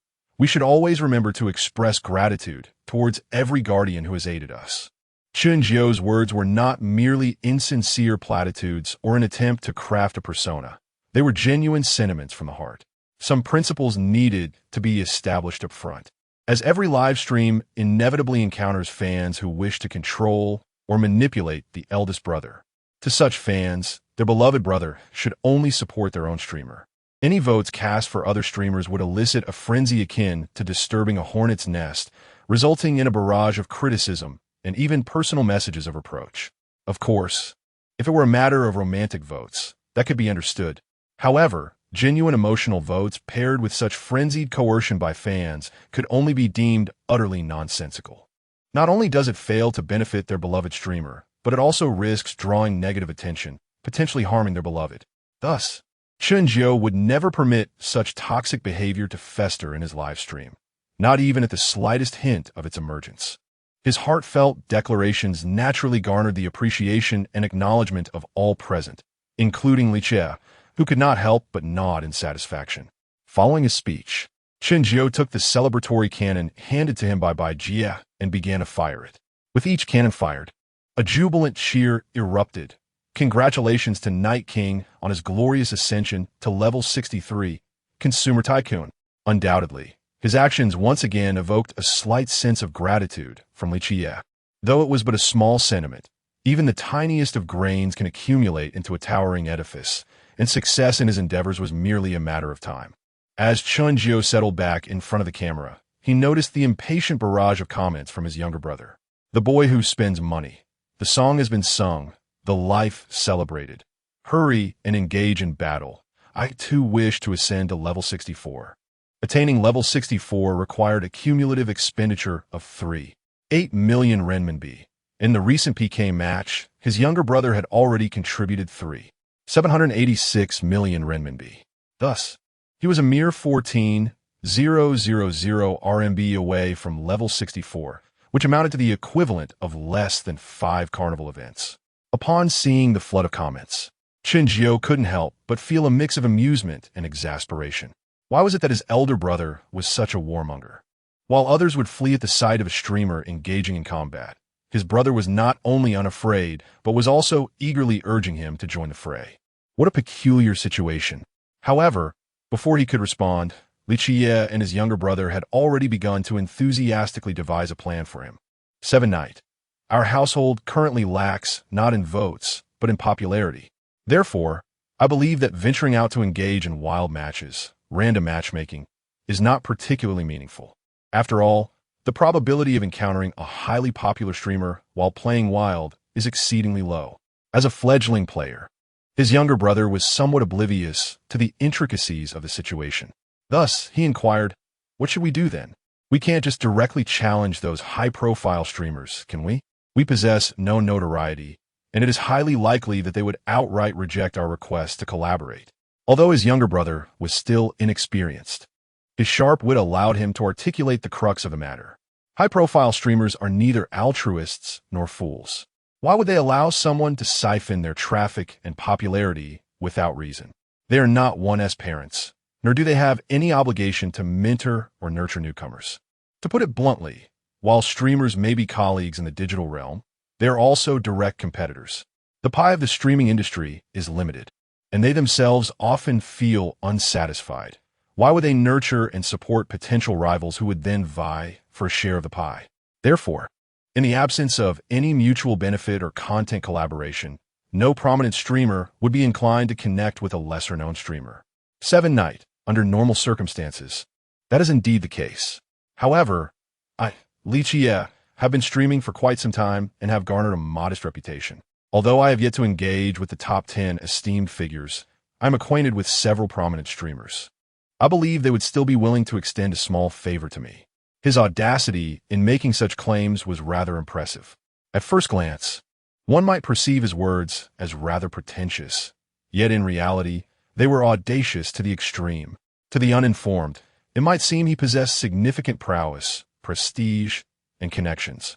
Yet, those in the know understood that his so-called connections and favors were merely the result of generous gift-giving. Should he cease to bestow gifts upon them, he would possess no real leverage. The notion that once the gifts stop, the affection diminishes is universally acknowledged across all platforms. Reality is indeed as such, not to mention the internet, which often transcends reality itself. It is commonplace in the realm of live streaming for viewers to bestow gifts upon prominent streamers, thereby enticing them to promote emerging talents and share their audience's attention. This practice constitutes a significant aspect of the operations within the sphere of major streamers. Each party derives their benefits from this arrangement, engaging in a fair exchange that fosters mutual advantage. What begins as a mere transaction should not be misconstrued as the forging of camaraderie, simply because a streamer offers a few flattering words. Chen Jiu, being of a kind heart, would not shatter the grandiloquent facade of flattery directed towards him. Nevertheless, he instinctively furrowed his brow, preparing to decline Li Qiye's well-meaning overture.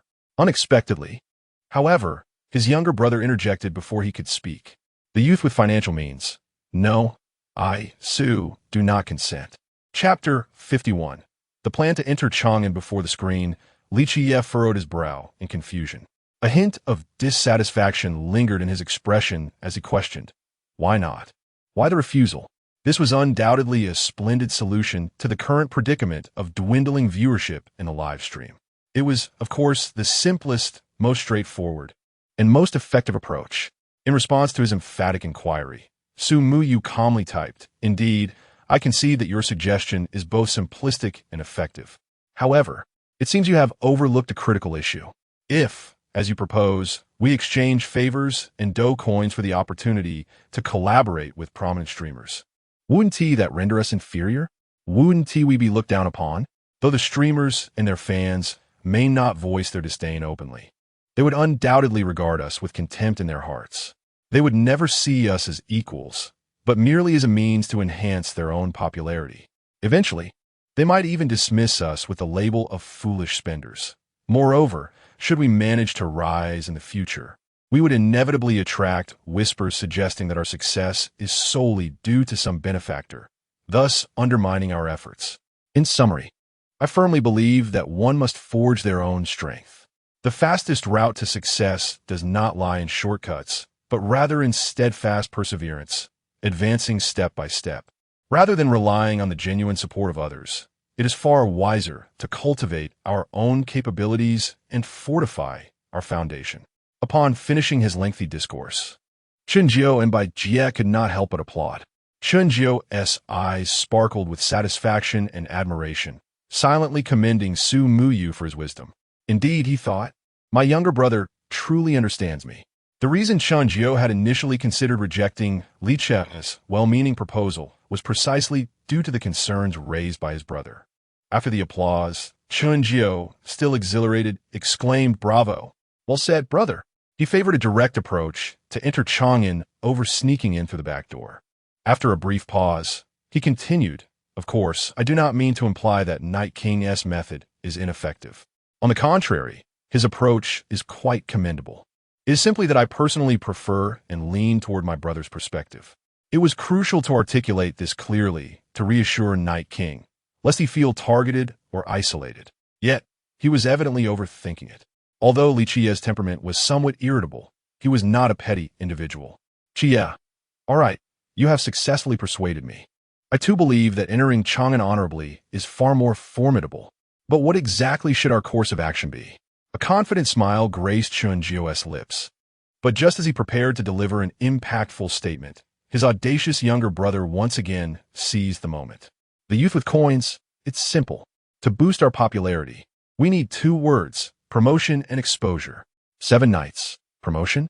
Exposure? What does it mean? Are we supposed to pay gossip hosts to promote us? Spending youth.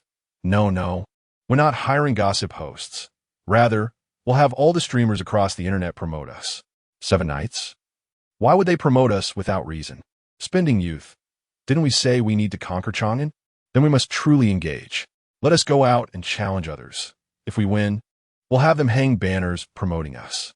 As we defeat more streamers, our exposure and fame will inevitably rise, and popularity will follow. Our ultimate goal is to have every streamer's live room adorned with our banners. 7 nights so? Wow, this idea is brilliant.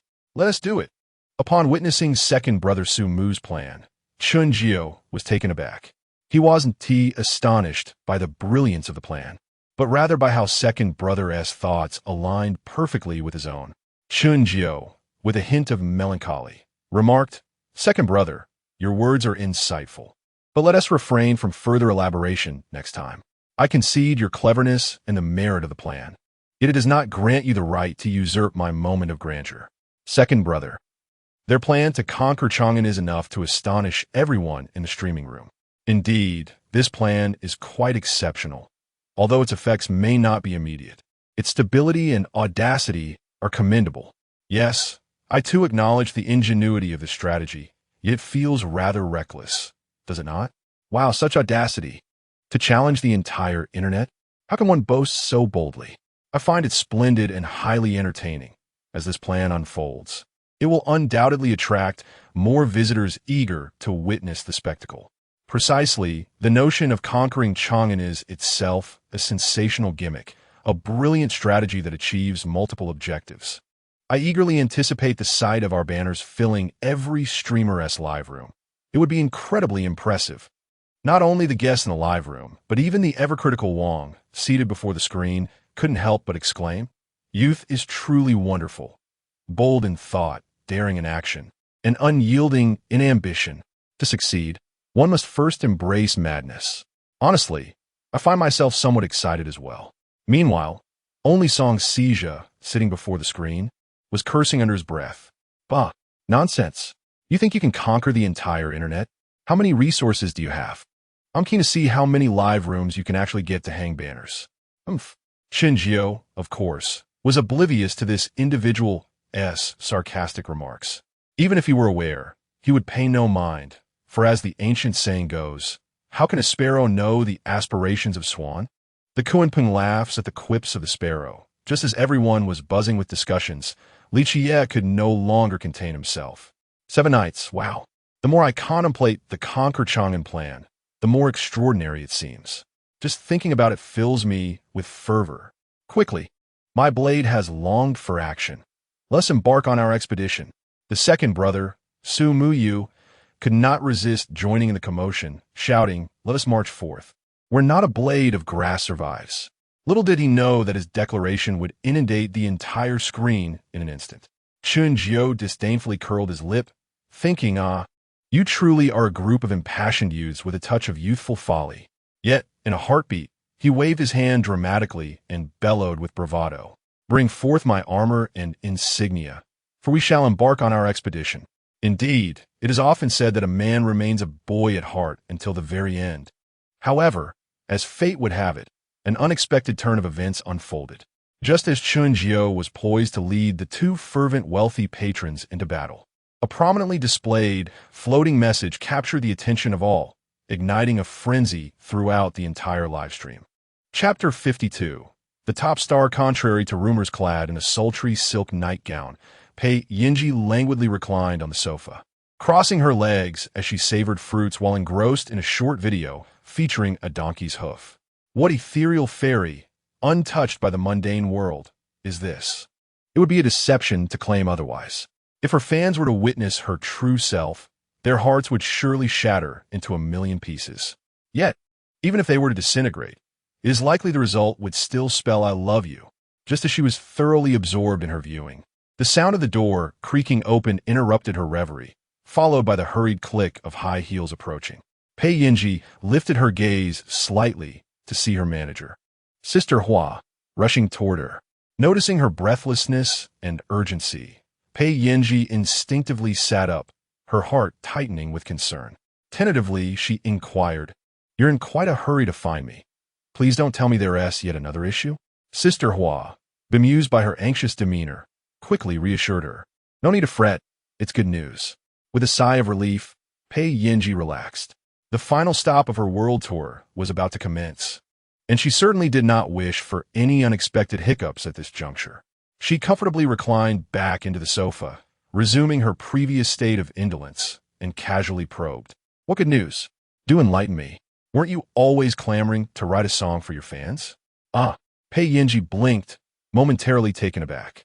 She then feigned seriousness, retorting, "Yes, I had intended to write one, but time has eluded me." Sister Hua shot her an incredulous glance, well aware of the character of the artist she managed. "What do you mean, no time? Nonsense. You're simply being lazy. Fear not, you don't need to lift a finger, for I have something ready-made." With that, Sister Hua tossed her iPad into Pei Yinji's lap. Pei Yinji blinked her innocent yet bright eyes, puzzled. "Ready-made? What does that mean?" As she grasped the iPad and glanced at the screen, she found a recording of a live stream. With a mix of confusion, curiosity, and anticipation, she clicked play. In an instant, a man appeared alongside a grand piano. Even for someone accustomed to the countless handsome faces of the entertainment industry, Pei Yinji was momentarily captivated by the man's stunning visage. As she marveled at his beauty, the melody of the piano intertwined with a magnetic voice began to fill the air. With each note, the brilliance in her eyes intensified and her astonishment deepened. Unbeknownst to her, her previously languid posture was replaced by rapt attention. Her body instinctively straightened up once more. Upon the song's conclusion, Pei Yinji sprang to her feet in exhilaration, her expression brimming with excitement. "This song is truly magnificent. The composer understands me. He comprehends my feelings so profoundly. Every word is what I long to convey to my fans, and it is the very song I wish to gift them. It's wonderful, simply wonderful. Who penned this piece? Who is the creator? I must acquire it. I absolutely must secure it as a gift for my fans. Even if I cannot procure it, I must obtain the authorization, which I can then present to my devoted fans at the concert in the magical city." Observing her emotional state, so fervent that her words became somewhat incoherent, her manager, Hua Yu, seemed to have anticipated this reaction and remained unfazed. She gestured towards a screen where a handsome young man was strumming and singing, indicating that his original work. "Who? Chen Jiu?" Pei Yinji appeared somewhat astonished. "Is he someone from the industry?" Hua Yu shook her head, clarifying that he was not a part of the entertainment circle, but rather a newcomer who had only begun live streaming a few days prior. "How did you discover him?" Pei Yinji inquired with curiosity, while idly browsing through live streams. "I happened to stumble upon his broadcast just in time to catch him performing that song." Pei Yinji fell silent for a moment before asking, "Is he still live streaming?" "Yes." Upon receiving an affirmative response, she eagerly seized her phone, intent on searching for Chen Jiu's live stream. Observing this, her manager immediately panicked and intervened. "Not like that, miss. You should use your own account." Her Douyin account was an officially certified actor and singeress account, marked with a yellow V. Entering any random live stream carelessly could lead to unforeseen chaos, especially since she was currently a highly sought-after top star in the entertainment industry. Pei Yinji replied nonchalantly, "Of course, I must use my own account. Otherwise, how could he possibly believe me? If he doesn't trust me, how can we discuss business?" Eilicht. Hua Yu conceded, recognizing the validity of her point. Now that Pei Yinji had entered the live stream, she had no time to address her manager further. With her fingers flying over the phone's keyboard, she opted for the supreme scrolling option, fearing that the host might miss her comment. Meanwhile, clad in armor and ready for battle, Chen Jiu was poised to lead his troops northward, aiming for Chang'an, when a particularly eye-catching scrolling comment caught his attention. "Pei Yinji, excuse me, young man, is that song you performed earlier, Glorious, your original work?" As soon as this comment appeared, the previously rapid-fire comments in the chat came to a sudden halt, enveloping the live stream in an unexpected silence. Pei Yinji stared at her phone, perplexed, muttering, What's going on? Is it frozen?" Just as she finished her thought, the comments section erupted. What the heck? What the heck? Who is this? Am I seeing things? Quick, check her profile. Is she the real goddess? oh my gosh, it's real, it's really her. I can't believe I'm seeing my goddess in the live stream. OMG, OMG, the goddess has descended into the live stream. Chia, Pei Yinji, hello? Heavenly Queen Pei. You're my fan, no. I'm your idol, wait, that's not right in an instant. The comment section descended into chaos. Even the consumption tycoon, Yi Wang, was taken aback. Clearly, everyone had clicked on her profile to verify, and they all confirmed that she was indeed the real Pei Yinji. As an irreplaceable goddess in the hearts of most men, her presence naturally incited a stir and excitement. Yet, amidst the hundreds in the live stream, only Su Muyu, Wang Wei, and Chen Jiu exhibited remarkable composure and tranquility. It was entirely expected for the second brother to remain unfazed, in the eyes of such a top-tier, affluent individual. Celebrities may seem less significant than ordinary people. Wang Wei and Chen Jiu's calmness stemmed not from indifference, but simply from their unfamiliarity with the renowned diva, whom they found unremarkable. Wang Wei even remembered his responsibilities as an administrator, maintaining his poise while diligently attending to his duties. Welcome, welcome. A warm welcome to the illustrious presence of the goddess Pei Yinji. If you enjoy the host, feel free to follow. Upon seeing his welcoming message, Chen Jiu's eyelids twitched slightly. Although he was not acquainted with Pei Yinji, her name had reached his ears. Thus, the notion of inviting such a supernova to follow him felt rather dubious, if not outright absurd. Chapter 53. The exclusive favor from the goddess. How many years has it been living with the goddess? Due to Wang Wei's audacious remarks, the live stream was once again enveloped in an eerie silence. Just as everyone was lamenting the recklessness of the individual, a sudden thunderclap erupted within the live stream. Pei Yinji followed the broadcaster. The system notification that appeared on the screen shone brightly like a firefly in the darkness, so vivid and dazzling. Undoubtedly, this unexpected system alert would incite a wave of astonishment and excitement.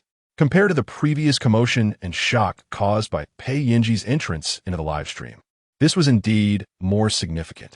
As expected, the once brief silence of the public screen was instantly submerged by a torrent of comments.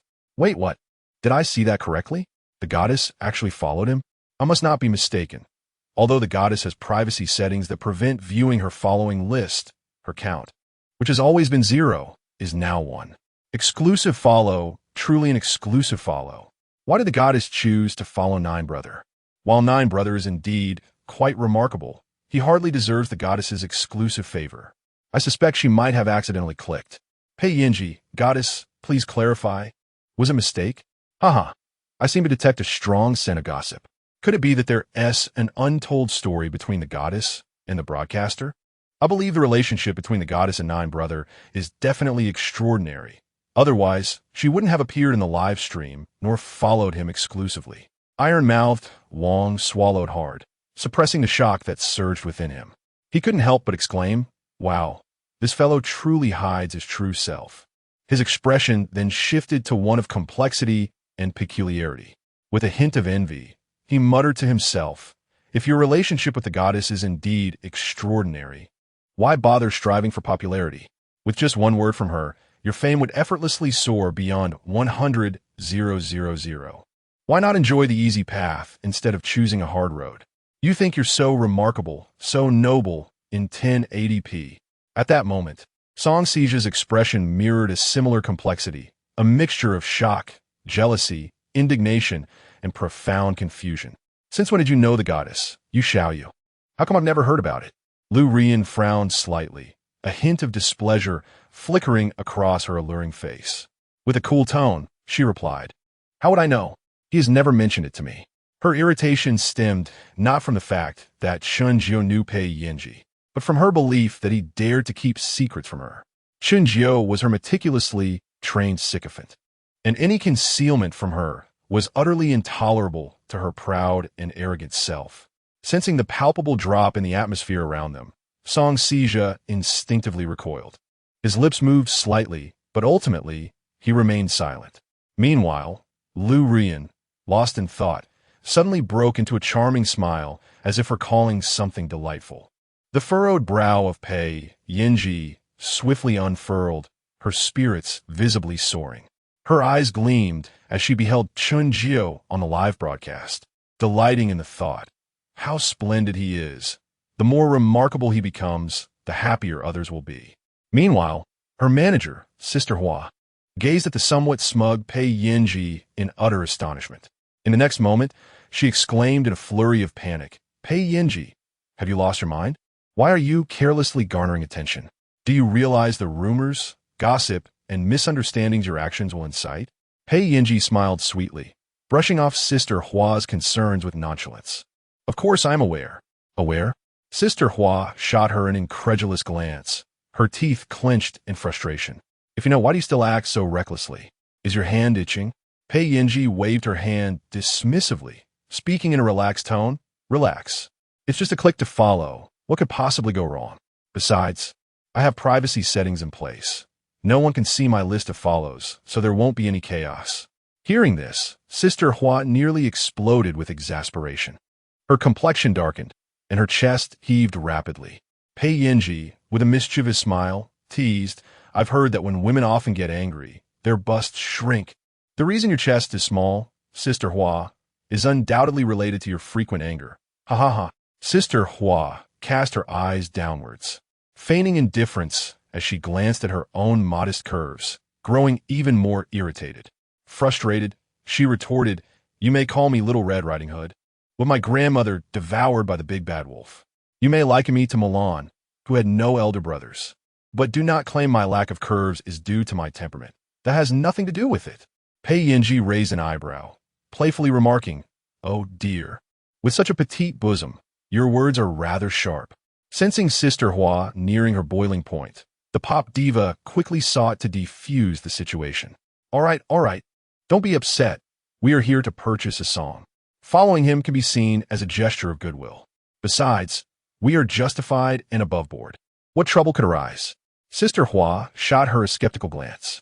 "Do you truly believe that by tomorrow, your scandal with him won't be all over the place?" Pei Yinji scoffed, dismissing the notion. "With fame comes controversy. After so many years in the industry, I've had my fair share of rumors. Even my fans have grown indifferent to them. Who would still believe such tales?" She paused momentarily, stealing a glance at Chen Jiu on the screen, an unexpected glimmer of anticipation flickering in her gaze. "It's not such a bad idea to spread rumors about him. He has never been in love, after all. I'm quite curious to experience the bittersweetness of love." Sister Hua, exasperated yet resigned, rubbed her forehead. At times, she genuinely wished to pry open this young lady's mind to uncover the peculiar thoughts swirling within. Though Chen Jiu did not know Pei Yinji personally, he was certainly familiar with her illustrious name. Upon seeing the supreme, floating screen comments, he never imagined the true identity behind the name, presuming it to be merely a whimsical moniker chosen by a casual viewer. However, as the public screen's comments erupted in a frenzy, he began to realize something was amiss. In a flurry of excitement, he hastily opened her profile for verification. To his astonishment, he discovered that it was indeed the authentic Pei Tianho. At that moment, Chen Jiu was utterly bewildered. However, he quickly regained his composure. His eyes darted around, a thoughtful expression crossing his face, as if he were concocting some scheme. It was only at this juncture that he gradually emerged from his reverie. Glancing at the chaotic public screen, a sly smirk played upon his lips. Clearing his throat with exaggerated formality, he successfully captured everyone's attention. Then, striking a pose of triumph and pride, he proclaimed, calm down. There is no need for such astonishment. To be frank, you have guessed correctly. My connection with Pei Tianho is indeed extraordinary. You may find it hard to believe, but I had the fortune of cohabiting with her for several years." With audacity, he declared a shocking revelation. After a moment of stunned silence, he had unleashed a bombshell. P.S. Let me reiterate, this is not a fast-paced narrative. It is a slow-burning tale, One glance at the characters reveals that this is merely the beginning of the journey. Chapter 54, I lay on the bed while she pressed against the wall, and the child played on the floor. What? Old Jiu, have you lived with the goddess for several years? Am I hearing this correctly? Wow, is this for real? Such explosive news. Can we really hear this? False, it must be false. Host, please refrain from fabricating scandalous tales about my goddess. Where's my knife? Damn it. Shut up. If you dare to tarnish the image of my perfect goddess, I, Yang Wei, will never acknowledge you for the rest of my life. Heh, old Jiu. Are you just putting on a show? Please tell me you are merely performing. Excuse me, but I timidly suggest that the goddess's sudden appearance in the live stream, exclusively focusing on old Jiu, might not be entirely implausible. At this moment, the viewers in the live stream were utterly shocked by Chen Jiu's words. Even the actual person on the screen was equally astonished and bewildered. Manager Hua stared at her with a peculiar expression, scrutinizing her from head to toe. Feeling her probing gaze, Pei Yinji shot her a flirtatious glance and retorted, "Hey Hua, what kind of look is that? Surely you don't actually believe this guy's nonsense?" Seeing that Hua remained unfazed, she grew more anxious. "No, he is slandering me. He is defaming me." Hua scoffed. "I wondered why you were so eager to give him attention. Turns out there was an affair. No wonder you wanted to spread rumors, claiming you wished to experience the agony of love. It seems you aim to prepare a warning for your fans and mine." Upon hearing this, Pei Yinji, no longer languid and composed, began to stomp her feet in frustration. "What on earth are you imagining? As your agent, surely you should be clear about my relationship with him." A chuckle escaped Hua's lips, and she burst into laughter. Pei Yinji was momentarily taken aback, but soon realized that Hua was intentionally teasing her. It was her own fault for losing her composure. Otherwise, she wouldn't have fallen for her trick. With a slightly annoyed glare at Hua, she shifted her attention back to Chen Jiu, her exquisite features now tinged with annoyance. "It's all this guy's fault for speaking nonsense. How dare he tarnish my reputation? If I ever see him, he will receive 2 punches, humph." Meanwhile, the earnest Chen Jiu remained oblivious that he had already been noted down by someone. Watching the barrage of comments wishing him harm, Chen Jiu nodded with satisfaction. He lifted his chin slightly, feeling a sense of pride as he continued. "Indeed, you heard correctly. I had the fortune of cohabiting with the goddess Pei for several years. Reflecting on that time, it remains unforgettable." Recollecting those moments, he added, "Back then, I lay on the bed while she pressed against the wall." Pei Yinji, watching from the screen, paused for a moment before bursting into delightful laughter. Her giggles echoed as she doubled over on the sofa, clutching her stomach in a fit of mirth. Even the usually stoic Ice Mountain Hua Jie couldn't help but chuckle upon hearing Chen Jiu's unexpected twist. This lad possesses quite a sense of humor. At that moment, the audience in the live streaming room was also thoroughly entertained by Chen Jiu's antics. "Damn, I was sharpening my knives, and you suddenly pull a divine reversal.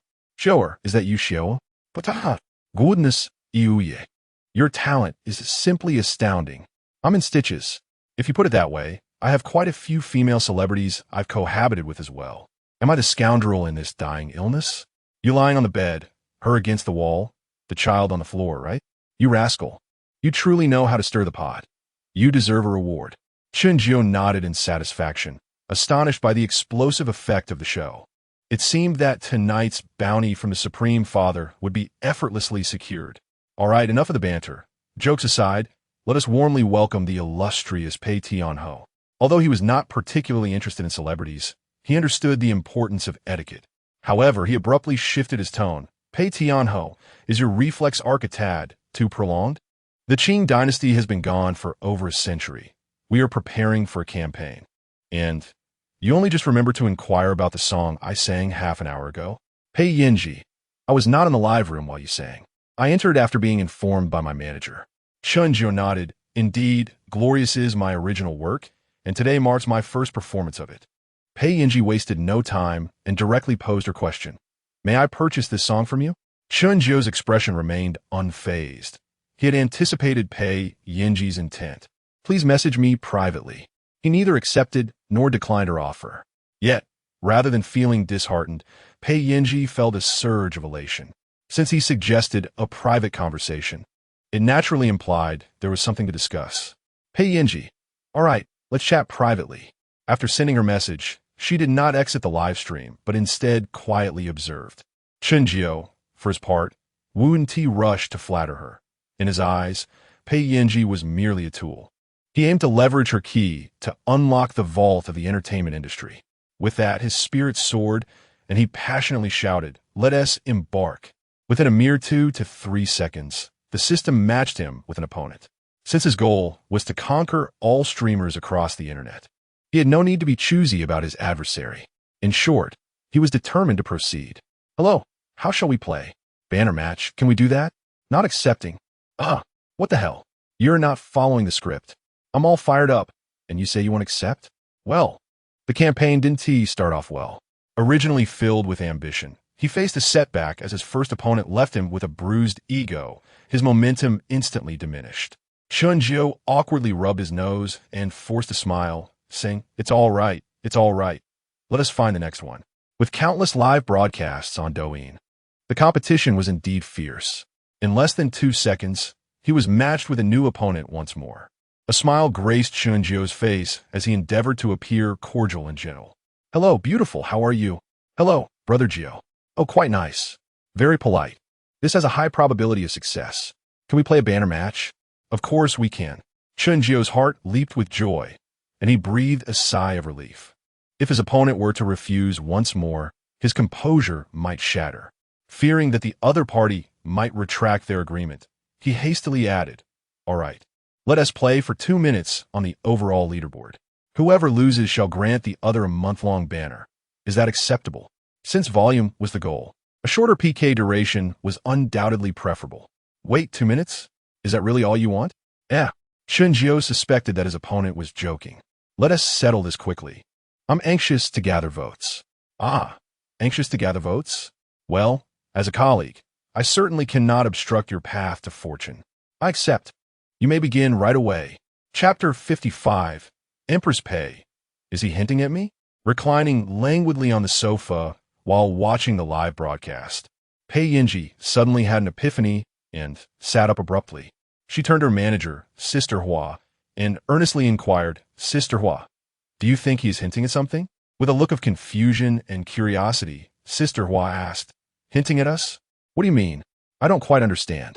Pei Yinji, with a serious expression, began to analyze. "Consider this. He neither accepted nor rejected our offer, which indicates that he is someone who only acts when there is certainty. Then, he immediately rushed out to engage in a PK battle.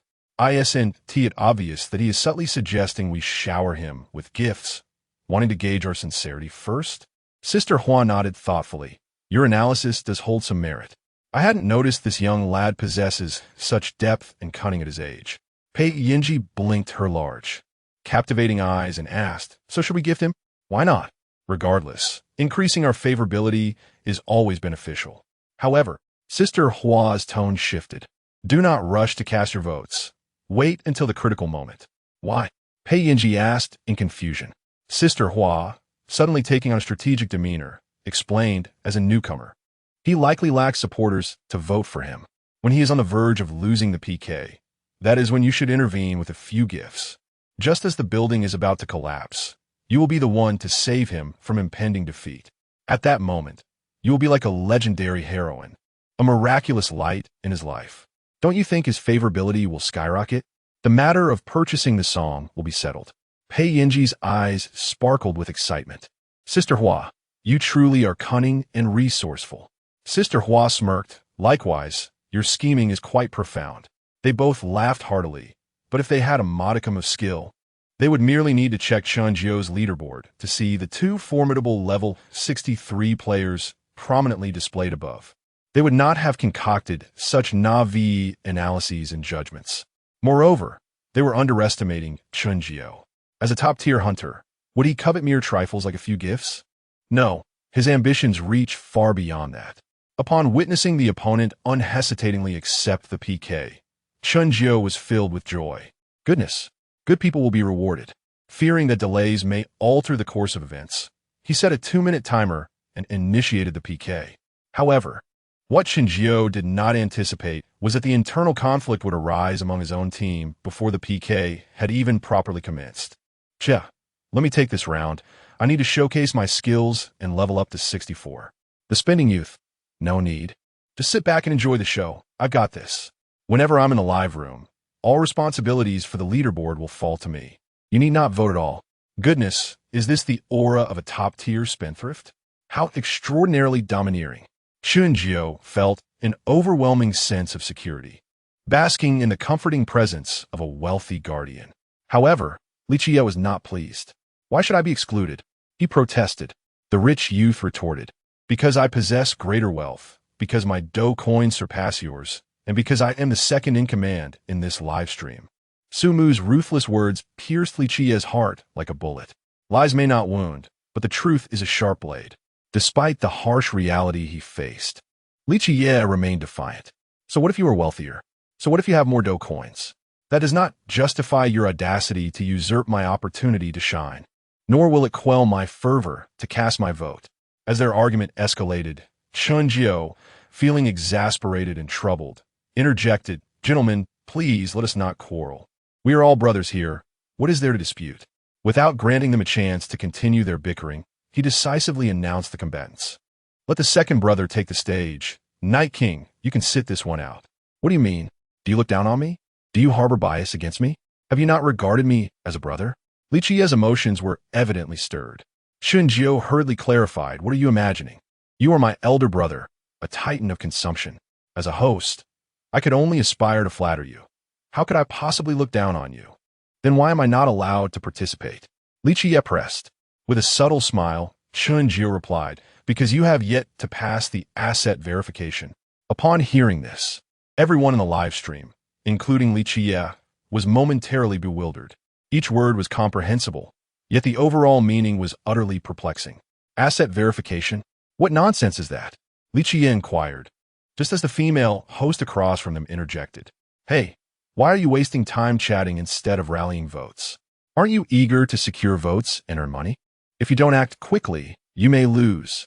Her reminder jolted Chen Jiu to the realization that the PK countdown had silently slipped by a full minute. At that moment, the opposing team's vote count had surged to an impressive 60,000. Understanding dawned upon Chen Jiu. No wonder the opponent had confidently accepted the PK without negotiation. She possessed considerable leverage. Under normal circumstances, her 60,000 votes would allow her to dominate the field. However, unfortunately for her, she was facing an exceptionally formidable opponent this time. With a confident smile, Chen Jiu calmly stated, "Night King, I will explain everything after the PK. For now, second brother, I am counting on you." As soon as he finished speaking, the screen illuminated with dazzling special effects. The second brother had no small change to spare. When he made his move, it would be nothing short of the most extravagant celebration.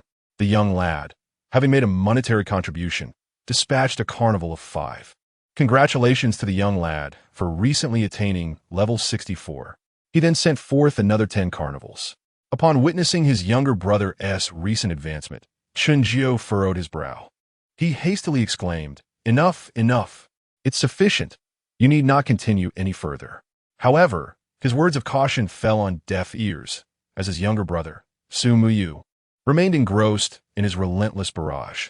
He continued to unleash a torrent of carnivals, sending forth 20, then 30, and finally 34. Only after reaching 34 did he cease his fervent onslaught. Consequently, Chen Jiu's health bar surged to an impressive 1 million votes, utterly obliterating his opponent's health. Su Muyu's sudden and frenzied display of prowess left the onlookers in a state of sheer astonishment, their bodies seemingly petrified, rendered speechless in that moment. Chapter 56, Securing the First Banner. The unworthy protagonist without a proper name, Pei Yinji, gazed intently at the screen displaying the carnival effects, her beautiful eyes sparkling with wonder. She swallowed hard, lacking her usual poise, and timidly inquired, "Sister Hua, is there really a need for us to go on again?" A fleeting, awkward expression crossed Sister Hua's face. The memory of her previous flamboyant schemes made her cheeks flush despite her hardened demeanor, shaped by the entertainment industry's relentless scrutiny. Goodness, how could a newcomer, barely 2 days into their broadcast, have such a powerful patron?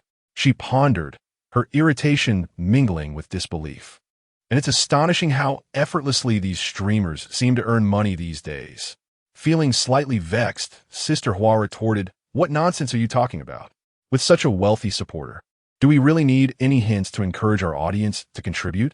What can our little offerings possibly compare to that?" Pei Yinji forced a sheepish smile, attempting to defend herself. What if he just wants to test our sincerity? Test your sincerity? Nonsense. Sister Hua shot her an exasperated glance. You truly are a master of misinterpretation, aren't you, clever one? Pei Yinji pouted, revealing her lingering dissatisfaction. Meanwhile, the beautiful streamer across from them gasped as she beheld Chen Jiu's staggering tally of over 1 million votes. Her pupils dilated, her mouth agape. She appeared as if struck by lightning, frozen in shock. After a moment, she gradually regained her composure and feigned complaint in an exaggerated manner. No way. Brother Jiu, is this really necessary? Your big brother is being a bit too ruthless, don't you think? I only have 60,000 votes. Why unleash over 1 million just to trample me? I hardly look like a punching bag. In her final exclamation, she raised her thumb in genuine admiration. Incredible. You all are truly remarkable. Frankly, it wasn't just her. It was likely that no one in the streaming room could comprehend this. With such an abundance of votes, why waste them on a small-time karaoke streamer? Wasn't that just extravagant? Moreover, with such prowess, why engage in trivial battles? Chen Jiu himself was puzzled by why his younger brother would choose such a flashy tactic, but now is not the time for inquiries. He quickly replied with a smile. Not at all. My big brother is simply too wealthy and extravagant. Please don't misunderstand. He is not targeting you. The humble and low-key Chen Jiu certainly wouldn't utter the latter part of his statement. If he did, he would undoubtedly offend every streamer online. The female streamer across from him shrugged in resignation. Well, with over 1 million votes, there's no way I could catch up even if I sold myself. I might as well concede. Chen Jiu feigned politeness, saying, I concede, I concede. The female streamer, not one to mince words, stated directly, the penalty is to have you display a banner for a month, correct? So what should the banner say? After a moment of contemplation, Chen Jiu replied, let it read. Male streamers only watch Chen Jiu. 0909 is forever the god. Although the banner's content lacked sophistication, its promotional impact would undoubtedly be exceptional. While promoting himself, he also advertised the number of his live stream room. If this continues, it won't be long before the entire internet becomes acquainted with the character of Chen Jiu, and the reputation of 0909 will echo throughout the web. Very well, I shall engage an advertising company right away, and by tomorrow, it should be up and running. Rest assured, with 31 days in a month, I will ensure that I am featured every single hour without fail. Quite impressive, indeed, thought Chen Jiu, who nodded with satisfaction. He immediately instructed second brother settle the advertising fee. Su Yu instantly understood, promptly switching to the other S live stream. Without hesitation, he generously sent a carnival gift. To put it nicely, it was the advertising fee. To be blunt, it was essentially a medical fee. Due to the stringent punitive measures enforced by Douyin, few streamers would dare to take risks, so whether or not to dispense the medical fee was inconsequential. However, Chen Jiu had a favorable impression of the female streamer. Hence, he instructed his second brother to provide the fee. Moreover, there are undeniable advantages to offering such a fee. Not only does it help establish a persona and foster goodwill, but it also swiftly paves the way for future endeavors. Once this news spreads, it is likely that most streamers in the wild will no longer refuse to accept his promotional banners. After all, receiving a carnival gift for free is enticing. Even after deducting the platform's commission, one could still earn 1,500 yuan. Who wouldn't he be pleased? Oh my. Thank you, Brother Jiu, and thank you, young brother, for the medical fee. Upon seeing the carnival gift, the female streamer's face lit up with joy, overflowing with gratitude and compliments. Chen Jiu chuckled, well then, I shall take my leave. Wishing you a prosperous journey. Thank you, Brother Jiu. Wishing you a prosperous journey as well. After disconnecting the call and exiting the room, Chen Jiu's expression shifted instantly, his smile vanishing, replaced by a serious demeanor. However, before he could speak, his second brother, Su Yu, posed a question first. Brother Jiu, why is our number 0909? Does it hold some special significance? Chen Jiu suppressed his curiosity and confusion, patiently explaining, it's simple and easy to remember, with a bit of personal meaning. 0909 is my birthday. I was born on September 9th, 1999. My father, seeking convenience, named me Chen Jiu. As for my sister, She was born on November 11th, so her name is Chen 11. Chen Jiu couldn't help but scoff at his father's lack of creativity. What kind of respectable father would name his child something so trivial for the sake of simplicity?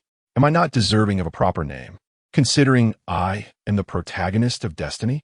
Is it really so hasty? Su Muyu nodded in acknowledgement, mentally marking the date. Then, with curiosity, he inquired, "What? We have a sister?" "Of course we do, dear. Didn't I mention it to you?" "Did I or didn't I? You should know that yourself." "Brother, what does our sister look like? Is she beautiful?" Chen Jiu rolled his eyes, exclaiming, "Your inquiry is quite superfluous. Take a good look at my appearance. Do you truly believe my sister could possibly be anything less than stunning?" Chi chuckled. Hee. "Well, brother-in-law, how about allowing your sister to make an appearance after such a long time?" Feigning annoyance, Chen Jiu retorted, "Get lost. What do these fellows take me for? Am I some beast who exploits his sister for advantage?" As the jesting subsided, he adopted a serious demeanor and earnestly inquired, "Second brother, do enlighten me. What is the matter? Your competitor has only a few tens of thousands of votes. Is it truly necessary to amass over 1 million? As long as victory is secured, this excess seems wasteful. While I understand that money is not a constraint for you, such extravagance is unwarranted. Moreover, we're not just indulging for a day or two. There are many days ahead. Do you intend to pursue every match with a budget of over 1 million? We ought to be prudent and judicious in our expenditures, prioritizing a frugal and resourceful approach." Chapter 57. Second brother, I will not allow you to envy anyone. Although Chen Jiu waited for quite some time without receiving a response from his second brother, he appeared utterly unperturbed. Instead of urging him, he leisurely savored the fragrant tea meticulously brewed by Jia, patiently awaiting the reply. After a considerable duration, he finally received a floating screen comment from Su Muyu. The spending youth. "Oh, it's nothing much, just a simple desire to level up to 75 as soon as possible." Huh? One could almost feel the nonchalant and frivolous tone in his words, even through the screen. As if reaching level 75 were more mundane than partaking in a meal or quenching one's thirst. While he spoke with such casual ease to the others, his words struck like thunder on a clear day. For instance, Lu Ruyan. Upon reading this comment, she sprang to her feet, her eyes brimming with astonishment and delight. Soon, an irrepressible smile danced across her features, and she excitedly licked her fiery red lips, muttering to herself in a somewhat manic fashion, "A wealthy god. A top-tier wealthy god. All of this is mine. None shall escape. Ha ha ha." Then there was the rebellious assistant. Upon seeing the comment, he shot up as if electrified. Yes, he waved his fist in the air, laughing heartily, "Ha ha ha. So what now? No words left to say. Boss, I wonder how you will squirm your way out of this one. Just casually hunting monsters yields over 1 million votes. And he boldly states he aims to reach level 75. Tell me, can this possibly be a mere return to the game?" Faced with his younger cousin's aggressive inquiries, Iron-Mouthed Wang, despite his irritation, found himself at a loss. For the facts had proven time and again that he was certainly not a returning player. Thus, he lost the wager with the rebellious assistant decisively. "All right, you win. Starting this month, your salary will increase by 2,000. Is that satisfactory?" Woohoo, the rebellious assistant beamed with excitement. "I must go give Brother Jiu a generous tip as a token of gratitude. Ha ha ha." Upon hearing this, Iron-Mouthed Wang was instantly infuriated, slapping the back of his head. In a fit of anger, he exclaimed, "You ungrateful wretch! Thanking others instead of me. Who do you think pays your salary? I am your second aunt. Do you even hear the nonsense you're spewing? I'm your elder aunt." The two soon became embroiled in a scuffle. In stark contrast to the emotional tumult unfolding before the screen, Pei Yanji remained the epitome of calm. Her countenance was unruffled, and not even a lash quivered. Observing this, Sister Hua finally allowed a satisfied and approving smile to break through her previously stern expression. After years of tempering and refinement, the young lady had finally mastered the art of remaining unperturbed in the face of calamity. However, just as she prepared to offer a few words of praise, Pei Tianho blinked her clear, innocent eyes and looked at her with a naive expression, weakly inquiring, "How much does it take to level up to 75? The radiant smile that once adorned Hua Yu's face abruptly faltered, her countenance shifting between hues of blue and black.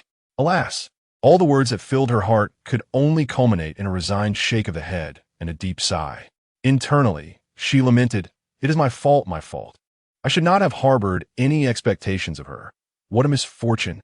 Yet, despite her disillusionment, she remained undeterred, clinging to a glimmer of hope and chance, contemplating one final test.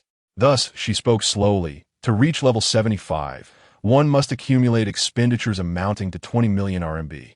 Upon uttering these words, she fixed her gaze intently on Pei Yinji, eagerly observing her expressions and reactions.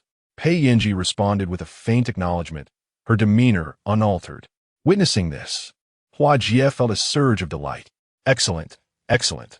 One must remain calm and composed, with a tranquil mindset. Ha ha ha. Her expectations had not been in vain, and the young lady had not disappointed her. I knew it. She can do it. She certainly can. However, before she could bask in her momentary joy, a jarring exclamation suddenly shattered the room's silence. What?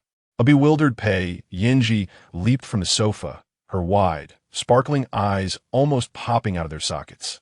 20 million? And, in RMB, the last shred of Hua Yu's hope evaporated as she fixed her gaze on Pei Yinji.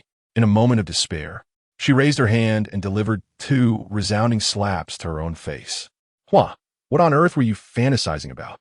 Can you finally let go of your hopes?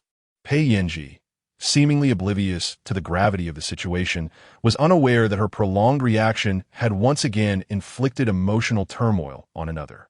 Of course, her astonishment was not derived from the staggering sum of 20 million. After all, for her, such an amount was not particularly significant.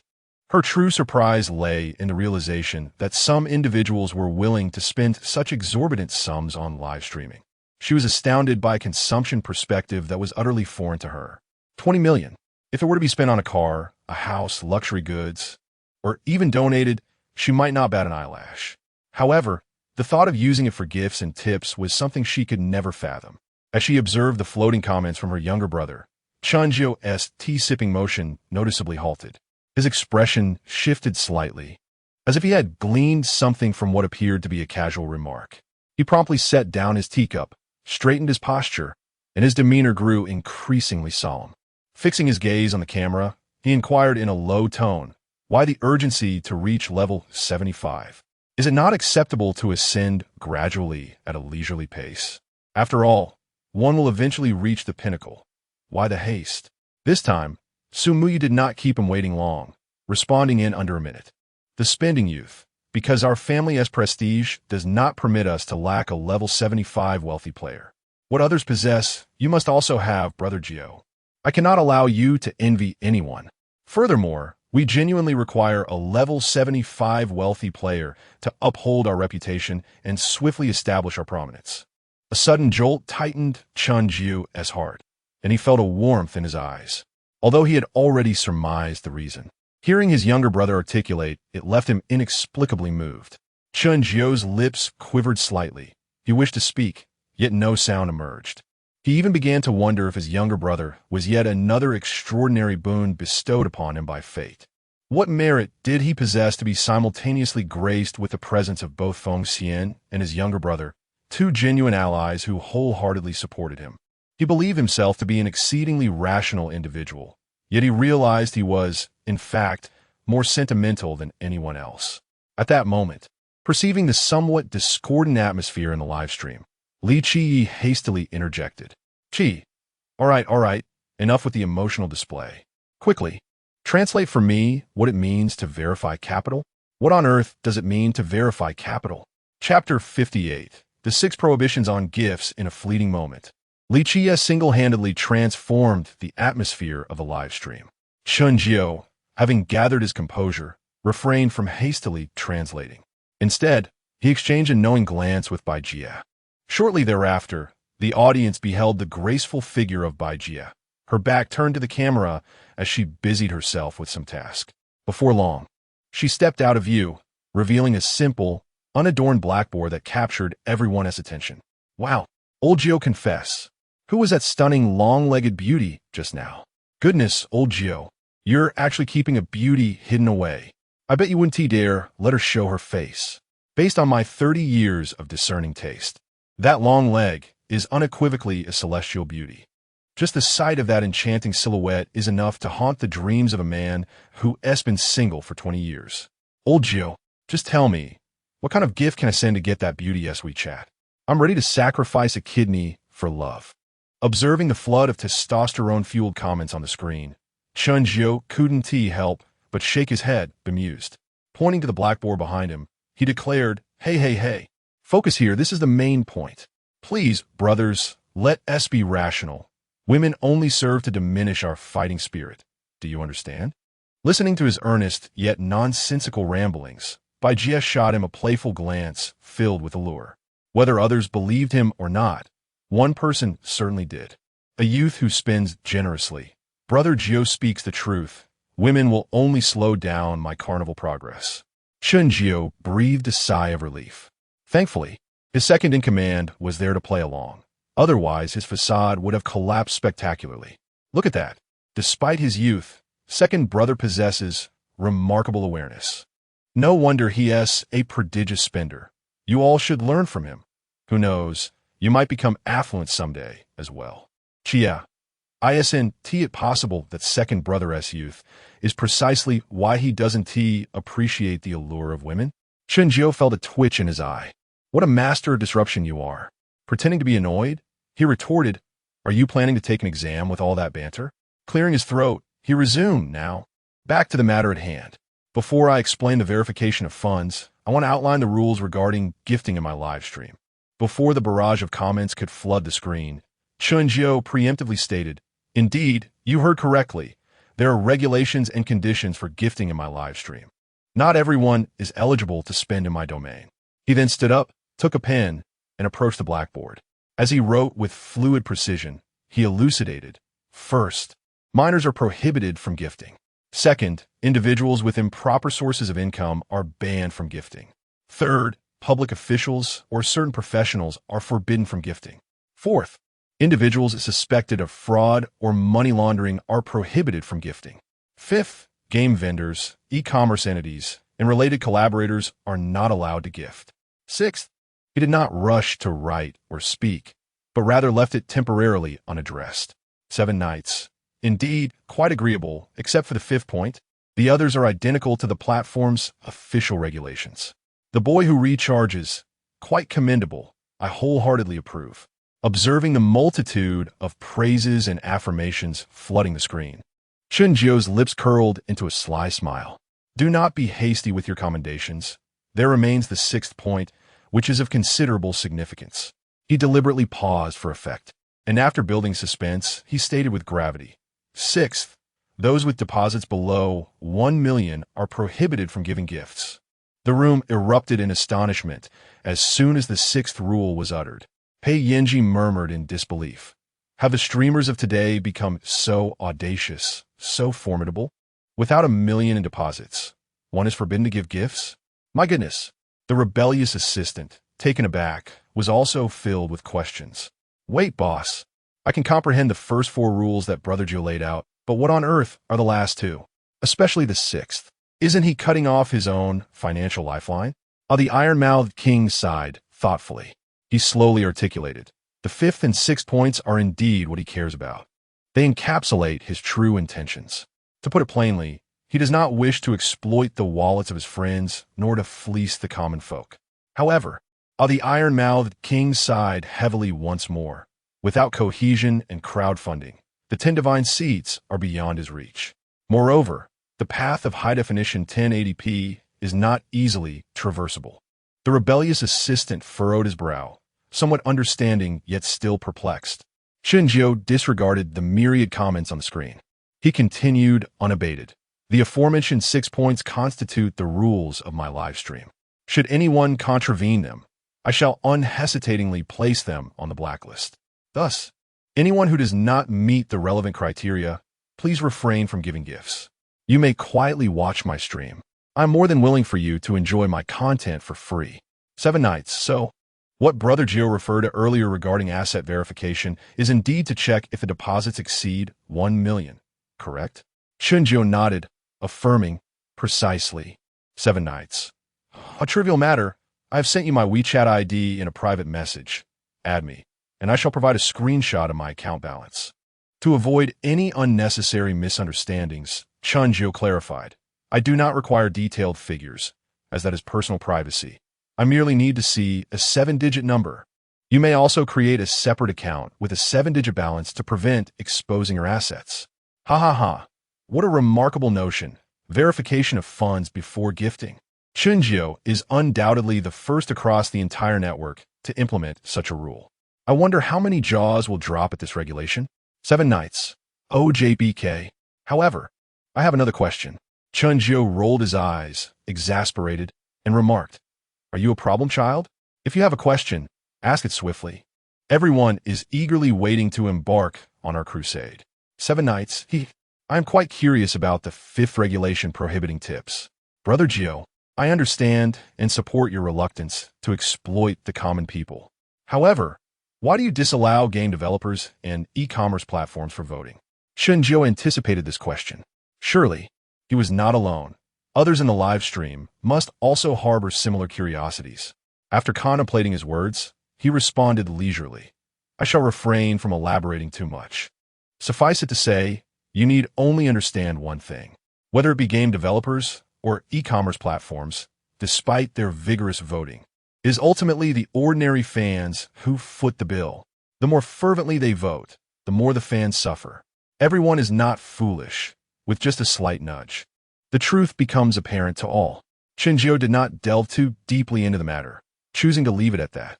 As soon as this topic concluded, Erdi eagerly began to urge on. Chapter 59, An Encounter with Eccentricity in the Jungle. Forcing the king to strike down the arrogant snake spirit girl, the spendthrift youth stopped dawdling. Let us embark on our expedition forthwith. Time is of the essence, and the tasks at hand are considerable. The vast expanse of stars and seas awaits our conquest. The scrolling message from the second brother jolted Li Qie into action, and he could no longer remain idle. Li Qie, Brother 9, please add me on WeChat. I shall send you a screenshot of my balance. The king, Li Qie, requests to engage in battle. Very well, since all are eager for combat. Let us proceed. Chen Jiu initiated a random connection for a PK while simultaneously adding Li Qie on WeChat. The moment he sent the friend request, Li Qie approved it in an instant. Following that, he promptly sent the screenshot, indicating he had long been prepared. Although the screenshot of his account balance was partially obscured, the number of digits was still discernible. Upon glancing at the screenshot, Chen Jiu's pupils dilated suddenly, and his heart contracted in response. Despite his attempts to conceal his astonishment, a flicker of shock betrayed him. Nevertheless, despite his surprise, there was not a trace of envy or jealousy. There was nothing to envy. With the presence of his esteemed father, the balance in his account would inevitably surpass that of the king. Moreover, that day would not be far off. When it arrived, his concern would not be about a lack of funds, but rather how to manage an excess of wealth. Fortunately, the platform system matched them with an opponent at that moment, and no one noticed his unusual demeanor. With countless Douyin streamers, female broadcasters constituted a significant portion. As expected, this time they were matched against a female streamer.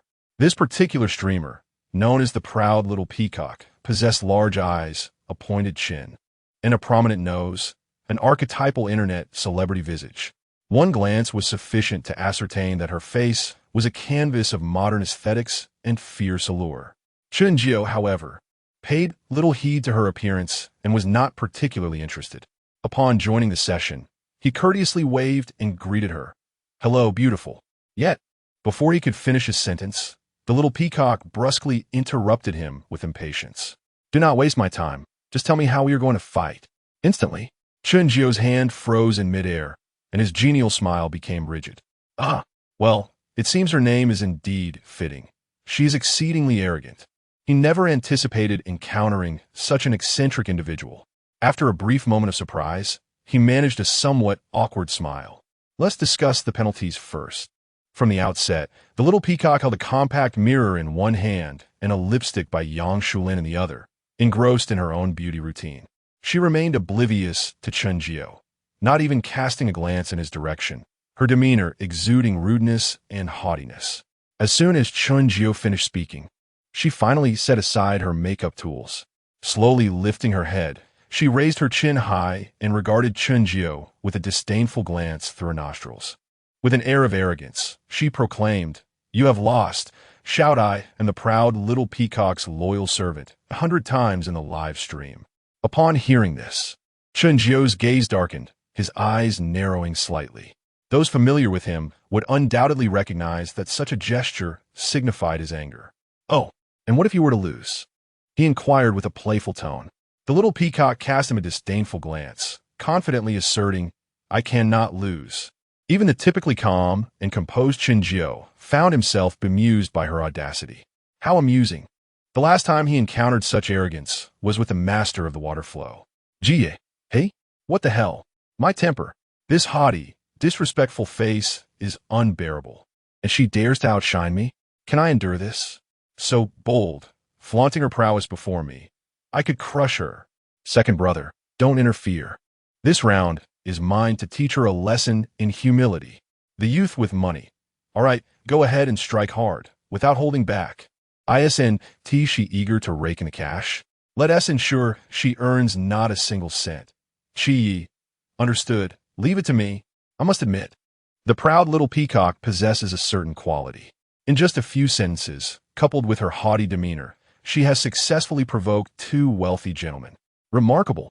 Chen Jiu maintained his composure, regardless of whether she was listening, and declared, "If you lose, you will display 3 banners in your live stream for an entire month. Moreover, they must be prominently placed, easily visible to all. What do you say? Do you dare to accept?" But how noisy. The little peacock scoffed dismissively. "What is there to fear? I accept." It was evident that she possessed unwavering confidence in her own capabilities, showing little concern for the fairness of the consequences, as she was utterly convinced of her impending victory. Truly, her arrogance was a testament to the sin of pride. "Very well," Chen Jiu responded, his mood lifting. "Shall I begin?" To avoid prolonging matters, he promptly initiated a 2-minute PK. As the match commenced, the domineering Li Qi immediately entered a frenzied state. Qi sends Carnival 10. Qi sends Carnival 20. Qi sends Carnival 30. Qi sends Carnival 34. Not a moment too late. He had sent exactly 34 carnivals, totaling 1.02 million votes. Indeed, a fiery temper. He wasted no time in launching a decisive attack. Although he lacked physical enhancements, his speed was undeniably impressive. Within mere seconds, he executed 34 consecutive strikes, leaving the proud girl utterly unprepared. At the onset of the competition, she had not even had the opportunity to play the background music. Just as she was about to call for votes, she suddenly caught sight of the opposing team's health bar, which surged forward with alarming intensity. This was not unexpected. After all, in the absence of votes on her side, even a mere 100 votes from the opponent would result in a crushing display. However, when her gaze fell upon the specific number displayed on the health bar, she was utterly flabbergasted. Over 1 million votes? What? What on earth? No, it cannot be. Absolutely impossible. I must have misread. She rubbed her eyes, convinced that her vision had deceived her. Nevertheless, when she opened her eyes once more, the glaring digits on the health bar remained glaringly evident. In that moment, her face was a portrait of shock and disbelief, completely devoid of any trace of her earlier arrogance. "Chia, Brother Jiu, the floor is yours. It is time for you to showcase your eloquence. Unleash your linguistic artistry and deliver a fervent performance." Chapter 60, To the Resplendent Enai Mada, a social reckoning for the arrogant lady with heartfelt gratitude to Brother Enai Mada for his divine endorsement. I present an additional 2 chapters. Thank you, brother. Your generosity is truly magnificent. Chen Jiu gazed at the arrogant lady, whose eyes were devoid of light and whose expression was one of utter shock and disbelief, with a broad smile. In a tone laced with mockery, he remarked, "Oh dear, I apologize, but my brother tends to be rather indiscriminate in his actions. I hope he didn't inadvertently choke you." Upon uttering these words, he feigned a look of regret. exclaiming, "Ah, look at my loose tongue. What nonsense am I spouting?" He lightly tapped his mouth as if to silence his own words. A mere 100,000 votes. How could that possibly be a chokehold? After all, you were guaranteed to win, weren't you? Such sardonic taunts were far more piercing than outright insults. The small peacock, adorned with technological prowess and fierce vitality, felt her face flush deeply, reaching the tips of her ears. Her eyes were filled with embarrassment, rendering her unable to face the live camera. She averted her gaze, wishing to bury her head in her silicone bosom. Her hands, which rested beneath the table, fidgeted awkwardly with the hem of her attire. In that moment, she was a far cry from the haughty and arrogant figure she had been just moments prior, who looked down upon others from her lofty perch. Yet, even as she sank into profound humiliation, Chen Jiu had no intention of sparing her. It was not a matter of Chen Jiu reveling in his triumph.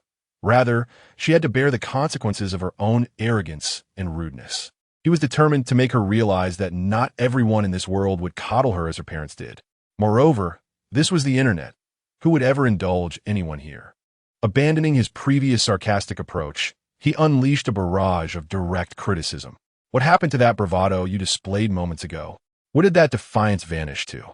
You claimed you could never lose, didn't you? Come now, show me how you intended to secure your victory. Is my brother absent from the live stream? No matter. I shall grant you the opportunity and time to call for help. Go ahead, make the call. The small peacock remained silent and motionless, merely burying her head deeper in shame. With a sigh, Chen Jiu expressed his disappointment, feeling a sense of tedium wash over him. I preferred your previous rebellious demeanor. Why not revert to that? Initially intending to let the matter rest, he found himself inexplicably agitated by her increasingly diminished posture. He stated with irritation, "What I detest most are individuals like you, who bully the weak yet cower before the strong. You become the most arrogant and disrespectful when faced with the meek. Yet when confronted by someone formidable, you resort to playing the victim, feigning innocence." As he concluded his remarks, the countdown for the PK came to an end, and the outcome was unsurprising. Due to the overwhelming start, with Li Qiye securing over 100,000 votes to initiate a chokehold, the small peacock's vote count remained utterly unchanged until the very end of the PK. Indeed, as his second brother had proclaimed, she had not earned a single vote. Chen Jiu, uninterested in further banter, stated plainly, 3 banners shall be displayed prominently for an entire month. The first banner reads, "I, a proud little peacock, was reduced to a molting wild chicken by Chen Jiu." The second banner states, "I will no longer dare to be arrogant and rude in front of Chen Jiu." The third banner proclaims, "I am an uncultured, unrefined, and despicable person." As a paragon of positive energy, Chen Jiu must impart a stern lesson to her, delivering a societal reprimand to ensure she learns from her missteps. After uttering these words, he abruptly ended the call, disinterested in casting her another glance. As long as she desires to continue in this industry, she will certainly refrain from any foolishness.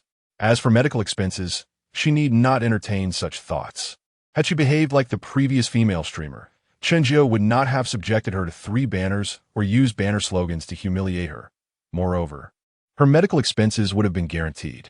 Alas, she has only herself to blame for not seizing the opportunity.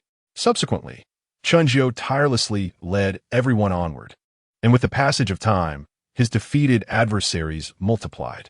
The popularity of his live streams surged, attracting a multitude of enthusiastic fans eager to witness a miracle. In the span of a single night, the viewership of Chen Jiu's stream skyrocketed from single digits to over 1,000. One cannot deny the resounding success of the assault on Chang'an Initiative. "Excuse me, I'm new here. May I boldly inquire how many consecutive victories Brother Jiu has achieved? If my memory serves me correctly, it should be 56 consecutive victories, which is truly astonishing. What is even more astonishing is that each PK match boasts ticket counts exceeding 1 million. This is absolutely extraordinary. Brother Jiu is simply phenomenal. I retract my previous statements. He is not merely the closest man to divinity. He is, in fact, a deity. I thought it was just a fleeting moment of brilliance. But it turns out he has been consistently exceptional. Please accept my utmost admiration, Brother Jiu. In the span of a single night, I skyrocketed from a level 0 novice to level 69. My goodness, this is ruthless and terrifying. I once believed the top 10 guardians were invincible. Yet someone has proven to be even more formidable. Whose guardian is this? Get lost. You might as well donate your useless eyes if you can't see this is Brother Jiu's Death Guardian. Not only the fans in the live stream, but even the illustrious Pei Tianho was left utterly astounded. 2 minutes per match, each yielding over 1 million. Do current streamers earn money this easily? Moreover, the ease with which this money is amassed is astonishing. Her manager, Sister Hua, shot her a disapproving glance and retorted, "What are you thinking? Do you believe every streamer possesses a top-tier wealthy guardian like this fellow? He is truly one of a kind." Despite this, Tianho Pei Yinji found it difficult to comprehend. What baffled her even more was the reason behind such fervent gift-giving and ticket voting. What could possibly drive this young man? Could it be love? In these hours of PK battles, aside from the second round, which featured tickets from Lichia, all other contests were monopolized by the second brother, Hua Yu, as it is well known that he must strive to help ninth brother and 0909 reach level 75 as swiftly as possible. Lichia refrained from contending with him. In 56 battles, second brother claimed victory in 55, each PK yielding 1.02 million votes, culminating in a total of 56. 1 million votes, equivalent to 5.61 million renminbi. Hua Yu's wealth level ascended from level 64 to 69, with less than 400,000 RMB separating him from level 70. Within just a few hours, he soared from level 0 to level 69, making this advancement for him easier than the most basic of human necessities. Such a remarkable pace of leveling is nothing short of explosive, even when viewed across the entire internet. In the vast realm of Douyin, second brother Hua Yu's rate of progression undoubtedly ranks among the top 5. Remarkably, this acceleration is achieved while still under the significant constraints imposed by Chen Jiu. Should Chen Jiu lift all of his seals, allowing him to surge forward in his prime, it is likely that second brother would have already ascended to level 75. Chapter 61, to Ni Mada Jiajin, the 7th birthday celebration, the resplendent diva unyielding with a resounding pop. Chen Jiu twisted the firework cannon and passionately shouted, "Congratulations to my second brother for leveling up once again. All brothers of 0909. Flood the screen with congratulations for our war god's ascension to level 69. At his command, the previously chaotic public screen instantly transformed into a synchronized display, with messages aligning in unison. Congratulations to the war god's second brother on his upgrade. Congratulations to the war god's second brother on his upgrade. Congratulations to the war god's second brother on his upgrade. Chen Jiu could hardly recall how many times they had celebrated tonight. Upon reflection, including the occasion with the King of Pressure, it had been a total of 7 times. After 7 rounds of nurturing and training, the atmosphere team in the live broadcast room had begun to take shape. However, there remained a considerable gap from the perfect atmosphere team Chen Jiu envisioned. The most pressing issue was the lack of an outstanding leader to guide them. Chen Jiu found the King of Pressure quite suitable, as he could set the rhythm, create a lively atmosphere, and entertain the crowd. Nevertheless, there was no immediate rush, as the current popularity of the live stream was neither high nor stable, allowing for a bit more patience. Thankfully, Chen Jiu had the foresight to anticipate the need for fireworks tonight, prompting him to instruct Butler to procure additional supplies. Otherwise, it would have been rather embarrassing if they lacked even the most basic celebratory fireworks. After the celebration concluded, gazing at the barrage of messages still clamoring for battle, Chen Jiu shook his head and declined. The number of PKs tonight has already exceeded the limit, so we shall not continue. Instead, let's chat and sing. As he spoke, he picked up his guitar, declaring that the first song must be dedicated to our greatest contributor of the night, the war god's second brother. A song crafted solely for him. Youth, to express gratitude for his unwavering support and affection. Meeting him has been an immense fortune, although Hua Yu had advised against expressing thanks. How could Chen Jiu truly refrain from doing so? Moreover, from any perspective, it was essential to evoke emotion when the moment called for it. The second brother had no familial ties or vested interests with him.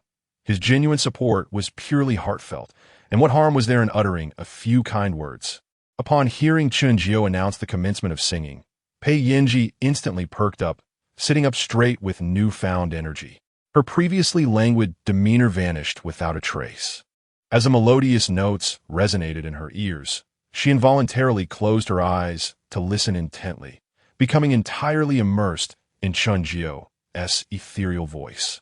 As a diva-level professional singer, she could undoubtedly discern Chen Jiu's exceptional vocal prowess and recognize that it was a truly remarkable piece. Upon the completion of the song, she suddenly opened her eyes, filled with fervent excitement, and eagerly turned to her manager, asking, "The song is called Youth, isn't it? Sister Hua, could you immediately access the copyright website and check who the artist of this song is?" To her surprise, Sister Hua placed her iPad in front of her and said, "You guessed correctly. This song is also his original work." Pei Yinji smiled gently, realizing why she had never heard it before.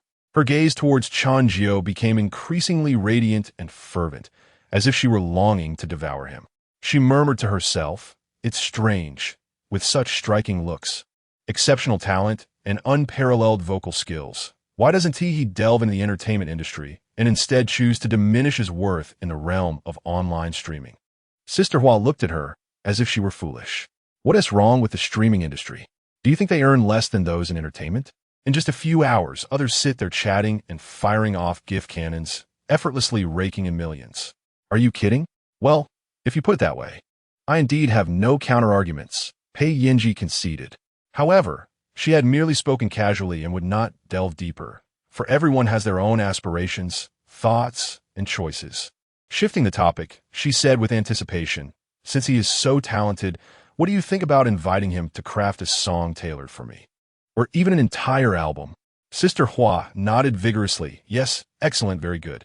But she abruptly changed her tone. "Are you sure you can entice him? I get the feeling he is not particularly interested in you."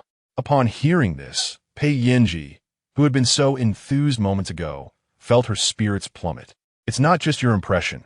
I sense he has no interest in me whatsoever." After saying this, she suddenly stood up, indignantly exclaiming, "But why wouldn't he be interested? Look at my face. It's all natural and breathtaking." Then she gestured towards her bosom, proudly declaring, "Look at these curves. They're perfectly proportioned."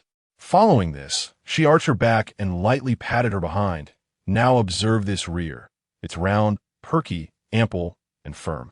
My abs, my long legs, my figure. Why would Chen Jiu overlook me? What flaws do I possess?" Pei Yinji grew more animated, visibly upset and indignant. Sister Hua regarded her with a complex and peculiar expression, as if she seemed somewhat unwell. "Huh, I've got it." She suddenly brightened, slapping her thigh. "He can't possibly be gay, can he?" In the next moment, she affirmed her speculation. "Yes, that must be it. He is definitely gay, otherwise he wouldn't be indifferent to a goddess like me. Any normal man would be unable to resist my allure." Humph. Watching her strike poses, Sister Hua felt a twinge of discomfort in her jaw. However, while she found the situation absurd, she couldn't deny that the young lady's charm was indeed rare enough that few ordinary men could withstand it, unless they had a rather unique taste. Suddenly, a spark of inspiration ignited in her mind. Tentatively, she remarked, "Do you think it's possible that he doesn't recognize you at all?" "Impossible, absolutely impossible." Pei Yinji swiftly dismissed her conjecture. "While I cannot claim to be a household name, I'm certainly well known across the vast expanse of the country. How could this young man possibly be unaware of my identity?" Coincidentally, Chen Jiu's subsequent actions only served to reinforce her conviction. Upon finishing a song, the fans in the live stream were clearly yearning for more, flooding the screen with requests for an encore. Naturally, Chen Jiu obliged, saying, "All right, since everyone wants to hear more, I shall sing another. What song would you all like to hear?" As soon as the question was posed, a myriad of song titles erupted on the screen, even including 18 touches. After observing the barrage of comments for a moment, Chen Jiu discerned the most requested piece, Pei Tianho's Faith. "Very well, I shall sing Faith then." Upon hearing this, Pei Yinji was instantly filled with excitement, exclaiming, "Sister Hua, did you hear that? He even knows my song. How could he possibly not recognize me? Therefore, he must be gay. He absolutely must be gay, Chapter 62. The return of the female Zhuge, trouble has arrived. To speak candidly, Pei Yinji's original piece, Faith, is indeed commendable. However, when juxtaposed with the rendition by the Prince of Love Songs, it falls somewhat short. Nonetheless, Chen Jiu, leveraging his profound foundation, exceptional technique, and a voice seemingly bestowed by the heavens, elevated the song to an entirely new echelon.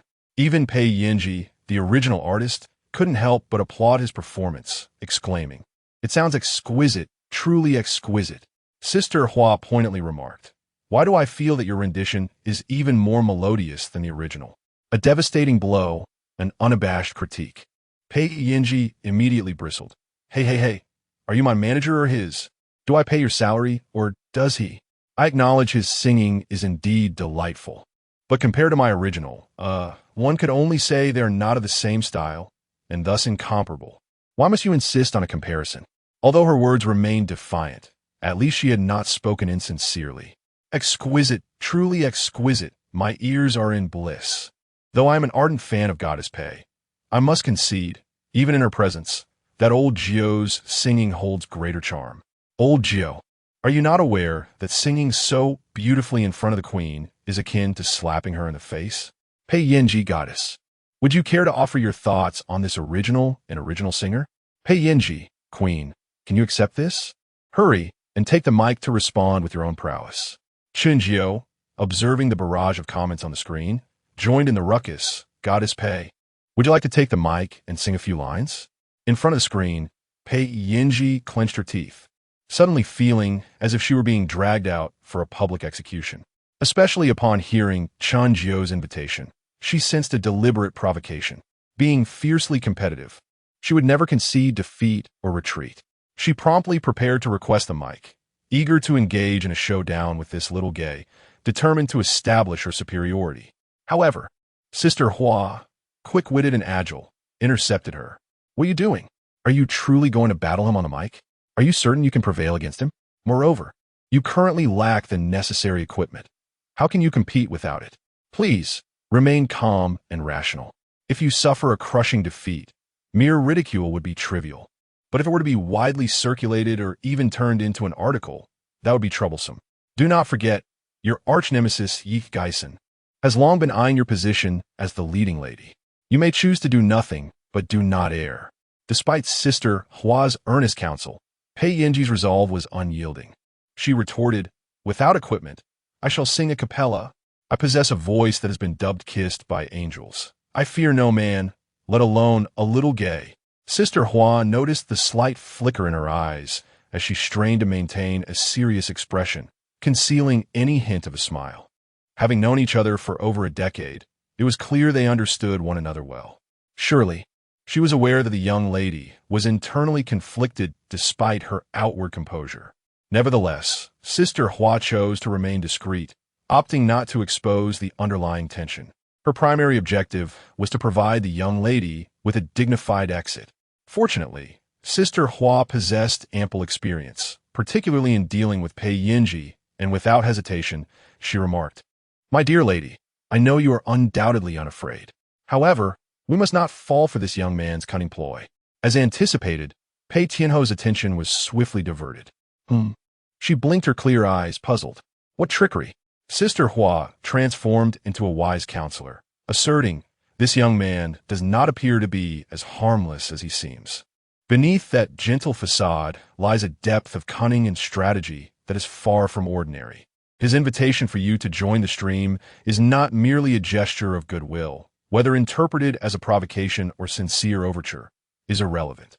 The outcome of your participation is what truly matters. His aim is not to compete against you, but rather to garner attention. Do you comprehend?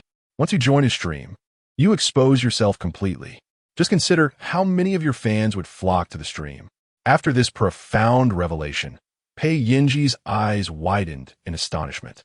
She had not anticipated the myriad of subtleties in his scheming.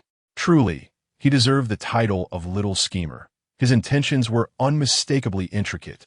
A flicker of inspiration crossed her mind, and she devised an elegant excuse to decline his invitation.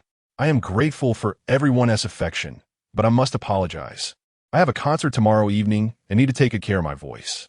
Once the concert concludes, I would be delighted to return to the stream and perform for you all. Thank you for your understanding." Upon witnessing her floating message, Chen Jiu merely smiled faintly. His invitation had been casual. He had never anticipated that Pei Yinji would genuinely join the stream. Had he been privy to the recent conversation between the diva and her manager, he might have felt a wave of incredulity. Such slanderous assumptions were, quite frankly, a miscalculation of his character. While he did enjoy strategic maneuvering, his invitation for Pei Yinji to join the stream had been devoid of ulterior motives, for to him, popularity held little significance. Moreover, should he desire to cultivate a following, he possessed countless methods, rendering the need for manipulation unnecessary. To jeopardize their rapport over such trivial matters would be utterly counterproductive, particularly since he still had great use for her. Just as Chen Jiu prepared to speak, a dazzling light suddenly pierced the stream. Fan Gu, assistant to Ironmouth Wang, has sent a carnival one. Observing the unexpected carnival effect, Chen Jiu paused momentarily, not expressing gratitude, but instead furrowing his brow in confusion. Fan Gu, assistant to Ironmouth Wang? Who is that? Upon his inquiry, the barrage of comments swiftly provided a response. Chia, the Iron-Mouthed King, a leading streamer on Douyin, is a prominent figure in the realm of gossip and entertainment. Renowned for his impartial stance, commendable character, and accurate yet widespread gossip, his incisive critiques and unique insights, coupled with formidable professional skills, have garnered him the admiration and reverence of countless netizens. He is widely celebrated as the king of gossip. After perusing the introduction of Li Qie, Chen Jiu gained some understanding of the Iron-Mouthed King. However, his furrowed brow did not ease as a result. Just recently, he had established rules in his streaming room, and now, only a short time had passed. Was this truly not an attempt at provocation or disruption? Chapter 63. The rebellious assistant signals a transformation into a submissive diva, however, before he could utter a word. The rebellious assistant took the initiative to clarify. Rebellious, Iron-Mouthed King's assistant brother Jiu, please do not misunderstand. I did not come here to provoke you intentionally. On the contrary, I am here to express my gratitude. Gratitude towards me? Chen Jiu was even more puzzled, wondering what it meant. It seemed they were not acquainted. Simultaneously, his guard was raised, for Chen Jiu was a person adept at strategizing and manipulating, inevitably viewing human nature through a complex lens. Furthermore, one who offers unsolicited kindness is often not to be trusted. Fortunately, the rebellious assistant promptly provided an explanation. Otherwise, Chen Jiu would have been on high alert, as if guarding against a thief. Rebellious, Iron-Mouthed King's assistant, although we are strangers, my admiration for Brother Jiu is as boundless as the surging river, endless and unstoppable. Like the yellow river in flood, once it begins, it cannot be contained. Upon hearing this, Chen Jiu appeared visibly awkward, his expression darkening. Speak plainly. All right then. The matter is quite simple. Initially, when you were engaged in a showdown with the Night King, I made a small wager with my boss. He bet on the Night King to win decisively, while I wagered that you would triumph effortlessly. As a result, my monthly salary has increased by 2,000. Hey. Hence, I specifically came to present you with a small token of appreciation. The rebellious assistant possessed a certain emotional intelligence. He merely mentioned the wager without alluding to the aftermath. Although Li Qie was inexplicably drawn into the fray, he felt neither embarrassment nor anger, not out of magnanimity, but because he deemed it irrelevant. The assistant spoke of the Night King. What did that have to do with him? After processing the assistant's explanation, Chen Jiu suddenly grasped the situation. With both hands clasped in a fist, he smiled and said, "Congratulations, congratulations. Mutual congratulations. I shall not disturb you further. Do carry on. Wishing you a glorious journey, Brother Jiu." After sending his message, he exited the live stream directly. Chen Jiu, briefly lost in thought, wore a contemplative expression. He understood that the assistant's visit was not merely a gesture of thanks, but rather an indication of something deeper. However, since it was a positive matter, he chose not to dwell on it. Casting a glance at the time, he realized it was already 11:30. After a moment's hesitation, an expression of sincere apology graced his handsome features. He softly said, "I apologize, my friends. but I have a multitude of matters to attend to this evening. So I must conclude tonight's live stream. To compensate for my early departure, I shall start the broadcast an hour earlier tomorrow, if that is agreeable. No. We are fortunate you aren't working overtime. How can you think of leaving early? It's not even midnight yet. If you end the stream so soon, who will we watch? Wait, old Jiu, have you bought a car? Have you purchased a house? Have you reached your small goal? What? None of that. Without you. How dare you still shamelessly mention leaving early? Gee. Hey, really? I haven't even had my fill of fun yet, and we're wrapping up? Observing the barrage of pleas filling the screen, Chen Jiu's expression grew increasingly apologetic. He could only once again feign an excuse. I genuinely have a multitude of matters to attend to, so let us call a night. Then, he resolutely ceased to glance at the comments, rising to his feet. Bowing towards the camera in gratitude, he expressed, "Thank you, everyone, for your company this evening, and special thanks to my second brother and the king for their guardianship. Let us reconvene tomorrow night at 6. Love you all, goodbye. After concluding the session, Chen Jiu dared not linger nor look at the comments, decisively shutting down the live stream. He feared that any delay might prevent him from leaving. At the moment the broadcast ended, Chen Jiu wiped the cold sweat from his forehead and exhaled deeply. The fervent fans were ravenous, almost feral. He dreaded the possibility of yielding to their demands. Slowly, he approached the floor-to-ceiling window, stretched lazily, and engaged in some simple movements to ease the stiffness from prolonged sitting. The butler by Jia perceptively offered him a cigar, then quietly assisted in tidying up the livestream workspace. While savoring the cigar, Chen Jiu retrieved his phone and opened his Douyin messages, where he indeed found a private message from Pei Yanji. Without hesitation, he sent her his WeChat ID for further discussion. Moments later, he received a friend request from a user named Love Watching Donkey Hooves. Chen Jiu was momentarily taken aback. Such a username was astonishingly unexpected. The diva actually enjoys watching donkey hooves? He feared that no one would believe him if he shared this. As in the eyes of her fans, Pei Yanji was a goddess who wouldn't even dare to defecate. After accepting the friend request, Chen Jiu found typing tedious, opting instead to initiate a voice call. The phone rang only once before being answered, and immediately a sultry, captivating voice greeted him from the other end. "Mr. Chen, hello. Hello, Pei Diva." Pei Yanji was quite straightforward, skipping the pleasantries and getting straight to the point. "Mr. Chen, can you sell me your song Glorious?" "No." Pei Yanji was taken aback. She never anticipated such a blunt rejection. After the initial shock, she felt somewhat speechless and even a tad annoyed. "If not, then why did you let me send a private message and add you on WeChat? Couldn't you have just declined outright? Isn't this just playing with me? Oh dear, could you have gone through all this trouble just to add my WeChat? How infuriating." Unintentionally, she had fallen into his trap. If only Chen Jiu knew what Pei Yanji was frantically imagining at that moment, he might have quipped in disbelief. What a silly girl. Just as Pei Yanji prepared to vent her frustration to regain a semblance of dignity, Chen Jiu suddenly shifted the direction of the conversation, but upon hearing this, Pei Yanji hurriedly swallowed the words that had almost escaped her lips. With great anticipation, she eagerly inquired, "But what?" Chen Jiu, no longer teasing her, candidly replied, "This song is also written for my fans. It cannot be sold. However, there is no issue with granting you the rights to use it." Instantly, the mood of Pei Yanji brightened, her face beaming with joy. She quickly expressed her gratitude, saying, Thank you, Mr. Chen.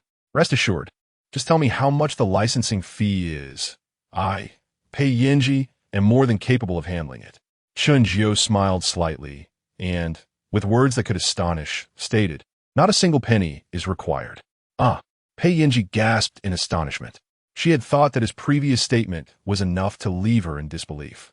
But little did she expect that Chen Jiu's next words would utterly shock her beyond measure. Chapter 64. Teasing the Goddess. I want you to help me make a name in the entertainment industry. Before Pei Yanji could fully recover from her astonishment, Chen Jiu once again unleashed a bombshell. He leisurely drew a puff from his cigar and stated, "As for the authorization fee, I require not a single cent. Furthermore, I can craft a bespoke mini-album for you, free of charge." "What?" Pei Yanji exclaimed once more. her voice resonating with such intensity that it nearly shattered Sister Hua's eardrums. Chen Jiu's unexpected and outrageous proposition left her not only startled, but also utterly bewildered. Instinctively, she cast a pleading glance towards her manager, Sister Hua. However, the astute Sister Hua was equally perplexed, her expression mirroring Pei Yanji's confusion. They could hardly fathom that matters would unfold so smoothly, so extraordinarily smoothly that it was almost beyond belief. Furrowing her brow, Sister Hua leaned in and whispered, "When someone offers unsolicited kindness, it is either a deception or a theft. If he is not after money, he must be coveting something else, perhaps something far more substantial. Do not be easily swayed by superficial goodwill. Remain vigilant and maintain rational judgment." Pei Yanji nodded in agreement, taking a deep breath that instantly revitalized her composure. With a serious tone, she pressed, Why would you do this?" "Because I have admired you for a long time," Chen Jiu replied without hesitation. "To be frank, I am a devoted fan of yours. I grew up listening to your songs and watching your performances." As he rambled on, Pei Yanji felt her eyelids twitch. This man truly believed he could charm her with such navet? Did he think her easily fooled? If I were to believe even half a punctuation mark of his words, I might as well throw myself against a tofu block. With a furrowed brow, she retorted, "Speak plainly. What do you truly want?"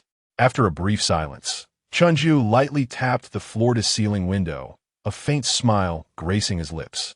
In the next moment, he uttered 3 words that resonated like thunder in Pei Yanji's ears. "I want you."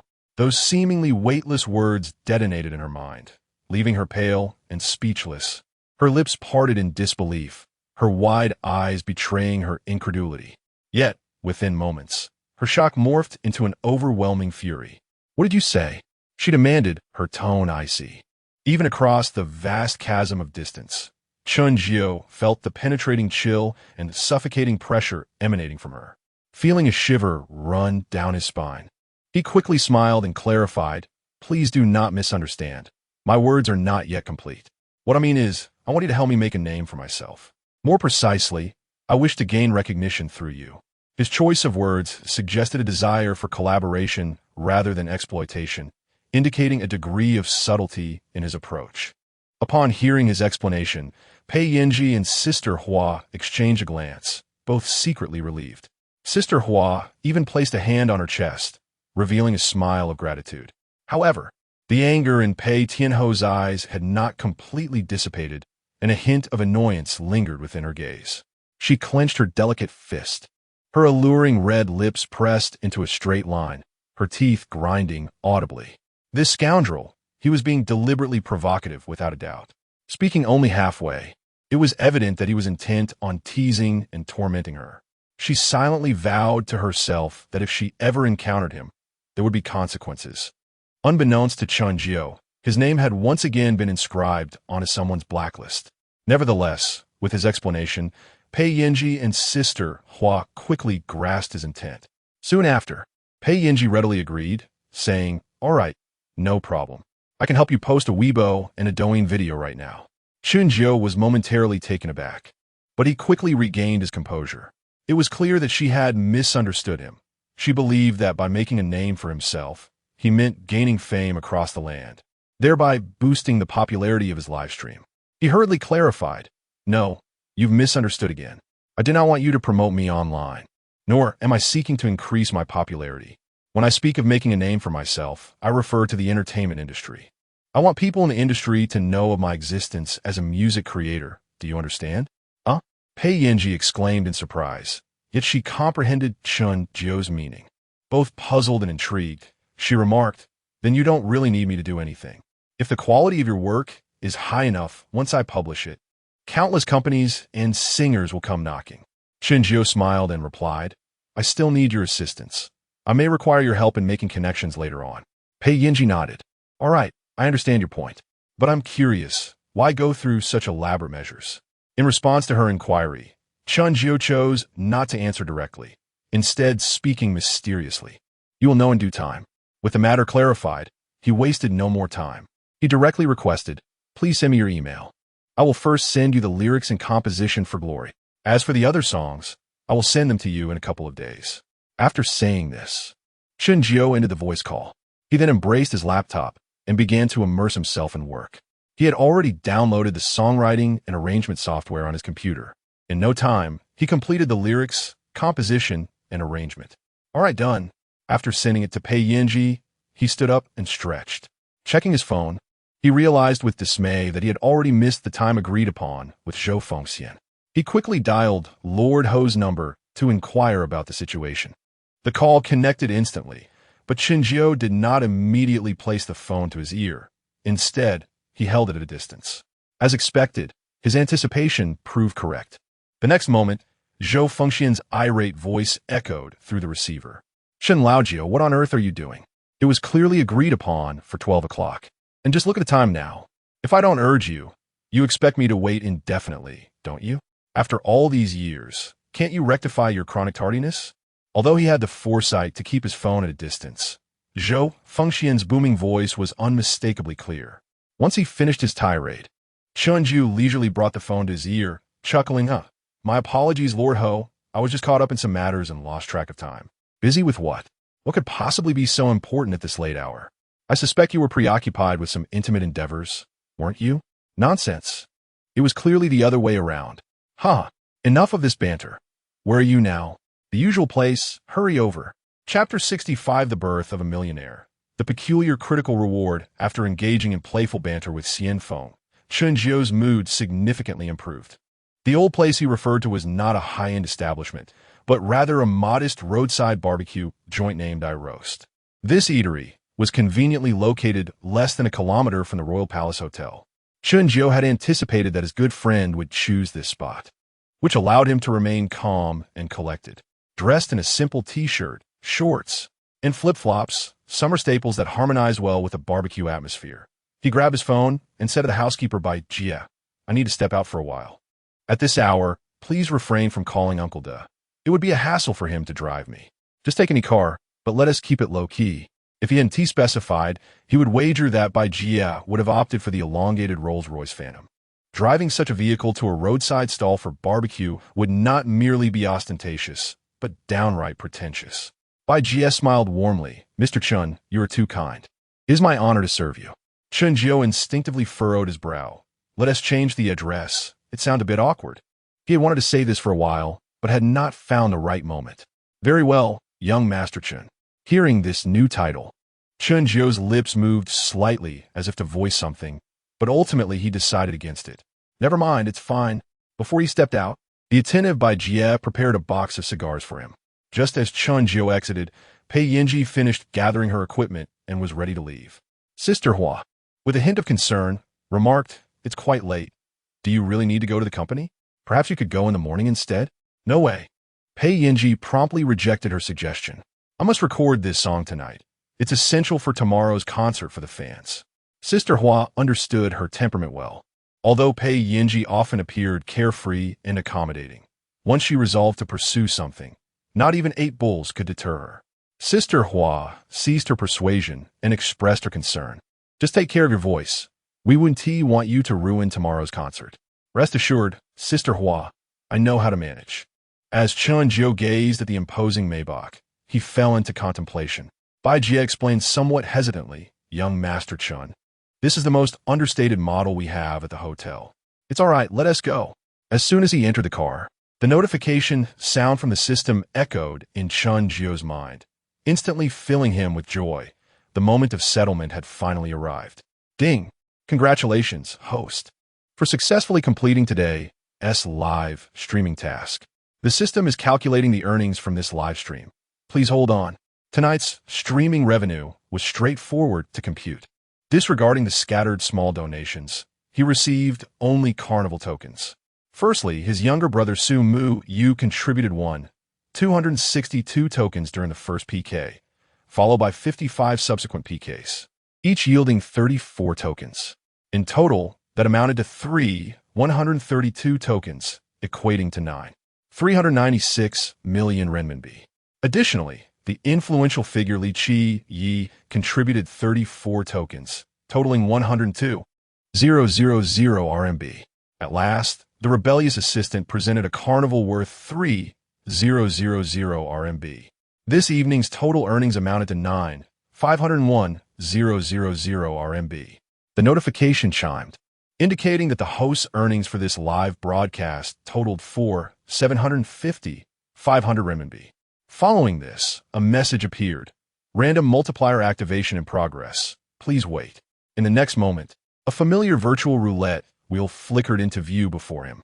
Although it was his second lottery draw, he still felt a twinge of nervous excitement. Nevertheless, despite his anticipation, he hesitated not for a moment.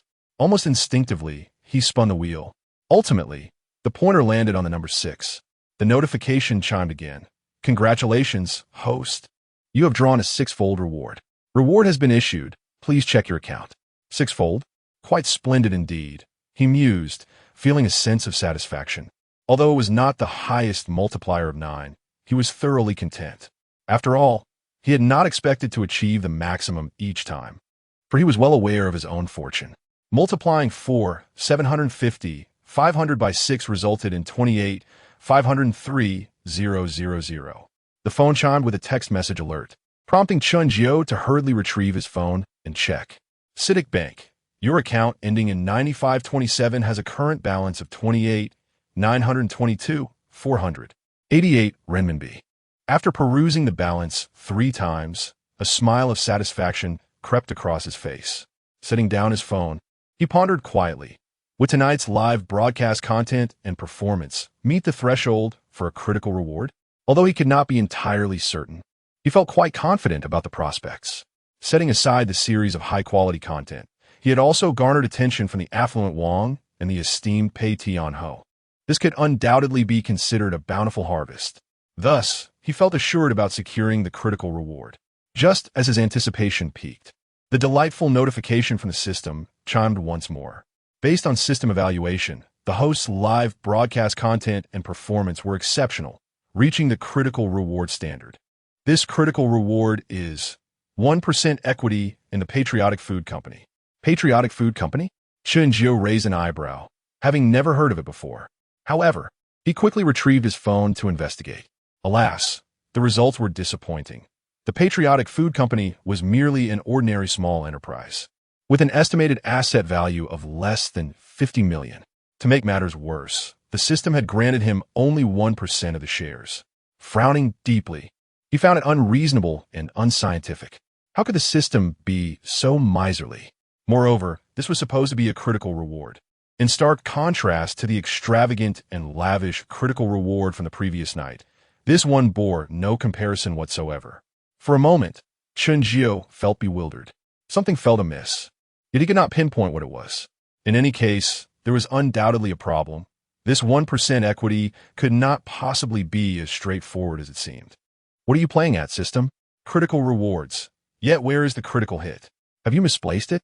Is this what you deem a critical reward? Are you merely burning paper at a grave, attempting to deceive the spirits? Explain yourself. I demand a flawless explanation. Initially, he was filled with anticipation, believing he might uncover something extraordinary, only to be left with profound disappointment. How could he refrain from voicing his grievances? Of course, his complaints are not directed at the esteemed leader out of dissatisfaction. After all, he has surmised that the shares of this patriotic food company are far more complex than they appear. The true intent behind his lamentations is merely to extract information from the leader. Oh, do you really think that this 1% of shares is merely 1%? How naive. Let me tell you, the intrinsic value of this 1% far surpasses your imagination. You have the audacity not only to be ungrateful to this system, but also to complain. Chen Jiu's eyes gleamed with realization. He knew his deductions were correct. Moreover, the leader had indeed fallen into the trap. Thus, he continued his probing. Do not attempt to mislead me. The so-called intrinsic value. Why should I believe in it? Chapter 66. What is a licking dog? Clearly, he is a dog-type boy. Do not try to fool me. I find the validity of your claims quite dubious. As soon as he finished speaking, Chen Jiu sat back with unwavering confidence, eagerly awaiting the system's response. However, what he received was not an answer, but rather a relentless barrage of ridicule and disdain. Surely not. You cannot possibly consider this system just another one of those foolish entities you manipulate. Did you seriously take my jest to heart? You ve fool. Do you think you can outsmart this system? Not a chance. The subtleties of equity are for you to ponder at your leisure. I cannot possibly chew your food for you and spoon-feed you. Not only did he fail to receive the answers he sought, but he was also subjected to merciless mockery, leaving Chen Jiu quite incensed. Pondered slowly? With no hints whatsoever. How could he decipher anything? Furthermore, the information available online regarding patriotic food companies was scant, offering only the most basic introductions. He felt utterly lost, akin to a hand grasping at a hedgehog, completely at a loss. With a resigned shake of his head, Chen Jiu decided to let it be for now, vowing to investigate further when time permitted. Just then, having concluded his conversation with the system, he arrived at his destination. "All right, by Butler, let us halt here," he instructed, prompting Bai Jie to pull over on the main road without veering into the adjacent side street. After all, it was merely a few meters away. There was no need for unnecessary detours. Upon alighting from the vehicle, Chen Jiu headed straight toward the side street. Even before reaching the entrance, he spotted the illuminated sign of his barbecue establishment, quickening his pace in anticipation. Given that it was summer and the restaurant was bustling at night, the business remained vibrant even in the early hours. From a distance, he caught sight of Zhou Fengxian seated at one of the outdoor tables. Though it had been quite a while since they last met, his good friend appeared unchanged, still as dark, robust, and flamboyant as ever. Chen Jiu approached him directly, and before he could draw nearer, Zhou Fengxian had already noticed him. He sprang to his feet, excitedly waving at Chen Jiu. In the next moment, the two friends embraced in a hearty hug, exclaiming in unison, "Long time no see." That warm embrace and those familiar words instantly dissolved any lingering tension created by their past disagreements over Lu Ruyan. After parting, Zhou Fengxian playfully punched Chen Jiu in the chest, mockingly scolding, "You finally showed up. I was beginning to think you had stood me up again." Chen Jiu did not bother to defend himself, and instead retorted with a teasing tone, "Fengxian, where is your Jiaochan? Surely, she is not still playing the field?" Zhou Fengxian, with a smirk, replied, "Jiaochan? She is right here my waist. Would you like to greet her? Get lost." Chen Jiu had intended to jab at him, but was instead met with a wave of playful banter. Zhou Fengxian remained his unabashedly flamboyant self, spouting cheeky remarks. Chen Jiu glanced at the table, already laden with an array of grilled delicacies, and felt his scalp tingle. Oysters, chives, lamb kidneys, pork kidneys, and an assortment of other dishes filled the table. "I must ask, my friend, have you truly become so extravagant?" He pointed at the skewers on the table, a sly grin spreading across his face. Zhou Fengxian, casually popping open a beer, replied with remarkable composure, "My friend, with such nightly revelries, one must certainly replenish." He then added, "But what about you? Surely you're not still a novice, are you?" At this juncture, the typically forthright individual could not help but voice his thoughts. "Why must you hang your hopes on Lu Ru?" Zhou Fengxian promptly caught himself, opting for silence as he cautiously observed the other's expression. Chen Jiu, unfazed, offered a slight smile and raised his beer glass. "Come on, less of a toast. One toast, one tea suffice. After such a long separation, we must drink until we are inebriated tonight." Both were resolute, downing 500 milliliters of beer in one go. "Ha ha ha!" Zhou Fengxian wiped the remnants of beer from his mouth, exclaiming with delight, "What a thrill!" Once he set down his glass, Chen Jiu solemnly remarked, "My lord, I have something to tell you." Noting the serious demeanor, Zhou Fengxian felt a mix of curiosity and confusion. "What is it? Speak freely, we are brothers after all." "Brother? I've stopped being a sycophant and have transformed into a player." "Really?" His good friend sprang to his feet, his face alight with astonishment. Upon receiving confirmation, he burst into laughter once more. "Huh. Splendid. However," he suddenly pivoted, "I will not permit you to refer to yourself as a sycophant." Chen Jiu chuckled self-deprecatingly. "In the past, if I wasn't a sycophant, what was I? You need not spare my feelings. No, what you were is not a sycophant. You were merely a devoted companion." With a splutter, Chen Jiu expelled the beer he'd been sipping. This guy certainly has a way with words. "Come, let us raise another glass in celebration of your rebirth. In less than 2 minutes, They polished off 2 more 500 milliliters beers. Thankfully, both had considerable tolerance. Otherwise, who could withstand such consumption? After the 2 drinks, Chen Jiu retrieved a cigar prepared by Bai Jia and offered one to Zhou Fengxian. Wow, look at you. Indulging in the finer things now. Chen Jiu quipped. Ah, just try to appear sophisticated. Oh, by the way, Zhou Fengxian took a puff of the cigar and suddenly remembered to ask, "What are you up to these days?" Chen Jiu did not hesitate to reveal. "I'm live streaming." Live streaming? Zhou Fengxian furrowed his brow. Though he refrained from voicing his thoughts, Chen Jiu could easily discern his unspoken concerns. He promptly clarified, "It has nothing to do with Lu Ru. It's merely a passion, and the live streaming industry is booming right now." Zhou Fengxian scrutinized him with skepticism. "Do you know how to live stream?" "Learning as I go, but I'm doing quite well at it now. Would you consider joining me?" "In prosperity, do not forget your friends." Now that he was doing better, he certainly wished to lend a hand to his brother. Moreover, during his most challenging times, Zhou Fengxian had gone to great lengths to support him, even resorting to online loans. Though in the end, he did not collect any money. Chen Jiu would forever cherish this bond of friendship. Upon hearing his invitation, Zhou Fengxian immediately shook his head without hesitation. "I will seek you out when things become untenable." No reasons were given, yet everyone understood the implications. It is not uncommon for good brothers and friends to turn against each other when working together or when interests are at stake. Chen Jiu observed him but did not press further. Instead, he earnestly assured, "You forge ahead. I will always have your back." This declaration deeply moved Lord Ho, who promptly raised his glass for another toast. Suddenly, Chen Jiu recalled something and inquired, "By the way, do you have any news about Shuri? How is she faring now?"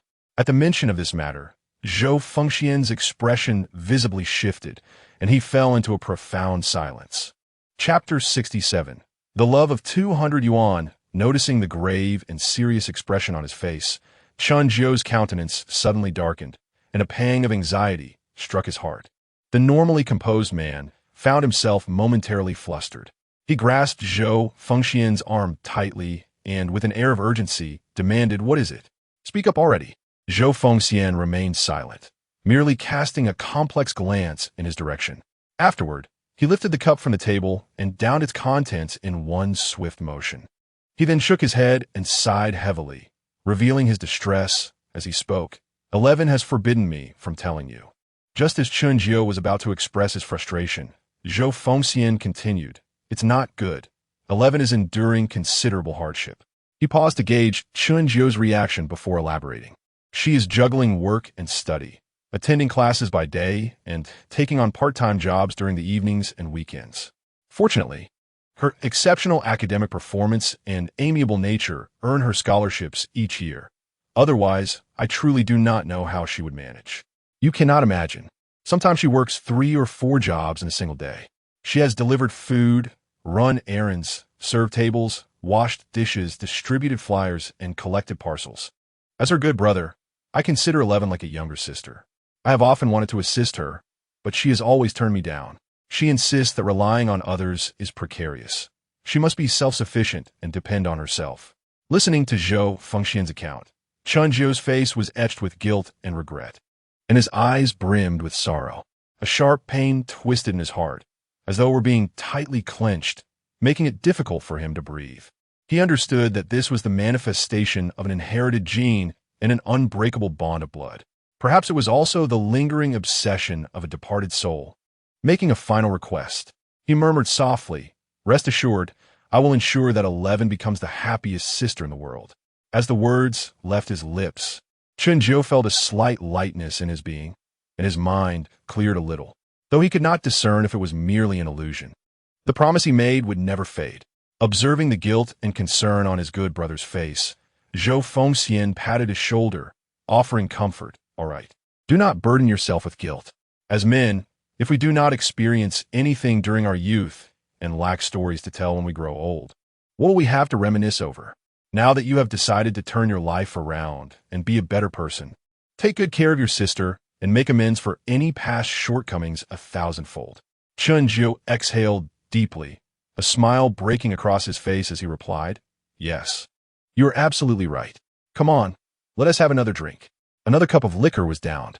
As he set the glass down and pushed away a plate of kidney, he inquired, "By the way, how about you? Have you yet to encounter a girl you truly like?" At this, a tender smile blossomed on Zhou Fengxian's face, his eyes sparkling with newfound joy.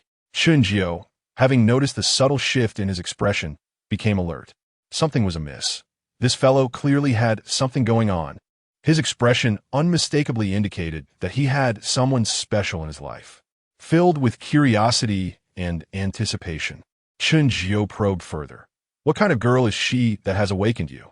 Zhou Fengxian smiled gently and replied, "She doesn't want my car, my house, or my money. She requires neither my gifts nor my company at meals or movies. She simply keeps me company when I seek solitude, engaging me in conversation. She offers me her greetings, her thoughtfulness, and bestows upon me all her tenderness." Observing the genuine joy and happiness radiating from him as he spoke, Chen Jiu was taken aback. In disbelief, he asked, "Are you serious? Are there really such women out there?" "Indeed, there are," Zhou Fengxian replied earnestly, "and quite a few at that." "Where? Where are they? Why haven't I encountered one?" "In foot massage parlors, at 200 yuan a session. You can have as many as you desire." "What the hell?" Chen Jiu exclaimed. "If it's just foot massages, why does it have to be so pretentious and sentimental?" He was astounded, feeling that Zhou Fengxian was not taking their conversation seriously. Seeing Chen Jiu's bizarre and complex expression, Zhou Fengxian felt displeased. "Hey, what kind of look is that? Let me tell you, foot massage is an art, and the techniques are a craft. The path of the massage is natural, and the distinction between the refined and the vulgar is often blurred." Chen Jiu shook his head in resignation. "You really haven't changed at all over the years. You remain that same youth obsessed with foot massages." Zhou Fengxian stood tall, visibly proud, of course. A wise man avoids love, while an adult must indulge in foot massages. "Come, let's toast to foot massages. Oh, by the way," Zhou Fengxian set down his glass, suddenly recalling, "Ning Qing has returned. Did you know?" Chen Jiu nodded. He had already learned of her return from the now-defunct WeChat group. "Are you planning to attend the reunion she organized?" Zhou Fengxian inquired. Chen Jiu picked up a bunch of chives and devoured them without hesitation, replying, "Not going." "What's the point? To witness the ugly faces of those petty individuals? Or to put on a show in front of them? I'm not interested, and it would be beneath my dignity." "True enough, I had no intention of going either," Zhou Fengxian agreed, nodding thoughtfully. "However," he continued, shifting his tone, "aren't you at least curious to see Ning Qing? After all, this reunion might very well be organized specifically for you." "Excuse me?" Chen Jiu was filled with questions. "I'm not close to her. What is there to see? Organized for me? Do you really believe that?"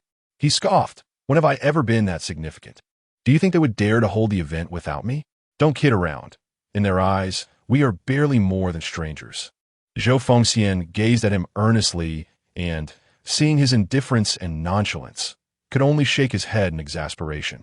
His lips quivered slightly, as if he wished to articulate something. Yet after contemplation, he ultimately refrained from voicing it. Subsequently, the two engaged in spirited conversation, reminiscing over past memories and tales, accompanied by their drinks. Before long, 2 crates of beer had been consumed. Both were enveloped in a haze of inebriation, their steps unsteady, clearly having indulged to their heart's content. After Chen Jiu insisted on paying the bill, Zhou Fengxian stubbornly insisted on dragging him to a foot massage. Unable to resist, Chen Jiu acquiesced, eager to experience this tender haven. Moreover, he was curious to discover what enchanting allure this foot spa employed to captivate so many gentlemen. Confident in his own resilience, he truly did not believe in such enchantments. Chapter 68. Elevator shock. As Chen Jiu staggered out of the foot massage parlor, he finally grasped the essence of a true beauty trap. Previously, he had perceived the allure of such establishments as merely a ploy.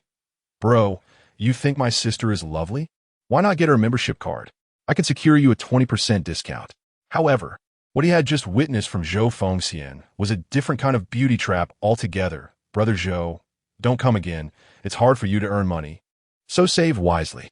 If you truly miss me, just select the cheapest package, and I will treat you as usual. Save up to marry a good wife.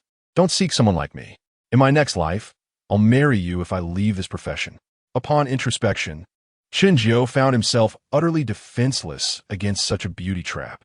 Unable to resist, he impulsively loaded 100,000 on his Zhou Fengxian's membership card. This explained why Zhou Fengxian did not accompany him out. Tonight, he would undoubtedly be indulging in ecstasy, when he took a taxi back to the hotel. It was nearly 4 in the morning. Exhausted and weary, all he desired was to climb into bed and sleep for an eternity. As he approached the exclusive elevator to the royal suite, he noticed the doors beginning to close. Hey, wait.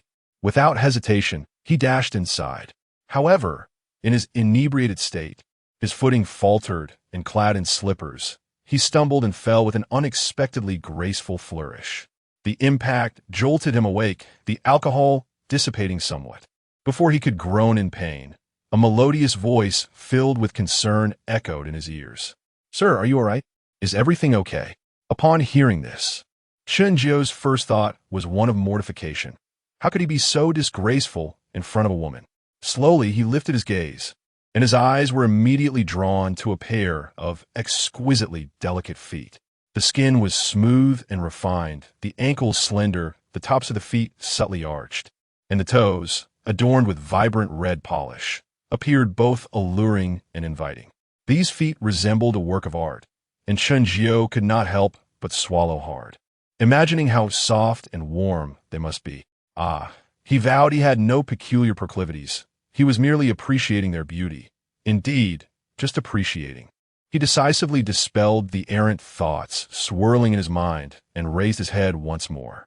What met his eyes now were two magnificent, snow-white peaks and an abyssal valley beneath. Goodness, what a breathtaking view! In an instant, the previously banished thoughts surged back with fervor. Gulping repeatedly, he gradually regained his composure. Finally, he beheld a visage of unparalleled beauty, a countenance that could be deemed a celestial wonder. Her ethereal presence exuded an aura of otherworldliness, reminiscent of a fairy from the jade pools of the heavens. With a single glance, Chen Jiu was certain that she was undoubtedly the most pristine woman he had ever encountered. Her beauty was enchanting, her demeanor ethereal and transcendent. She bore no traces of cosmetic surgery, tattoos, or stretch marks. Her menstruation was regular, her womb warm, devoid of any gynecological afflictions. At that moment, she was crouched before him, leaning forward, her pure, clear eyes wide with astonishment as they fixed intently on him. A fragrant breeze caressed his face, undeniably alluring. Flustered, Chen Jiu clumsily scrambled to his feet, casting an apologetic glance at the stunning beauty before him, and awkwardly chuckled, "I hope I didn't frighten you." The astonishment in the celestial woman's eyes only intensified, now tinged with a hint of confusion and surprise. Yet, Chen Jiu misinterpreted her gaze as one of fear, prompting his remark. The enchanting lady, with her large, captivating eyes, stared unblinkingly at him, a playful smile gracing her lips. "You don't recognize me?" Indeed, the breathtaking beauty was none other than Pei Yinji, the illustrious diva, who had just returned to the hotel after a busy day at work. As Chen Jiu lifted his head to reveal his face, she could hardly fathom that they would cross paths in the hotel elevator. What astonished and infuriated her further was that this man genuinely seemed not to know her. Upon hearing her words, Chen Jiu furrowed his brow, displaying an expression of deep concentration as he struggled to recall any details about the captivating woman. Despite rummaging through his memories for what felt like an eternity, he could find no information regarding her, save for a vague sense of familiarity in her voice. Tentatively, he inquired, "Do we know each other?" Seeing no hint of deceit in his demeanor, Pei Yinji finally concluded that he truly did not recognize her. All the notions of admiration, of being a loyal fan, of growing up watching her films, lies all of them. This man was nothing short of a consummate fraud. The thought ignited a simmering rage within her, her back teeth nearly grinding to dust.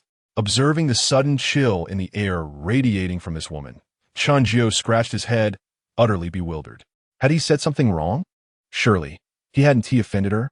Why the sudden change in demeanor? Women, he mused, could be utterly perplexing and incomprehensible.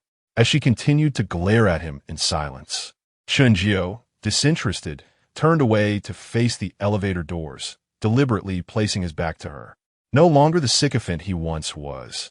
He would never press his warmth against someone's cold indifference, regardless of their earthly beauty. Even with his back turned, Chen Jiu felt an unsettling discomfort, as if something malevolent was staring at him from behind, akin to a gaping abyss. A shiver ran down his spine, the remnants of his inebriation dissipating in an instant. Ding!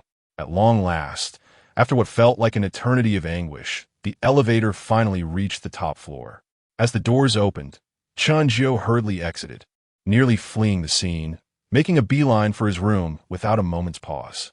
Watching him vanish, Pei Yinji's lips curled into a sly and enchanting smile, a glimmer of mischief dancing in her eyes. To his surprise, this fellow lived right next door. What a remarkable coincidence. It seems that delightful times are ahead. Chuckling softly, Chen Jiu stepped into his suite and closed the door behind him.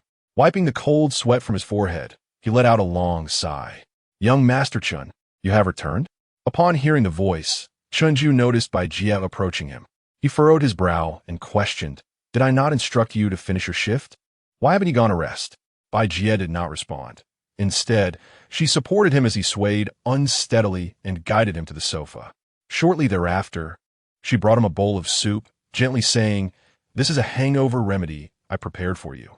As Chen Jiu watched Bai Jie, who was lowering her head to cool the soup for him, a fleeting sensation stirred within his heart. He couldn't help but reflect, am I truly falling victim to a beauty scheme? Yet he acknowledged that he was, indeed, somewhat overwhelmed by it all. Chapter 69. Blood Ties and Sibling Reunion. The following day, Chen Jiu awoke with hazy eyes, rubbing his throbbing head. The remnants of last night's indulgence, coupled with a haunting nightmare, left him feeling quite unwell. In his dream, he found himself scaling 2 snow-capped sacred mountains, climbing tirelessly without a hint of fatigue. At last, upon reaching the summit, he peered ahead only to be met by an unfathomable chasm. Suddenly, his foot slipped, and he plummeted towards the abyss, awakening just as he was about to hit the bottom. As the saying goes, one dreams of what one contemplates during the day. It was likely some provocative suggestion that had stimulated such a dream before sleep. Taking a deep breath, Chen Jiu slowly sat up, distinctly feeling a gentle release in his spine, as if unlocking a new beginning in life. His entire body seemed to awaken from its slumber, revitalized with newfound energy. Glancing at his phone, which was charging on the bedside table, he was relieved to see it was only a little past noon, a considerable improvement from the previous day. After freshening up, he stepped out of his room and was greeted once again by the gentle smile of Bai Jie. "Young Master Chen, lunch is ready." Staying in a luxurious hotel had its conveniences. He had no worries, as every detail was attended to by dedicated staff. He felt as though he were becoming a pampered pig, indulging in a cycle of eating and sleeping. At the dining table, only traditional Chinese cuisine remained, perhaps prepared with consideration for Chen Jiu's hangover, as the dishes were notably light. Chen Jiu nodded in satisfaction. Indeed, this 5-star hotel excelled in its service without any room for complaint. "Today, I suppose I need not extend an invitation?" Bai Jie smiled softly, choosing to sit beside him without a word. As Chen Jiu began to eat, a thought struck him. He set down his utensils and curiously inquired, "Has anyone checked into the royal suite next door?" Bai Jie nodded in response. A distinguished guest checked in yesterday. A sigh of relief escaped Chen Jiu's lips. Thank goodness. It was just a person, not the figments of his imagination. He shouldn't entertain such unscientific thoughts, yet with his experiences of time travel, rebirth, and a system, explanations eluded him and inevitably led to fanciful musings. His curiosity piqued. He pressed on. "Do you know who the woman staying next door is?" Bai Jie regarded him with a peculiar expression. "Young master, have you encountered her?" "Indeed, I met her in the elevator last night. She seemed rather odd." At this, Bai Jie's expression faltered slightly. Despite her efforts to conceal it, Chen Jiu perceived the surprise gleaming in her eyes. "Is there something amiss?" he asked, puzzled by the sudden peculiarity of those around him. Bai Jie appeared troubled, caught between speaking and remaining silent. Chen Jiu then recalled, "All right, I forgot you cannot disclose guest information or privacy." "Never mind. I was merely curious. Consider it as if I had not asked. After lunch, as he placed down his utensils, he turned to Bai Jie. Prepare the vehicle. I need to step out. This time, without any explicit instruction from Butler Bai. He understood perfectly. When Chen Jiu beheld the elongated Rolls-Royce before him, he nodded in satisfaction. Although their acquaintance had been brief, he held Bai Jie's capabilities in high regard.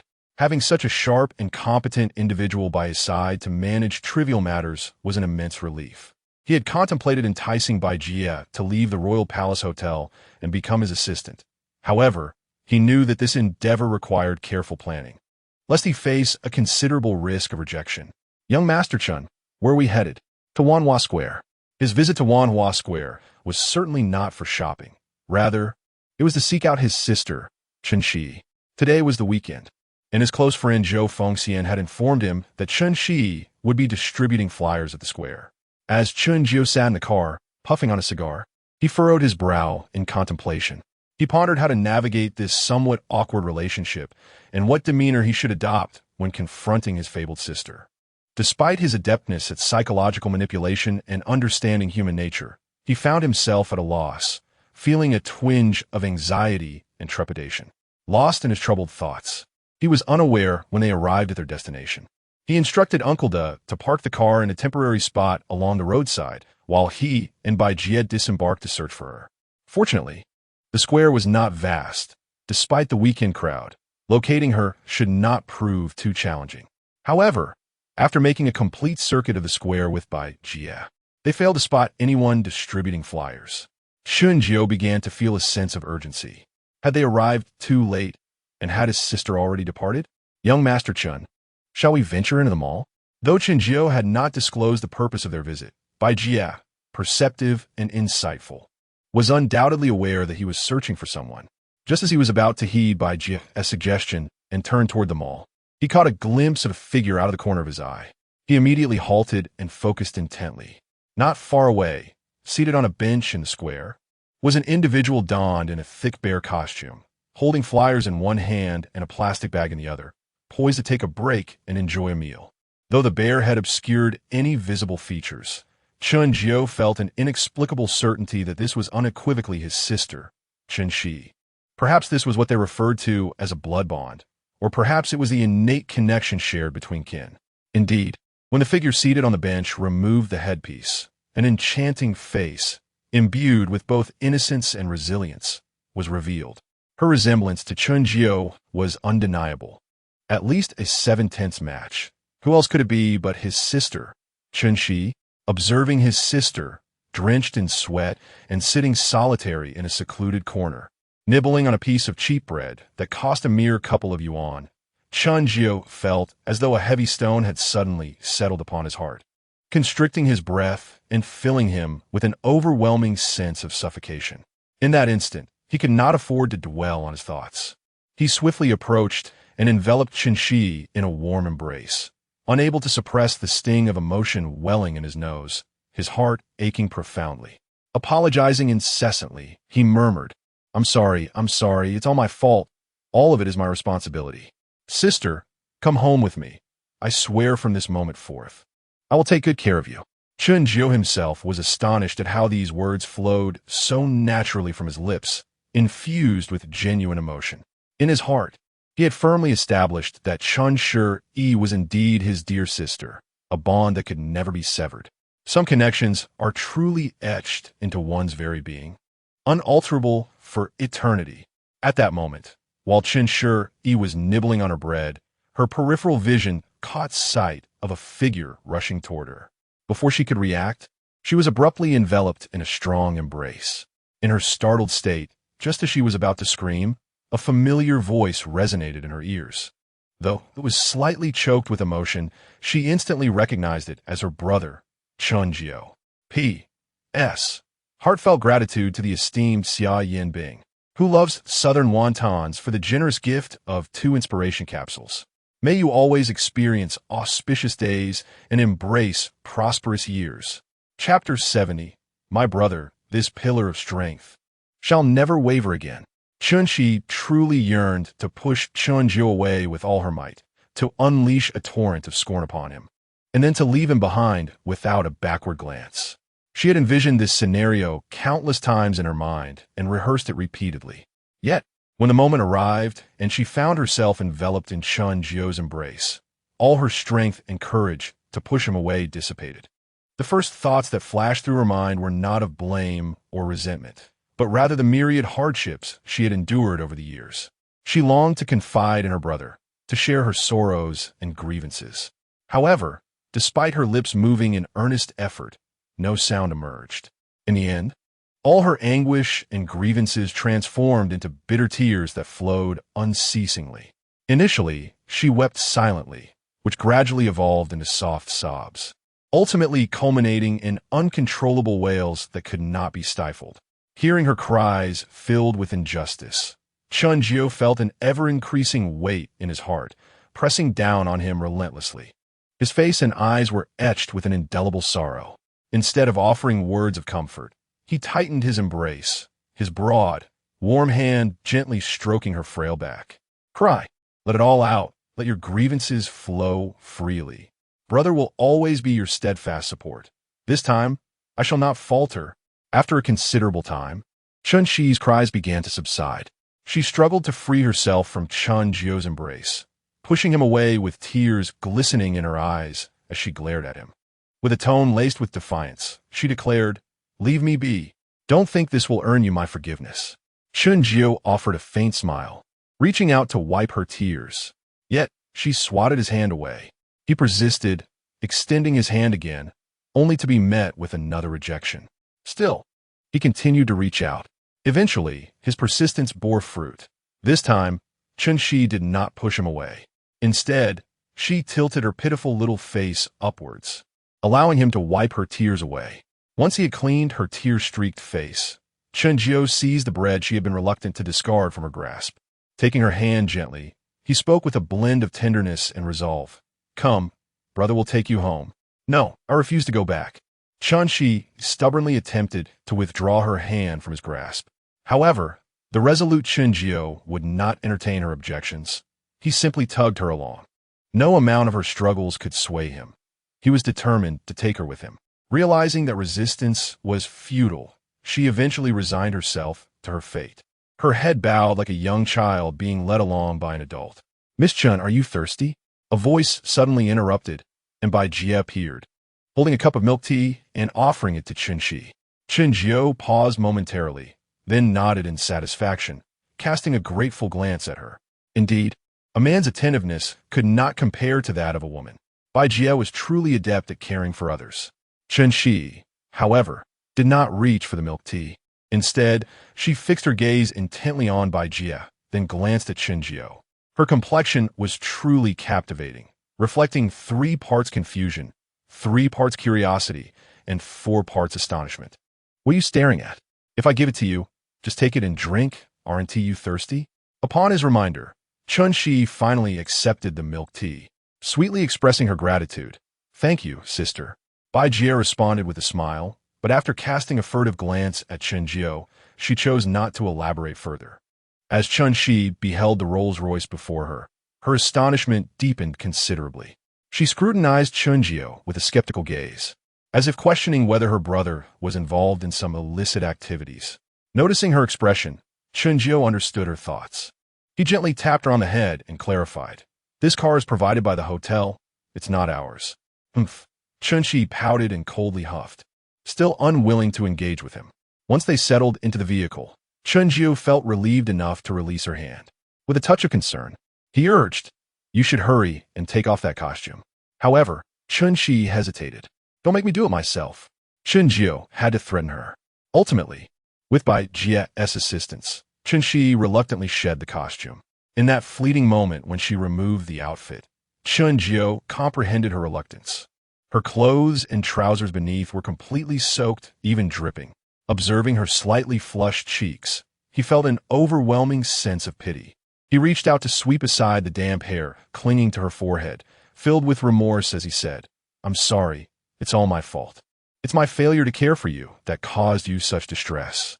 Upon hearing his words, Chen Jiu's grievances surged anew, tears welling in her eyes. She bit her lip, striving to suppress her sobs. Chen Jiu promptly pledged with fervent sincerity. Rest assured, I am no longer a sycophant and have completely severed ties with that woman. From now on, I will never lose you again. Really? Chen Shi exclaimed in surprise. Chen Jiu understood that she sought confirmation of his true separation from Lu Ruyan. He responded with unwavering conviction. Indeed, more genuine than gold. Chen Shi feigned indifference. Yet Chen Jiu noticed a flicker of joy in her eyes. However, he chose not to call her out on it. Instead, turning to Bai Jie to instruct, Bai, please contact various luxury brands and have them send some new arrivals to the hotel. Chen Jiu was well aware that top-tier hotels often collaborate with luxury brands, providing direct delivery services for their esteemed guests. After inquiring about Chen Shi's measurements, Bai Jie swiftly reached out to the partnering stores. Simultaneously, she prepped the personal chef to prepare a meal. Upon entering the royal suite, resembling a palace, Chen Shi was utterly mesmerized. Chen Jiu patted her on the head and said, there will be plenty of time to be amazed later, but for now, hurry and take a shower. You must feel uncomfortable with all that sweat. As she stepped into the bath, various prestigious luxury brands presented an exquisite array of their latest offerings. A plethora of garments, clothes, trousers, skirts, shoes, and bags was laid before her. Chen Jiu, feeling rather indifferent, waved his hand dismissively, commanding them to leave all the items behind. With a swift swipe of his card, the transaction was completed seamlessly, akin to a flowing stream. In the end, this collection of opulent goods amounted to exactly 2 million. For Chen Jiu, whose wealth surged daily, this sum was hardly worth mentioning. Although he did not place great importance on his own image, nor held an affinity for luxury items, his sister could not settle for less. To borrow a phrase from his younger brother, Su Muyu, Chen Jiu would not permit his sister to envy anyone. What others possessed, she must have. What others lacked, she too must possess. Chapter 71. The blabbermouth and the sharp-tongued, the true masters of wealth. After finishing her grooming, Chen Shi, adorned in exquisite luxury attire, entered the living room, prompting a satisfied nod from Chen Jiu. Thanks to the Chen family's remarkable genetic heritage, his sister's beauty and figure were undoubtedly of an extraordinary caliber. Naturally endowed with grace, she remained striking even without makeup. With a fond gesture, Chen Jiu affectionately ruffled her hair and smiled. Are you hungry? The meal is ready, so hurry and eat. Chen Shi remained still, her delicate face tilted upwards, gazing intently at her brother. It was evident that she felt a touch of shyness and unease. After a moment of surprise, Chen Jiu quickly realized, let's go. I'll join you for a meal. Like himself, his sister also detested dining alone. At the dining table, Chen Shi did not rush to pick up her chopsticks, but instead fixated her gaze on Chen Jiu, appearing as if she had something to say, yet hesitated. Observing this, Chen Jiu feigned annoyance and asked, if you have a question, just ask directly. Why be formal with me? With an expression of utmost seriousness, Chen Shi earnestly inquired, what are you doing now? How did you suddenly become so wealthy? Seeing the concern and worry concealed in her eyes warmed Chen Jiu's heart. He reassured her, don't worry, I haven't engaged in any illegal activities. Who's worried about you? Don't overthink it. Chen Shi pouted defiantly, attempting to feign indifference and disdain. Ah, the prideful woman, unable to express her concern directly. While serving her food, Chen Jiu continued, I'm currently live streaming. I spent all my money online, so I have to earn it back through the same means. Chen Shi glanced around the luxurious suite and then down at her lavish attire. Astonished and puzzled as she asked, can one really earn so much as a streamer? With a smug expression, Chen Jiu replied confidently, others may not, but your brother can. Unable to resist dampening his enthusiasm, Chen Shi retorted, I've seen plenty of news online about embezzlement and money laundering. Do take care of yourself. I would want to meet you someday through a glass barrier. Chen Jiu, somewhat exasperated, rubbed his forehead. It was one thing for him to be a blabbermouth, but now his sister had turned into a sharp-tongued critic as well. What the predicamen? He swiftly placed a piece of meat in her mouth and said with mild irritation, you can't talk with your mouth full. Rest assured, even if all streamers were to be imprisoned, your brother would never end up behind bars. Rising from the table, he added, you eat well, I have things to attend to. Oh, Chen Shi replied casually. Just as he was about to leave, he suddenly paused and turned back, saying, "Quickly retrieve my WeChat and phone from the little black room. Also, send me your bank account details via WeChat. I'll transfer you some living expenses." This time, Chen Jiu neither argued nor refuted anything. He simply lowered his head to eat. However, Chen Jiu knew she had undoubtedly heard him and that she tacitly acknowledged his words. It was merely a hint of stubbornness and a desire to preserve her pride that led her to feign deafness. Chen Jiu settled into the leisure area by the floor-to-ceiling window, while Bai Jie silently prepared tea for him. Since hastily concluding his streaming session the previous night, he had been preoccupied, neglecting even his elder brothers, an unforgivable transgression for a streamer. Upon unlocking his phone, he was greeted by a red notification indicating 99 messages on WeChat. As he opened the app, he discovered not only group messages, but several from Lu Rian as well. A sly and mischievous smile crept onto Chen Jiu's face. "Jiu, where are you? What are you doing? Jiu, I suddenly miss you so much. Why have you been ignoring me these past 2 days? Jiu, where are you staying now? Can I come find you? Jiu, shall we have dinner together tonight? Let us go eat your favorite Western cuisine." Observing Lu Rian's messages, which resembled those meant to coax a child, Chen Jiu felt a profound sense of disappointment.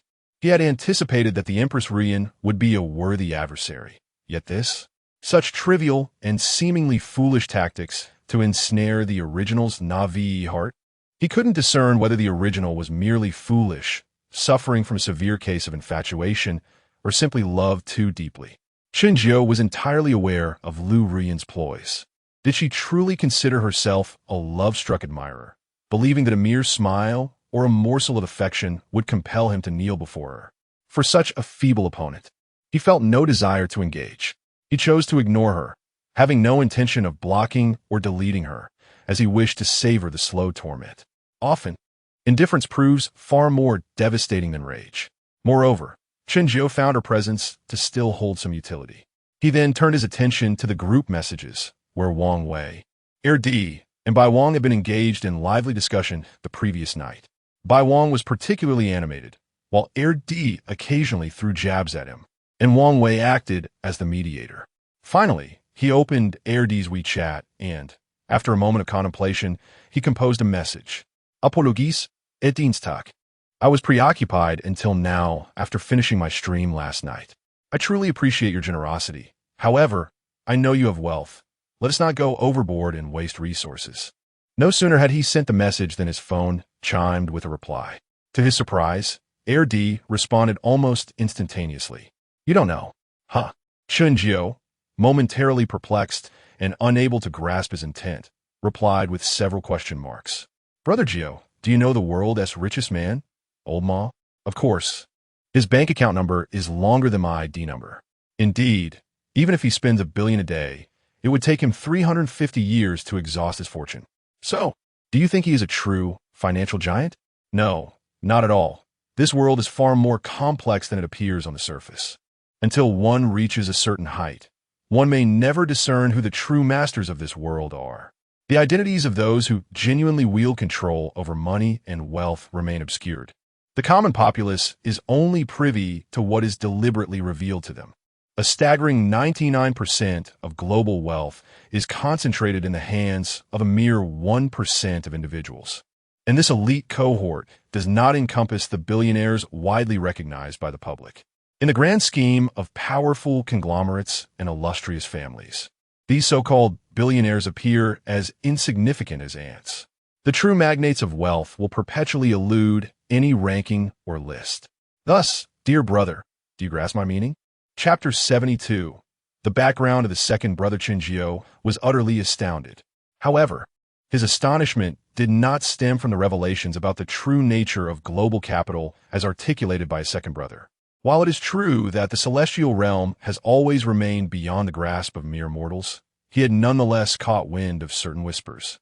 Given the current state of the internet, it is inevitable that a few fragments of information from the heavenly domain would filter down to the earthly plane.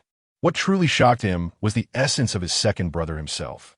Despite his utmost efforts to elevate his expectations of him, he had still grossly underestimated him.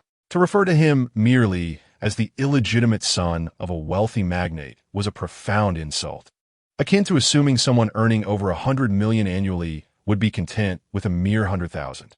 Nevertheless, Chen Jiu grasped the underlying message in his brother Su Mu's seemingly nonsensical words. It was a roundabout way of conveying that his wealth surpassed anything Chen Jiu could fathom. Thus, he implored him not to fret, not to economize, and to abandon any notions of frugality.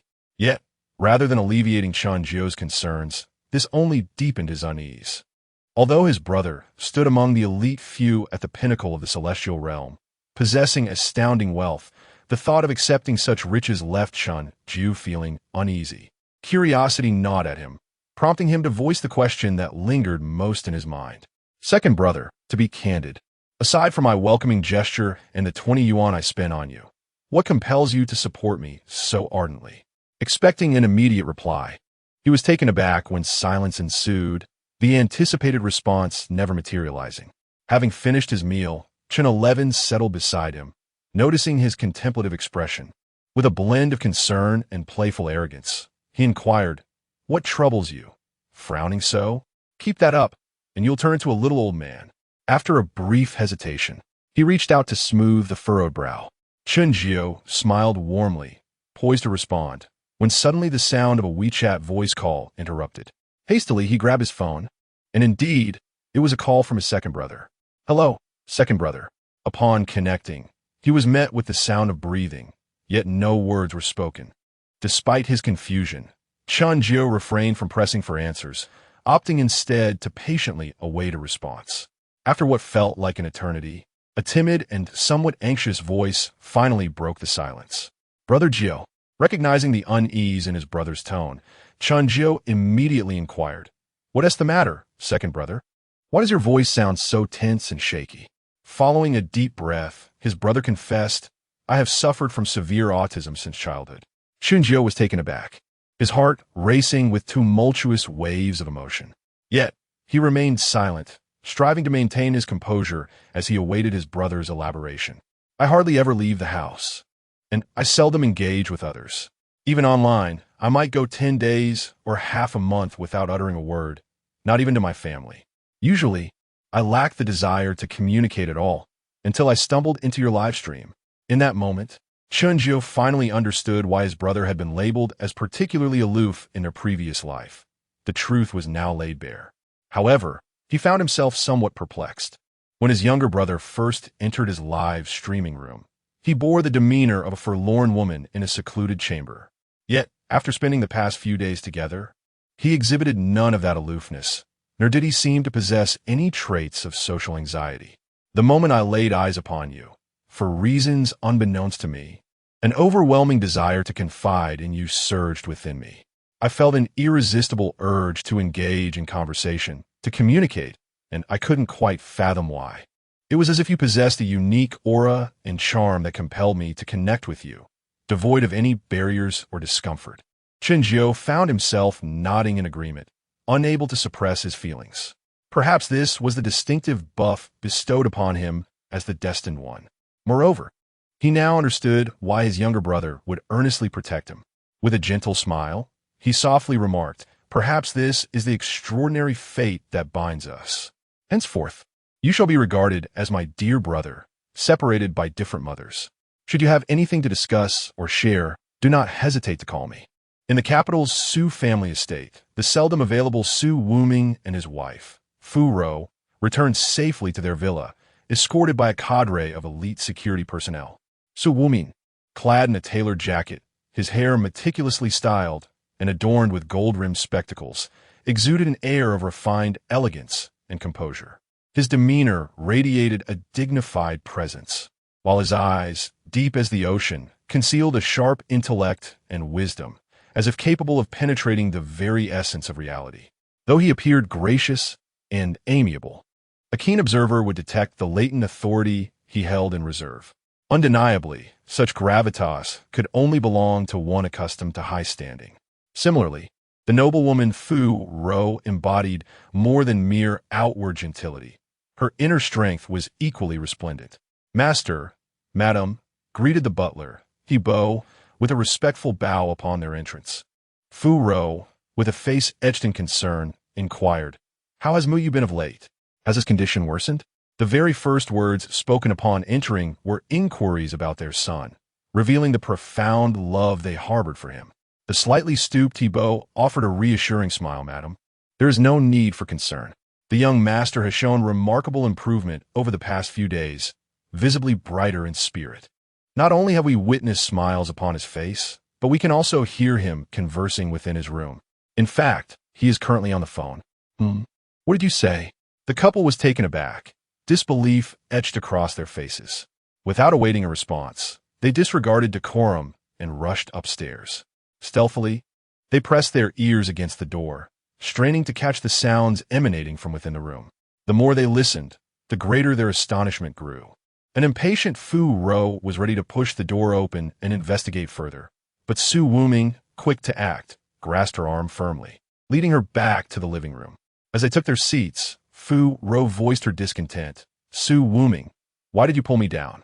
Su Wuming hurriedly offered a conciliatory smile, saying, "My dear, please do not be angry. What if you had barged in and startled our son?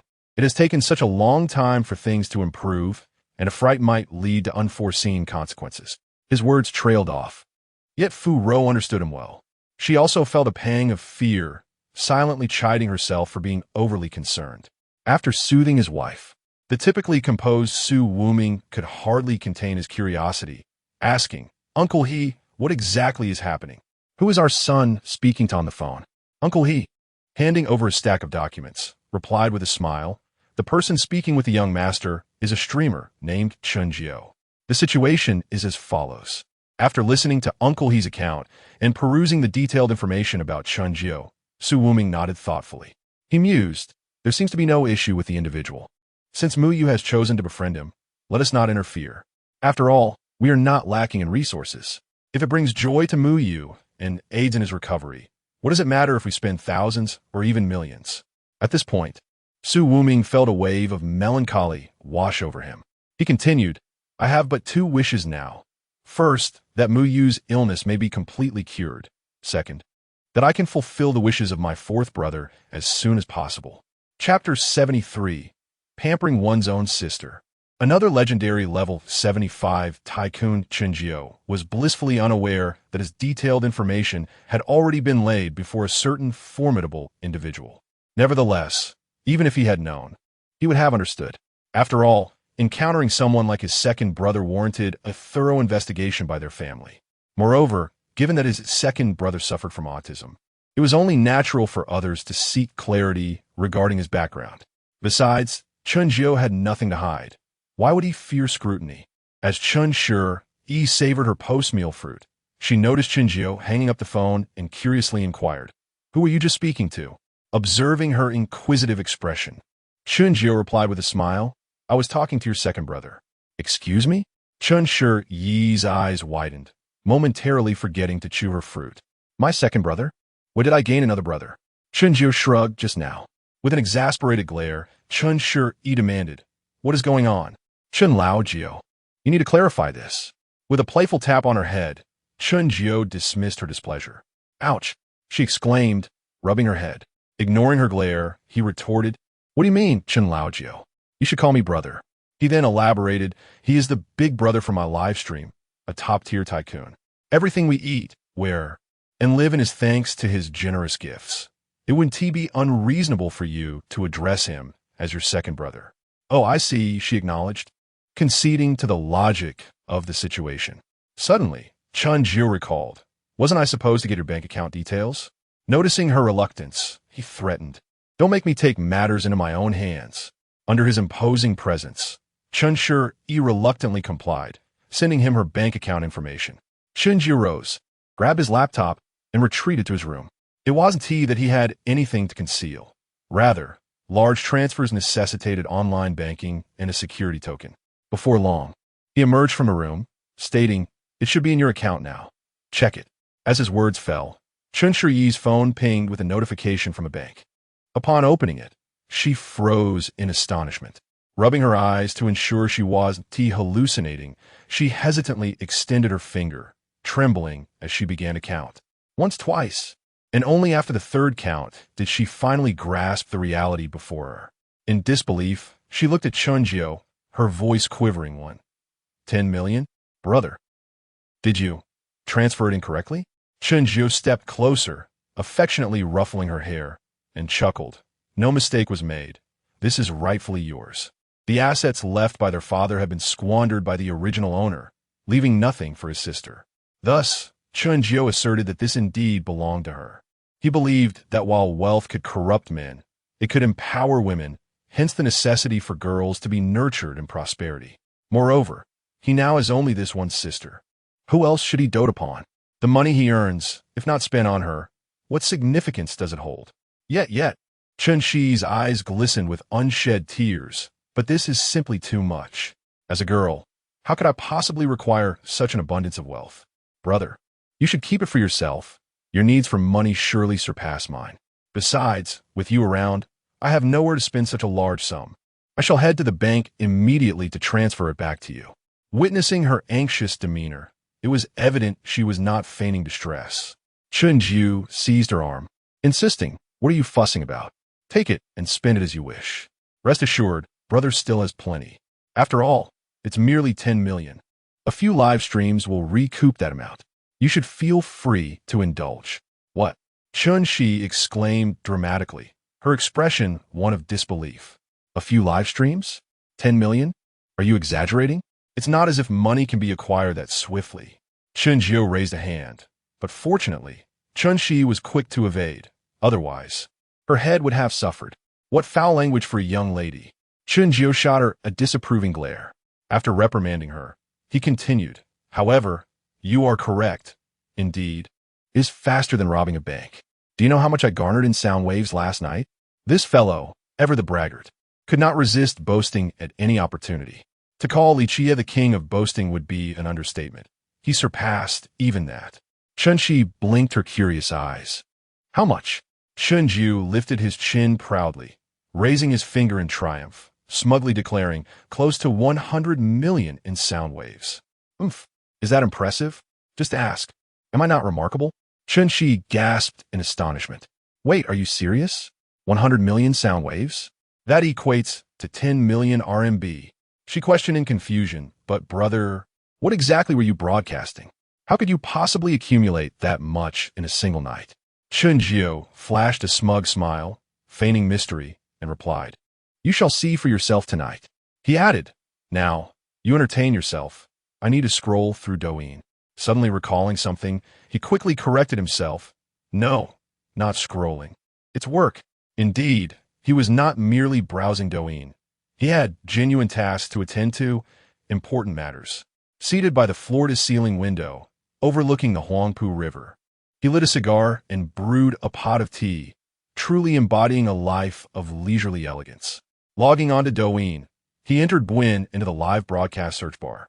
As numerous streams associated with the Buin username appeared, Chen Jiu swiftly identified his target, level 75 Buin. Without hesitation, he entered the live stream. Within the stream, no faces were visible. Only a clown figurine was positioned before the camera. Furthermore, there was no dialogue, not even music. Nevertheless, despite this, the popularity within his live broadcast is quite substantial, with over 5,000 viewers tuning in simultaneously. What accounts for this phenomenon? It is certainly not solely due to his status as a level 75 master.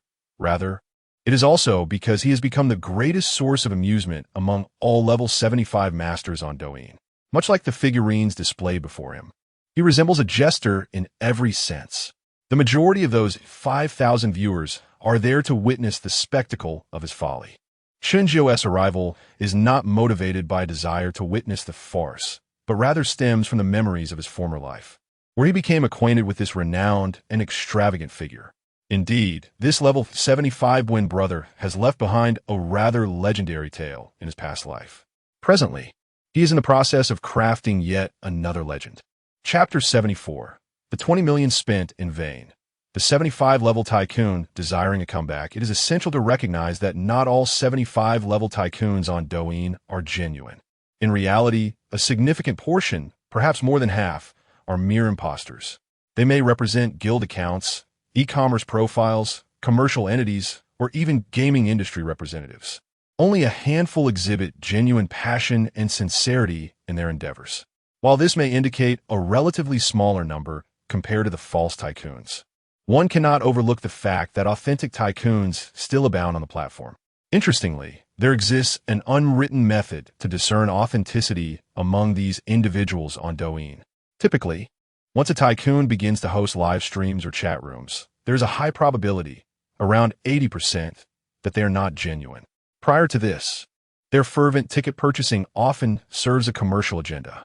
Currently, the 75-level tycoon known as Buin has been deemed a fraud by netizens, especially after he initiated his live broadcast. He audaciously proclaimed that should a host manage to fill his gift exhibition for 4 consecutive weeks, he would become their death guardian. This proclamation only served to further tarnish his already crumbling persona as a tycoon. Initially, his entrance into the live streaming realm had already cast doubt upon his authenticity. But this statement transformed him into an outright charlatan, who would be foolish enough to fall for such a scheme. Moreover, following his ascent to the 75th level, Buin had vanished from the scene for 2 months. In the rapidly evolving landscape of the internet, even a 75-level tycoon risks being forgotten after such a prolonged absence. His immediate return to live broadcasting was transparently indicative of a money-grabbing motive. Consequently, it was exceedingly unlikely that any host would be duped into participating. To fill the gift exhibition completely requires nearly 150,000 Douyin coins, approximately equivalent to 15,000 RMB. To sustain this for 4 consecutive weeks would demand an investment nearing 60,000 RMB, a substantial financial commitment that few would dare to wager. Of course, among the multitude of Douyin hosts, there are always those audacious enough to take a gamble, hoping for a lucrative return in the form of a 75-level Death Guardian. Yet, Buin's dubious maneuvers caused many to hesitate. After a host illuminated the exhibition, Buin promptly ended his broadcast. In the subsequent week, he not only failed to reciprocate the generosity in the host's room, but also refrained from logging back into Douyin. Thus, he effectively vanished for an entire week. Upon his return, he awaited another fortunate soul to illuminate his exhibition. However, after witnessing his series of questionable actions, the host who had initially supported him was understandably reluctant to continue the gamble. Consequently, the 75-level Buin became the subject of ridicule. The audience in his live stream not only reveled in his misfortune, but also anticipated which unsuspecting hosts might fall victim to his schemes next. Before entering the live stream, Chen Jiu had already converted all his earned audio waves into an equivalent amount of Douyin coins. Upon entering the live streaming room, he paid no heed to the barrage of ridicule and sarcasm directed at Buin on the public screen. Without uttering a word, he immediately commenced fervently showering gifts and selecting exhibition halls. Chen Jiu sent a Carnival 1. Chen Jiu sent a Douyin Airship 1. Chen Jiu sent a Cloud Secret Realm 2. Chen Jiu sent Douyin No. 1-2. Just as he illuminated the 4 most expensive gifts in the exhibition hall, the live chat erupted in an uproar. Huh, no way. There truly is a stubborn fool among us. Chen Jiu? Who is this? Another Navi dreamer, hoping for instant success? Fool, stop gifting, it's futile. This Buin is merely a scam artist. Exactly, halt immediately. This level 75 account may well have been purchased by this guy. Haha, another gullible streamer falling into a trap.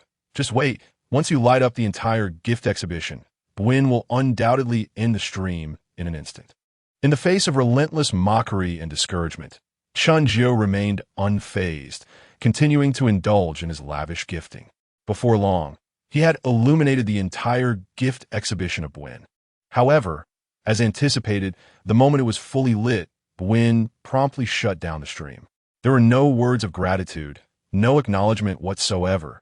He vanished at lightning speed. Gazing at the now blackened phone screen, Chen Jiu felt neither despair nor anger. On the contrary, he was filled with an uncommon joy and excitement.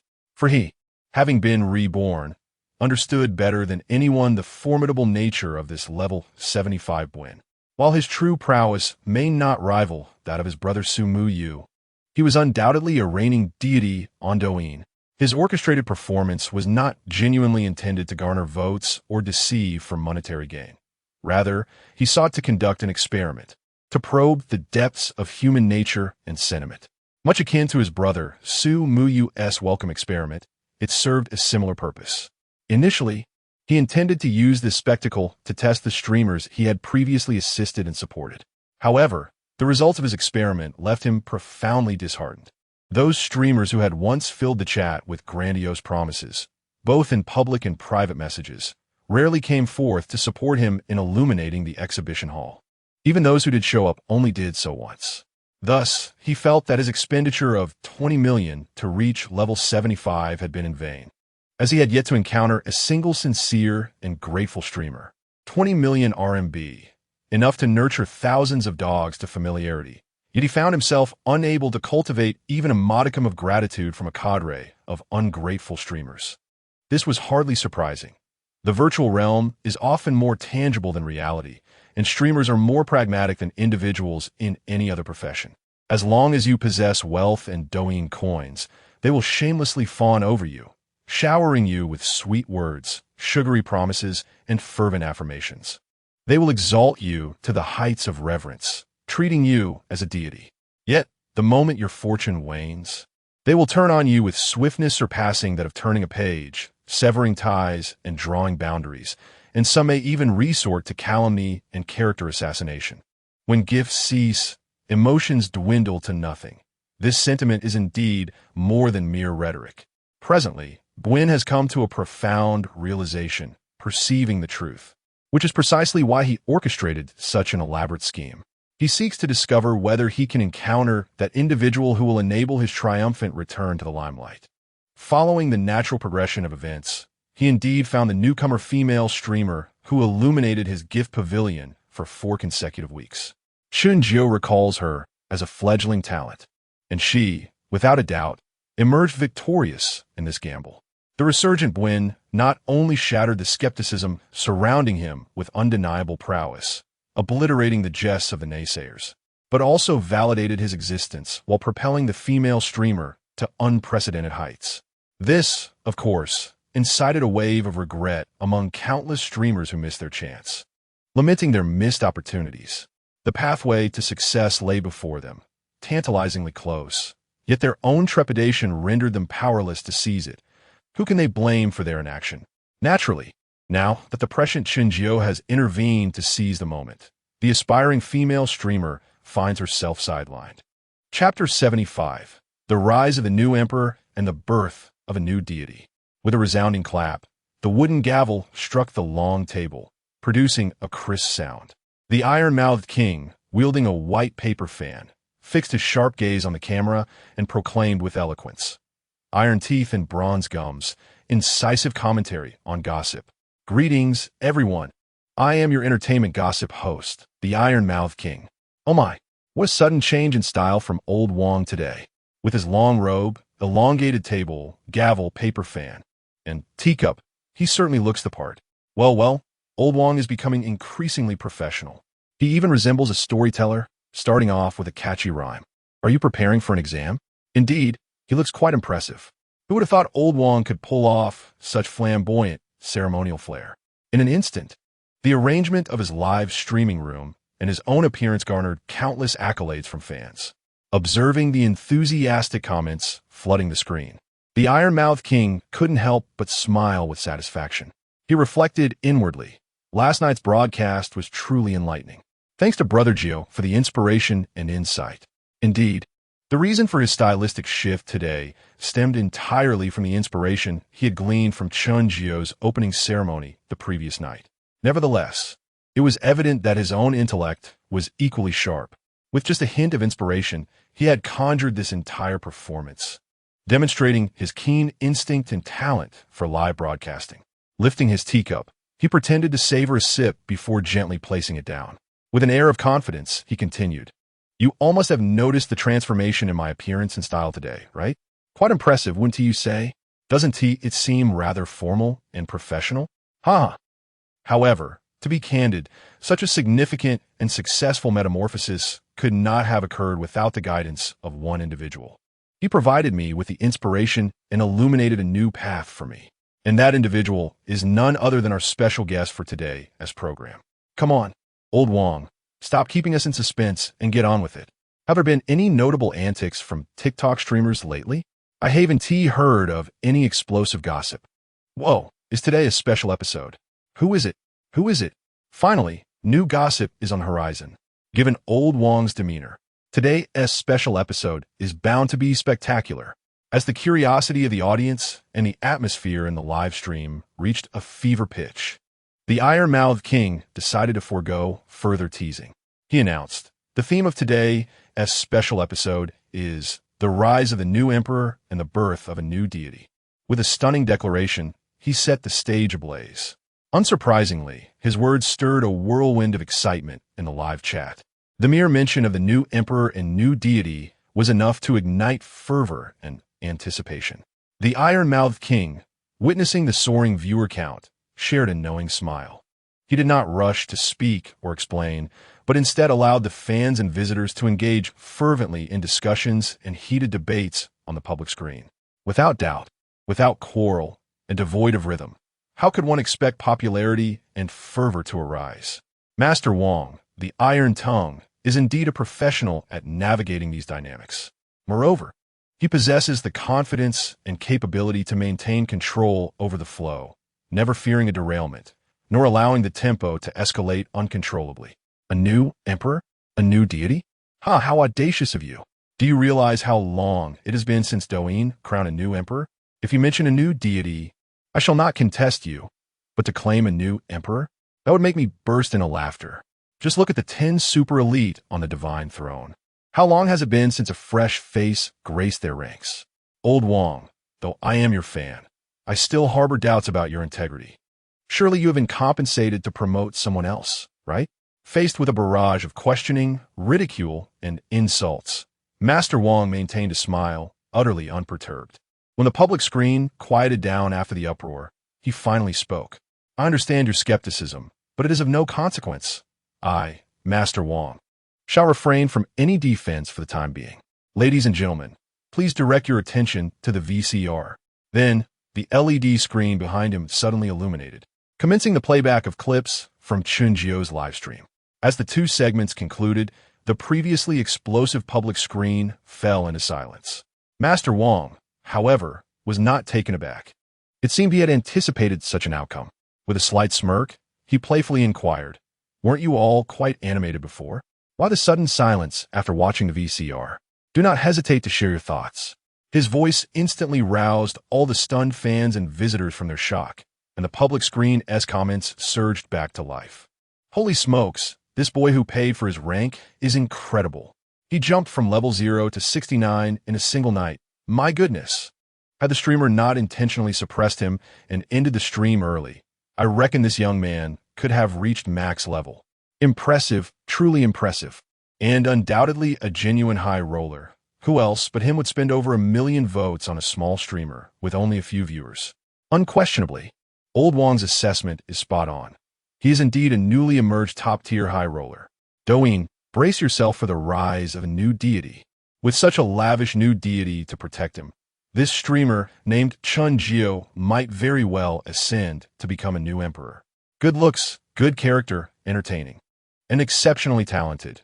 Chen Jiu indeed possesses the qualities of a new emperor. A male streamer who can even captivate the likes of Pei Tianho is indeed formidable. Setting everything else aside, speaking of his credentials, he is the foremost figure on Douyin for daring to make a stand in Chang'an. I respect him as a true man. If he can continue to refrain from exploiting his fans and impoverished peers, I would not mind conceding to him the title of new emperor. The comments on the public screen were a cacophony of diverse discussions. There has been much discussion surrounding Chen Jiu, the verification of funding, the entry into Chang'an, and the regulations against tipping, as well as conversations about Empress pay and the pressure on Wong. The multitude of opinions primarily stems from the numerous highlights of Chen Jiu's live broadcast last night. Almost everyone acknowledges the notion of Su Muyu's new divinity.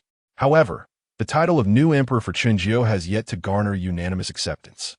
After all, at this juncture, The honor of being the new emperor feels rather distant for him. Nevertheless, his remarkable qualities are recognized by all. Subsequently, the eloquent Wang provided his fair and impartial perspective and evaluation. He firmly believes that Chen Jiu undoubtedly possesses the qualities of a new emperor and fervently generated momentum for him. Following Wang's dedicated promotion and publicity, there is no doubt that 0909 and Chen Jiu have risen to prominence. Meanwhile, Chen Jiu, having been quietly observing the live stream, felt compelled to express his gratitude after hearing Wang's generous praise and lofty expectations. He sent out 10 festive tokens, perfectly embodying the intricacies of human relationships. Amidst Wang's astonished gratitude, he discreetly exited the live stream. Indeed, when his assistant, rebellious yet loyal, approached to present him with the festive tokens, he realized that this was also a signal from Wang to initiate a special segment for him. Thus, he had made a special trip to witness it. Chapter 76. The broadcast begins. Popularity soars, attracting attention at 1750. The incessant notification sound of Chen Jiu's WeChat interrupted his meal. He set down his utensils and picked up his phone, only to find himself bemused. The messages were from no other than his younger brother, Bai Wang, and Wang Wei, all urging him to commence his broadcast without delay. Chen Shi pouted, expressing her displeasure. Who is it? Can't a person eat in peace? Chen Jiu was well aware of her misunderstanding. With a chuckle, he clarified, it's the fans from the live stream and my elder brothers. They are eager for me to start the broadcast. Upon hearing this, Chen Shi sighed in relief. It seemed her elder brother had truly severed ties with that troublesome woman. With a bright smile, she exclaimed, so, elder brother, you are quite impressive. Even the older brothers are urging you to go live? Are they eager to shower you with gifts? Of course, they should know who their elder brother is. Chen Jiu proclaimed proudly, tilting his chin with a sense of accomplishment.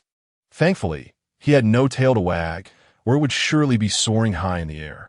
Just as Chen Shi was about to admonish him not to be too arrogant, her phone rang as well. She glanced at her screen, and her expression darkened, her brows knitting together.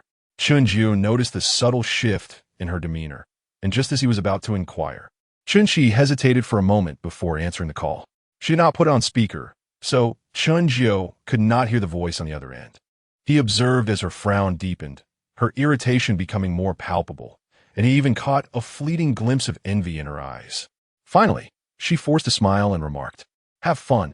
Seeing her somewhat sullen demeanor after the call, Chen Jiu curiously asked, who was it? Who upset my sister? Chen Shi pouted angrily, responding, it was my roommate.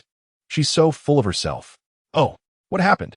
She knows I like Pei Tianho, so she deliberately went to his concert and then called me to show off. Chen Jiu pressed further. Why would she want to flaunt in front of you? Why else? She's envious and jealous of me, Chen Shi explained. She thinks I am prettier than her, have better grades, and am more popular, so she believes I've stolen her thunder. Chen Jiu blinked in confusion. Is it really just because of that? What kind of logic is that? Chen Shi attempted to enlighten him. Brother, never underestimate a woman's competitive spirit, jealousy, and desire to excel. Chen Jiu nodded, albeit with a hint of incomprehension. So she tries to undermine you materially to assert her superiority and steal your spotlight? Exactly. She revels in flaunting her designer clothes, luxury handbags, and high-end cosmetics in front of me. Although Chen Jiu could not fully grasp the complexities of women's psychology, it did not hinder his protective instincts towards his sister. If you dislike her so much, why engage with her? There is no need for superficial camaraderie. What is the point of pretending to be sisters? Chen Shi explained, it's all for the scholarship.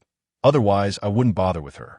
Chen Jiu suddenly realized that some scholarships, aside from rigid criteria, also relied on class votes, making interpersonal relationships equally significant. He affectionately ruffled her hair and reassured her, in the future, you need not force yourself to endure things you dislike. Moreover, as I have promised, I shall ensure you no longer envy anyone. You adore Pei Yanji, do you not? Attending her concert is nothing. I will arrange for her to sing for you privately another day. Chen Shi wanted to roll her eyes at him and chastise him for his boastfulness. However, considering this was her brother's affectionate and indulgent care, she felt it inappropriate to shatter that tender moment.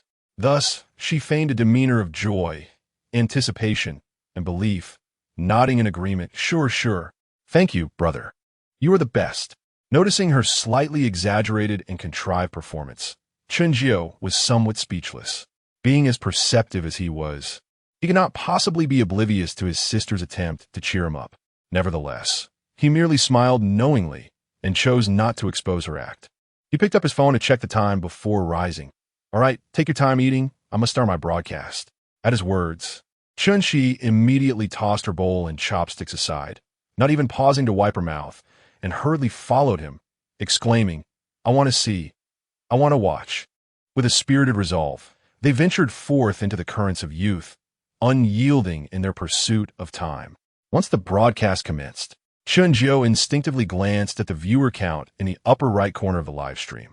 To his astonishment, within merely 10 seconds of starting, hundreds of viewers had already flooded in, clearly a dedicated audience awaiting his arrival. Feigning surprise, he exclaimed, Wow, what is going on today? Why is the viewership so high? May I inquire where you all came from? This fellow was truly adept at playing the fool. Moreover, he was blatantly fishing for engagement and activity in the chat. 7 nights. Wow, what's happening? Has the viewership already surpassed 1,000 so soon? Could it be that our infiltration of Chang'an plan is starting to bear fruit? The spending youth. That is possible, but I think the more likely reason is that big star. Soon enough, the barrage of comments revealed the truth. I came from Ironmouth Wong's stream. I also heard about it from Ironmouth Wong. That's why I came to check it out. I heard that Pei Tianho was exclusively supporting the streamer. What a shame. If Pei Tianho weren't performing tonight, we might have had a chance to encounter her in the stream. I was drawn here by the numerous banners in various streams. My curiosity got the better of me. In an instant, the chat was abuzz with various opinions, categorically falling into 4 main groups: Ironmouth Wong, Pei Tianho, the infiltration of Chang'an, and Chen Jiu's fans from recent days. However, the majority had come due to Ironmouth Wong's special feature. Of course, this did not imply that Ironmouth Wong's influence surpassed that of Pei Yinji. It is not due to the fact that Pei Yinji's unique connections and her acquisition of songs have not been widely publicized. Rather, only a handful of individuals are aware of it. Were all of Pei Yinji's fans to become cognizant of this, it is likely that the popularity of her live stream would exceed 100,000 viewers by now. After all, the influence and allure of the most prominent diva in the entertainment industry is undeniably formidable. As for Wang Wei, he remains as diligent and devoted as ever, tirelessly committed to his work. Witnessing the remarkable growth of his beloved host brings him immense joy and a profound sense of accomplishment, fueling his enthusiasm even further. Chapter 77. The little princess of 0909 standing outside the live streaming camera. Chen Shi gazed at the screen with a pair of bright, naive eyes typical of a university student.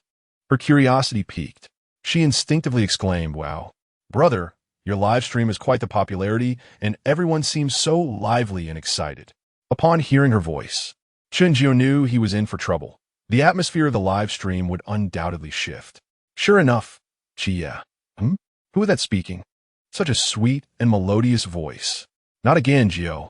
Have you replaced your beauty once more? Darling, can you show yourself? Uncle will take you to see the goldfish. I say, Jiu, could you step aside? Let the beauty take over. It would be much better than you. Wow, little sister, your voice is so sweet. Can you call me brother? Not only the LSP, lecherous, fans, but even the second brother was swayed by the excitement. Paying youth, Jiu, who is she? I heard her call you brother. Is she your sister? Chen Jiu, knowing well how these LSP fans would react, wearily rubbed his forehead and helplessly replied, She's my sister, dear. You big, burly men ought to restrain yourselves. She is still quite young. Don't lead her astray. Chia, no way. Our sister is really here? Jiu, hurry and bring her on screen. We want to meet her. Paying youth, yes indeed. Let us see her face first. Before Chen Jiu could firmly refuse, the slightly socially awkward Chen Shi eagerly hopped into the frame, with a charming smile gracing her delicate features. She waved her hand lightly and greeted, Hello, everyone. It's a pleasure to meet you. Her appearance instantly captivated the entire live stream audience, transforming them into a frenzy akin to sharks catching scent of blood. Chia, wow, Is she really this beautiful and sweet? Jiu, no, big brother from now on. You are my brother-in-law. Sister, can you call me Brother Chia? Paying youth. Sis, shout out second brother. Giggling, Chen Jiu covered her mouth, unable to contain her laughter. Brother? They are so amusing and adorable. Unbeknownst to her, her elder brother's expression had darkened considerably. Undeterred, the sociable Chen Jiu boldly exclaimed, "Hello, Brother Chia and second brother. Thank you both for your immense support of my brother. Love you lots." After her declaration, she even blew a kiss to the camera. It must be said that not only was Chen Jiu's character delightful, but her emotional intelligence was also impressive, displaying an innate ability to charm. Though her words of gratitude were innocuous, the LSP and the second brother felt compelled to respond. The next moment, the screen of Chen Jiu's live stream lit up with a dazzling array of carnival effects. As the dazzling effects of the carnival filled the screen, Chen Jiu hastily interjected, "Stop, no, stop, please don't." However, the two gentlemen continued their relentless barrage until they reached a staggering 100 carnival gifts. Initially, Chen Jiu's interruptions bore a hint of jest, yet on 2 occasions, his tone turned grave and earnest. Nevertheless, the two titans appeared oblivious to his pleas, steadfastly continuing their onslaught. With a sense of helplessness, Chen Jiu exclaimed, "Have you both lost your minds? There's no PK, no leaderboard battles. Why waste such extravagance?" The spendthrift youth retorted, "This is a welcoming gift for my sister. What business is it of yours?" "Indeed," 7 knights chimed in, "it's for our sister. It has nothing to do with you. Don't think of embezzling it for yourself, old Jiu. It must go to her." Chen Jiu situt dumbfounded, clearly taken aback by their lavish generosity.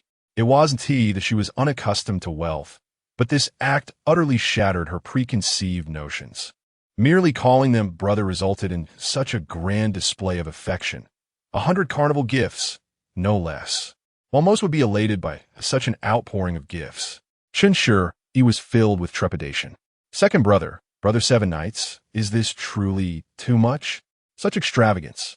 I was merely joking. I never expected such gifts from you." "Really, what should I do?"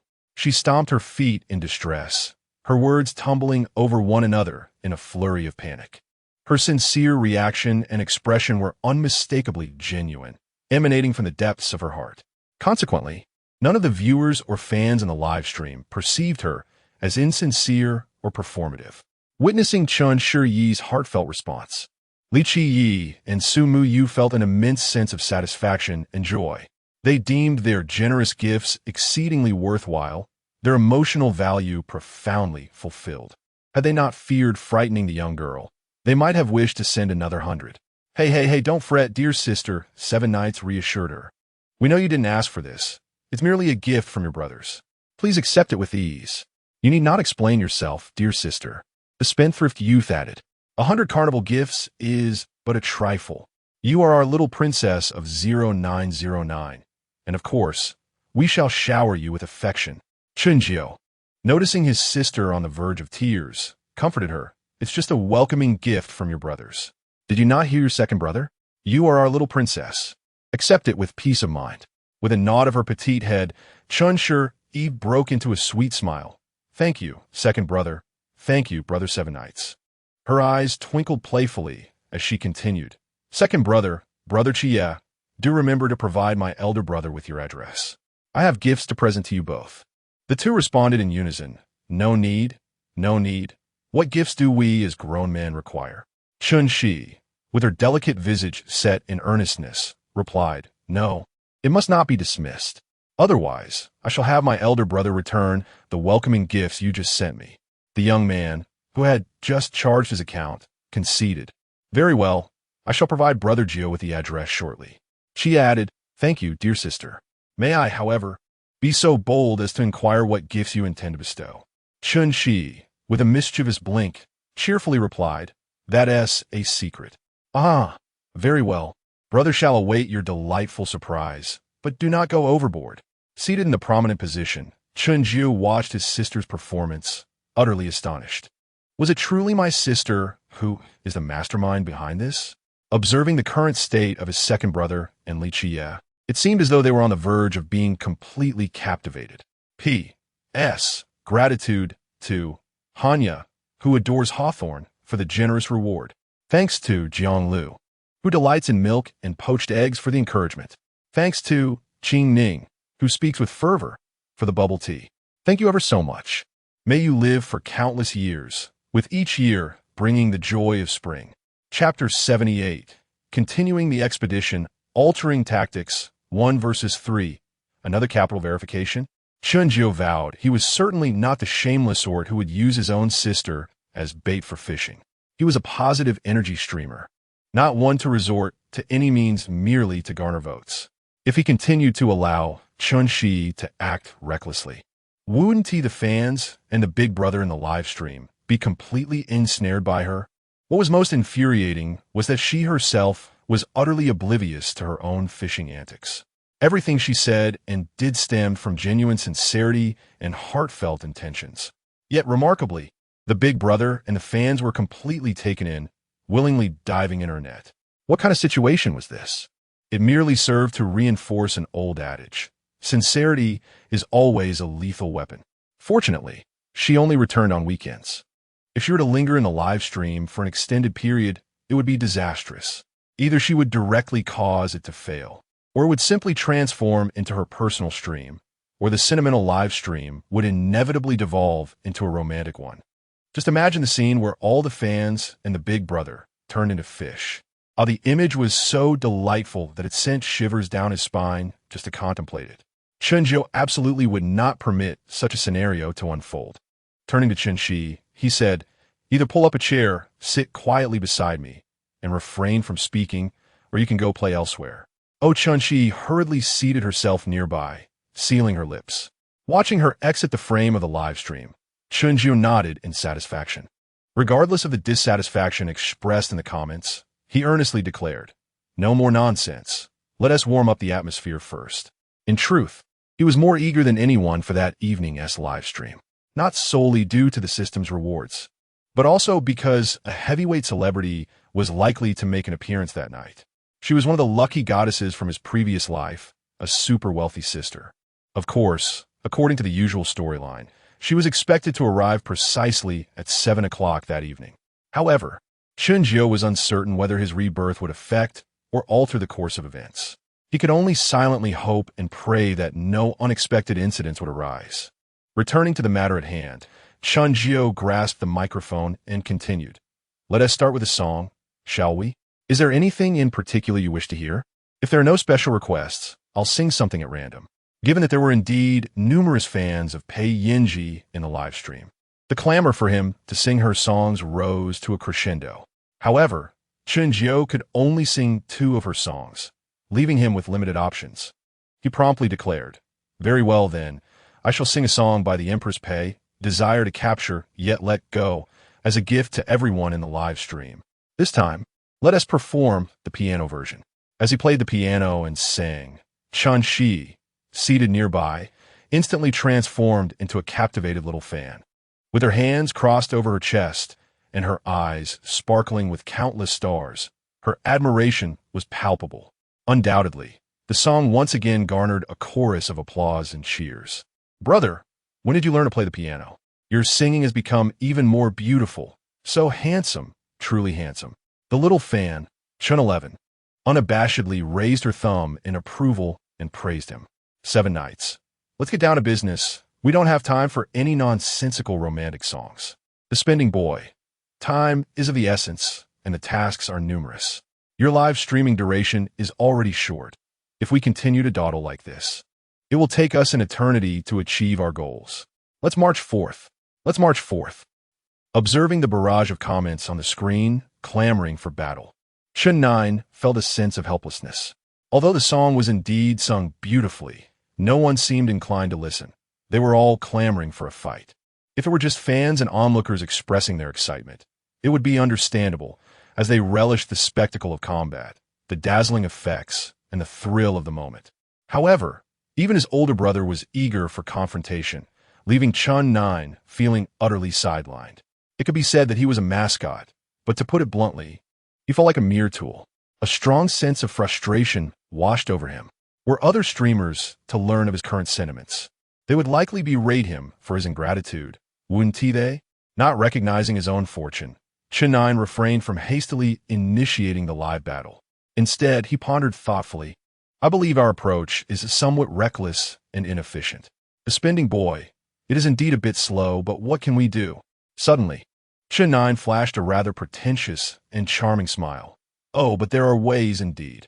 7 knights? Oh, what is the method? Please do enlighten us, Brother 9. Quite simple. Chen replied earnestly. 1 versus 1 is illogical, so let us make it 1 versus 3. This way, we save tickets, simplify the process, and enhance efficiency. The spending boy. But will others agree to your 1 versus 3? Chen could not guarantee that others would acquiesce.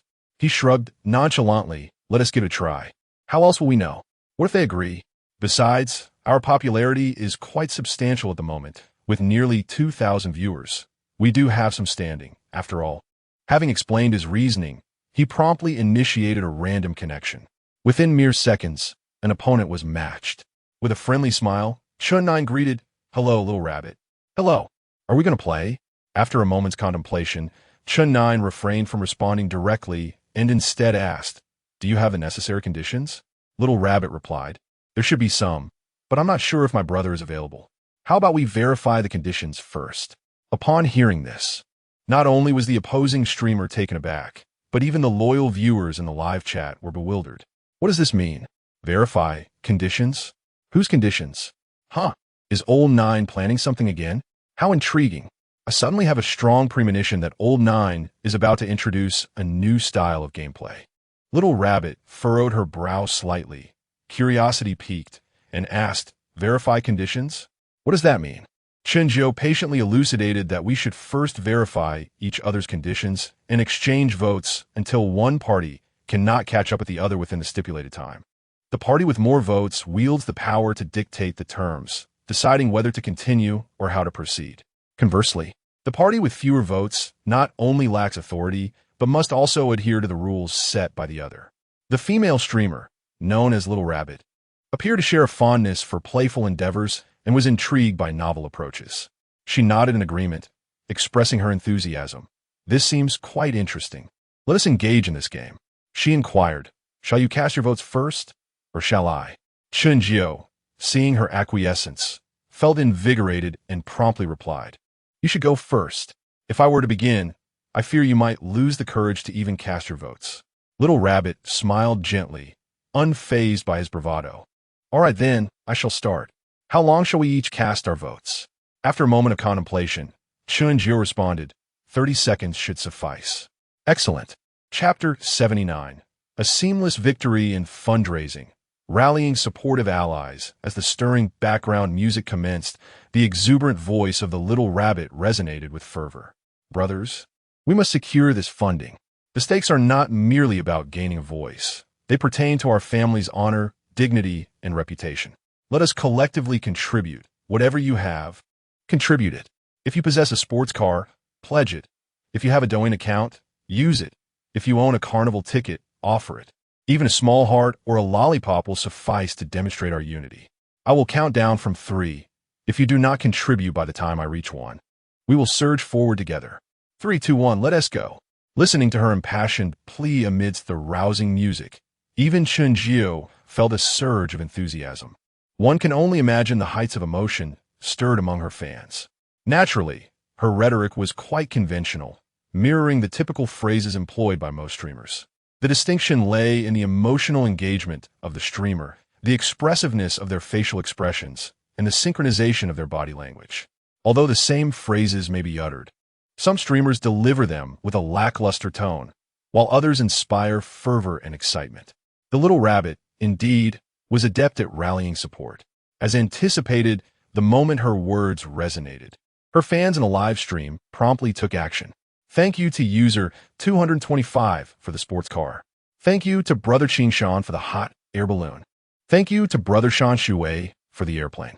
While the two were in a connection mode, without any visible health bars, the upper right corner of the live stream window displayed the precise vote count.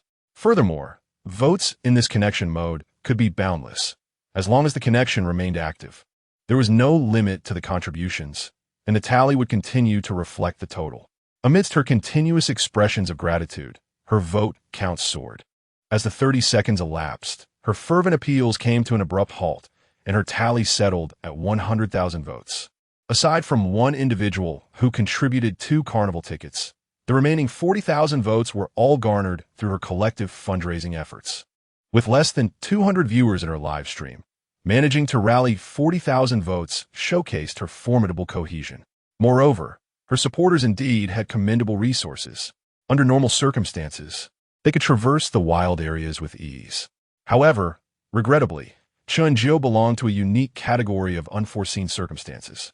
Clap, clap, clap, Chen Jiu applauded. Impressive. Your group is quite well-resourced and possesses strong cohesion. Nevertheless, he shifted his tone, his gaze sharpening significantly. Let's call it a day. Ah, how ostentatious, yet undeniably thrilling. As his voice fell, a stunning array of floor tile effects unfurled across the screen. Indeed, it was the handiwork of Li Qiye. While the opposing streamer fervently rallied for votes, they had already conspired in the live chat. The Bully King was tasked with verifying funds and casting votes, while the second brother prepared for battle. Should fortune favor them, and they find themselves matched against a formidable major streamer, they would charge forth together. The Bully King's contribution amounted to 300,000 votes, a figure kept deliberately modest upon Chen Jiu's request not to overdo it. Glancing at the somewhat astonished and envious little rabbit, Chen Jiu smiled and declared, "The first round of voting has concluded. Are you still inclined to pursue this? If not, the power to dictate terms will rest with me." Seeing the vast disparity in votes, the little rabbit decisively relinquished her pursuit, raising her hands in surrender. "All right then, you can have the authority. You set the rules. How shall we proceed?" It was not that Chen Jiu was being tyrannical. In the realm of PK, it was understood that only those with strength and votes held sway, earning face and respect. A high vote count was the unassailable truth. Dignity resided solely on the edge of the sword. With a confident and audacious smirk, Chen Jiu proclaimed, "Bring in 2 more teammates. I shall take on 3. The little rabbit paused, a hint of surprise flickering across her face, yet it was fleeting. After all, the 300,000 votes were a substantial force, indeed justifying a 1 versus 3 scenario. Moreover, she sensed that Chen Jiu did not intend to belittle her. Rather, he genuinely sought a challenge. "Can I recruit any teammates I like?" Chen Jiu nodded, of course, but it would be preferable to choose those with considerable strength. Should the opponents be too weak, I might lose interest. Conversely, the stronger they are, the more invigorated I become. My big brother thrives on it. At that moment, he radiated an air reminiscent of a grand antagonist. The little rabbit, undeterred, promptly scoured her friend list, seeking out robust streamer acquaintances online. In a brief span, she invited 2 female streamers to join. Observing their striking appearances and flamboyant attire, revealing shoulders and legs, it was evident they possessed significant allure and were likely to be quite valuable. Typically, attractive female streamers had a protective benefactor. In the PK realm, there are 2 types of votes devoid of nuance: love votes and hate votes. Once these emotions took hold, they transcended all boundaries, showcasing an unparalleled extravagance. Upon the arrival of her 2 teammates, the little rabbit immediately lamented, Sister Xiao Lu, this guy is bullying me. You must help me seek revenge." Everyone understood this was merely for show, so they naturally took it in stride. They were not naive novice streamers, with a stage set. They instinctively knew the roles they were to play. Joined in, saying, "Chen Jiu, Brother Jiu, is it? You are the one bullying our little rabbit." "Huh." The young doe quickly chimed in, saying, "You seem rather dashing, yet I never imagined you to be so utterly oblivious to the nuances of tenderness towards the fairer sex. Do you?" They were not naive. They understood that Chen Jiu's livestream boasted considerable popularity, and naturally, they aimed to showcase themselves and create captivating moments to attract followers. Chen Jiu was well aware that this was all in the name of entertainment, and with a smile, he replied, "Tenderness towards the fair? I regret to inform you that my household is infamously known as the Love Destruction Squad. Are you prepared to be shattered by us?" The little rabbit seized the opportunity to retort with equal fervor. "Bring it on. Let us see whether your Love Destruction Squad prevails or if our sisterhood proves superior." So, How shall we proceed? Chen Jiu nodded, appreciating those who were straightforward and decisive. In a 2-minute overall ranking, I shall take on all 3 of you. The one who loses must display a conspicuous banner for an entire month in the live stream, proclaiming their defeat. Are you brave enough to accept this challenge? Little Rabbit Girl Group? Chapter 80, an extra chapter for the god of Tianshui, 3 dramatic performers. Leave some time for others to vote. Gratitude to the great god, Tianshui, for the generous reward. Thus an additional 2 chapters as a token of appreciation. Thank you, my esteemed brother, for your magnificent generosity. With a surge of righteous indignation, Yi rose abruptly, her voice echoing with fury as she proclaimed, "You, audacious thief! Cease your insolence! How dare you insult my sisters and me? I perceive you are weary of life. Today, we shall confront you, you brazen rogue. Prepare to meet your demise." Ah, what a spectacle! It appears she has fully embraced her role. Yet, clad in her classical attire, she somewhat captures the essence of the moment. Naturally, Xiao Lu, not wishing to be outdone, chimed in to assist with the onslaught. "I see you as a toad yawning. What an audacious boast. 1 against 3? Should I commend your bravery or decry your folly? Soon, you shall realize the terrifying entity you have provoked. At that juncture, do not blame us sisters for being too harsh." Meanwhile, Xiao Tu, bubbling with impatience, urged, "Enough with the idle chatter. Let us engage directly. United as sisters, our strength is formidable. Let him witness the prowess of our sisterhood as we deliver a resounding defeat." Ha ha! Observing their spirited performance, Chen Jiu could not contain his laughter. Setting aside other matters, it was evident that they did not falter in their fervor. In the realm of PK, before the battle officially commences, regardless of votes, one must never lack in momentum. If the streamer appears timid and lacks assertiveness before the fight begins, who would be inclined to support them? Even in the absence of votes, one's demeanor must remain steadfast. "Very well. Shall I prepare to commence?" Chen Jiu declared as he initiated the team mode for PK. Once both sides had chosen their positions, he promptly activated the PK.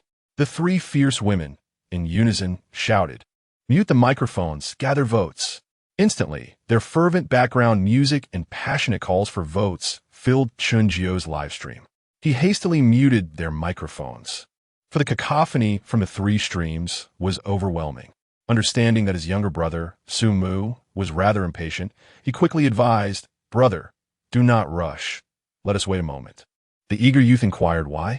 With a smile, Chen Jiu explained, "There's no need to seize them by the throat from the outset. Such actions may result in a loss of camaraderie. Let us grant them a minute to gather votes. It will allow them to earn something. If we were to choke them right away, how could they possibly profit?" His reasoning was sound. If one were to immediately suppress their votes, others would be disinclined to engage. For if one amassed such a multitude of votes, others would perceive the futility in attempting to compete. Thus, for streamers, it is not the opponents with numerous votes that instill fear, but rather those with abundant votes who lack skill and understanding of the rules. This is not a matter of animosity or grudges. Thus, there is no need to resort to fierce tactics right from the outset, depriving others of their opportunity to earn a living or leaving them without a way out. If one were to engage in a cutthroat manner from the beginning, it would only be courteous to offer the opponent some form of medical compensation after the competition concludes. Such considerations are part of the intricacies of human relationships. Otherwise, one risks ending up friendless and without rivals. In the realm of live streaming competitions, the community and adversaries hold significant importance. Upon receiving this clarification, AirD experienced an epiphany. Ultimately, whether one participates early or late is inconsequential. The final outcome remains unchanged, and there is no need to undermine others' livelihoods. He promptly responded in the chat, "Oh, I understand now." Meanwhile, as they engaged in light banter, the combined votes from the 3 opponents on the other side had reached an impressive total of 400,000. Xiao Tu's team garnered 80,000 votes, Yi's amassed 200,000, and Xiao Lu's team collected 120,000. Indeed, the allies she had rallied possessed considerable strength and were in a more advantageous position than her. However, just as the countdown to the PK reached the 1-minute mark, He suddenly raised both hands and incessantly gestured for a pause. Chen Jiu, perplexed yet intrigued, opened their microphone and inquired, "What is going on?" Xiao Lu, wearing a teasing smile, looked at him and quipped, "Xiao Go, are you even capable?"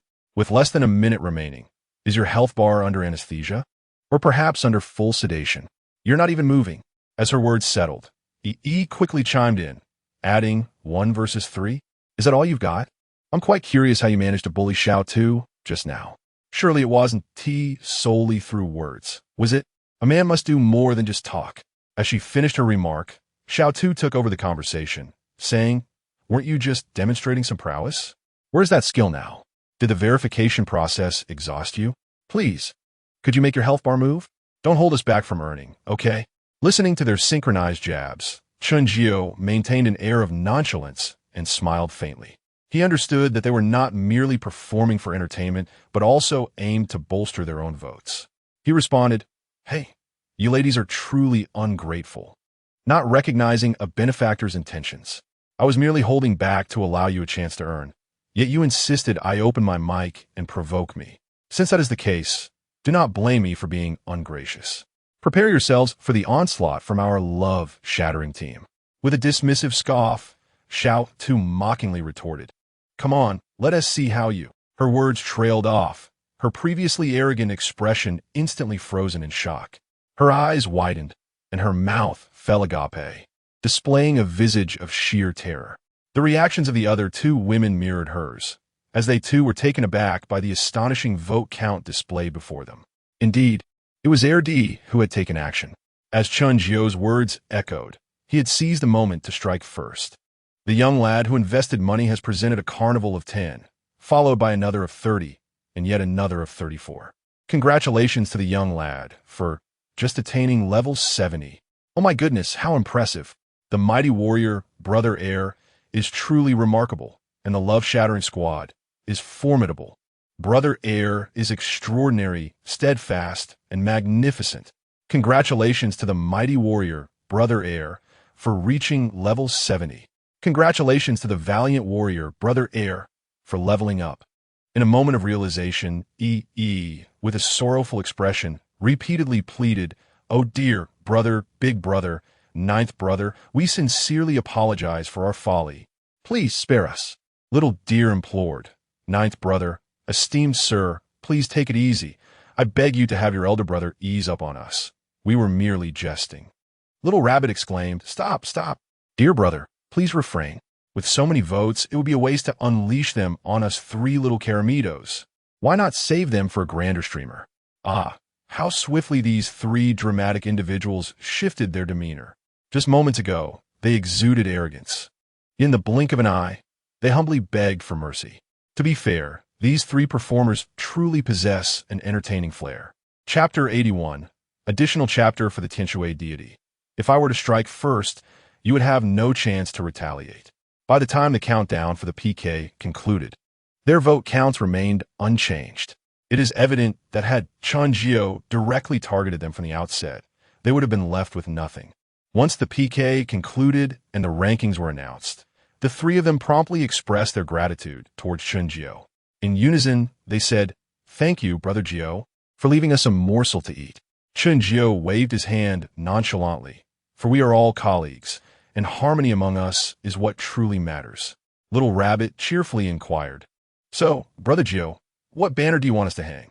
After a moment of contemplation, Chen Jiu replied, "You can write on the banner, 'I have been conquered by Chen Jiu. The 0909 love-shattering team is formidable.'" At this moment, Yi raised her chin defiantly and said, "We can hang the banner, but we will not concede even a little humph." The other two echoed in agreement, "Indeed, we cannot concede at all." "Oh." Chen Jiu's spirit was instantly invigorated. "So what do you intend to do?" The three women exchanged glances and then, with their chests held high, boldly declared in unison, "We want revenge." "Huh? Revenge?" Chen Jiu exclaimed in mild surprise. "Yes, indeed, revenge. Are you brave enough to accept?" Observing the defiance and dissatisfaction on their faces, Chen Jiu could hardly suppress his laughter. His eyes twinkled with mischief as he thought, "Since I have some leisure time, I might as well indulge these young ones for a bit longer." Moreover, he conceived a rather brilliant idea. With a cunning glint in his eye, he asked, "Are you certain you wish to seek vengeance?" As the representative, Little Rabbit stepped forward and asserted, "Absolutely, we are resolute in our decision. We do not believe you can win every match." "Very well." Chen Jiu acknowledged their courage. "I accept." However, the three women turned their gaze towards him in unison. "However what?" With a smile in his eyes, Chen Jiu replied, "However, I would like to change the punishment for this round." "What punishment?" they inquired. "If you lose, each of you will have to go out and win 3 banners for me. 3 banners to be displayed for a month." This was the ingenious idea Chen Jiu had just concocted. 3 individuals, each securing 3 banners, would yield a total of 9 banners, an efficient endeavor indeed. Moreover, it would save him a considerable number of votes. He responded confidently, "No problem, we accept. Winning 3 banners will be a breeze." Little Deer nodded enthusiastically. "I have no objections either. However, if you lose, we expect you to spend 10 minutes in each of our live broadcasts as a moderator after your stream ends. You one team need to contribute votes. Just help maintain the public screen and liven up the atmosphere. What do you say?" Chen Jiu regarded the 3 women with a meaningful glance. "Oh my, I was merely tempted by your free labor. Yet you not only sought to entice me, but also my fans and popularity, even coveting my esteemed brother. You are indeed quite calculating." However, Chen Jiu does not harbor any resentment. Although they are scheming, their methods are overt and transparent. The primary reason for his lack of objection lies in the fact that he simply cannot lose. Chen Jiu nodded without hesitation, affirming, "All right, no problem, I'm in. Shall we commence?" With that, he prepared to initiate the team PK mode. At that moment, Xiao Jiu suddenly interjected, "Wait, what is the matter? Is there an issue?" Chen Jiu inquired, perplexed. After a moment of contemplation, Xiao Jiu earnestly stated, "I have a small request." Chen Jiu, who generally favored polite individuals, smiled and replied, "What request? No need to be so formal. Just speak your mind. As long as it's not excessive, I can accommodate. For this round of PK, could your side refrain from sneaking a tower? It would be best if you engaged right from the start. Otherwise, we lack the motivation to rally votes. And my brother has no desire to cast as either." Chen Jiu was taken aback, exclaiming, "Wait, are you serious?" The 3 of them nodded in unison. He also solemnly confirmed, "Indeed, we are quite serious." Chen Jiu shrugged. "All right, if you relish the sensation of being overwhelmed, I shall reluctantly oblige." He added, "Just a friendly reminder. If I engage from the onset, you won't even have a chance to retaliate." Xiao Jiu, with wide eyes, defiantly retorted, "Stop trying to scare us. We're not easily intimidated." With that, she waved her tiny fists in a show of bravado. Chen Jiu remained non-committal. "Let's just begin."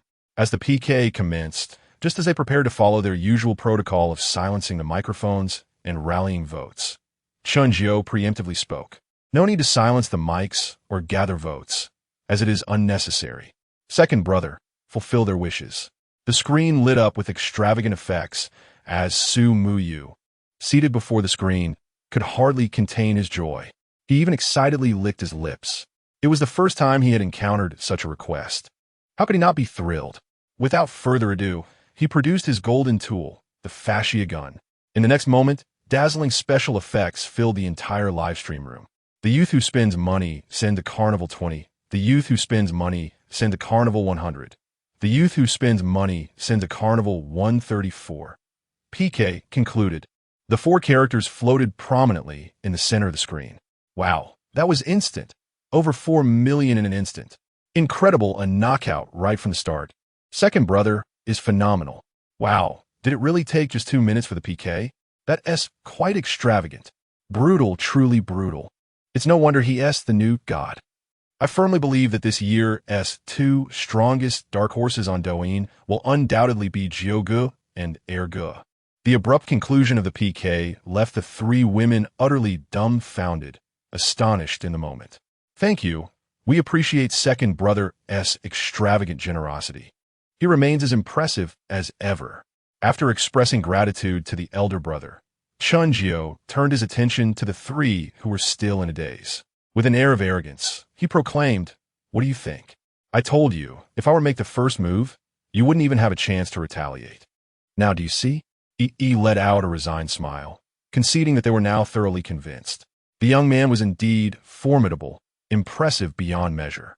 The other two ladies eagerly echoed his sentiments, showering praise upon the second brother.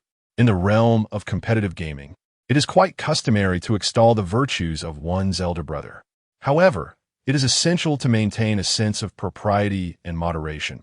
Otherwise, tensions may arise among fans and streamers alike. Of course, as long as the admiration does not cross boundaries, Chen Jiu harbors no aversion to it. After all, he is not concerned about losing his elder siblings to others. Those who could be swayed away were never truly his to begin with. He views this matter with a rather open mind. P.S. Once again, heartfelt thanks to the esteemed Tinshui God for the generous donation and recognition. Thank you for your support. Chapter 82. A surprise, finally matched with a male streamer previously. The three women regarded Chen Jiu with a demeanor that was entirely ordinary, akin to how one would treat a commonplace colleague. However, after 2 rounds of PK, their gazes towards Chen Jiu were imbued with a newfound complexity, comprising 3 parts envy, 3 parts ambiguity, and 4 parts respect. Though they had lost, Xiao Jiu still smiled brightly and remarked, "We accept our defeat graciously. After we exit, we will assist you in unfurling the banner. Will the content be the same as ours?" Chen Jiu nodded affirmatively, confirming that it would indeed be identical. "Vivant, please settle the advertisement and labor fees for them," he instructed. Li Jie did not switch to their live stream, but sent the gifts directly from afar. Xiao Jiu, the first to receive the gifts, immediately beamed with joy. With a cheerful expression, she expressed her gratitude. Thank you. I appreciate the 2 carnival gifts sent by Brother Jie from Jiuji's household. Jiuge is generous, and Brother Jie is extravagant, displaying a commendable sense of propriety. She acknowledged the source of the generosity rather than solely thanking the elder brother. The other 2, who had yet to receive their gifts, instantly lit up with anticipation and desire. Following suit, he exuberantly expressed her thanks. Thank you, Jiuge, and thank you, Brother Jie, for the 2 carnival medical fees. So generous, truly generous. Meanwhile, little Lu, who had not yet received her medical fees, felt an acute sense of nervousness and unease, akin to sitting on pins and needles, unsure of where to direct her gaze. It was a rather awkward situation, reminiscent of being the only one without a cigarette in a smoking gathering. Fortunately, Bai Wang did not engage in any mischief regarding this sensitive matter, and promptly sent out the medical fees. Naturally, little Lu offered her heartfelt thanks. "All right, I shall take my leave now. Let's play again when we have the chance. Wishing you all a smooth journey ahead." With that, Chen Jiu prepared to end the call and exit the room. "Jiuge, wait," Xiao Jiu called out in a flurry. "Is there anything else? You don't intend to seek vengeance, do you?" Xiao Jiu hastily clarified, No. We have no right to seek revenge. Moreover, having received the medical fees, to seek vengeance would be rather shameless. I would like to ask, Jiuge, can we follow each other? Certainly, Chen Jiu replied, simultaneously following them back. Gathering her courage, little Lu timidly inquired, Jiuge, in the future, if there are major events, can we invite you as our teammate? Major events? Isn't that precisely what Chen Jiu desires? How could he possibly refuse? Without hesitation, he responded, of course, as long as you see me available. Feel free to pull me into any major events. Upon hearing this, the smiles on the 3 women's faces grew ever brighter, to the point where they could hardly contain their joy. In unison, they expressed their gratitude. Thank you, Jiuge. Wishing you a smooth journey ahead. After hanging up, Chen Jiu immediately stood up from his chair. Observing his sister beside him, frozen and bewildered, he feigned annoyance as he remarked, What are you dawdling for? Quickly, bring over the firework cannon. Have you not seen that your second brother has leveled up? Oh, the somewhat endearing Chen 11 finally got up and hurriedly ran to fetch the fireworks. The 2 siblings, holding the fireworks, stood before the camera and exclaimed in unison, Congratulations to our second brother for reaching level 70. Fortunately, there was no need for Chen 9 to direct them. The atmosphere in the live stream was actively arranged, Congratulations to the battle god, our second brother, for leveling up. Congratulations to the battle god, our second brother, for leveling up. After the completion of 70 firework displays, the siblings returned to their seats. Chen suddenly remarked, "Second brother, before you reach level 75, make sure to let me know. Don't rush into leveling up." The spending youth. Why? Chen smiled faintly, offering no explanation, but rather dismissively said, "Oh, just listen, your brother. Inform me before you level up." The spending youth. All right then. The reason Chen insisted on being informed before his brother leveled up was undoubtedly to prepare a surprise for him. The leveling ceremonies from 0 to 74 were not something he and his second brother needed to take seriously. However, for the final leap, he was determined to create a memorable experience for his brother. Furthermore, he had already arranged for Butler to prepare everything in advance for that evening.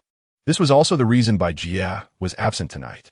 Of course, it was imperative that his second brother did not level up to 75 tonight. It must wait until the following evening. Transitioning from level 70 to 75 required over 10 million RMB, so there was no cause for concern. 7 nights. Hurry up. Continue the expedition. Old 9, must you always wait for us to urge you on? Now he was being blamed. Chen repeatedly responded, all right, continue. Are you not afraid I will drain you dry? The spending youth. Not afraid. Even if you live stream 24 hours a day for 365 days a year, you could never drain me dry. Chen rolled his eyes. Very well. You are indeed a super wealthy individual. I concede defeat to you. Perhaps many in the live stream might think that Su Mu Yu is somewhat boastful. However, after their conversation that afternoon, Chen realized that his second brother was not exaggerating in the slightest. The true masters of wealth possess such remarkable prowess. Since a battle was desired, let it be fought. Does Chen fear the prospect of earning? Each one of them was eager to shove money into his pockets, and he could hardly refuse. Without further ado, he launched into a new round of conquest. 2 seconds later, upon seeing the opposing streamer, Chen finally wore a satisfied smile. After 2 consecutive nights of playing in the wild, he had finally encountered a male streamer. Engaging in PK with male streamers was indeed more enjoyable. Playing with female streamers always felt somewhat lacking in fervor. However, before Chen could greet the opponent, the rival, Taidan spoke first. Pretty boy, do you even have a chance to come out and play in the wild? Chen was momentarily taken aback. Oh my, such bold words? Had he encountered a formidable opponent? He quickly logged into his alternate account to scout the opponent's live stream. The art of war teaches us to know oneself and to know one's adversary is the key to invincibility in 100 battles.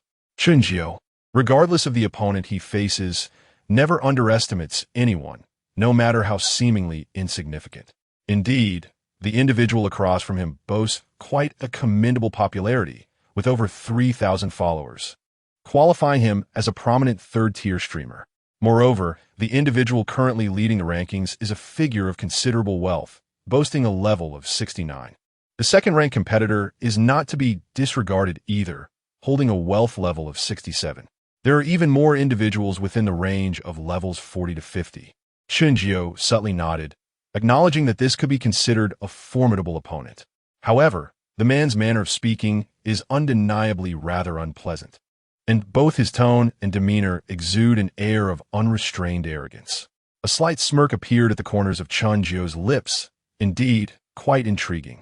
Chapter 83.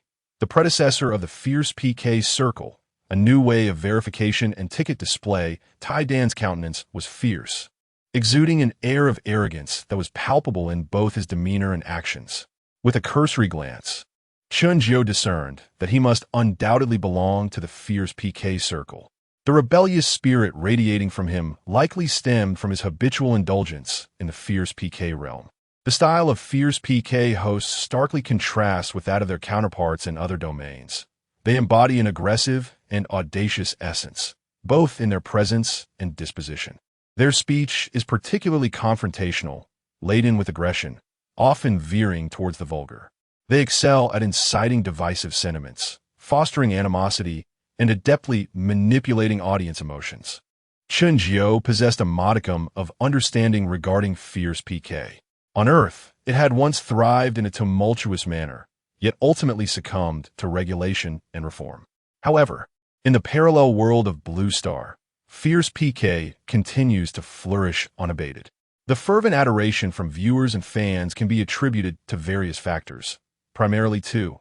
First, the audience revels in the confrontations and verbal sparring among fierce PK hosts. Second, the high intensity and stimulating nature of the punishments involved. In the face of Tai Dan's brazen arrogance and disrespectful remarks, Chen Jiu exhibited no signs of anger.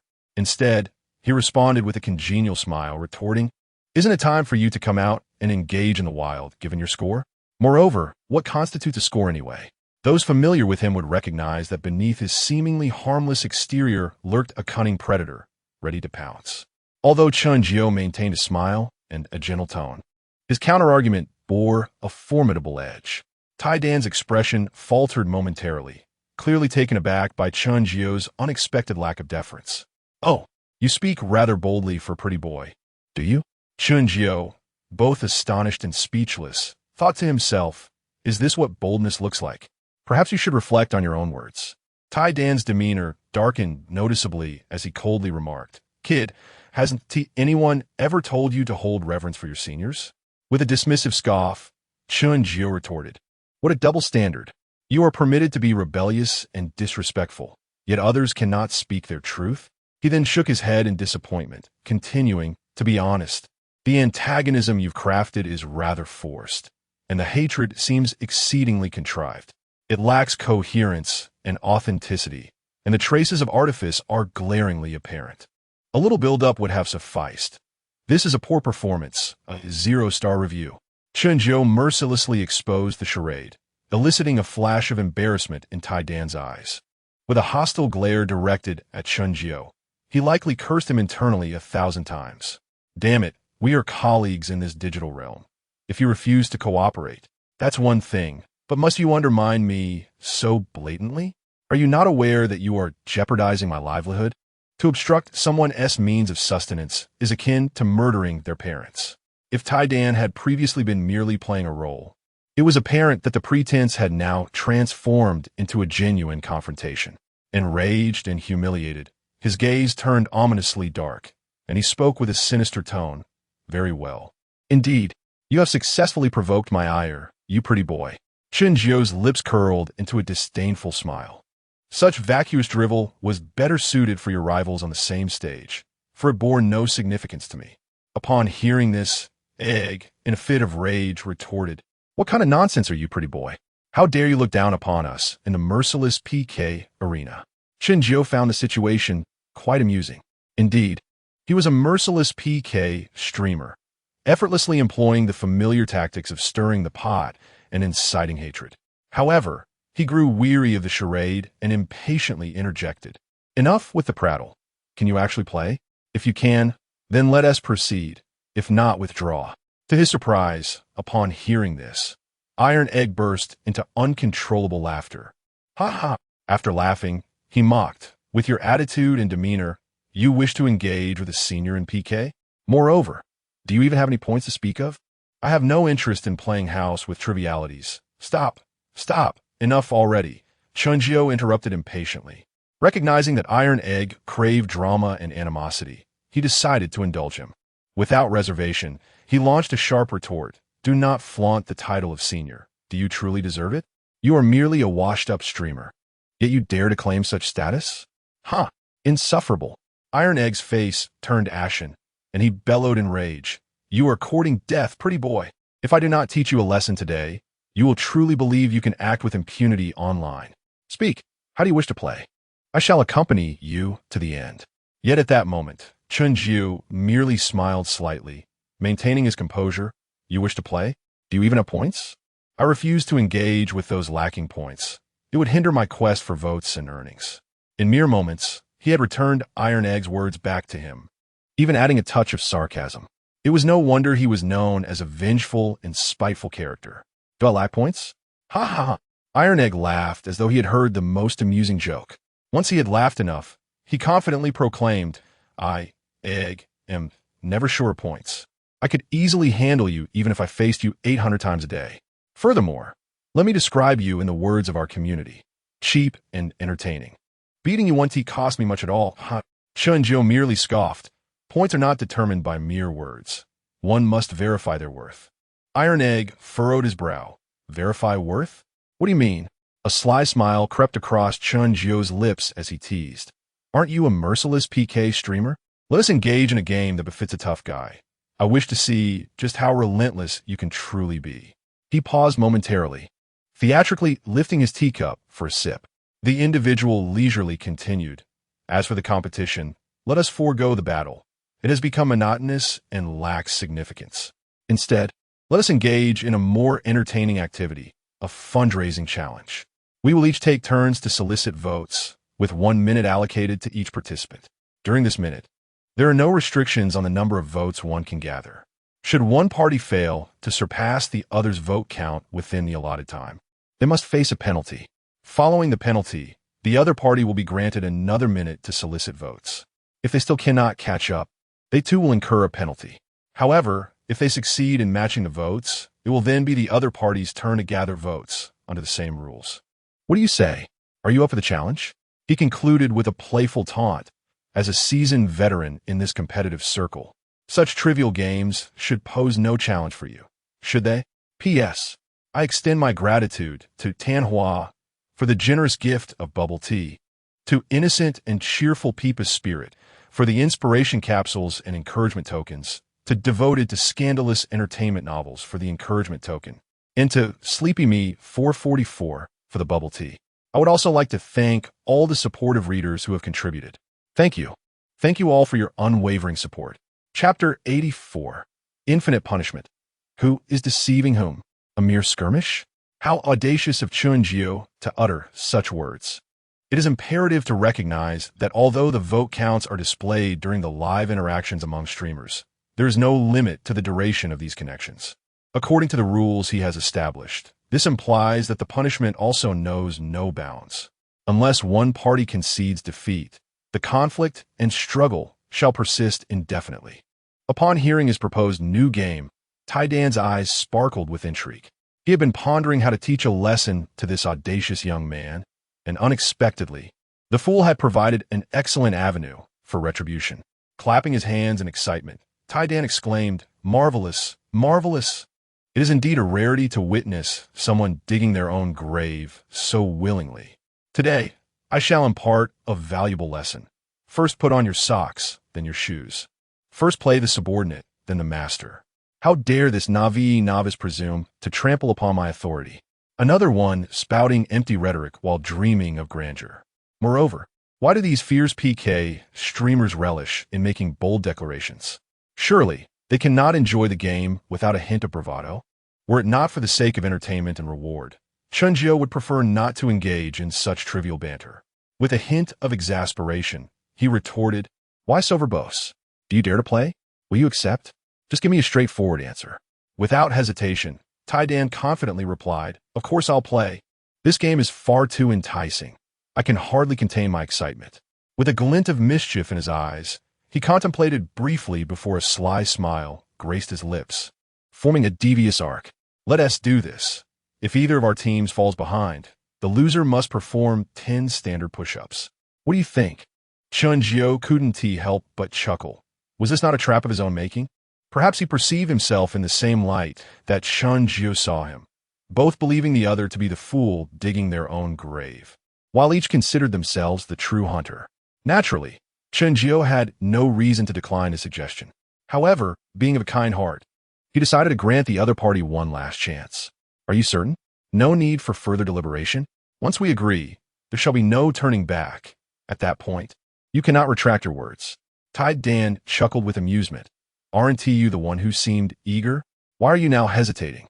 The young man, "Are you perhaps caught off guard by my acceptance, and now feeling apprehensive? It is too late. Unless you kneel and apologize, I have you firmly in my grasp. Not even Jesus could save you." Chen Jiu shrugged, reminding him not to be overly arrogant. One must know when to concede. "Initially, I intended to offer you a thread of mercy, but since you insist on your own demise, how could I not oblige? Very well, I accept. Is it not merely a matter of exchanging some societal banter?" as if Chen Jiu were incapable of such a thing. Once the gameplay rules and penalties were firmly established for the two participants, the most exhilarated were undoubtedly the fans in both live streaming rooms. The viewers in Chen Jiu's stream were in fits of laughter. Gee, huh? Old Jiu, perhaps you should consider renaming yourself Old Lu. Your cunning knows no bounds. Goodness, Old Jiu, you remain as treacherous as ever, leading others to their doom without a hint of remorse, I see. Only Jiu Ge could conjure such schemes. Having pioneered the capital verification flow, now he embarks on the ticket manipulation flow. You must be born for live streaming competitions. Indeed, as long as the opponent refuses to concede, won't they be utterly defeated? Old Jiu truly lives up to the name of LYB. With War God Ergu and King B in the mix, how can they possibly win with their ticket manipulation? ISNT this just a gift. Wow. Jiu Ge, you're so mischievous, and I absolutely adore it. Hee. The spending youth, haha. Finally, I've encountered an engaging streamer. This is going to be fun. In stark contrast, the atmosphere in Tai Dan's livestream was far from the light-hearted banner of Chen Jiu's. Brothers, let us unite and teach this reckless youth an unforgettable lesson. How dare he step on our toes? That foolish creature shall be dealt with harshly. Prepare the tickets. Let us crush him from the outset. How dare he challenge us? Haha, the punishment from Dangu is no trivial matter. Are you not concerned about exhausting this wretch? Brothers, let us pool our resources. We need to be fully prepared to strike as one. Indeed, the atmosphere of fierce competition in the live stream was palpable, with an intense desire for battle igniting within the viewers. The fans were exceedingly enthusiastic, exhibiting a determination that suggested they would sell everything to support their streamer. Undoubtedly, if Chen Jiu desired such fervent support and cohesion, he possessed countless methods to cultivate it. However, he genuinely wished to avoid exhausting the resources of his loyal friends. Moreover, with his second brother providing abundantly each day, he was more than satisfied and had no need to exploit ordinary fans.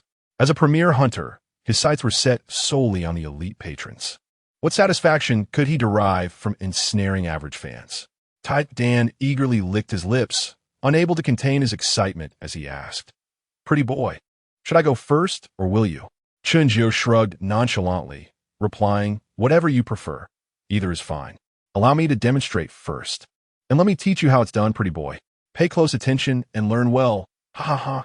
Chen Jiu smiled faintly, extending his hand. "Go ahead, showcase your skills. Let me see how many points you can muster." Tai Dan snorted, dismissing idle chatter, and declared, "Enough with the small talk. Start the timer." Chen Jiu procured another phone, activating the stopwatch as he lightly stated, "Let us begin." At the moment the stopwatch commenced, an exhilarating soundtrack filled Tai Dan's livestream. He stood up, brimming with enthusiasm, and shouted, "Brothers, stop merely spectating. They have already encroached upon our territory. Shall we merely sit idly by? Do they aspire to ascend by trampling upon our Iron Clan? Let us demonstrate to them the true measure of their worthlessness. United we stand, for where there is collective effort, the flames of our resolve shall blaze brightly. Our esteemed leader shall strike the final blow. To all brothers of the Iron Clan, let us contribute wholeheartedly, leaving no reservations behind. Strike with vigor. Let us showcase the grandeur and might of our Iron Clan, instilling fear into the hearts of those who dare to challenge us. May the mere mention of our name send shivers down their spines. On the count of 3, let us strike together." Chapter 85, A Gradual Torment. A fatal blow from the Super Versailles, listening to his persuasive rhetoric and observing his emotional manipulation, as well as the atmosphere he created, Chen Jiu nodded quietly. Setting aside other matters, when it comes to soliciting votes, he PK is undeniably a master. As soon as Tai Dan called out, his fans surged forth with the fervor of a blood transfusion, clamoring enthusiastically. The screen of his livestream was filled with an abundance of gifts. Thanks to Brother Haha for the sports car. Bang. Gratitude to Brother Jean Long for the airplane. Bang. Who is this? Thanks to Brother Henga for sending TikTok #1. Amazing. Bang. Oh my. Thank you to my friend Chen Yin for the 3 sets of carnival gifts. Such dominance. Bang. After expressing gratitude to each generous giver, he would set off a firework cannon. The display was undoubtedly impressive, a fundamental skill for any streamer. As Chen Jiu's stopwatch reached 1 minute, Tian's background music and expressions of thanks abruptly ceased. It must be said that streamers hailing from PK tend to adhere to the rules of the game.